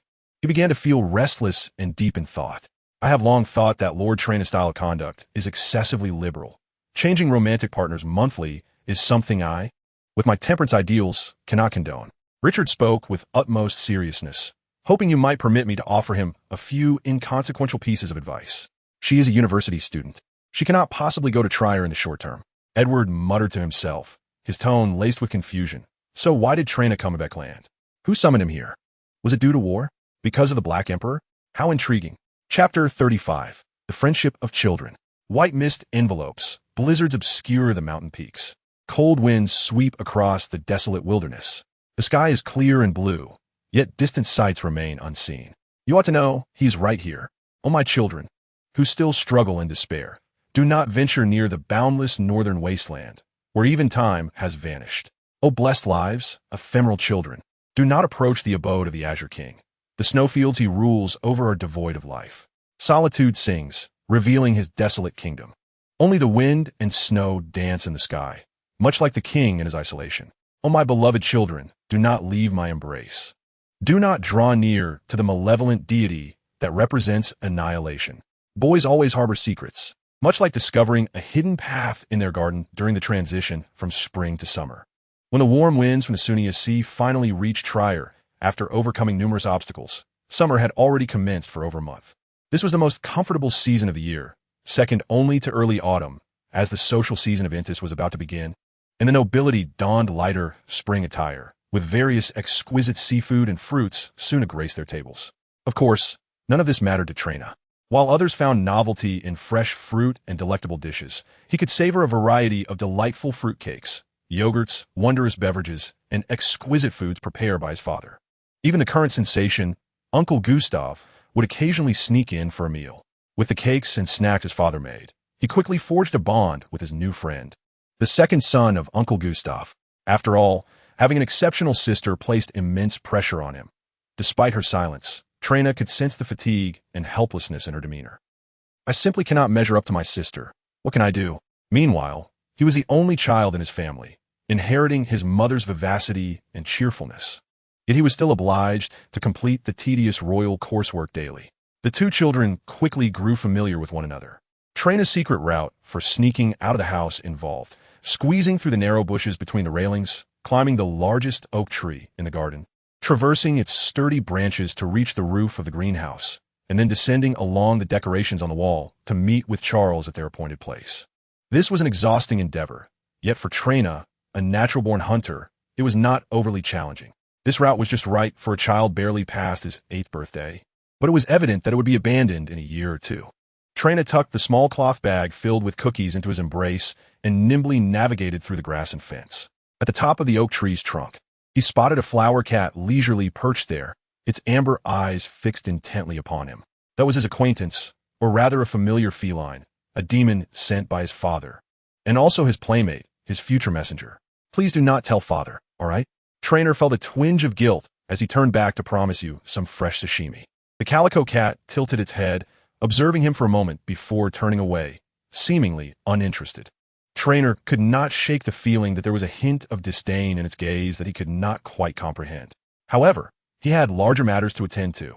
Charles was waiting for him. Charles' mother was notoriously strict, and sneaking out was no small feat if he failed to return on time. A reprimand awaited him. Adults everywhere preferred their children to stay indoors, yet children often perceive their clandestine excursions into the outside world as grand adventures. Trainer leapt onto the roof of the greenhouse, gracefully landing with the sound of a small stone tumbling to the ground. Half of the roof was made of brick, while the other half gleamed with beautiful glass. After a rain shower, a crisp green leaf floated in the deep gray gutter. The greenhouse maids were tending to a variety of flowers that would soon adorn the vases throughout the estate. It was a warm afternoon, and the air was thick with a drowsy sweetness. The greenhouse was not always bustling with activity. The young, nimble maids chatted softly while working, their laughter light and airy. The cookies in his arms were still warm, emanating an enticing aroma of caramel. Trainer traversed the roof swiftly and silently. He nimbly approached the wall, recalling the positions of each protruding stone as he descended quickly, resembling a sprightly squirrel. He was reveling in his successful adventure when he suddenly realized that his next landing spot had unknowingly become a short stretch of ivy. Oh no! Thud! Crack! Ouch! Falling from a height of 2 to 3 meters certainly would not harm a hunter. Instinctively, Trainer braced for impact, only to collide squarely with a child below who had attempted to catch him. The two youths, barely 20 between them, tumbled away from the wall in a disoriented heap. Ow! What are you doing here? I told you to wait around the corner. After a dizzying moment, Trainer sprang to his feet. The good news was that, thanks to his mother's rigorous hunting training, aside from a slight ache in his back, he bore no visible injuries. The bad news was that his back and sleeves were now covered in dust, and he would surely be found out upon his return. I was trying to help you. I saw you fall. Charles rubbed his sore elbow, looking slightly aggrieved. As a generalist, he possessed little memory of pain, even when his tutor's examination results were unsatisfactory. His mother merely sighed, offered words of consolation, and lightly patted his palm. The commotion drew the attention of the greenhouse maids, and Trainer keenly heard the sliding sound of glass doors from the second-floor balcony. He quickly pulled Charles up, crouching low against the wall, and they scurried away, remaining within the maid's blind spot until they reached their secret rendezvous, a dilapidated little house in the corner outside the estate. I brought you milk biscuits and cheesecake. The Oreos you wanted weren't made by Dad today. Trainer eagerly retrieved a small cloth bag and spread its contents upon a small, wobbly table, where the children of royalty and the most powerful nouveau riche sat down on the ground. The sweet aroma of milk and cake filled the air as Charles swallowed hard, digging into his pocket for a handful of pieces. Don't rush, don't rush. I remember how to assemble it, the young generalist mumbled to himself, gathering a collection of brass and silver components that dazzled Trainer's eyes. With focused determination, Charles assembled them, and in mere moments, he conjured a delicate model as if by magic. The model's body was silver, featuring an open cockpit, with a golden front and a propeller. Trainer recognized this, for such components were present on the airships at his grandmother's munitions factory. The oval body extended long, thick metal plates on either side, supported by wheels underneath. How beautiful! The young hunter exclaimed in genuine admiration for this exquisite craftsmanship. The model felt cool to the touch, its surface smooth and pleasing, and he immediately recognized its creator. But what was it? It's called an airplane, named by Dad. This term, along with airship and steam engine, was also invented by him.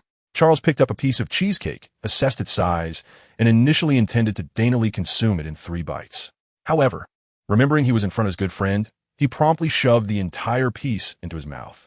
Dad says it's a new kind of weapon, piloted by one person, more agile than airships, and capable of carrying a steam gun powered by certain energy source. After finally swallowing the cheesecake, he eagerly reached for the milk biscuits. He says it's already designed, and once we find the right energy source, it can be produced and tested immediately. If successful, it could shine in warfare. Who knows, we might even develop a manned aircraft for travel, which would be quicker than steamships. You craftsmen are truly remarkable, always brimming with such ingenious ideas that materialize into reality. Upon hearing the word war, Trainer's eyes sparkled. In recent years, the rapid development of Intis had created a fervent atmosphere, with the entire nation zealously following the steam age, eagerly aspiring to expand its territory. Born into a family of both royalty and hunters, Trainer felt a profound anticipation for the glorious path that lay ahead of him. Dad is the most extraordinary craftsman. At this, Charles swelled with pride, but soon withered, muttering softly, sigh, why must I be Dad's son? My sister is so exceptional. Everyone says she is beautiful and intelligent, far more suited to inherit Dad's title than I am. Mom says that by my sister's age, she could read and write fluently, yet I struggle with my letters. I wish to be an outstanding craftsman, but my dad is the greatest craftsman of this era. I am destined to fall short of him. Trainer knitted his brows. His friend possessed so many admirable qualities. He could create beautiful flower crowns from twigs and vines, and he was quiet and gentle, unlike his other cousins, who resorted to brawling to bond or were so proud they seemed to grow eyes on their chins just to stare others down. They dared not utter a word in front of their father, yet they would unite against Trainer without hesitation. But Charles had a tendency to suddenly descend into self-pity, wallowing in despair and retreating into a corner to mumble to himself. Of course, after all, a genius like Uncle Gustav appears only once every 5th generation. Trainer could not help but defend his friend. Seeing that Charles was about to speak again, he swiftly stuffed 2 biscuits into his mouth, continuing his argument. Indeed, only Uncle Gustav invented the steam engine. He is the sole child of steam, but are all our everyday tools his inventions? Is this one? Trainer asked, tapping on the carpet beneath them. No, indeed, it is true. Not everything has been conceived by the esteemed uncle. Long before his arrival into this world, it was the craftsman who toiled diligently to create the implements of daily life. Perhaps it is a birthright of the royal lineage to possess a gift for oration. For Traina spoke so eloquently that even he was moved by his own words. Do the endeavors of other artisans not merit recognition? Prior to the birth of Uncle Gustav, it was they who labored to transform this world. You too shall become a craftsman in the future. Charles, regardless of your prowess, you are one of the architects of this realm. Charles's eyes sparkled with newfound determination. Suddenly, he bowed his head and hastily wiped at his eyes, so swiftly that Traina barely caught the motion. I understand now, Charles stammered, his voice thick with emotion. I will strive to become an exceptional craftsman. I shall do what I can to assist others, earnestly following the teachings of the Church and our God. Traina felt a profound sense of relief, though his throat grew parched, prompting him to ponder what refreshment he might seek upon their return. Observing his friend carefully stow away the model airplane, Charles's mind turned, and he softly inquired, recently, Father has been visiting your home quite frequently. Has he been speaking with Uncle Edward about something? Traina pondered this thoughtfully. I am uncertain. Usually, it is my mother who accompanies Father to entertain Uncle Gustav. I often take this opportunity to sneak away and play, just as I am now. Suddenly, he realized, and his expression shifted to one of mock ferocity as he whispered, Charles, did your sister send you to ask this? Though an 8-year-old child might don an expression fierce enough to intimidate, it held little sway unless the other party was of similar age. Then it could indeed be quite formidable. I was seen by my sister when I ran back. Charles quickly defended himself, revealing his sister's scheme to his only true friend. She said if I did not comply, she would tell Mother. She always concerns herself with such matters. What do adult affairs have to do with us? She even wishes to make me a spy. Yes, a spy. Promise not to ask again. Traina's voice took on a mock serious tone, and from his somewhat fearsome demeanor, one could glimpse the shadow of the war-hungry emperor he would one day become. Yet, upon seeing Charles's near tears, he softened his tone. I understand. Do not cry. It is not your fault. I shall refrain from speaking to you in such a manner in the future. I truly do not know what Father and Uncle discussed. Mother mentioned just yesterday that when I grow a bit older, she intends to take me to travel to other countries, like Phenobot and the southern continent. She even said that perhaps by then, passports would no longer be necessary, though I am unsure what that means. No need for a passport? Does that imply we could go directly? Charles pondered. I am not quite certain. Whatever. What do adult matters have to do with us? Traina echoed Charles's earlier sentiment, reaching for the remaining cake and cookies. If you do not eat, I shall. Wait. Were those not meant to be saved for me? Chapter 36. Approximately 1 hour remained until the demise of Roselle. As Edward refrained from assisting him, he became the sole figure of leisure amidst a tense atmosphere brimming with anticipation. This court meeting was more fraught than usual, as anxious officials and guards hurried about him, relaying intelligence and deciphering coded messages for their sovereign. Nervous nobles feigned confidence as they engaged him in conversation. How goes the meeting, Your Majesty? And the emissaries of the Church? Oh, of course, we remain loyal to Your Majesty. My lord, what insights do you possess? Edward leisurely responded to each query, observing the myriad attitudes displayed: confusion, reassurance, trepidation, and anxiety. Almost everyone was unable to maintain their composure, fearful of miscalculating their bets and losing everything. Each individual diligently remained in their respective roles, harboring their own thoughts as they awaited the impending calamity. This was the twilight of the Black Emperor, akin to a grand theatrical production reaching its final act, a moment when a lengthy testament awaited the signing of its author's name. All present held their breath, straining to witness the splendor of its downfall. Who would dare interrupt this moment? Edward would certainly not be the one to do so. The waning monarch had long since secured his prime seat. Had he wished to intervene, he could have done so the night he followed the spiritual intuition that led him to expose the remnants of the Sorin family and the Eternal Flame Church's conspiracy to assassinate. And what had he done at that time? The beleaguered assassins had anxiously finalized their plans, preparing to escape through a concealed passage. Yet upon opening the door, they were met with the smiling visage of the abyssal angel, and in that instant, the blood of each one ran cold. "You have only just begun to act," the demon remarked, a hint of regret in its tone. "I had overestimated your courage and hatred. Very well, I wish you success." A new week commenced with the customary tarot gathering. As afternoon approached 3 o'clock, Klein emerged from the gray mist, taking his seat at the head of the table. Manifesting the world of the false, he reclined leisurely against the back of his chair, his fingers rhythmically tapping on the bronze long table. Reflecting on the events of the previous night, if the murder of Lanris was an unforeseen improvisation, then the encounter with the abyssal angel was an utter surprise. And obtaining some arcane knowledge from this senior compatriot was a delightful boon. Klein began to comprehend the sentiments of others within the Tarot Society as they acquired knowledge from him, resolving to engage in more discussions with his elder in the future. Naturally, he also prepared himself for the possibility that the angel would exhibit disinterest, indifference, or even annoyance toward him. As he pondered these matters, Klein's fingers drumming on the table slowed, and his brow furrowed slightly. "I may have acted a bit too impatiently last night. Theoretically speaking, even though he is a compatriot, he remains a stranger to me. I had no reason to lower my guard so quickly or even inquire of him. Could it be the influence of the demon pathway? Perhaps I shall ask Little Son later. However, prior to our initial encounter last night, I had already encountered him numerous times within the diary of Emperor Roselle, so some initial fondness is entirely natural. Coupled with the recent act of avenging Lanris, my emotions were bound to run amok. While perhaps I lost a bit of caution, it still fell within the realm of my understanding.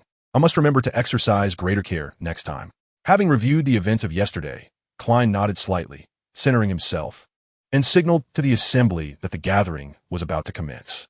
A new week began with the expulsion of a wayward student. Edward departed from his residence, securing the door behind him. He wavered between the Crag Club and the editorial office as his destination, but ultimately decided to visit the Aurora Society. There was no particular reason, yet the strange conclusion of the Lanris affair warranted a few words with his allies. Navigating the streets and alleys, he descended into the expansive, subterranean structure. The Aurora Society, situated in the heart of Becland, had half of its establishment buried underground, where the pervasive shadows and pitch-black environment provided comfort to the extraordinary beings of the hangman pathway. As he strolled slowly down the corridor, the left path led to the dim and silent underground chapel. Though it was not Sunday, the faithful were quietly engaged in prayer. To the right lies the entrance to the office, culminating in the somber chamber of the shadowed saint. Originally a member of the mobile personnel, he traversed various strongholds, gathering intelligence to support his comrades. However, due to the significant event of the divine descent, he is now compelled to remain in Becland. From the shadows, a door ahead creaked open, casting flickering candlelight into the dim corridor. A figure emerged, holding a candelabrum, clearly not adept at navigating the darkness like the secretive supplicants. She was engaged in conversation with another at the threshold, and before she could close the door, she caught sight of Edward, someone familiar to her. Edward pondered for a moment. The prominent scar on her face was quite distinctive. East District? Indeed. "Good afternoon, Princess Forn." Maria appeared considerably more relaxed than during their initial encounter, showing no surprise at seeing the leader in the stronghold of the collaborative organization. With an air of naturalness, she reported, "Last time you requested me to investigate Carpin. I have obtained preliminary results. While tracing the whereabouts of the missing female workers, I discovered gang traffickers taking advantage of the situation. I apprehended them, and, through intense interrogation, they confessed to serving Carpin and provided substantial evidence. Well done." The term missing workers echoed for the second time within 12 hours, indicating that George III had not been sufficiently discreet. With a modicum of attention and prolonged observation of the lower classes, one could easily uncover such matters. Edward refrained from reminding her. Richard Ernst would inevitably disclose the reasons behind the disappearances within the pilgrimage sect. Carpin was merely a buoy on the surface. Sacrificing Carpin's soul to him would allow for the recitation of his revered name. Maria acquiesced. Once their conversation drew to a close, another figure at the door stepped forward to bow. "Your Highness, I sincerely apologize. The failure of the divine descent is my negligence, allowing Larnis to escape. I have burdened you in this endeavor, and I am truly ashamed to face both the Lord and your expectations." Edward regarded him coolly. The failure of the divine descent was anticipated. "I merely fulfill my segment of the task. The Aurora Council is the one that ought to punish you. There is no need for your apologies here, nor for you to lament your shame while simultaneously stripping away your own dignity. Maria, recalling unpleasant memories, averted her gaze in distress. The gentleman expressed his gratitude repeatedly, while Edward, having no desire for extensive dialogue, offered perfunctory responses before proceeding onward. As he entered the dimly lit office of the shadowed saint at the corridor's end, he opened a hidden compartment and descended several dozen meters down a staircase, soon encountering a relatively new wooden door. The marks carved into the surrounding stone walls appeared fresh, retaining sharp edges, with occasional dust and debris falling away. Edward tapped lightly on the door with 2 fingers and then pushed it open, stepping into the compact underground stone chamber.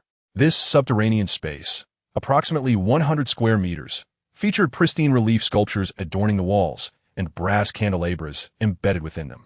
Also newly fashioned, dominating the rear center of the room was not the ubiquitous inverted cross giant of the Aurora Council, but rather a supremely comfortable high-backed chair, upholstered with crimson velvet cushions. The reliefs depicted the faithful in supplication, some kneeling silently in prayer, while others reached forward with outstretched arms. Their direction of devotion led straight to the high-backed chair atop a 3-tiered stone platform. From within the shadows of the chair flowed an inky darkness. In a scarlet I rolled forth, descending the steps to rest at Edward's feet. Is this the makeshift temple your devotees constructed overnight? Edward regarded the eye with a serious expression. Ally, you cannot remain in such a dark and damp place indefinitely. It stunts your growth. My vessel has yet to reach an age where such concerns are warranted, came a voice from the chair, heavy and muffled, incongruent with the visage of a mere 2- or 3-year-old child. The shadowed saint, not daring to meet his lord's gaze, nonetheless exuded an air of authority and reliability through his voice. The true creator lounged casually in the chair. What brings you here? Nothing of significance. Did you not previously entrust me with the task of locating your capable assistant? I ventured forth but found no leads. A shadowy demonic servant inexplicably produced a chair, allowing Edward to sit. I must say, your subordinate named Medici is utterly elusive, and the history surrounding you has been buried for over a millennium. The god of war remains nowhere to be found.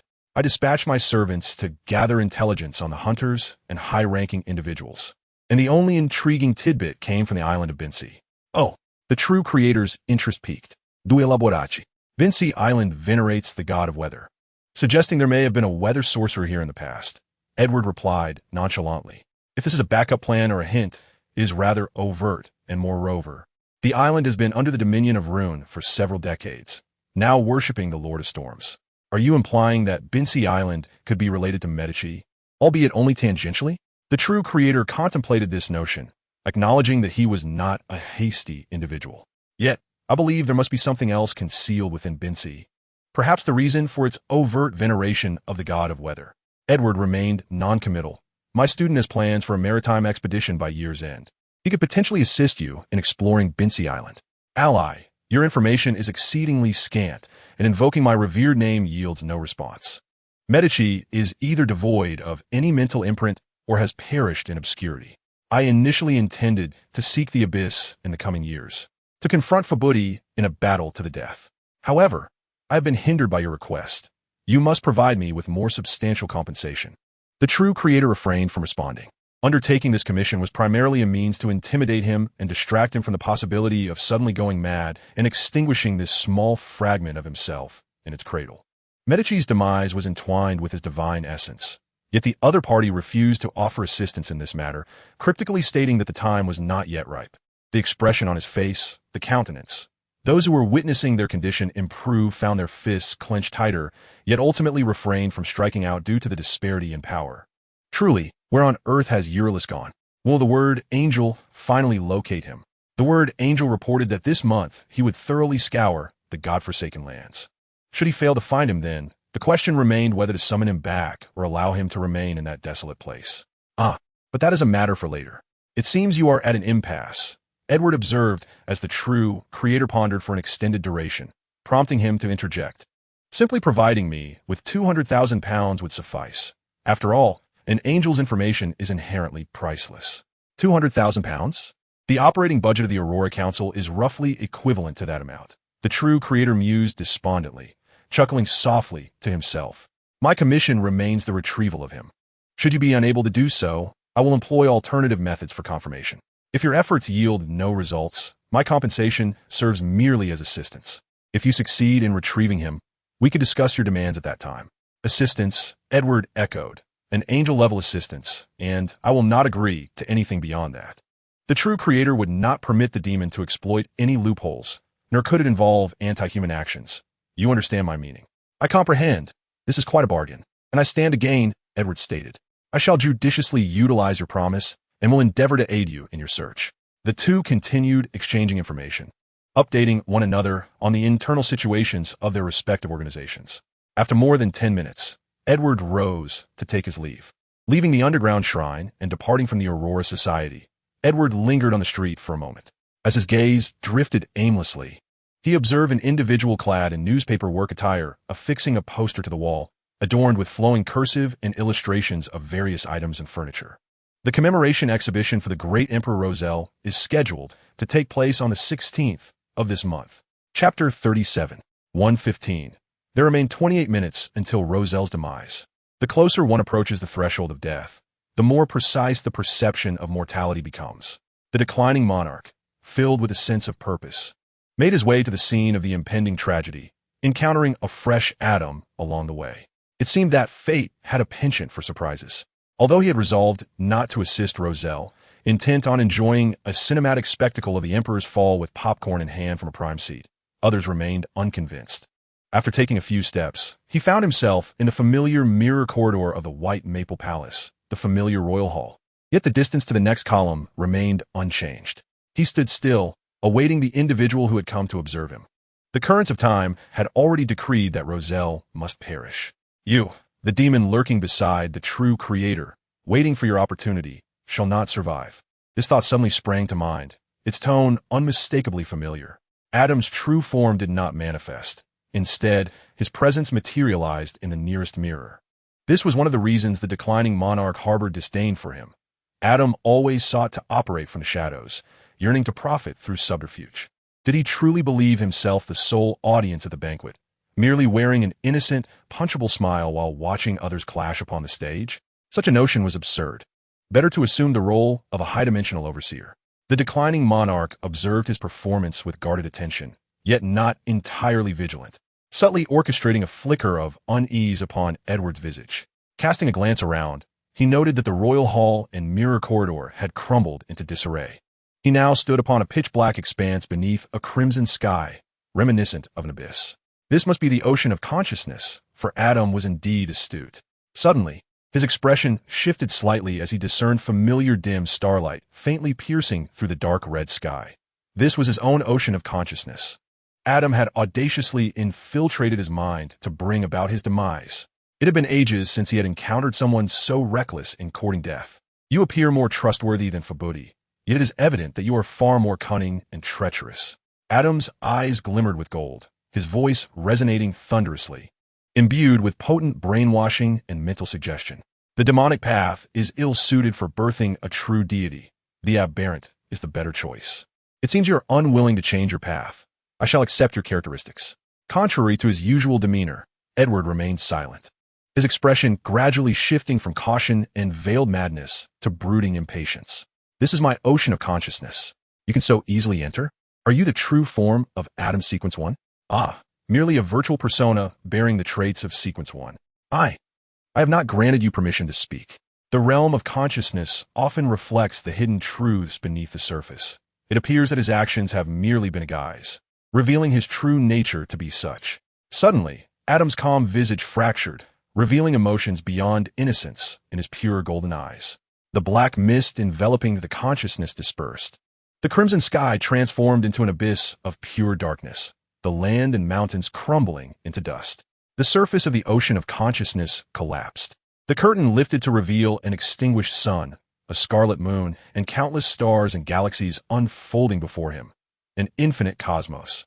The starry sky. How could an angel born of earth possess knowledge of the extinguished sun and the starry sky? There exists but one possibility. He is a favored servant of the outer gods. Even he beheld a colossal visage, nearly encompassing his entire field of vision, as he stood in the palm of that being.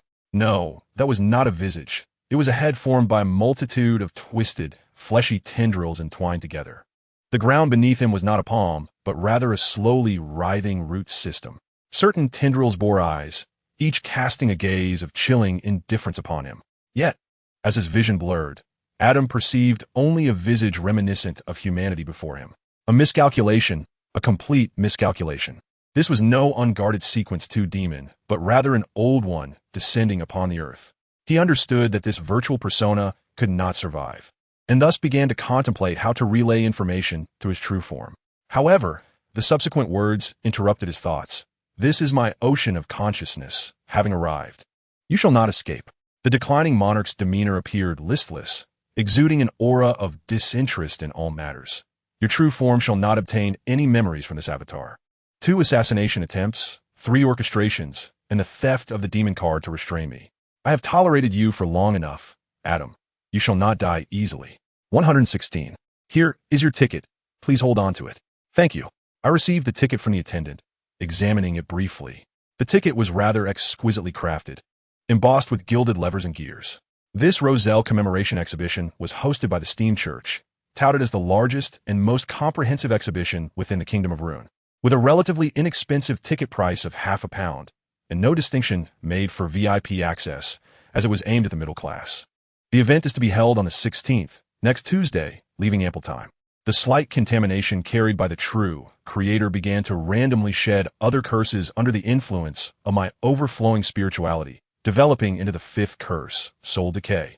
Well, fragmented memories vanish, spiritual power diminishes, dragging the body down with it. However, as he currently only possesses around Sequence 7, the effects remain undetectable. After all, if abnormalities manifested immediately, the Aurora Society would certainly take notice, potentially even leading him to uncover the issue himself. Thus, this subtle influence proves less conspicuous. With time to spare, I pondered whether to pay a visit to Miss Furs to conduct a surprise inspection. 117. Klein enjoyed a leisurely afternoon nap. It was soon disturbed by the disorienting pleas echoing from the illusory layer. A male figure? The hangman, or perhaps little son, was a primary ingredient for my potion finally arriving? Klein discerned the sounds for a few moments, quickly forgetting his irritation at the interruption. Springing from his bed and taking 4 steps backward, entering the mist above, he discerned the deep crimson star symbolizing the hanged man pulsating with rhythmic contraction and expansion. With a graceful gesture, he extended his hand, allowing his ethereal essence to reach into the past. After the customary invocation of the fool, the hanged man beseeched, I have meticulously gathered the spinal fluid of the cursed Black Panther and the marrow crystals from the Fountain of Spirits. May I be granted permission to perform the sacrificial rite and have it conveyed to the master of the world? Progress is swift, remarked the hangman, alluding to an imminent grand gathering among pirates, suggesting that it was not merely forthcoming, but rather unfolding in the present moment. His speech often bore an air of obfuscation, riddled with half-truths, to which Klein subtly nodded in acknowledgement. Very well. Following a simple sacrificial ceremony, Klein felt a surge of elation, admiring the 2 extraordinary materials laid upon the surface of the bronze table. As for the other auxiliary components, he had already procured them from various shops. Sunlight's Derrick did not keep Klein waiting long. By Wednesday evening, he quietly prayed, informing the fool that he was prepared with the genuine roots and sap of the mist tree and requested that it be communicated to the world. Klein gazed upon them, feeling a swell of ambition. In contemporary times, Sequence 7 denotes the threshold of the middle sequence. This signifies that the extraordinary being has finally bid farewell to a mere semblance of superiority over ordinary individuals and now possesses a relatively abundant array of supernatural abilities. Klein exhaled slowly, returning to his chamber. In his unique manner of self-summoning, he drew the extraordinary materials into the realm of reality. He did not prepare any vessels, for with the clown's mastery over his corporeal form, it would be exceedingly difficult for an error to occur. One by one, he introduced the spinal fluid of the cursed Black Panther and the genuine roots of the mist tree into the concoction. A disconcerting sound accompanied the sudden eruption of pale white mist, only to be forcefully retracted back into the iron cauldron by an unseen force. Once tranquility was restored, Klein eagerly poured the liquid into a pre-prepared, transparent glass vial, leaving no trace behind. The liquid was remarkably unique, akin to fireworks perpetually blooming within, hues of red, orange, Yellow and green danced outward, continually vanishing and reappearing. This was the magician's potion. Klein pinched a gold coin of 1 pound denomination between his left thumb and forefinger, flicking it upward with a resounding chime, and then opened his palm to catch it. A clap. The coin landed, face up, signifying affirmation. At this juncture, the night had deepened, and the gas lamp within the room remained unlit. Darkness enveloped the surroundings as Klein settled into the sofa, employing meditation to calm the tumult within, allowing all emotions to briefly recede. Having completed these preparations, he raised the glass vial high, tilting his neck back to consume the magician's potion. The frigid concoction coursed down his throat, accompanied by a cacophony of bursting bubbles. As Klein savored this exhilarating sensation, a torrent of information surged into his mind, manifesting as a spectacle of fireworks. The veins on his forehead throbbed, seeming on the verge of bursting. Hanachis, Freglera, Hanachis, Freglera, Hanachis. Freglera, the ethereal allure of temptation, reverberated once more, causing Klein's head to expand and contract as he gradually regained his thoughts. He began to consciously restrain his musings, sculpting a sphere of light, inching closer to a meditative state. Seated in the darkness on the sofa, he leaned forward, vigilantly observing the peculiarities in his arms, as if they were gestating a monstrosity. Minutes later, everything finally returned to normal, and Klein exhaled softly. Fortunately, no one came to knock or ring the bell at this moment. I must thoroughly digest the potion of Sequence 8 before choosing to ascend. The residual effects are significantly severe. For those extraordinary beings tempered by time, navigating this phase must be exceedingly arduous. No wonder the captain took 9 years. No wonder the proprietor of the Dragon's Den, the former captain of the Punishers, Swain, has always hesitated to consume the Sequence 7 Navigator's potion after a brief period of stillness. Klein gradually rose to his feet. At this moment, he had become an extraordinary being of the middle sequence. At this moment, he had become a magician. Chapter 38. 118. Shirato moved his fingers, and the individual before him naturally raised a hand. He then manipulated the threads of spiritual essence, ensuring that every joint was connected and could indeed be controlled. After confirming this, Shirato gazed at his longtime colleague, who had transformed into a newly acquired marionette, and a barely perceptible sigh escaped from beneath his grizzled beard. He had long been aware of the abyssal angel's sinister intentions, as well as the ambitions of the organization's high-ranking individual who sought to eliminate the demons. Thus, guided by his spiritual intuition, he arrived at this inconspicuous corner of the mirror corridor.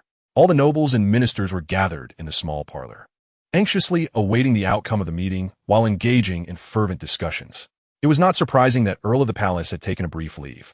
In the corner, Shirato found him, Edward Vorn, quietly standing in the shadows with a goblet in hand, his lips curling into a smile that bore both mockery and tenderness. Shirato felt a chill run down his spine as 100 vivid images flashed through his mind, depicting the moment he was caught and brutally battered by the other party, nearly swapping positions with the secret marionette guarding the palace. Yet in the next instant, he perceived a problem. The abyssal angel bore no trace of mystical power. His starry essence was nowhere to be found, devoid of pulse or heartbeat. He seemed to have silently perished here, and yet his expression remained entirely normal, with no signs of struggle evident in the surroundings. It was clear that he had arrived here of his own volition. Only one being could silently cause an angel to inexplicably perish. Shirato inhaled gently, gradually exhaling. Adam was absent, thus. The only purpose for leaving behind a corpse after committing murder was intimidation and suggestion. It was akin to delivering a heavy blow followed by a sweet reward, illustrating the futility of resisting the tides of fate while providing a taste of sweetness, allowing one to ponder whether to submit or resist, ultimately reflecting on which side would yield greater profit. Let's depart. Shirato manipulated the threads of spiritual essence, employing an angelic level of faceless observation to recreate the other party's habitual actions and demeanor. He led the marionette out of the corner, and the moment his foot crossed the threshold of light and shadow, Shirato's spiritual intuition suddenly blared an alarm. Veins bulged at his temples. Before he could comprehend what was about to transpire, he instinctively crouched. Boom! Crack! A fierce gust of wind from a punch grazed his hood, crashing against the wall beside him precisely at head height. Sensing the chaos erupting within the threads of spiritual essence in his grasp, Shirato acted without hesitation. Plunging into the mists of history, executing a flawlessly practiced maneuver of flame leaps and marionette exchanges, layering historical projections upon one another. In an instant shifting his true form to the borders of Intis, while his presence in the corner of the mirror corridor transformed into a sequence 5 marionette. The half-meter-thick wall swiftly fractured into a web-like network of deep cracks before collapsing entirely. Simultaneously, a flicker of deceitful power passed by, unnoticed, as no one realized that a load-bearing wall had suddenly vanished from the White Maple Palace. Adam had actually faltered. Sharada felt a surge of uncertainty. Yet a subtle sense of relief washed over him. Through the eyes of the secret puppet, he beheld the resurrection of his cunning colleague, whose movements resembled a stop-motion animation, momentarily frozen before resuming their fluidity, revealing the transformation from a puppet state back to that of a normal human. Edward Vaughn's face was seldom devoid of expression. Yet the subtleties of his demeanor hinted at a nuanced irony. He paid no heed to the trembling Sequence 5 spirit insect before him, adjusting his demeanor before striding towards the conference hall. He neither sought trouble with me, nor found the energy to do so, or perhaps it was disdain. My doppelganger observed his departure, rising to his feet, only to discover an unexpected weight in the inner pocket of his cloak. It was a characteristic of Sequence 1 writer. Shalot's pupils trembled, his hand quivering slightly as he held the characteristic. A dog caught Edward's attention as it passed by his feet, suddenly moving in sync with its own limbs. To be frank, he held little interest in such a lowly demon scurrying beneath his very nose, especially since the dog's spirituality appeared unstable, its emotions fluctuating, seemingly still in the process of ascension, and at most a Sequence 5. A Sequence 5 animal would not venture out without its owner. Thus, the true perpetrator behind the current string of murders must surely be it. Training animals to become demons and facilitating their ascension was a tradition of the Belial family. They submitted to the powerful, brutal, yet pragmatic. Under Edward's deliberate indulgence, Belial had become the most formidable among the 3 great demonic families, wielding significant influence within the blood cult, effectively uniting organized demons for more convenient endeavors. According to his original plan, the demon cards were to be discreetly delivered to the Belial family to further enhance their collective strength, thereby facilitating his own harvest. However, due to Adam's covert manipulation of the card's trajectory, they slipped from his grasp, passing through several hands before vanishing entirely.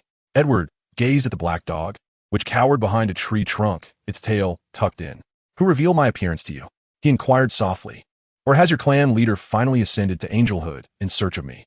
The dog nearly concealed itself behind the not-so-thick trunk, its ears drooping, emitting a low, rumbling sound from its throat. Edward understood. So it was the demise of its master was self-inflicted. He must be Sequence 5, albeit somewhat lowly, yet sufficient to meet my servant's threshold. Demons, having cast aside emotions from the lower sequences, maintained a cold and unfeeling demeanor. Their relationship, though master and servant, was merely one of power dynamics, devoid of any loyalty. The demon dog divulged all it knew, hoping to spare its own life. Yet, upon realizing that this was merely a solitary demon's folly, Edward lost interest in them. "Mr. Vaughn?" A voice interrupted Edward's musings, compelling him to swallow the unspoken words and turn towards the source. There stood the familiar figure of Miss Forth, her brown, slightly curled hair framing a weary visage that belied her undiminished spirit. Ah, yes, the sudden and prolonged blood moon from the night before. "Miss Forth," Edward greeted her. "It has been a few days. How fares your script?" Forth's expression suggested she regretted engaging him, though she dared not show it. Looking at his smiling face, she chuckled nervously. "There's still time before the submission deadline. Let's not discuss work matters, shall we? What brings you here, Mr. Vaughn?" Edward noted her gaze drifting towards the black dog at his feet, and his smile widened. "I'm feeding the dog. It is rather amusing. By the way, Miss Forth, have you been following the recent string of murders? What is the reward for leads on the suspects in the Silvers Field case?" Forth examined the dog, feeling that this creature, standing over half a meter tall with its pitch-black fur, could hardly be described as amusing. Ferocious seemed a more fitting descriptor. Moreover, upon closer inspection, dark red stains lingered on its sharp teeth. The dog's pitch-black eyes remained fixed on her, seemingly assessing her, and unlike the notably intelligent golden retriever at Miss Audrey's home, this human-like gaze sent a chill down Forth's spine, prompting her to avert her eyes hastily. "That case? Of course, I have been following it," Forth replied, not suspecting any ulterior motives. "It is excellent material, albeit exceedingly brutal. Silver's field appears to be in great distress, with rumors suggesting they're preparing to hire private detectives for a joint search. The reward announced yesterday has already reached £2,000. £2,000? Edward glanced at the black dog. Not an exorbitant sum. It might just cover this year's furniture maintenance costs. One can only hope the perpetrator is apprehended swiftly. Edward sighed. Such a tragedy occurring in a place like Becland is nothing short of a blasphemy against the kingdom's judicial system. Indeed, Forth replied, brushing aside a loose strand of hair, sharing his sentiments. The recent extraordinary gatherings and writers' meetings have been somewhat influenced by these events. With intensified scrutiny, many wild, extraordinary beings have been swept up, even those who have committed no wrongdoing, finding themselves imprisoned beneath various cathedrals. I have been on edge for quite some time. After a brief exchange of pleasantries, Forth, seemingly burdened by thoughts, proposed her departure, which Edward acquiesced to naturally. No sooner had Forth's figure vanished into the crowd than Edward cast his gaze down at the still timid black dog, carelessly giving it a kick. 11 murders, and a bounty of £2,000, Edward mused, glancing at it. The ritual has yet to be completed, yet the commotion is quite substantial. The Belial family certainly has no shortage of domesticated humans. Must Ascension involve such perilous outings? Or is it that you and your master have ulterior motives for coming to Becland? The black dog remained silent. I take no interest in your intentions. Begone, and commit more murders. Create a greater uproar, and your bounty shall rise accordingly. As evening fell, Klein arrived at the Becland Bridge district via steam subway, knocking on the door of the gathering house, according to the numbers provided in the newspaper. As before, he donned an iron mask that obscured the upper half of his face and a hooded black robe. Guided by a servant, he entered the parlor, where a single candle flickered quietly. At a glance, Klein noted that the number of extraordinary beings present at this gathering was nearly half compared to previous occasions. After a few moments, the venerable eye of wisdom cleared his throat. Let us commence the gathering. The others are unlikely to arrive. He offered a brief explanation. Due to the ongoing search for the serial killer, most extraordinary beings from the Night Watch, the Punishers, the Mechanical Heart, and the Military Intelligence Division have been dispatched for widespread investigations. In such circumstances, it was entirely understandable for friends to refrain from attending the gathering. To be frank, the turnout today exceeds my expectations. Indeed, the extraordinary community was not insular. It too was influenced by current events. Klein surveyed the room, relieved to see the plump apothecary had not been absent. Soon, as anticipated, the apothecary sought to procure the essence crystals of the fairy spring, and without hesitation, Klein struck a deal with him, securing leads on the apothecary's recipes and a few sedatives long forgotten in the recesses of his mind. The apothecary lamented with profound regret, exclaiming, "Indeed, you are a fortunate soul.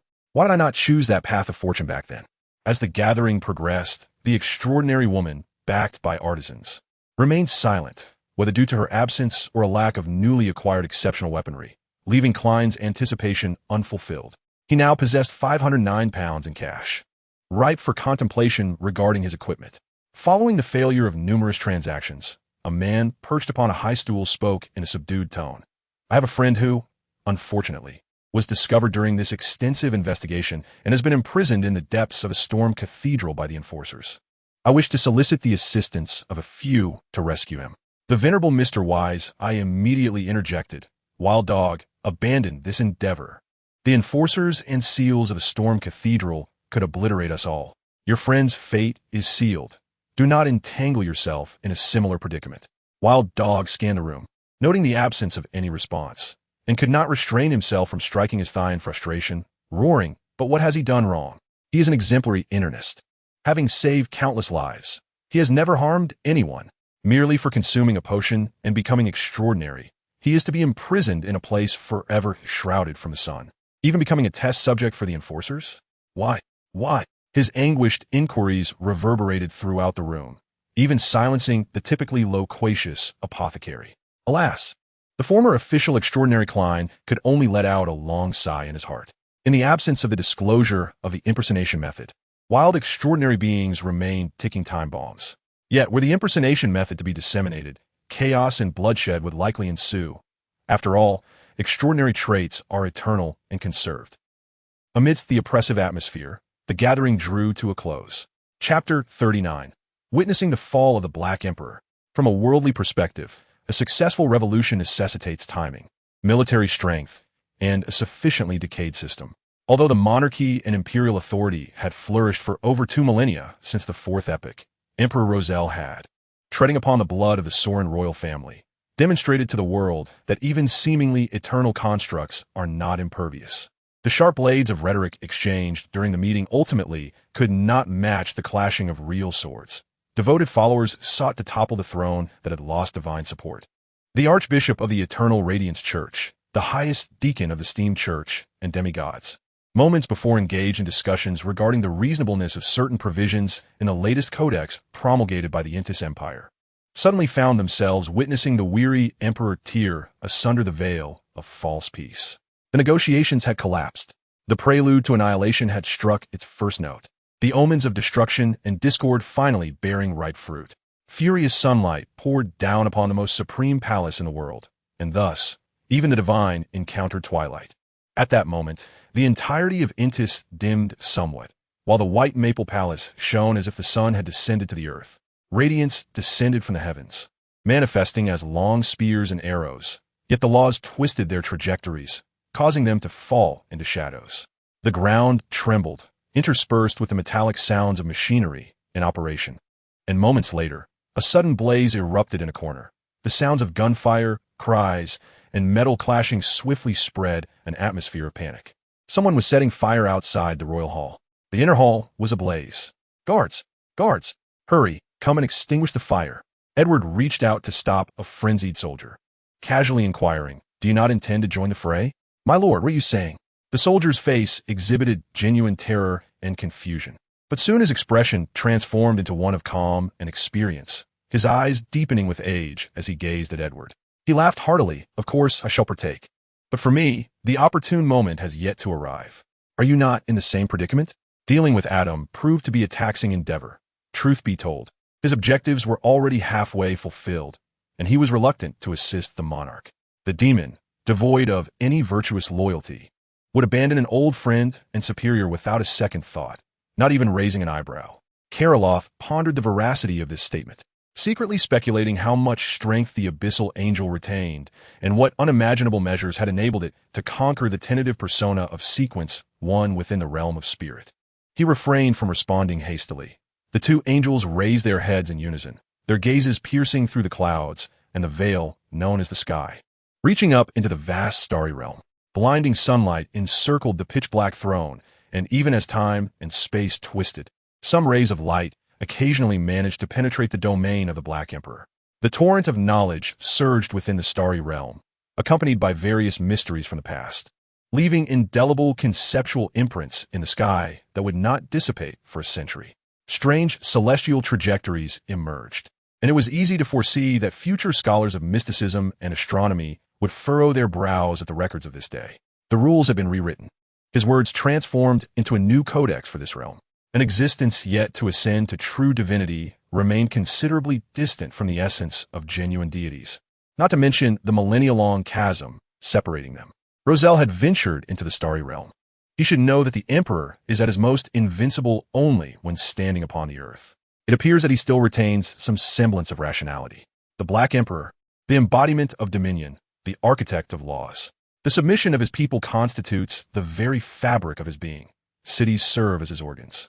The Emperor's majesty flows through the veins of his subjects. The army marches upon the roads, akin to blood coursing through vessels, radiating the Emperor's renown from the throne to the very edges of the earth. When everything coalesces under a singular law, that is the true and unparalleled Black Emperor. Even if Roselle has yet to take that definitive step, he is undoubtedly not far from it. The decaying monarch contemplated in silence, analyzing the situation from the shadows.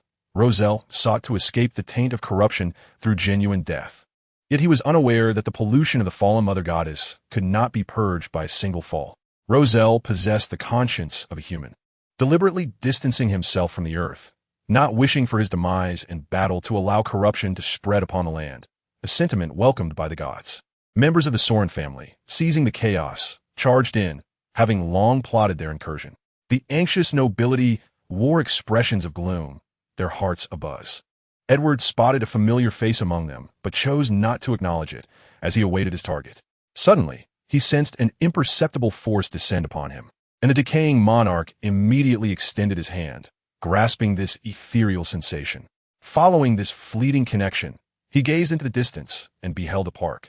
Starkly different in style from Intis, where a blond, white-clad priest wore a serene smile as he inscribed upon a notebook.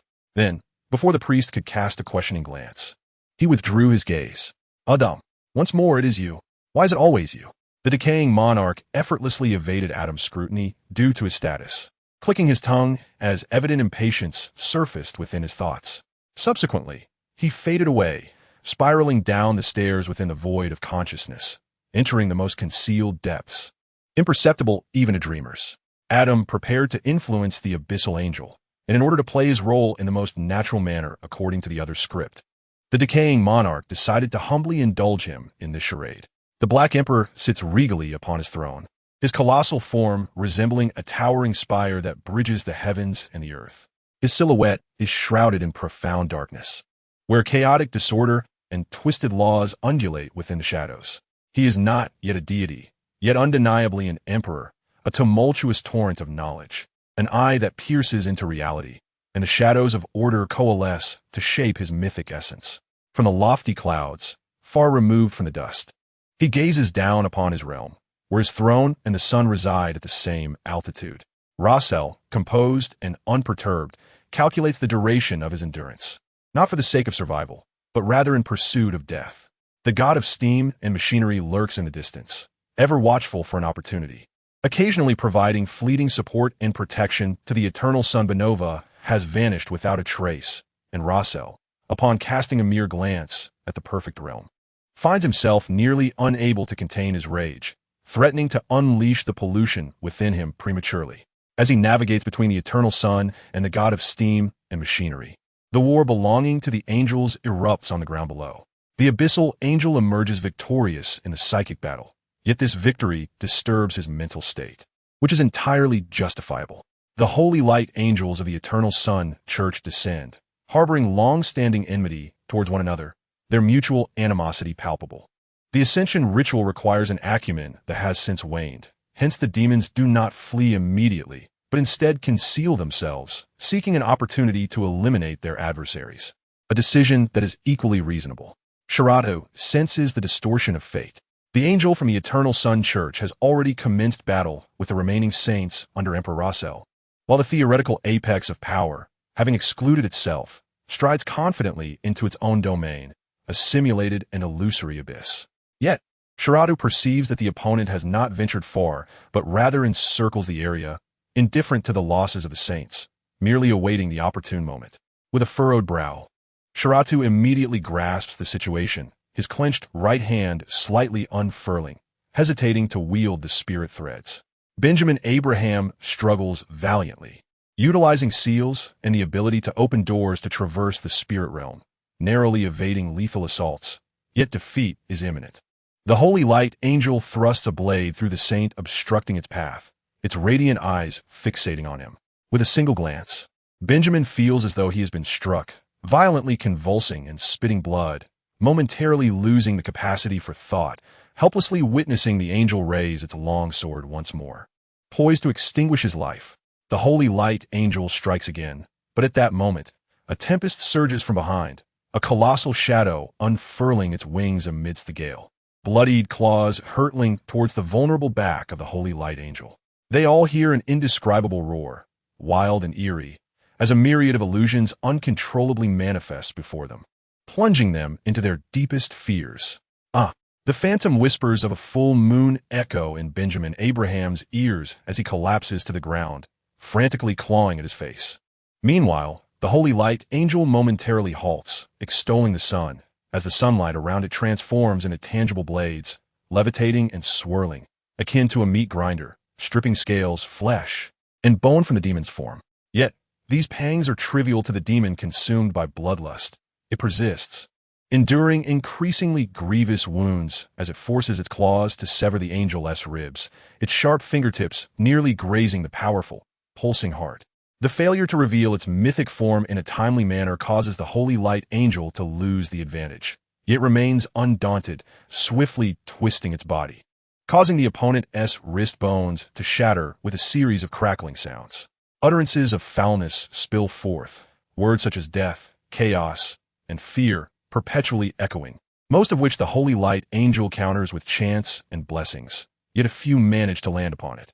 Its sword cleaves deep wounds into the demon's flesh, while the fragments of flesh and bone that rain down during the brief skirmish are consumed by golden flames, briefly drifting before transforming into a torrential downpour of searing light.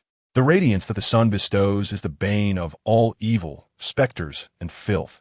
The holy light angel soars with the grace of a falcon, severing the roots of the bat-like wings, rendering the massive appendages powerless as the demon's blood boils into crimson steam. Anything that comes into contact with it instantaneously acquiring demonic traits. Soon, the holy light, long sword pierces through its chest, pinning it against a structure, the hilt protruding outward as the demon ignites in blinding golden flames. "I've caught you, demon." A cruel smile creeps across the demon's grotesque visage. "No, it is I who have finally ensnared you." The corpse nearest to them suddenly opens its eyes. The spirit threads that have been lurking in concealment are no longer hidden. They writhe forth like serpents, lunging towards the entangled angels. Yet, at the moment the dark threads are about to touch the holy light angel, they abruptly change direction, surging instead toward Edward. The tip of the spirit threads pierces the demon's body, which had only recently become Sharatu's secret pawn. He is confident he can seize control of the opponent in an instant. He chooses to assist Adam. In a foreign park, Adam quietly prepares to conclude his tale. The demon's gaze swiftly dims, its claws, which nearly crush the holy light angel as hard, stiffen, gradually loosening, as the angel's vital point is impaled even deeper by the sword of light, penetrating from behind. Yet at that moment, a word is uttered slowly from its throat. Fate. It is a spell, but the nature of the spell remains unknown. Sharatu immediately heightens his vigilance, witnessing in the next instant that his spirit threads lose control, withdrawing from Edward and swiftly descending upon the holy light angel. In the blink of an eye, the holy light angel exhibits symptoms of cognitive sluggishness and delayed reactions, the situation shifting drastically as it finds itself at a disadvantage. It is the Thief of Fate spell, crafted from the Worm of Time as its core. It has exchanged their fates.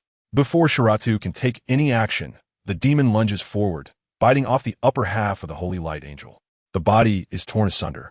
Yet the angel will not immediately lose its life. Thus the mangled claws grasp its descending form, dragging it into its maw. The interlocking teeth snap shut like a gate, and Sharatu distinctly hears the sound of bones fracturing in a brief, agonizing scream. The demon, of angelic caliber, possesses a bite force rivaling that of a dragon, instantly reducing the opposing angel's body to a mixture of bone fragments and flesh, swallowing it whole.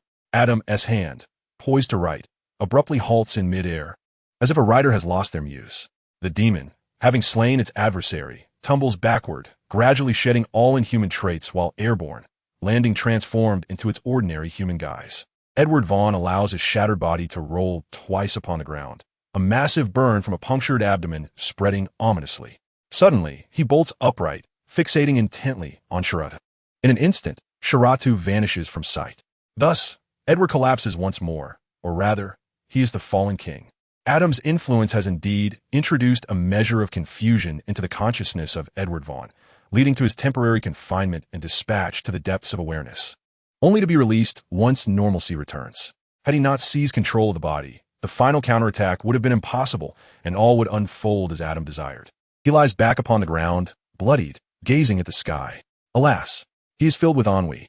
Why has Roselle not yet perished? From a moment support was lent to Roselle in his ascension to the Dark Emperor. The divine entity, concealed beneath the guise of humanity, awaited the inevitable self-destruction of the illustrious Governor Gustav. It appears that the situation has unfolded rather favorably, mused the decaying monarch.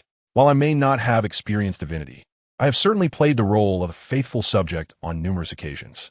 The most efficient means to ruin a king is to grant him all that he desires. Behold, Your Excellency, you yearn for territorial expansion. Thus I bestow upon you victories and tranquil cities.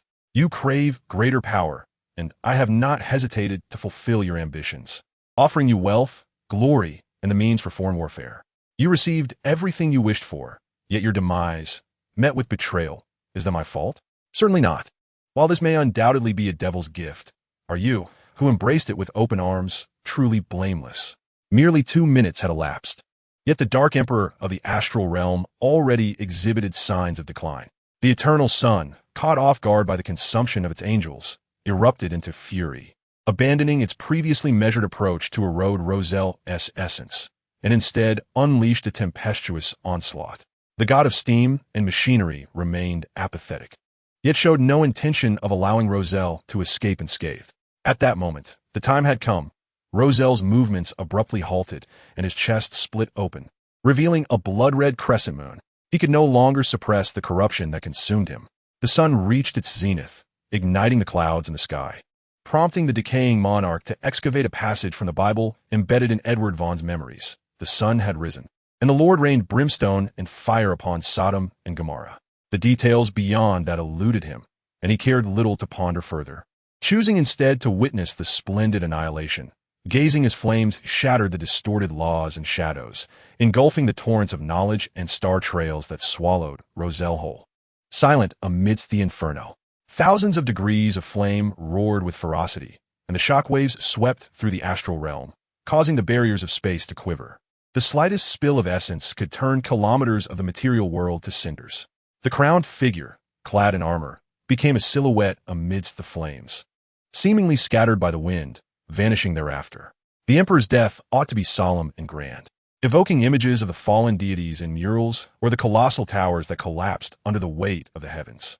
Suddenly, the voice of the lamp god resonated in his ears, urging him to fulfill their pact and take action. The decaying monarch found the noise bothersome and severed the connection. Regardless of the furious outburst from the lamp god's consciousness in the spiritual realm, the decaying monarch rose from his pool of blood, hastening to meet Roselle for the final time. He had anticipated Roselle's demise with great eagerness, maintaining a fervor since the beginning. Yet upon witnessing the scene, an overwhelming lethargy washed over him. He had always lacked interest in things on the brink of death. Amidst the ruins of the side hall, he discovered the still, smoldering remnants of Roselle, who bore the very essence of the sun's flames, far purer than the fire conjured by hunters. The flames had consumed the room, their tendrils stretching into the distance. Roselle lay on the ground, not yet dead, marred by charred scars and various crimson fissures, akin to the phases of the moon, like eyes that blinked. The pollution from the fallen mother goddess refused to relinquish its grip, pursuing him relentlessly even into the grave. How could a soul steeped in sin find repose? Roselle Gustav, the calamity's moon, had long been marked by fatal taint upon his very essence. You yearn for death, yet remain blissfully unaware that your resurrection will be anything but smooth. Perhaps due to his unmasked vulnerability, the barely living Roselle fluttered his eyelids, directing his gaze toward him. Initially cautious, he soon became engulfed in confusion, culminating in a profound shock and disbelief. Under the influence of the corruption, he briefly regained lost memories, recalling the scornful gaze that belonged to you. Indeed, it is I, the decaying monarch generously acknowledged, even leaning closer and speaking lightly and swiftly. Thank you for your persistent suspicion and performance. Very well, Roselle, it is time for you to perish. You shall not succeed in your resurrection. Having uttered this, he entirely lost interest in the Dark Emperor, departing even before the extraordinary traits could manifest. After all, it would be futile to take them along. Adam had suffered greatly this time and would undoubtedly seek retribution. He straightened, closed his eyes, and reopened them, as if emerging from slumber. A smile returned to his visage, reverting once more to Edward Vaughn. Chapter 40. 123. Yuval Demon, cursed be your name. The man with dull red hair lay upon the ground, much of his body pinned beneath crumbling debris. Yet he persisted, grimacing as he spat a mouthful of blood toward the abyssal angel. His visage was marred with dust and blood, adorned with deep scars, and he bore no resemblance to the brash youth of his former days. Now transformed by the meticulous chiseling of time, hatred, and decades of torment into a figure of frailty. Even upon seeing him again, Roselle struggled to connect this face with the one he had loathed in his 20s. Moreover, Roselle had long ceased to cast a glance at the Soren family, whom he had trampled into the dust. Greetings, Florent. It brings me joy to see you alive. Edward greeted him calmly, crouching down as the hem of his formal attire fell into the bloodied ground. The last time I saw you, it was in that basement where we conspired to assassinate you. Roselle is dead. Your long-held wish should finally be fulfilled. Despite enduring suffering and slaughter, his status plummeting from royalty to a mere shadow of his former self, The aged Florence seemed to retain vestiges of his youthful habits. After all, certain ingrained arrogance and dignity could only be erased by death. Prince Florence Sorin labored to draw breaths, steel rods piercing his lungs. Living had become a torment. Merely breathing inflicted the greatest agony. Cursed demon. He coughed up blood, an expression of either sorrow or maddened joy etched across his face. Roselle is dead. Roselle has finally met his end. How I despise my own inadequacy. Had I the power, I would have sent you to hell. Let you regret your past contempt for me. How I loathe that my sister could not die for our family and honor. You, who disregarded me for her, tore apart my other kin before my very eyes. Loathsome, loathsome. Edward paid no heed to these words, instead nodding appreciatively. Having soaked in the blood of hatred for so long, I believe you possess the potential to become a demon. Ha ha ha. In just a few breaths, Florence's face drained of color, hovering on the brink between life and death. The vitality granted by Sequence 4 would likely allow him to persist in this agonizing state. Retaining his aged visage, I would rather die than serve you. Tell me, what did my poor sister sacrifice for my life? Her soul? Preposterous. She dared to barter her soul with a demon. Then I shall trade my own soul for hers. The abyssal angel paused momentarily, surprised. You are mistaken, Florent. Adela never pleaded for anyone, not for you, nor for herself. She held great affection for you. Thus, I believe that by sparing you, she would find greater happiness. Florence's eyes, filled with madness, momentarily flickered with clarity, but it was fleeting. He quickly reverted to his frenzied demeanor. The slaughter of our fathers and mothers, the massacre of our brothers and sisters, the lives of hundreds from the Sauron family extinguished. How could you possibly believe that leaving me, Adela, alive would bring joy? Florence's expression management has utterly collapsed. You possess no humanity whatsoever. Your actions are revolting, you despicable demon cloaked in human guise. Edward nodded in profound agreement. I share your sentiments. However, I must correct you. I believe the 237 lives of the Sauron family fall short of the threshold for a massacre. This threshold should be defined by the battle against the combined forces of Rune and Lundberg in the Amondar Mountains. Florin, incensed, spat blood, teetering on the brink of death. He should have known that demons cannot be fathomed through human reasoning, yet the resentment and fury within him could not be contained. At that moment, Edward lifted his gaze towards a section of the collapsed palace and called out in his usual tone, Traina? It is I, my lord father. A tall figure emerged from the corner, the silken headband lost, his reddish-brown hair cascading untamed down his back like dried blood. His lavish attire bore several tears, and the lace cuffs were torn into shreds. He was covered in dust, presenting a most disheveled appearance. Florin lifted his eyelids slightly, gazing at this young man, his blood relative, and spat in disdain, a repugnant offspring of a demon. Traina lowered his eyes, indifferent to this designation, and calmly began. Father, I took it upon myself to escort Shargastaff to safety, but I failed. The steam church captured him. However, it is said they could not pursue Bernard de Gustav. Russell is dead. They surely believe the inheritance lies with the two children. Edward, unfazed, cast a glance at Florin, remarking, Now they are like you, remnants of a bygone dynasty. Do you find joy in that?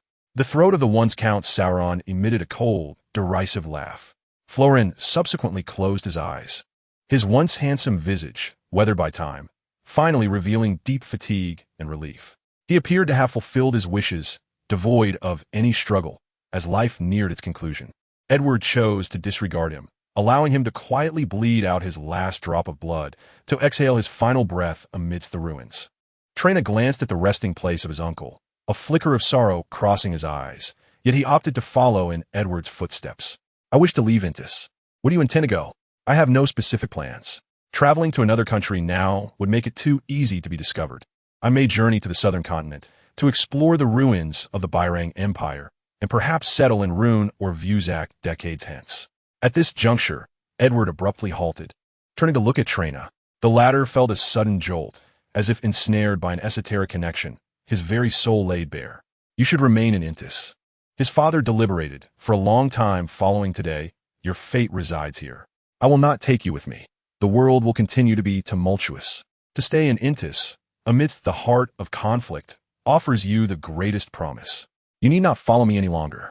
You are free, Traina. Live according to your desires. With that, the angel averted his gaze, stepping into the spirit realm, vanishing before Trena's eyes, offering no opportunity for inquiries or pleas. The latter seemed disinclined to speak, standing in place for a couple of seconds, glancing around, finding no one else nearby, the search and rescue teams for the injured and deceased yet to arrive. He swiftly turned back to the pile of rubble, laboriously clearing away the fallen bricks and arches, snapping rebar and concrete, eventually managing to drag Florin from the debris. Extraordinary traits began to manifest. Trena carefully secured the traits and set him aside, then sought a clean step to rest upon.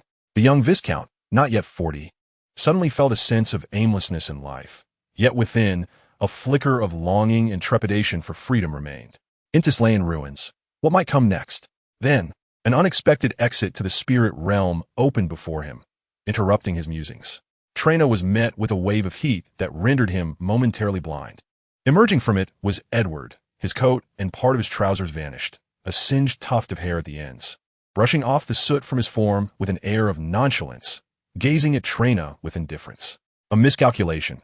I forgot I had just consumed the eternal solar angel. Edward even offered an explanation for his current disheveled state, showing no concern for Trena having extricated Florin, as if he had not noticed the lifeless body at his feet. Meeting his son's astonished expression, he inquired, "Is Adela's funeral tomorrow?" Trena nodded. Upon seeing this, Edward raised his right hand, extending it, then lightly traced his left index finger across his ring finger. His right hand's ring finger was entirely severed, its essence reclaimed, transforming into an ordinary finger. The base adorned with a ring set with delicate white diamonds and a ruby. The severed end reformed anew. "Take it. Place it in Adela's coffin." The newly formed ring finger bore a neat scar at its base as Edward tossed the severed finger, adorned with the wedding ring, to Trena. He then opened a vortex-like portal, stepping into the abyss of darkness. Trena clutched the severed finger, exhaling a sigh after a moment, hoisting the now cold body of Florin, and steadily made his way towards the medical team. 2 months later, at a port in a city in ruin, the passenger ship bound for the southern continent was on the verge of departure, laden with heirs unable to inherit family fortunes, merchants dreaming of wealth, and pirates seeking anonymity to retire. They envisioned themselves as plantation owners, managing vast estates including slaves, or entering merchant guilds in pursuit of power and riches. In short, the southern continent has become a coveted destination. A ticket to there is worth its weight in gold. The indigenous people are docile and easily trained, making them ideal servants. Furthermore, with the relationships among the nations of the northern continent becoming increasingly complex and war seeming imminent, this place has transformed into the best refuge for those seeking stability. Among these passengers, who lacked nobility and bore a somewhat coarse demeanor, one stood out distinctly. His attire was immaculate, his speech refined, embodying the steadiness of Rune while exuding the casual warmth of Intis. He spent generously, treating women with polite detachment, leading others to naturally perceive him as a fallen noble, sparking whispers among them. Regrettably, he often confined himself to his cabin, only appearing during banquets. This voyage was set to last 42 days, traversing several islands in the Sunya Sea, with brief stops at designated ports for resupplying. While the kitchen busied itself, preparing meals for the evening banquet, some crew members and servants disembarked at the port to procure newspapers at their master's behest. Newspapers, originating from Intis, spread news so swiftly that nations could not resist establishing their own press, enabling the populace to learn of foreign events over a month later. The Emperor of Intis, Roselle Gustav, has passed away, assassinated in concert by the Eternal Radiance Church and the former royal Solon family. Numerous nobles were attacked and perished during the coup, delivering a severe blow to the aristocracy. The government officials suffered losses exceeding 50%, with the Count of the Royal Palace and Minister of Military Affairs Edward Vaughan at the helm, alongside several prominent figures who have either vanished or met their demise, resulting in a near paralysis of the governmental management system. The Solon family is attempting to rally various factions for a restoration, yet their bargaining chips are limited, and they have yet to secure any definitive support. Thanks to these sensational headlines, the newspapers have profited immensely. Passengers are engaging in spirited discussions about the current international situation while holding fresh newspapers. The dinner dance is almost transformed into a royal court. In one of the first-class cabins, the door is firmly shut. The abyssal angel, who has already succumbed in the annals of mundane history, sits by the bay window, quietly gazing at the horizon at sunset. After a moment, it retrieves a small notebook from its bosom. flipping to a certain page filled with hasty yet elegant script in the Intis language, detailing 2 pages of their future travel plans. Following the travel itinerary, its own handwriting lists the geographical locations mentioned in the plan, such as the interior of the Twilight Grand Hall, the mausoleum of the Empire of Byron, the ruins of the Highland Kingdom, and the Gulf of Passu Island, among others. Many of these are areas strictly forbidden by official decree, revealing the extent of trust the planner places in Edward's power. Edward, holding a quill, remained silent for a few seconds before slowly marking a check beside the mausoleum of the Empire of Byron. Chapter 41. My lord, Prince Vaughn, do you have a matter at hand? My lord, please forgive my audacity. Have you never lived as a human? You are indeed quite bold. Your flattery is unwarranted. Compared to your apparent lack of humanity, you seem more like one who is learning how to be human from the very beginning. Hence my bold conjecture. Ah, I am perhaps the only one to think so. I would be willing to keep your secret. Perhaps you need a tutor. I can teach you how to play the role of a human. Are you suggesting this as a means of self-preservation? Then let us begin with the fundamentals of social interaction. Look, how splendid and extravagant tonight's banquet is. People are immersed in fine wine, exquisite food, and the embraces of beautiful companions. And here you are, alone outside. How unbefitting. What do you think I should do? Please invite me to dance. My lord, if you find the ballroom too cacophonous, let us dance beneath the moonlight. This is what I desire. Edward scrutinized the object Klein had presented with interest. This is indeed a remarkable rarity. Where did you acquire it? Klein adjusted his napkin, preparing to indulge in the delectable dish before him. After a moment of contemplation, he decided to respond honestly. I obtained it from a bishop of the Earth Mother Church. That bishop sought someone capable of resolving his quandaries within the circle of the extraordinary. I assisted him and received this key as a reward. Is there a problem with it? There is no issue, but it is quite intriguing. Edward examined the ordinary brass key, choosing not to return it to Klein, but setting it aside. It likely harbors a curse within. I would venture to guess it is one that diminishes one's sense of direction or leads one astray, correct? In truth, this curse is merely the shallowest negative effect of the key. Unlocking is not its true purpose. Is that so? Hearing that this universal key possesses other functions, and noting that you do not exhibit a desire to claim it for yourself, Klein could not suppress his curiosity. Mr. Edward, what is its true effect? A door. Edward did not answer directly, but posed another question. Do you know the door? This is a specific reference. Klein instantly grasped that he was inquiring about Mr. Door. Well, he understands that I can read Roselle's diary, so it is not surprising he possesses this knowledge. Klein replied, I know. The diary mentions exchanges with the Emperor. I have seen his diary as well. Indeed, it contains numerous references to Mr. Door. I was quite astonished that he would articulate so many words. Edward did not clarify, and Klein naturally interpreted that individual as Mr. Door. He prodded a piece of meat in his Phenibot dish with his fork, not hurrying to consume it, but rather elaborating. This key encompasses the essence of Mr. Door. If it were not a relic from a high-ranking member of the Abraham lineage, it must belong to some ill-fated low-tier extraordinary who lost control of their essence and perished amidst the moonlit murmurs, likely a failed ascension. It is precisely due to Mr. Door's essence that this key possesses the ability to open all doors. The fusion of essence and extraordinary traits coalesces into the form of the key. This also constitutes a form of disguise. Its true function should be to liberate the essence within, using pollution and murmurs to influence adversaries. A small-scale, extraordinary time bomb. This sounds like a form of area-based psychological damage. However, rather than a bomb, I am in greater need of a key. Yet, this shall serve as my trump card for escape. After all, I am quite familiar with the agony of various murmurs, but the enemy will surely not anticipate. Possessing such a secret, extraordinary artifact must be worth hundreds of pounds, though I have indeed put forth my effort. Klein felt a flicker of temptation, but remained cautious, his gaze upon the universal key burning with intensity. So how can I release the essence contained within? It merely requires appropriate external force to shatter its shell. Edward handed the key to Klein. You are a diviner. Currently, you lack direct means to destroy it, so you must adapt. If you were a warrior or hunter, or even a sailor, by sequence 7, you would possess the power to crush it directly. Ah, I see. He understood. Thank you for the information. Just a trivial matter.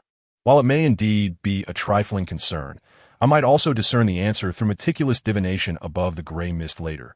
Yet, having an angel personally divulge such knowledge is a privilege that money cannot buy. Klein's heart leaped with joy as he suddenly comprehended the astonishment of his fellow members when he casually shared some common knowledge of the extraordinary world while playing the fool at the tarot meeting. For the next few minutes, the two remained silent, quietly savoring the exquisite lunch provided by the Crag Club. The pollution hidden within this little key is minimal, capable of contaminating at most 1 or 2 mid-tier individuals, and it is highly unlikely to cause immediate death or assimilate them into the moon's followers. However, I had not previously noted the close ties within the Abraham lineage. It is astonishing that without any ritualistic supplication, merely a single low-tier ascension could bring forth their murmurs and pollution upon the earth. Though rare, it is indeed the quickest, easiest, and least conspicuous method. I should have paid more attention to Benjamin. If they truly knew that their ancestors floated upon the moon, even realizing that Bethel was beyond salvation, they would still harbor hope in the 7 gods, attempting to draw him back to the earth, would they not? If not for my current discretion in revealing my intentions before them, it would not be impossible to assist the moon slightly, rendering Bethel Abraham incapable of resistance. This would be but a trifling effort for me. Alas, the moon possesses limited abilities on Earth, unable to offer me anything compelling. Speaking of which, I haven't seen you around these past few days. Have you been occupied with your detective work? No, rather than say my life as a detective is busy, it would be more accurate to say that the life of an extraordinary individual of my low tier is exceedingly vibrant. The other party was not an official extraordinary being and likely held little interest in the underbelly of the extraordinary world. Klein succinctly recounted his recent experiences. Altering the names and times involved, I am to attend a gathering of extraordinary individuals, take on some protective assignments, and venture out at night, where I might stumble upon a murder scene or witness a ascent conducted by those who revere death. He chuckled. Becland is truly fascinating. As he anticipated, the abyssal angel displayed little interest in such matters, yet listened with due diligence to his account. The two engaged in a casual exchange, and just as Klein was about to rise at the conclusion of their meal, he suddenly sensed an eerie chill at his feet. The waiter glanced about in confusion, checking the fireplace for ample flames. Klein discreetly activated his spiritual sight and observed a small area beside their booth warping suddenly. As a shape indistinct, yet seemingly a small creature timidly emerged, placing a letter it clutched in its mouth beside Edward's hand before retreating with trepidation. The creature's timidity was evident, as even Klein could discern that it did not dare raise its head throughout its ordeal. The chill dissipated, and Edward effortlessly picked up the letter, a piece of paper folded twice, and cast a glance over it. I have departed from the northern continent, boarding a passenger vessel en route to the islands of the Sunya Sea, having left the port of Bansi after midnight last night. The nights here are rather unusual, yet I cannot sense what is amiss. Perhaps you need to come and see for yourself. Richard Ernst. Teacher, it was my decision to enlist Riel's assistance in delivering this letter, for sending a letter from the sea to the northern continent is excessively costly and slow. Klein observed Edward's expression transform from serious to bemused. How amusing. My student, unable to afford postage while away from home, summons a messenger to convey his letter. I suspect he is lamenting his financial plight. I have just provided him with a substantial allowance. Edward lightly tapped the messenger creature, presumably on its head, sending it back to the spirit realm. In truth, sending a letter through such a messenger required a pearl, and he recalled that Edward had never compensated it. So, some messengers do require payment for their services? Klein mused, finding it peculiar that a skeletal messenger, summoned by a brass whistle, could suddenly appear so benign and amiable. Not wishing to linger on the topic of finances, he broached a question he had long pondered. Mr. Edward, might I inquire if you possess knowledge on how to rid oneself of contamination pertaining to extraordinary traits? The letter in his hand spontaneously ignited, its ashes gracefully wafting into the trash bin by the wall. Edward's gaze settled upon Klein, and with swiftness, he executed a divination, arriving at a conclusion of little utility. He opted not to treat this inquiry as a matter of transaction. I know, he stated, but answering this question will incur a cost. If you desire my assistance in resolving it, you too must pay a price. Upon hearing this, Klein felt not disappointment, but rather relief. Now that makes sense. An angel responding to every inquiry posed before them would be utterly absurd, even somewhat terrifying. Only such an arrangement could instill confidence. After all, does not my tarot society also operate on the principle of equivalent exchange? He felt quite satisfied to have received this answer, with only the lingering concern of whether he could ever afford to compensate the angel. What a terrestrial angel might desire was something Klein dared not contemplate. He believed that as long as he understood the method, it was unnecessary to request the angel's direct intervention. Through the Aurora Society and the enhancement of his own abilities, he would surely find opportunities to resolve the matter independently, without incurring double costs. After careful consideration, Klein spoke cautiously. If I wish to learn the method, what price must I pay? Edward regarded him with surprise, for such inquiries were uncommon. If Klein not only posed a question but sought to know the outcome, it was highly probable that he indeed possessed a contaminated extraordinary trait. Did he truly belong to some clandestine organization? Was he seeking a solution on behalf of that organization, or merely attempting to resolve his own dilemma? The method itself is not particularly costly. Rather, the difficulty lies in the resolution, Edward replied. The simplest way would be to pay directly for £1,000. How exorbitant! How is it that you, an angel, can so effortlessly speak of money? Klein exclaimed. If I were to exhibit such candor while playing the fool, my reputation would surely be ruined. He leaned back in surprise for a mere moment before contemplating whether to proceed with the payment. Upon reflection, however, he realized it was not as exorbitant as it initially seemed. £4,000 would have been an unimaginable sum just a month prior. Yet since arriving in Becland, he had spent money with abandon. Miss Justice hired Mr. Aurora to assassinate the ambassador for a sum of £10,000, and he had engaged Miss Sharon as a bodyguard for £1,000. This price was not beyond his means, and with his current status at Sequence 7, just one promotion away from the coveted pure black eye, it was entirely plausible for him to save up the necessary funds. However, since he did not require the solution immediately, there was no need to purchase it prematurely. I understand, Klein said, regaining his composure. I must take my leave now. I'm truly grateful. I will return to contemplate this matter thoroughly. Edward offered no further words, and after bidding Klein farewell, he returned to the club, instructing the waiter to prepare a private room, and scribbled a brief note for Richard. Upon opening the portal to the spirit realm, the demon messenger, named Riel, had not strayed far. It stood respectfully in the corner, awaiting summons. Edward handed it the note, and from the corner of his eye, he caught a flicker of light amid the mist of fragmented history in the spirit realm, rising in pairs and maintaining a distance above the ground, their trajectories resembling a frenzied dance of running and leaping. Hounds of Fogan, it is rare to see them venture from a mist. Had a high-tier individual from the mystical 3 pathways just passed through? Could it be Sherritu? He seemed never to have drawn them out before. The abyssal angel scanned the surroundings but found no traces of mystical activity or hidden transformations as the fiery-eyed hounds of Fogan gradually vanished into the distant mist. Edward did not dwell on the matter, leaving the spirit realm and closing the portal behind him, soon casting the incident from his mind. Chapter 42, The Roselle Exhibition. 127. West District, King S Avenue No. 2, Kingdom Museum. Due to the Roselle Memorial Exhibition, although it was not the weekend, a long queue had formed at the entrance by the time Klein arrived. From the descriptions in newspapers and magazines, he understood that the middle class in this world had few entertainment options. Aside from perusing newspapers, reading novels, attending opera concerts, playing tennis and squash, enjoying various theatrical performances, and participating in or hosting balls and soirees, their choices were limited to strolling in parks, visiting exhibitions, and going on vacations. Thanks to the influence of Emperor Roselle, annual leave had become a relatively common occurrence among this demographic.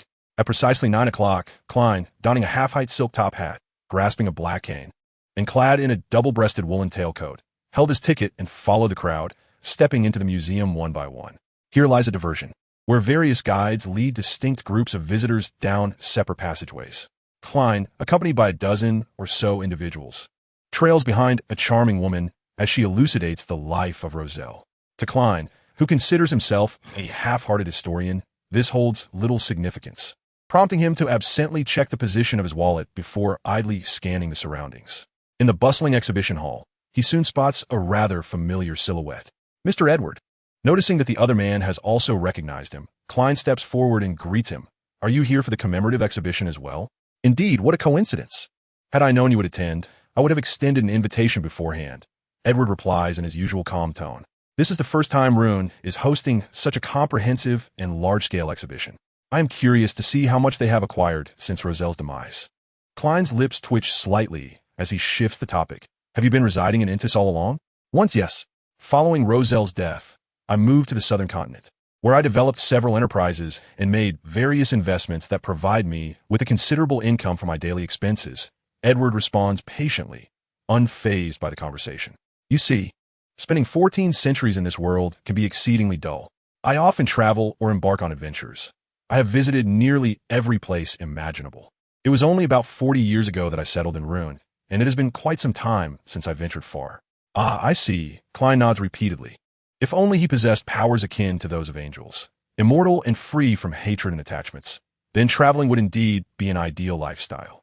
Yet, his ultimate goal has never wavered. Although the thought intrigues him momentarily, he has no intention of genuinely pursuing it. The two continue their leisurely conversation, treating the guide's voice as a mere backdrop, gradually following the crowd toward the next exhibition hall. After the daily life exhibition, they arrive at the original documents of significant decrees issued by Roselle, including the invaluable civil code and other historical artifacts. Under the enthusiastic and slightly exaggerated narration of the female guide, everyone's attention follows her pointing finger to the adjacent glass display case. Klein's gaze shifts to the open notebook within, revealing familiar, simplified Chinese characters. Damn it. The food here is making me constipated, reads an entry dated March 17th. Are the ladies of Intis this open? Did I seduce her, or did she seduce me? It feels rather strange. Another entry dated March 22nd states, it's time to choose a faith. On one side is the Eternal Radiance Church, on the other, the Artisan Church. My choice is indisputable. Praise be to you, God of all machines. One day, I shall have the Artisan Church renamed as the Church of Machinery. Klein's eyes narrow in embarrassment as he catches a glimpse of Edward, who has also read these words. The urge to smash the display case and incinerate the diary is overwhelming. Truly romantic. Romantic constipation, he muses inwardly, exasperated. This must be a diary from the early days of Emperor Roselle's journey, devoid of any valuable information. And his handwriting is worse than mine, Klein internally laments, feeling a wave of frustration wash over him. Do not let it bother you. I have seen such things numerous times, Edward reassures him, sporting an expression that combines concern with a hint of condescension, gently patting Klein's shoulder. He has replicated several cookbooks for me, from pastries to main courses. Yet he himself cannot cook a single dish. He seizes every opportunity to dine at my home. Over a century ago, Intis placed great emphasis on food, to the extent that there was a saying, kings and ministers discuss state affairs at the dining table and in the kitchen. The female guide continues her narration in an admiring tone. This is a musical composition authored by Emperor Roselle himself, an unfinished opera script, his manuscript scores, and even instruments of his own invention. Klein observes as Edward's expression suddenly contorts. Moments later, the former count, whose works were pilfered by his superior, exhales heavily. I shall play the ode to joy upon his grave. Let it be, my elder, let it be, Klein interjects. This is a love letter from Emperor Roselle, and here lies his very first love poem, When You Are Old. The guy continues, presenting a handmade bracelet, manuscript, a game he invented for his children, reminiscent of Intis chess, and a set of building blocks also intended for his offspring. Klein feels utterly desensitized. There is not a single item encountered that does not require a royalty fee. Edward, however, seems quite fascinated by these artifacts, occasionally pausing to admire them for a few seconds. He scans the area and notices a woman standing before the glass display case, towering above 1.7 meters. She possesses long chestnut hair cascading down her waist, her figure perfectly proportioned, neither plump nor slender. Clad in a youthful yellow cake dress, she wears an aged black soft hat, with thin checkered lace draping down to obscure her face. She stands transfixed before the display, gazing intently at the items within, lingering for quite some time. Edward explains to Klein, this is Roselle's eldest daughter, Bernard Gustav. Oh, Klein shifts his gaze away from the lady, realizing she is related to Roselle. Wait, what exactly is her relation to him? The chestnut-haired woman, Bernard Gustav, slowly turns her head to face Edward, her eyes sweeping over Klein momentarily. He instantly feels an overwhelming sense of spiritual forewarning. The daughter of Emperor Roselle is undoubtedly a formidable, extraordinary being. To have survived from that era to the present, she must possess at least demigod-level strength. Otherwise, it would be impossible for her to retain such a youthful appearance after more than a century. Klein's blood rushes, his face reddening as he takes several steps back to regain his composure. Sir, are you all right? The female guide notices Klein's unusual demeanor and approaches him with concern. Klein wishes to avoid the confrontation between the two high-ranking individuals, especially since he has his own mission to seek the blasphemous token. Seizing this opportunity to separate from Edward, he hastily informs the guide. Yes, I suddenly feel unwell. May I ask where the restroom is? His pallid complexion serves as a compelling argument. And upon receiving directions from the guide, Klein hastily departs. Bernard Gustav's gaze has long since settled on Edward, displaying little wariness and appearing quite at ease. I thought you would have forgotten my face by now. She speaks softly, seeking a moment to conclude the conversation. If you are merely stopping me out of boredom, then I shall take my leave. How could I ever forget your face, your highness? Edward smiles faintly. On the day of your kingdom's fall, the fear, hatred, and despair radiating from you were so exquisite that I could hardly bring myself to end your life. One must not be provoked by his taunts. Bernard Gustav inhales deeply, exhaling, feeling a mix of anger and relief. Her opponent remains disinterested in her. Surviving in the face of a formidable foe's disdain is a profoundly humiliating experience, and her pride compels her to swallow this indignity.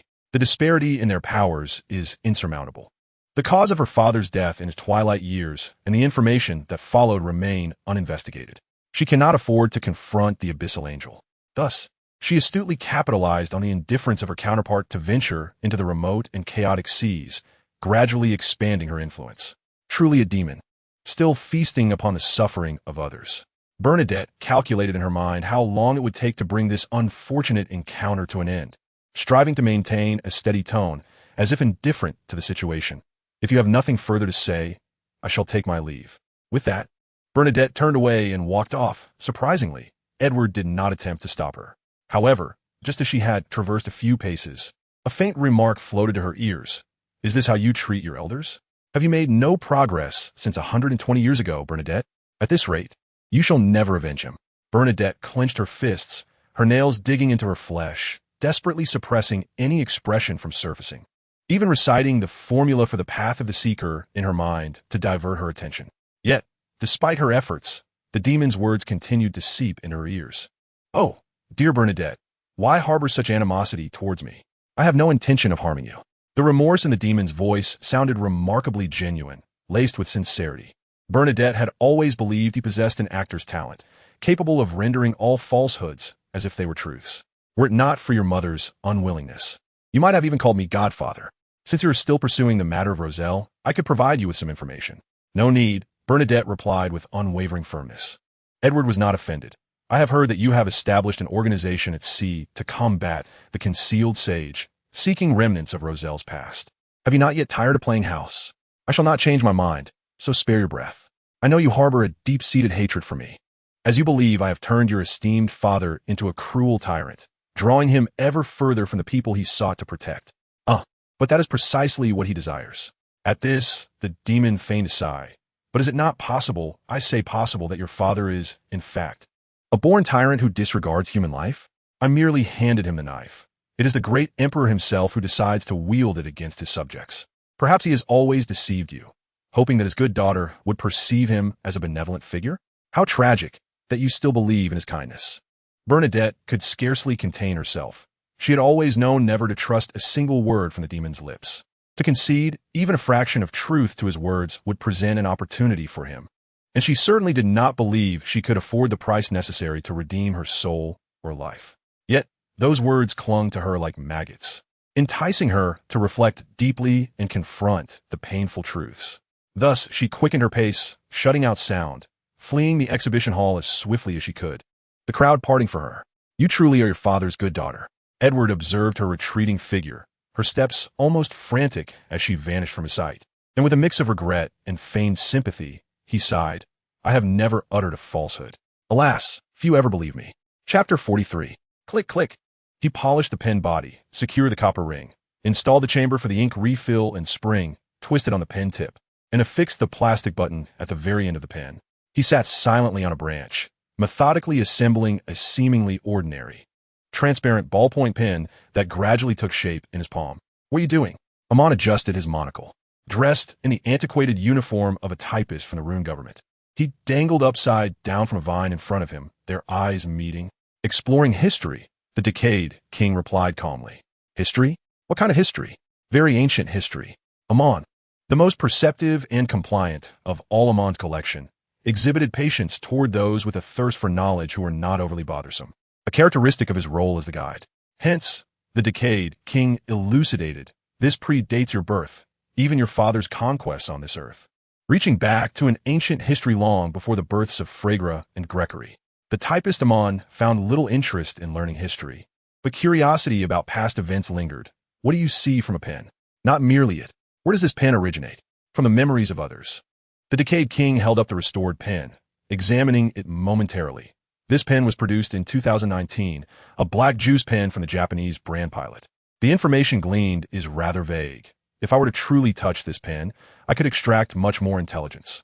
It was manufactured in Japan, the springs sourced from Russia, and the pen's plastic is American-made. The packaging was done in Japan, with the wrapping paper printed in China, and then shipped to Japan for assembly, imported via air freight, residing on a certain shelf of a stationery store located at the entrance of a high school, in the third box on the fifth row from the left. Priced at 75 yuan. The purchaser was also a Chinese student who brought it to England, enrolling in the same academy as Edward Vaughan. When he awakened, this student was using this very pen to complete assignments. This is the history carried by this pen. He stated, essentially, it's a litany of unfamiliar terms. Amon, seemingly comprehending yet bewildered, raised a hand in resignation. I have never encountered such a pen. Has ancient history not been passed down? Was it destroyed? Is it related to his awakening? That is not for you to know. The decayed king released his grip, and the pen composed of memories disintegrated into ash as it fell. Now, you must answer my question. What is it? Do you know of a plant called the banyan tree?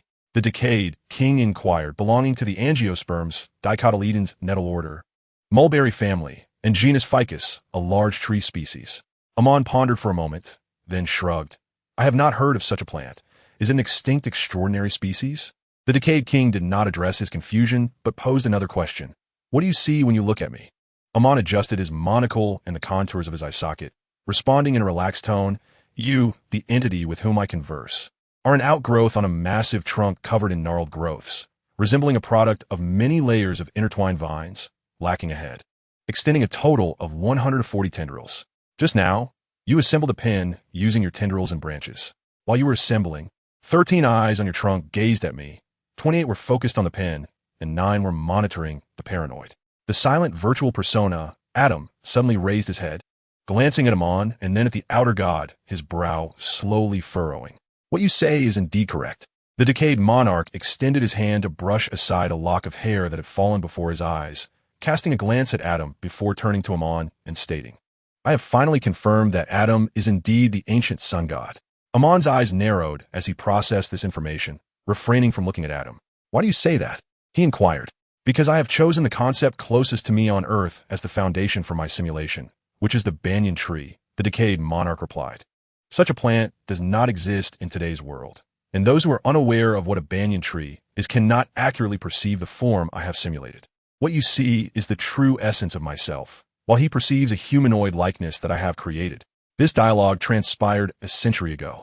How dreadfully mundane, I thought. I could see the open manuscript before me, along with the desecration token disguised as a bookmark nestled within its pages, for it was I who witnessed Roselle inserting it. Over 100 years have passed, and the members of the steam church remain oblivious to its presence, confined here and unable to circulate it. This object is on the verge of undermining Russell's original intent of sowing chaos. Frankly, this study has been restored remarkably well, resembling its former self to the minutest detail. Children would scamper up the stairs, and the servants in the study would lower their gazes, awaiting the requests of their masters and little masters. On the second floor, several interconnected cabinets housed the children's artworks, and even the half-used paints were preserved. Roselle had attempted to develop crayons, but the endeavor was confined to the court, and the methods and practices never disseminated. He also endeavored to create a model of a telephone, but could not find suitable materials for the screen. What he produced was awkwardly explained to others as a newfangled court mirror. Klein was unlikely to arrive, and Bernadette's greetings remained as direct as ever. Staying here is quite uninteresting.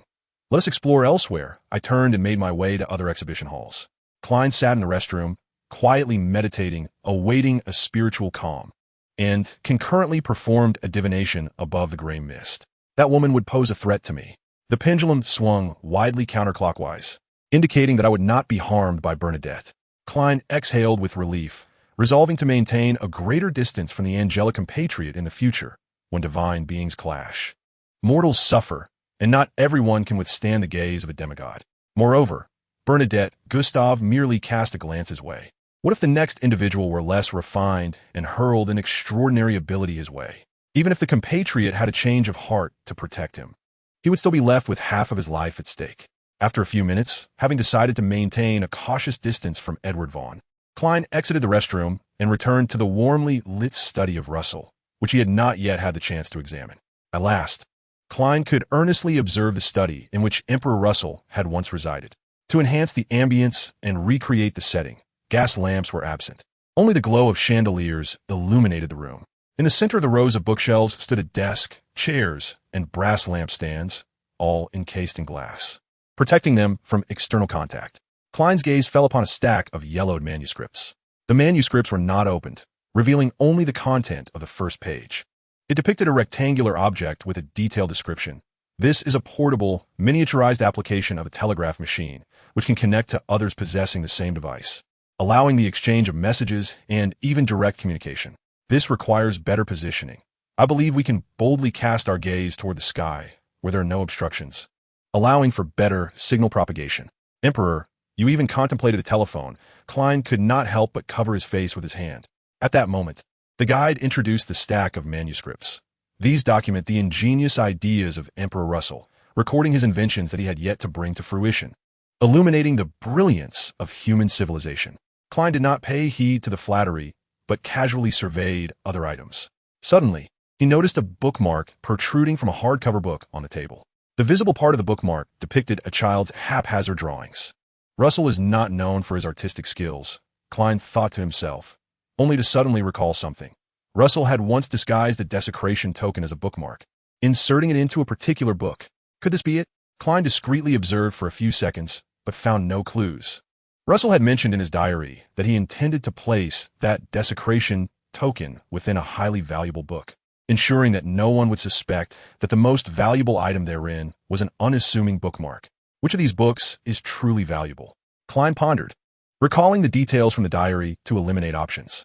The Age of Glory, unlikely. The History of the Intis Kingdom, unlikely. Geography of a Northern Continent, this one has potential, though not high. Principles of Steam Mechanics Improvement, likewise. Klein scanned through them all, and his gaze suddenly halted on the stack of manuscripts he had first noticed. They documented the earthly items Russell wished to invent, but lacked the means to do so. And within the manuscripts, there also lay a bookmark depicting Russell clad in imperial attire. Theft? No, rather a creative manuscript. This should be a highly valuable book indeed, coupled with a bookmark. It is quite plausible. He activated his spiritual sight, but detected nothing amiss. Feeling reassured, Russell's desecration token was likely undetectable to the Steam Church through spiritual sight. And Russell must have employed some method to convince others that he had sent all the desecration tokens away, given the myriad possible reasons. Combined with the passage of over a century, the Steam Church should have no one left who would suspect that a hidden item lay beneath their very noses. Returning to the gray mist for a divination to confirm my analysis. If I exerted considerable effort only to retrieve a mere ordinary bookmark, I might as well lie back in a grave. If only I could find an opportunity to verify. Who should I entrust this to? Miss Furs? Although her apprentice abilities allow her to pass through walls, she is only sequence 9. That is too perilous. Miss Hester? No, she is simply not cut out for this. She is even less suitable than Miss Furs and might be apprehended on the spot, thus exposing the plot against Russell's bookmark. Miss Sharon? No, while she is apt, her strength is excessive, and I have not established a sufficiently solid relationship with her. Besides, in the face of an item so significant, one that could incite true companions to vie for it, I cannot yet trust her. As Klein's thoughts whirled, he finally fixed upon a target. In the Queen's District, within the luxurious villa of Count Hall, Audrey sat before her vanity, contemplating how to peruse and memorize Russell's diary in the evening. Suddenly, the atmosphere around her grew hazy, enveloped in an endless expanse of gray-white mist. At the heart of that mist loomed the figure of the fool, who was listening to the indistinct pleas of a man barely discernible. I plead for certain assistance. I beseech someone help me access the bookmark concealed within Russell's creative manuscript. How did Mr. Fool come to know that I would visit the Russell Memorial Exhibition after hours today and have the opportunity to engage with certain artifacts? Audrey, though taken aback, found no cause for astonishment. Given Mr. Fool's stature and capabilities, it was rather effortless for him to grasp such a trivial matter. She could only hear the fool's low, flat voice as he spoke. You may choose to accept this commission or decline it. After a brief moment of contemplation, Audrey replied, Respected Mr. Fool, I am willing to give it a try, though I cannot guarantee success. Her interest in the modest fee of 500 was minimal. Her curiosity lay in discovering what made the bookmark left by the great Emperor Roselle so special that it warranted Mr. Fool's South follower to place an unlimited price upon it. After all, she had intended to peruse Russell's diary today, so it would be a fortunate coincidence. The Fool Klein nodded gently, uttering a single word, good. Once the illusion dissipated completely, Audrey turned her gaze towards the vanity mirror, feeling both anxious and exhilarated as she devised a plan for her evening endeavor. She must not be detected. Chapter 44. The Red Malevolent Spirit. In the first moment of clarity, the Red Malevolent Spirit ignited the first match. It witnessed time reversing, the world retreating to a glorious epoch, where the living and complete Lord beckoned to him from within the light, saying, Come, my warrior, join me in vanquishing the realms of dragons and giants. Let the light shine upon the lofty sky city of the fanciful dragon. Let its inhabitants be saved, and let the overweening ancient gods be restrained.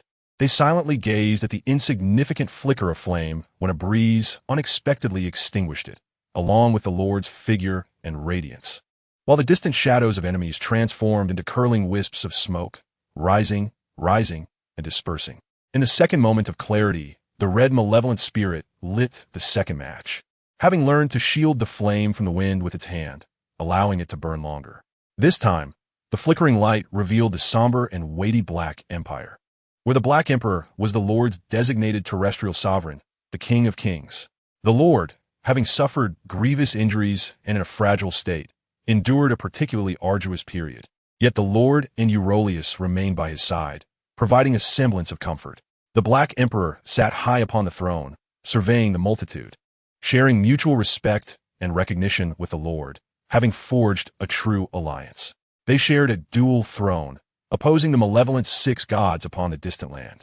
Although the Red Angel insisted that none could rival the Lord, it obediently placed itself under Solomon's banner for the time being. The war's crimson tide swept across the land, imposing harsh iron laws that shackled existence. Though somewhat diminished, life still retained a lightheartedness, as hope seemed ever within reach. Among that flickering light, there existed others, silhouettes of 2 conquerors. Though the Medici displayed disdain towards them, it could not deny that they were considered the most valuable prey and adversaries. Igniting flames was as effortless for the triune hunter as breathing, yet the resentment-laden dead embers paled in comparison to this vibrant glow. However, worldly matters seldom align with one's wishes. Devoid of wind, an unexpected drop of rain infiltrated the dark basement, landing squarely upon the flicker. The flame erupted with a shower of sparks, extinguishing almost instantaneously. That spark was as blood-red as the sunset on the day the Black Empire fell, akin to the molten lava that erupted from the earth after the tremor. The malevolent deity initiated the judgment. The throne crumbled, and the Lord let out a mournful roar for his ally, while the secret supplicants wept crimson tears from their eyes and ears, as red as the blood that flowed into their eyes on the day of their own downfall. As red as the crown upon Alistair Tudd's head and the madness that blazed in his eyes on the day of his emergence as a malevolent spirit. The Red Malevolent Spirit smacked its lips, reaching to grasp the final match from the corpse of the Tudd descendant, determined this time to shield it from both wind and rain. Yet when it lifted the last match, it discovered that the blood seeping through had long since soaked it, and no light would shine here again. Another decade of silence and death ensued. Soren spoke. The little diviner who came before was quite clever and fled swiftly. Otherwise, we could have had more amusement. The Medici snorted. He ran so fast. Was he a descendant of Antigonus? It's not as if there's anything worth taking from this wretched place. If the blasphemy token of the Red Priest couldn't entice him, it seems only the Fool's card could sway him. Indeed, that lad seemed to have collapsed this place. Poor Lord Red Angel will continue his imprisonment for an indefinite duration. Not at all. I find it rather pleasant here. Aside from the boredom, there are still faces that come close enough for me to curse at, and I wouldn't tire of it for decades. The god of war has become quite inept, save for his tongue.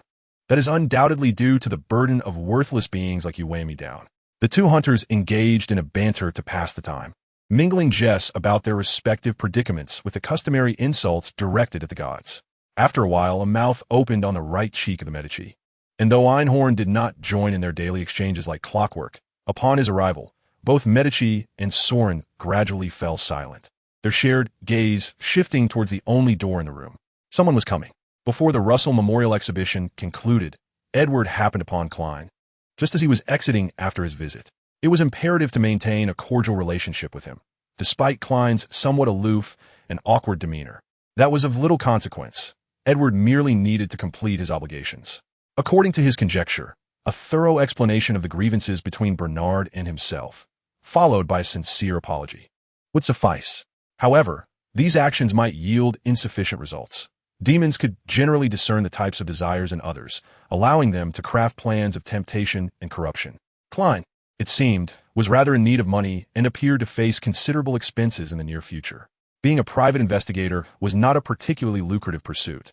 From his recent activities, it could be inferred that he belonged to the luckier sort, as he had yet to fall to the depths of being unable to secure even a pound's worth of work to survive.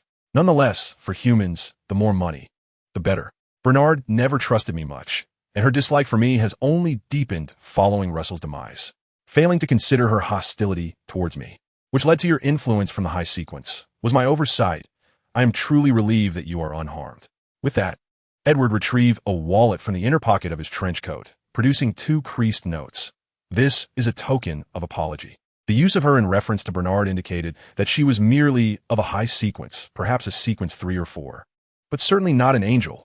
Angels were hardly commonplace. Klein hesitated slightly. Bernard's gaze had not inflicted significant harm upon him, and the divination upon the fog indicated that they would not cross paths again. Thus, he felt inclined to decline, saying, "You need not be so courteous." He glanced at the notes, momentarily tongue-tied, relying solely on the fool's self-control to avoid being rendered speechless.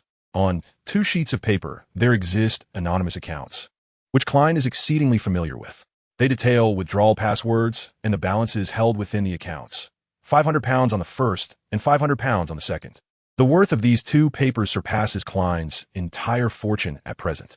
Just moments ago, he had implored Miss Justice to assist him in scrutinizing the manuscript for any irregularities regarding the bookmarks, offering a reward that commenced at £500 with no upper limit. I remember you harbor your own secrets, and the income of a private detective is notoriously unstable. I find myself no longer in dire need of money, and since we both hail from that world, it is only natural to aid a fellow compatriot. The origin, the homeland, mutual assistance among kin is both reasonable and justifiable. Faced with such earnest words and an apology, Klein found it difficult to decline, appealing to emotions and reason alike. He said, "Therefore, Klein, I hope you will accept my apology and not dwell on my oversight from today." The transaction parties were confirmed, and the transaction's content was emphasized. The apology was not limited to the pounds in hand. Thus, anything received from him constituted a completed transaction. The notion of not dwelling on his earlier oversight could be interpreted as an increase in goodwill and could be further manipulated into conditions more aligned with intent. The soul I command never complains of my negligence. "Thank you for your kindness, Mr. Edward," Klein replied, "but no reward comes without merit. Your apology is excessive, and I have not suffered grave harm." After a brief silence, Klein managed to steady himself, refraining from reaching for the 2 notes bearing anonymous accounts. Yet he had inwardly accepted that the other's apology was a part of the transaction. Gradually, he let down his defenses, casting aside the decision made hours earlier to keep a distance from Edward Vaughn. Affection and a sense of kinship silently surged within him, and a hint of a smile graced his countenance. "I shall not require this money, although I possess little that can aid you. You are correct. We are fellow countrymen, and we ought to assist one another." Edward chuckled nonchalantly, tucking the 2 notes away. Just when Klein believed he had relinquished the matter, Edward retrieved from his pocket a string of zongzi. "Today is October 16th. I remember your nation's festival. Tomorrow marks the Chongyang Festival." In the face of Klein's astonished gaze, Edward Vaughn, ever prepared, smiled and continued, "Though zongzi may not traditionally be consumed during Chongyang, one should rather climb heights and admire the blooms, correct? It is a pity that I had not encountered you during the Dragon Boat or Mid-Autumn festivals. Initially, I was rather unfamiliar with your culture, Yet Russell has always kept it in mind, and thus it has stayed with me. I had speculated you might attend Russell's exhibition today, hence my preparations. Had you not come, I would have visited you regardless. However, I am not well versed in your preferred flavors. I crafted these based on the recipe Russell provided, some sweet, some savory, including plain, red bean, and meat zongzi, among other flavors. Surely, one of them shall be to your liking? If Klein could refuse money. This gift was utterly irresistible. It was only when the delicate zongzi were placed into his hands that he belatedly felt warmth prickling at his eyes. A subtle sorrow swelling within him.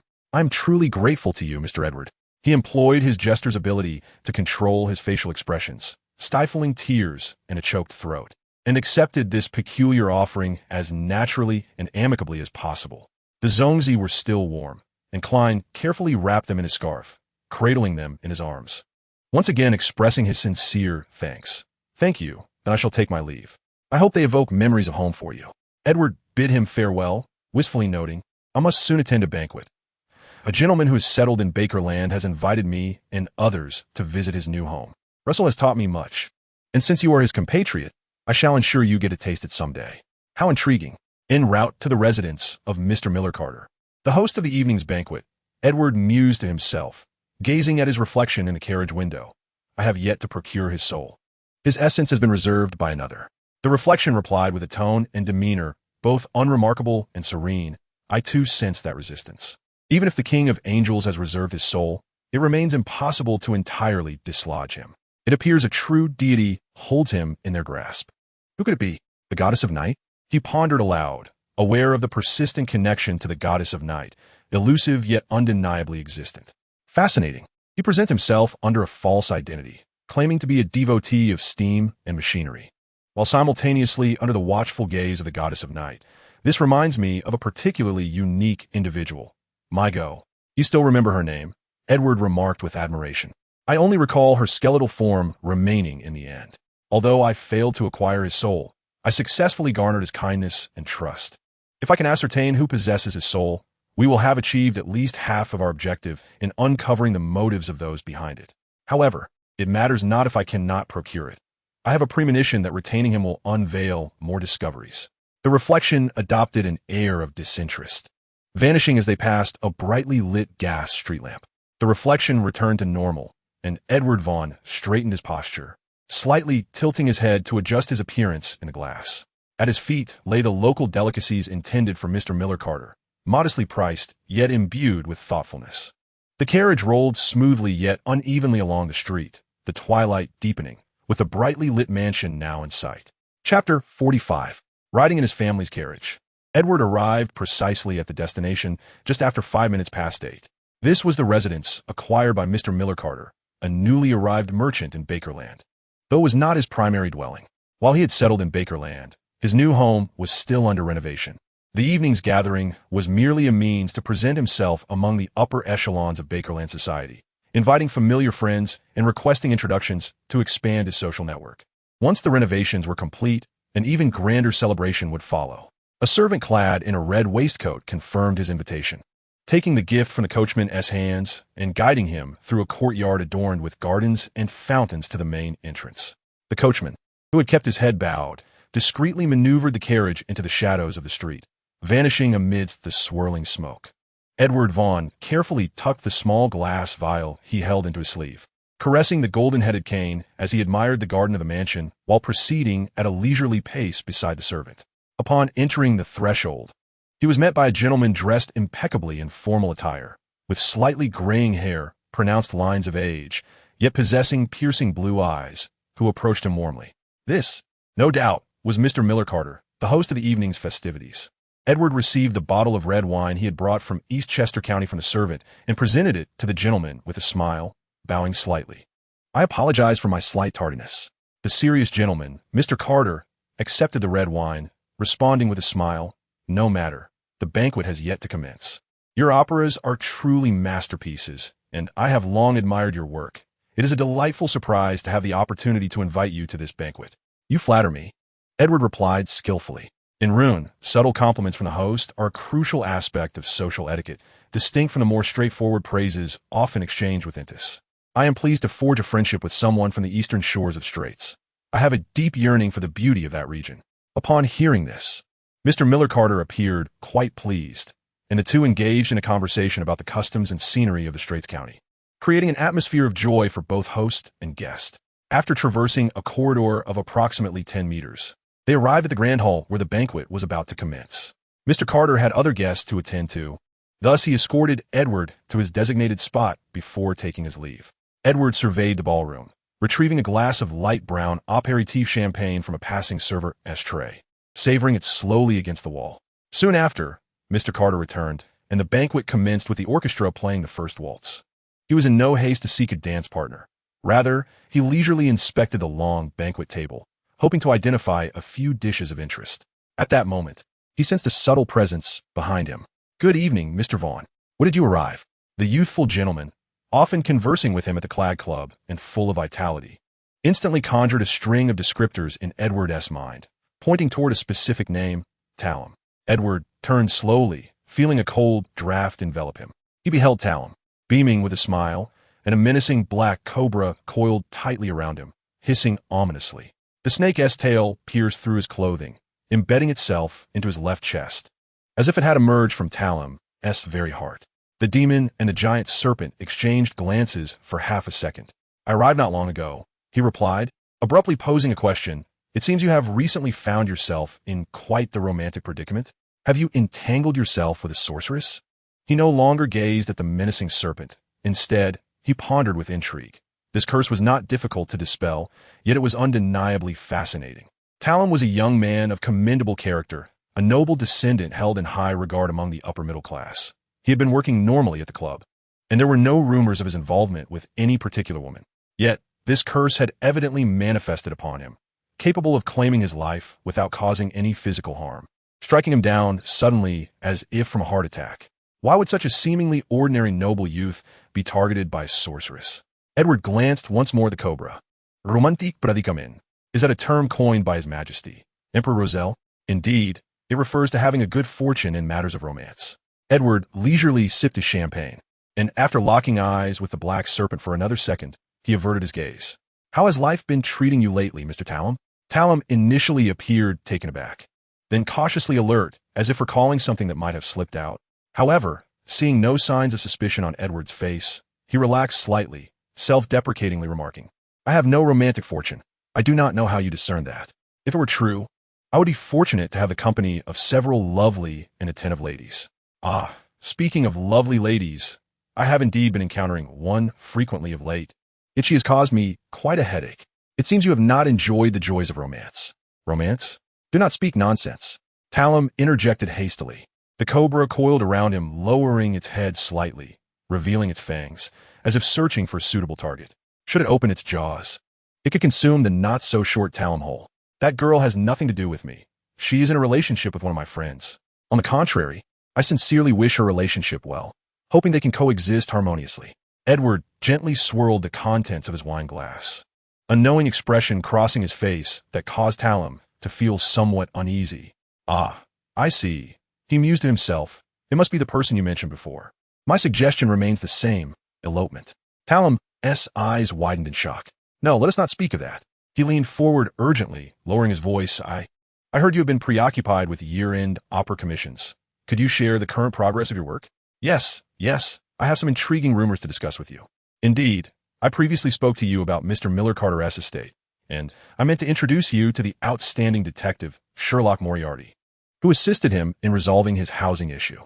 The editorial department did not permit me to disclose progress.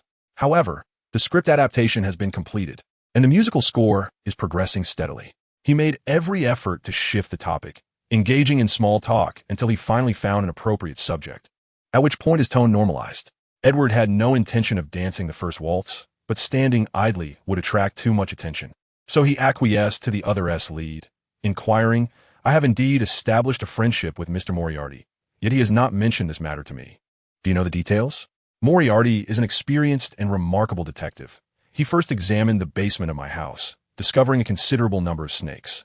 He then returned with his trained assistants to drive them away, but during the process, the basement collapsed. Thankfully, they were unharmed. Klein had made an excellent impression on Mr. Carter, and when he approached the guests, he noticed Talum and Edward discussing this matter. Thus he promptly joined in, eager to expand the network of this exceptional detective. Reflecting on these events, he felt a mix of nostalgia and relief. I am fortunate to have chosen him. Otherwise, others might have faced dire consequences. He truly is remarkable, Talum exclaimed. I knew he must be an exceptional individual. His skills are extraordinary. You have a vast underground basement beneath your house, unlike Talum. Edward spoke softly to himself. Puzzled, Mr. Carter heard him, but did not express surprise, treating it as a playwright's astonishment at the marvelous and mysterious. He nodded, adding yes. When I purchased this house, Baron Pound did not inform me. It was a delightful surprise. Mr. Carter, if I may be so bold as to inquire, why is there a basement in that street of which I have no recollection? Edward pondered this several times without resolution, then turned to Mr. Carter and asked, that is to say, after Detective Moriarty discovered the snakes, you never stepped inside to take a look before it collapsed, correct?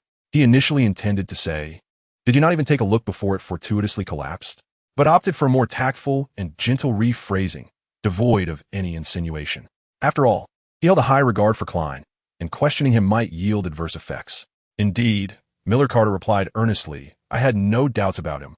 I even wholeheartedly agreed when Mr. Moriarty alerted me to the presence of snakes below, so I refrained from sending any servants to clear them out, thereby minimizing their risk of harm. I later inspected the basement, and there is no doubt it had fallen into disrepair. It had indeed collapsed beyond recognition. Mr. Moriarty's demeanor at that time was certainly not feigned. He genuinely experienced a disaster. Ah, I see. A slight smile graced Edward's lips as he turned away, dismissing the answer as having little value. Talum continued to engage fervently with Miller Carter, exchanging further details about Mr. Moriarty. Edward cast a sidelong glance upward, and the dark-hued cobra was instantly incensed by this disdainful gaze, opening its maw wide enough to devour Talum's entire head. The demon bared its teeth slightly, exuding a hint of frenzied filth, causing the imperious serpent to recoil in sudden fright, swiftly retreating from Talum's heart.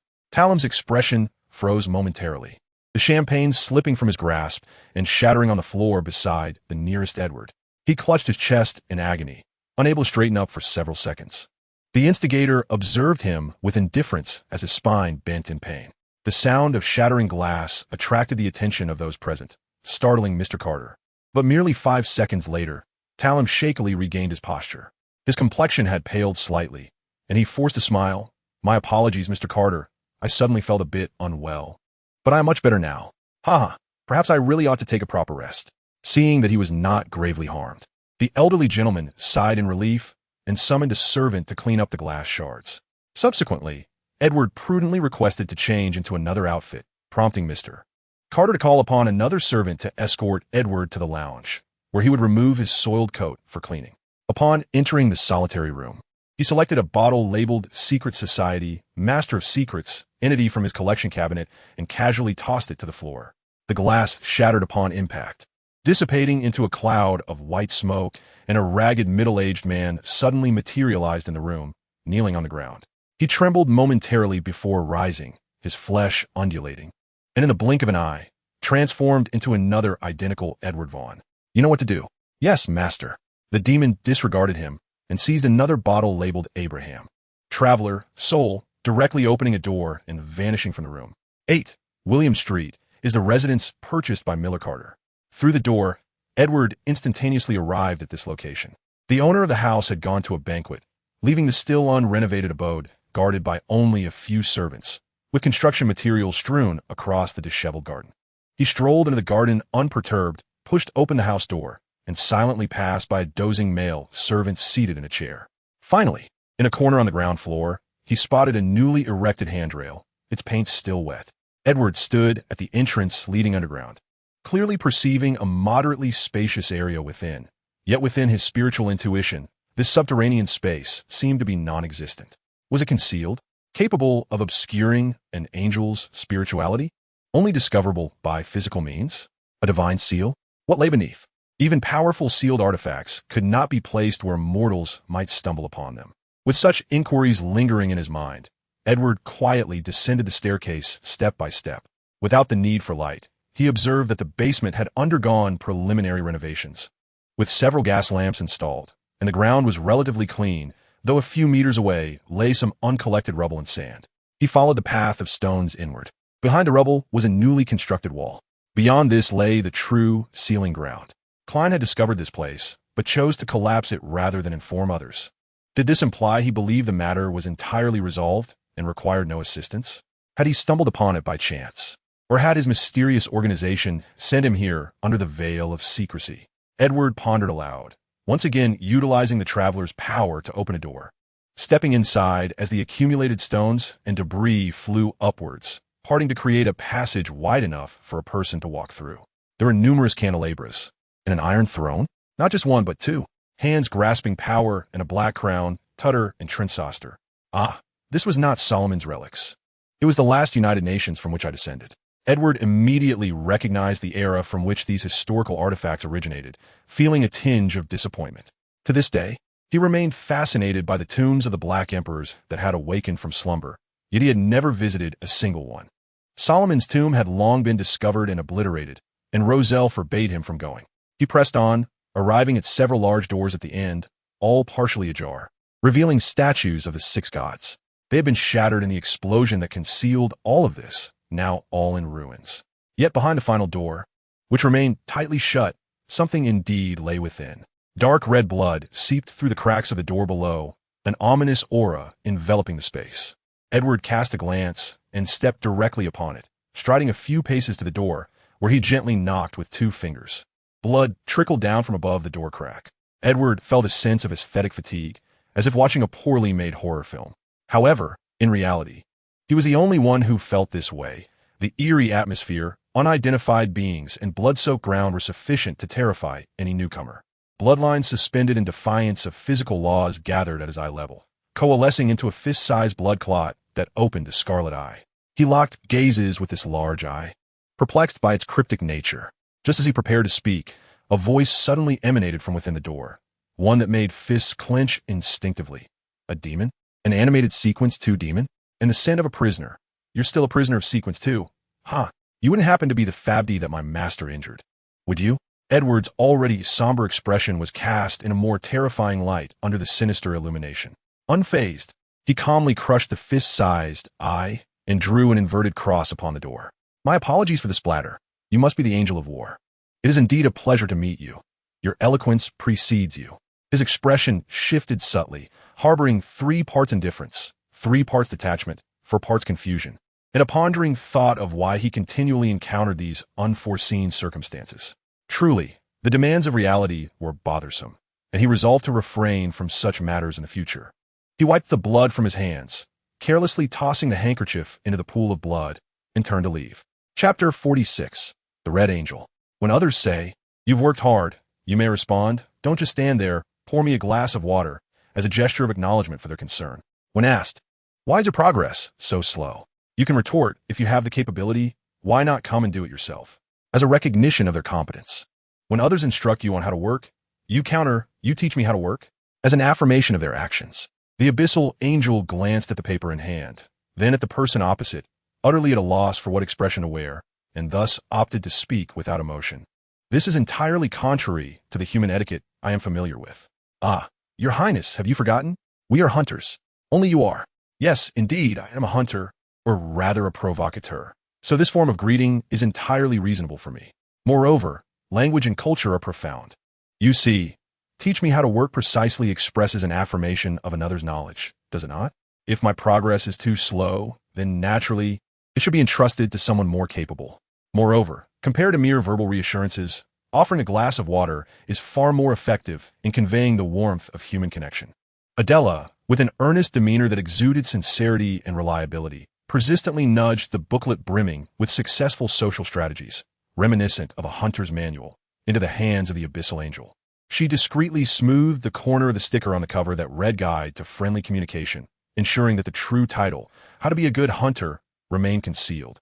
That day, I witnessed your cordial greeting with Mr. Gustav. Your utterance of good morning, useful human, left me utterly astounded. Should you choose the path of a hunter, I am certain you would ascend to great heights.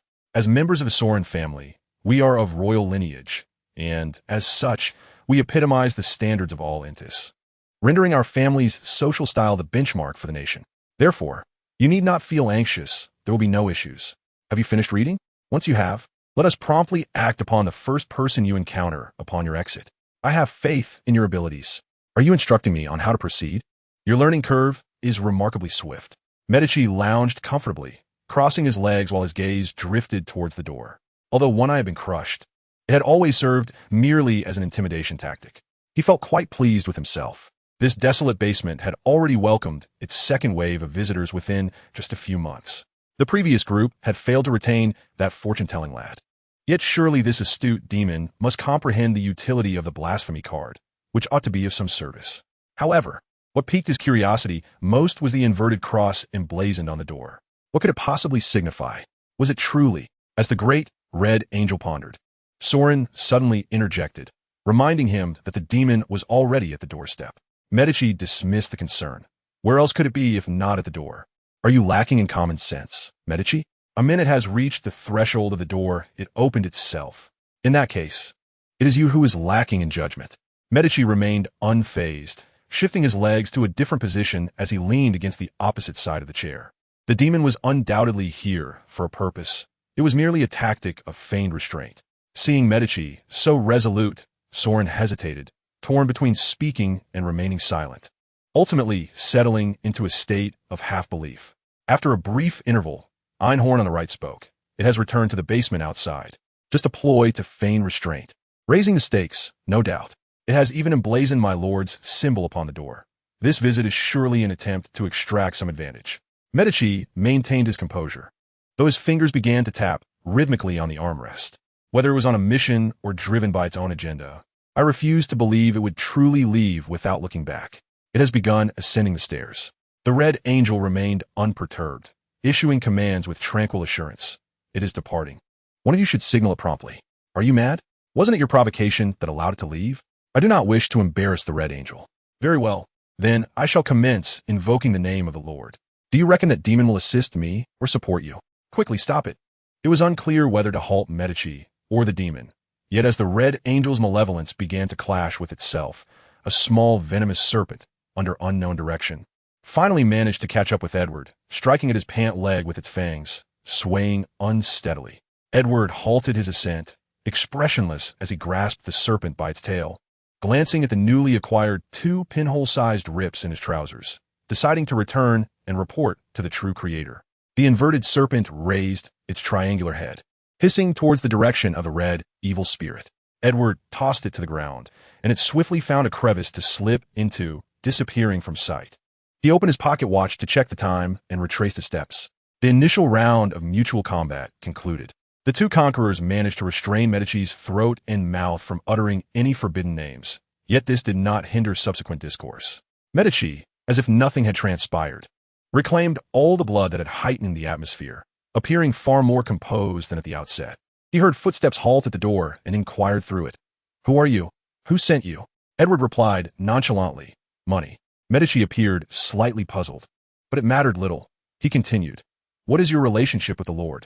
You cannot possibly be a Fabdi, can you? Edward, bored, counted the number of carvings on the door.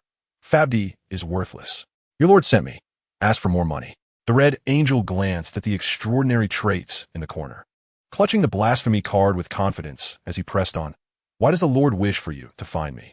Does the Aurora Society truly lack even a single angel now? It is indeed the case. The fate angel was remade due to its resistance against my corruption, and the holy word angel is searching for it. While I have found you today, I have no obligation to disclose your whereabouts to the true creator. This place still harbors at least one remnant of a sequence, one seal. Ordinary angels lack the means to extract you silently, unless you possess some other method, which would diminish my worth. Thus, even if you divulged information to the true creator, it would be impossible for them to summon a sequence, one to discreetly breach this place.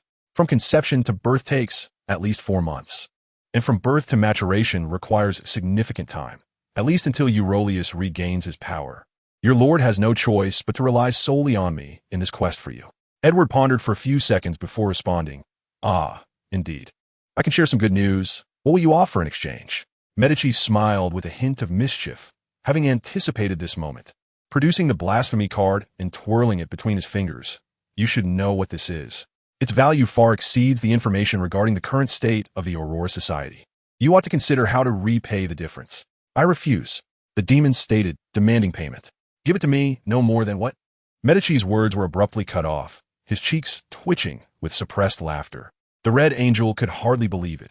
Had he truly been dead for so long that a comprehensive compendium of all potion formulas and necessary rituals, the 122 blasphemy tablet, had become mere refuse on the roadside? Yet, fortunately, he quickly glanced at the chaotic remains in the corner. Mid to low-level hunters and lawyers, traversing extraordinary traits, still held considerable value. Keeping them was of no use to him. Thus, he waved dismissively. Then everything here, except for the blasphemy card, is yours. Can we speak now? We can. The red evil spirit began to suspect that the demon kind had started to alter their nature, evolving from their previous fervor for destruction and chaos, akin to hunters, into this new breed that spoke little and demanded payment before conversing. Perhaps the rampant hunting of demons in the outside world had compelled only those who were taciturn and practical to survive. The true creator's descent had succeeded. The demon, upon speaking, hurled a nuclear bomb at him, nearly causing Medici to lose his grip on the blasphemy card. It is currently managing affairs within the Aurora Society. The Lord has descended, and successfully, since the divine descent has been successfully accomplished. Does it not signify that the Lord has returned like lightning, causing the heavens and the oceans to tremble in unison, with the 7 gods now prostrated beneath the radiance of the Lord? Medici found himself engulfed in a whirlwind of thoughts, dancing with unrestrained joy to the point of losing his senses, completely oblivious to the murmurs of Soren and Einhorn, who were prepared for battle. The more he contemplated, the more elated he became, his imagination racing back to the days of the co-regency of the Solomon Empire, speeding at a reckless pace of 120 miles per hour through the annals of history, revisiting the ancient times of the Second Era when the sun god struck the giants and dragons alike. Medici envisioned the Lord's grand stratagem, having lain in wait for a millennium to annihilate the 7 gods and re-establish his dominion upon the earth. He felt an overwhelming conviction that no one could comprehend the Lord better than himself. A grin began to stretch across his face, gradually diminishing the living space of the other 2 conquerors, provoking their exasperated outbursts. Yet, the Lord was only at sequence 6, Edward dryly interjected, reminding that the Aurora Society still needed to procure baby supplies in due time. Medici's reverie was abruptly shattered, and both conquerors were unable to contain their amusement, filling the communal activity room within the realm of the red malevolent spirit with a jovial atmosphere. Medici seethed with frustration, pondering how the demons had degenerated from spreading deceitful words to offering unwelcome truths. When he eventually emerged from confinement, he would have a serious discussion with the Lord about expelling this insensible creature. Is there anything else? I must take my leave. Nothing else. You may depart swiftly. Seeing that the demon was disinterested in him, Medici hastened to escort his guest out after acquiring the information he sought. As the basement was on the verge of returning to silence, the suffocating void and maddening nothingness were poised to engulf it once more. However, Medici felt no anger. Instead, a flicker of hope ignited within him. Indeed, a sudden thought struck him. Edward, who had just approached the door, sensed something amiss and slowed his pace. Indeed, hearing a voice emanating from the heavy door behind him. Upon reflection, there was something familiar about you. All 10 of you demons are certifiably insane. Though you appear normal, daring to covet Fabuti's position surely marks you as a lunatic. Furthermore, I have encountered a few demons by name. You seem to lack fear, exhibiting a seemingly rational madness, chasing terror and fabricating greater fears. Might I conjecture that you are Felnino? Only beings beyond the demons are incapable of uttering the foul language of the abyss. This name is the ancient Hermetic pronunciation of fear. When other races consume the potion of sequence 6 from the abyss and transform into demons, various changes occur based on their inherent traits, while naturally born demons often embody a certain form of pure malice. In conclusion, Medici's guess was not entirely erroneous. Edward mused that because he had completely consumed fear, he had manifested it through his own authority, thus bypassing the transformation stage and acquiring its characteristics to successfully derive his own abilities. For millennia, he had inadvertently shaped his own image to resemble it, seeking to explain the chaotic nature of his humanity. It was not until the arrival of Roselle that he attempted to alter his persona, yet this only allowed the remnants of the old world to uncover his true identity. Were it not for Medici being a genuine subordinate of the true creator, masquerading under the guise of fear would have been the most prudent choice. I am not it, Edward replied. I have inherited it. Oh, Fabudi could barely be considered of the same generation as the Lord. If that legendary being is of my generation, then if you're not it, that makes you its descendant, which implies you are akin to my grandson. Come, call me after exchanging information. It was customary for Medici to let his mouth run freely. Yet before he could finish, an instinctive alarm began to blare within him. What is happening? Could it be that he might truly usurp Fabudi and return to obliterate me? How vengeful! He elongated the final word, swallowing back the peculiar phrase that was on the tip of his tongue. Well, considering your diligent service to the Lord, I shall not trouble you further, little demon. Off you go. Edward cast a sidelong glance, locking eyes with Medici from behind the door. The very stones beneath his feet seemed to resonate with the awkward atmosphere permeating the space. He closed the door behind him, leaving with a resonant declaration of madman. Chapter 47. A member of the Mutual Aid Society has perished from hunger. The deceased was an experienced craftsman from the slums, a skilled shoemaker, an honest and taciturn elder. As machine-made shoes became the norm in the new factories of Intis, his handmade shoe shop quickly went bankrupt, and within 2 years, he could no longer afford to reside in a regular urban area, retreating to the slums with his only grandson to continue his craft. When Richard heard this news, he was taken aback for a prolonged moment. He wiped the grease and grime from his face, though it remained, and gazed at the old shoemaker's grandson, who was preparing for his grandfather's funeral, and asked, I told you, when there is no food at home, you can come to me. Why did you and your grandfather not come? Brother Ernst, you took care of grandfather's business, ordering 10 pairs of shoes and paying the full deposit in advance. Grandfather was unwilling to borrow food from you. Would he rather starve than ask for sustenance? You are the only one willing to share food with us. If everyone came to you in desperation, what would become of you? The 11 or 12-year-old boy had already taken on his grandfather's work, shouldering the shoemaker's toolbox. He looked up at the tall Richard, his blue eyes shimmering. I see that you are not a servant of the nobility.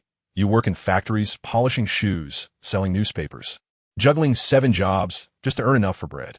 Yet our lives are inconsequential. The noble lords and His Majesty the King do not care. You are not a deity. You need not regard us so highly. Please do not mention borrowing food again. I will sustain myself through my craft. The blue-eyed shoemaker, clad in simple shoes made of 2 pieces of sanded coarse leather, produced a pair of exquisite high-top leather boots from another backpack and solemnly handed them to Richard. These are the last pair my grandfather made. He said at the very least, he must make your shoes well. Your leg was injured before, so the soles need to be smoothed and refined. As the young shoemaker spoke, he turned to leave, but paused after a few steps, tears glistening in his eyes. I will complete the remaining 9 pairs of shoes in place of my grandfather. May I borrow a clean cloth? I wish to properly care for my grandfather's body and carry it to the Church of Esteemed God for a requiem. Very well. Before 10:30, the banquet concluded. Edward had left the basement where the red malevolent spirit was held early and returned to Mr. Carter's soir, having exchanged back with the servant of the Master of Secrets. Medici appeared to be suffering from a form of schizophrenia. However, it was hardly surprising for one who had been imprisoned for millennia to exhibit such mental issues. He bid farewell to Mr. Miller Carter along with the other guests, parting ways with the last companion before he folded up the carriage and servants, lightly descending to the ground. In a park a block away, an owl that had been dozing with its eyes closed let out a yawn, shook its wings, and silently glided into the night, commencing its nocturnal activities. Should I go greet the Aurora Society? No, they're progressing normally. My involvement is unnecessary. Perhaps a stroll through the Eastern District? No, that too is unneeded. What a leisurely evening it is. Boom! Suddenly, a thunderous explosion erupted from the right front, akin to the complete collapse of a wall. It was followed by the sound of shattering glass, an intensifying malevolent aura, the clamor of struggle, peculiar detonations, and flames. A colossal entity could be discerned in motion, with distant commotion gradually illuminating the surroundings, soon accompanied by piercing screams. Half a minute later, Edward witnessed Klein darting from the corner, pursued by a demon dog the size of half a house, cornering him right before Edward. So, you claim you were visiting a friend, and during your stay, you were invited to dinner, only to lose your way on the return due to the universal key, resulting in your unfortunate encounter with a murder scene?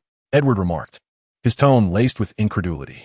Indeed, how fortunate for you, Klein panted, hunched over with hands on his knees, fabricating a tale. He had intended to shout for help to attract the attention of passers-by, Yet the demon dog, frenzied and relentless, had left him no opportunity to speak. Only upon the appearance of this celestial being did he realize that the demon dog's unyielding pursuit was due to the law of extraordinary characteristics aggregation. Edward glanced at the massive, long-horned head of the demon dog, half buried in the ground beneath his feet, and met the creature's eyes brimming with dread. Their gazes locked, and he let out a discontented sigh. He waved at Klein and said, "I've just returned from a banquet myself. We must hurry. As a wild, extraordinary being, being captured by the authorities would spell your doom. In fact, I am also an official extraordinary being until I met my demise once." Klein was deeply moved by Edward's concern for his well-being, yet he had no intention of disclosing his activities from that evening. For the desecration card was far too vital. He grasped his beloved yet loathed universal key, deciding to travel a distance before switching to a carriage, vowing never to allow it to entrap him again. After Klein departed, the street was left with only the two demons in solitude. Alas, a useless wretch, Edward murmured regretfully as he lightly pressed the tip of his cane against the demon dog's head, lamenting the squandered bounty. The demon dog's eyes were filled with despair and terror, completely crushed under the weight of absolute power. With a slight exertion, Edward drove his cane downwards, piercing through its skull, brain, and jaw, nailing the immense demon to the cobblestone path of Becland. White brain matter, black blood, and the malevolent essence of resentment surged forth from the demon's body, and Edward withdrew his cane, flicking it forcefully to send the tainted blood arcing onto the stones. With a gentle grasp towards the demon dog's lifeless form, he seized a wisp of black, ethereal light, which swiftly transformed into a glass vial that vanished within his palm. Bereft of its extraordinary attributes, the demon dog's carcass began to shrink gradually. In a matter of minutes, it would revert to an ordinary dead dog. When discovered the following day, onlookers would deem its remains peculiar and repulsive, but would not associate it with a series of murders. Its connection to the Bellaria family was inadequate. It was not an extraordinary creature cultivated within their ranks, but rather a gifted, ordinary animal picked up from the outside. A pity. It seemed that to accurately trace the gathering place of the Bellaria family, one would require genuine family members. Having lost the ascending extraordinary dog, even if he had other objectives, the true Bellaria would still possess some degree of action. 2,000 pounds of bounty for his own life. Since he had failed, then naturally, the soul and life must belong to me. Edward's figure swiftly blurred, vanishing onto a wide street several blocks away, illuminated by gas lamps, where a few inebriated pedestrians could still be seen. He strolled along the street, gazing skyward as the night mist dissipated, revealing a crimson full moon. The moonlight, akin to a gossamer veil, gently enveloped everything, its soft, feminine energy evoking a sense of delight and tranquility. The disheartening loss of a small sum of money was somewhat alleviated.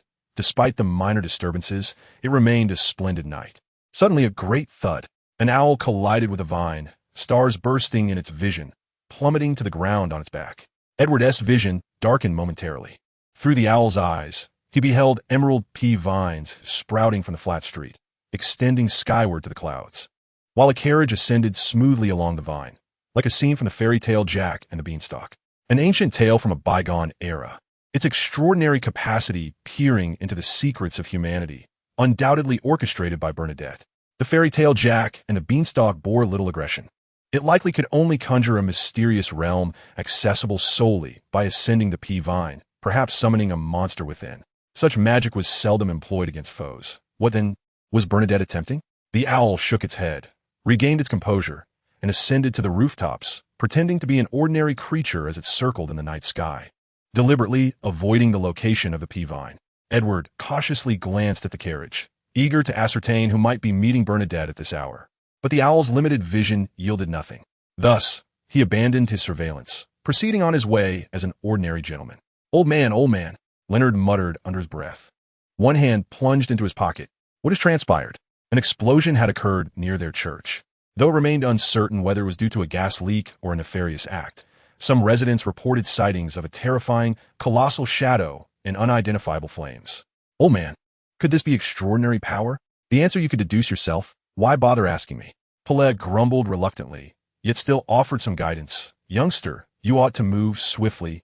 This incident might be linked to the recent uproar over the serial murders. Really?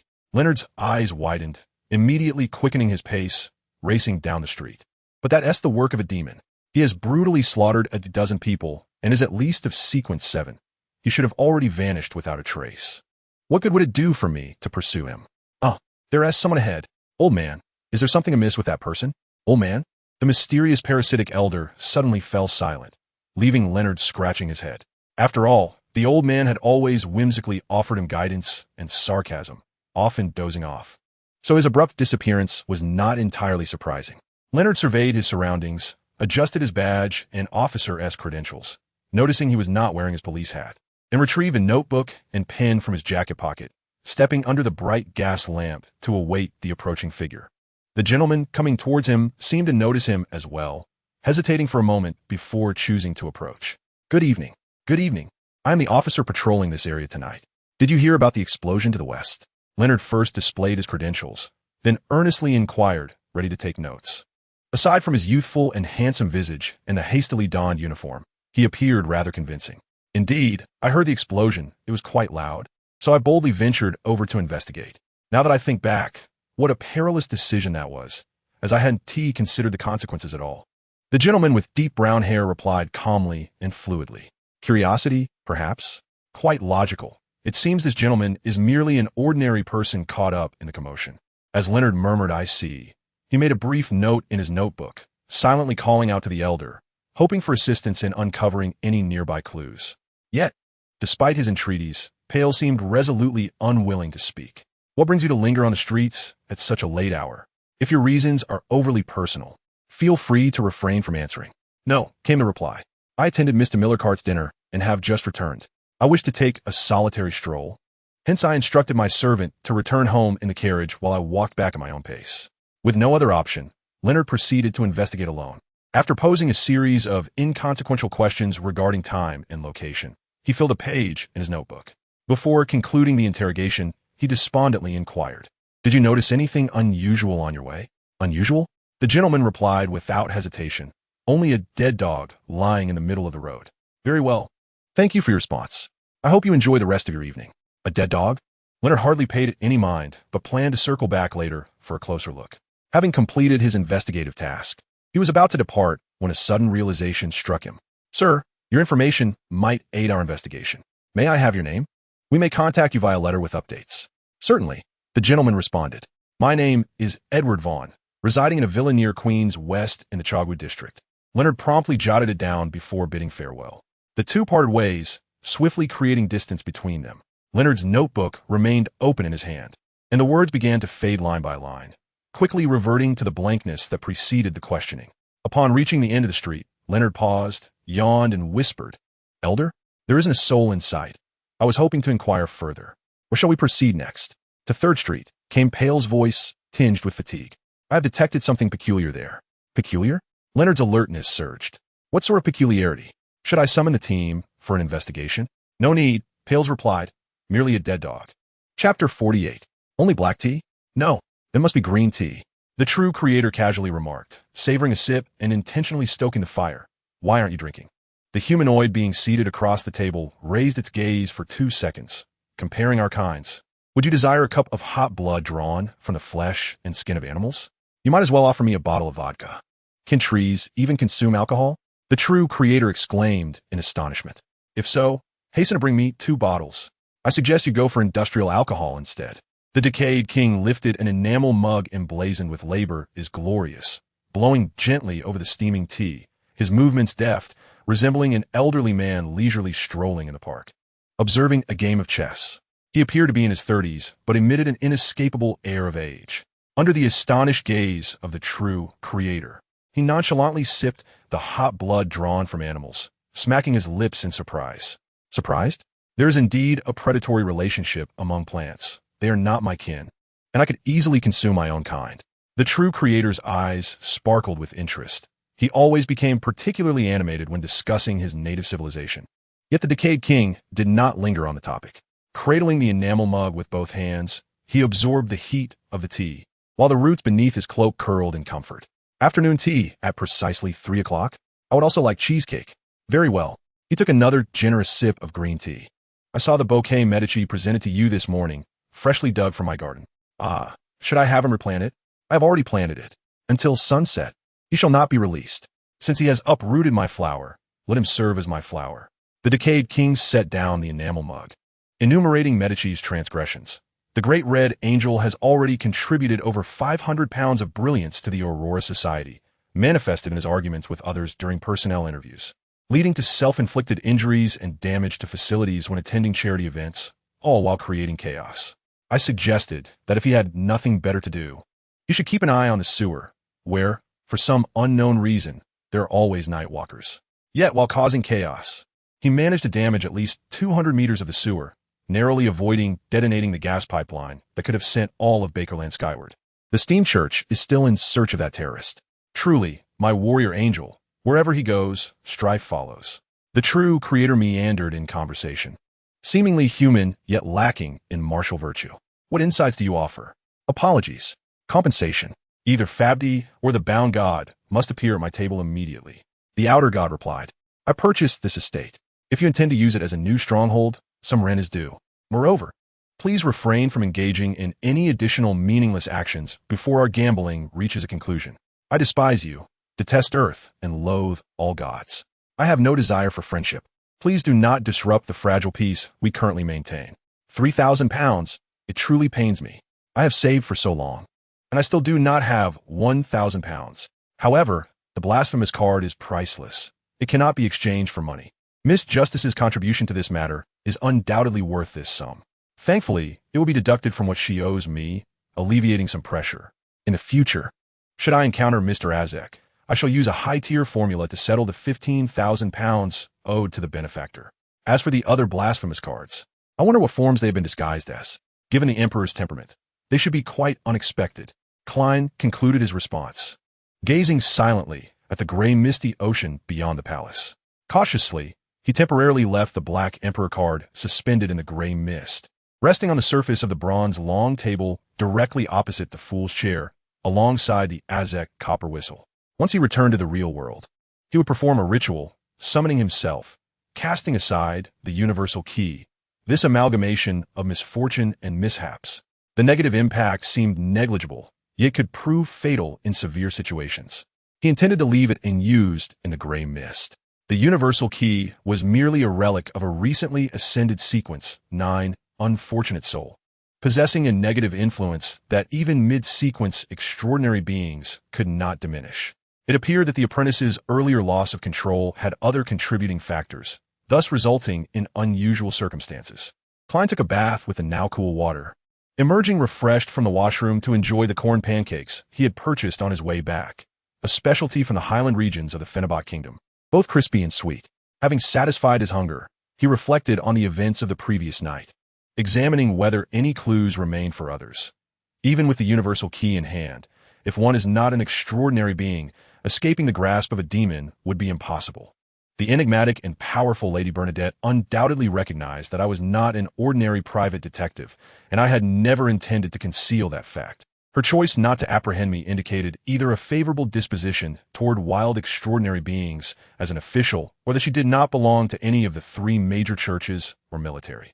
I tend to prefer the latter option. The former will likely result in the confiscation of the master key. Alas, I felt a twinge of despair at that moment, fearing I might be apprehended and subsequently vanish from existence. To my surprise, she simply departed. Fortunately, thanks to the meticulous disguise I donned before venturing out, which differed from that of the morning, she failed to recognize me as the inconspicuous individual who had caught her fleeting glance at the Roselle exhibition, leaving her dizzy to the point of nausea. The Hellhound should no longer be a concern. It has encountered Mr. Edward, a minor demon facing a greater one. As for the happenings within the museum, they are in search of peculiar entities and extraordinary spirits. What connection do they have with me? Sherlock Moriarty. Klein jested to himself, feeling increasingly at ease. Of course, his courage to return home was also predicated on prior divination, just as he was unperturbed by the insurmountable traps that may lie within the museum. This matter has reached a conclusion. What shall I do today? Perhaps practice my extraordinary abilities and also enjoy a meal at the Crag Club? I wonder how the Hellhound fared afterward and whether the church and officials would continue their pursuit. Should I write another letter to Asinger Stanton, offering a subtle hint? Amidst these swirling thoughts, Klein heard footsteps approaching and then receding outside. Another letter?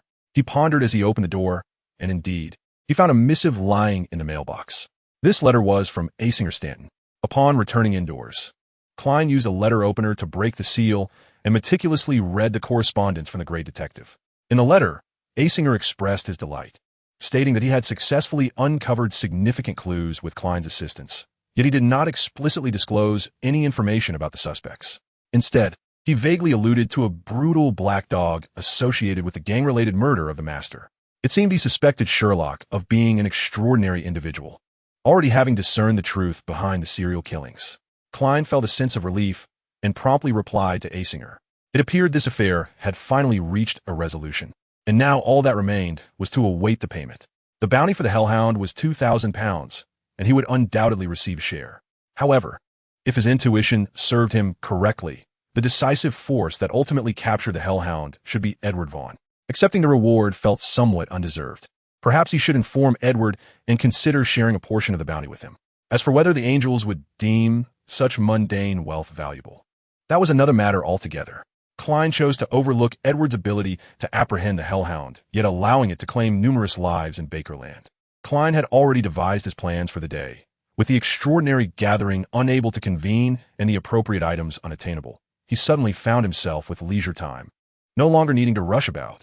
He would visit the Crag Club in the morning to practice shooting, hone his extraordinary abilities, and have lunch there, followed by seeking out a reputable circus to observe a magician's performance, hoping to glean some inspiration. He pulled out his gold pocket watch, glanced at it, and boarded the public carriage in good spirits. At the Crag Club, Klein encountered Dr. Allen, who lamented his recent streak of misfortune and sought some mystical assistance.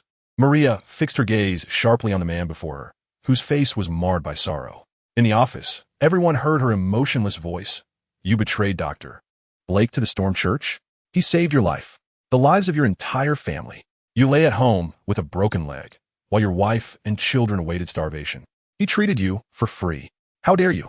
Her piercing questions shattered the man's defenses in an instant. The last vestiges of his feigned guilt evaporated from his countenance, his legs trembling as he stammered in his defense.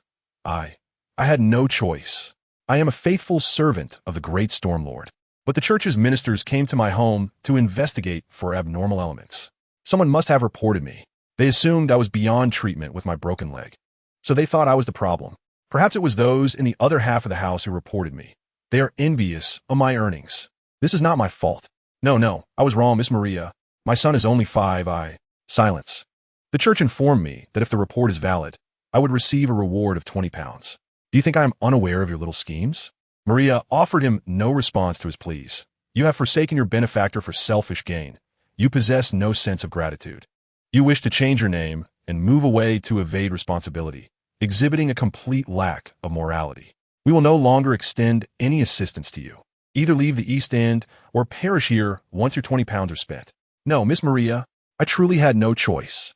The man exclaimed, panic-stricken, reaching for Maria's garment. My son is merely 5. My wife has just lost her job. I cannot be without work. Poor Dr. Blake.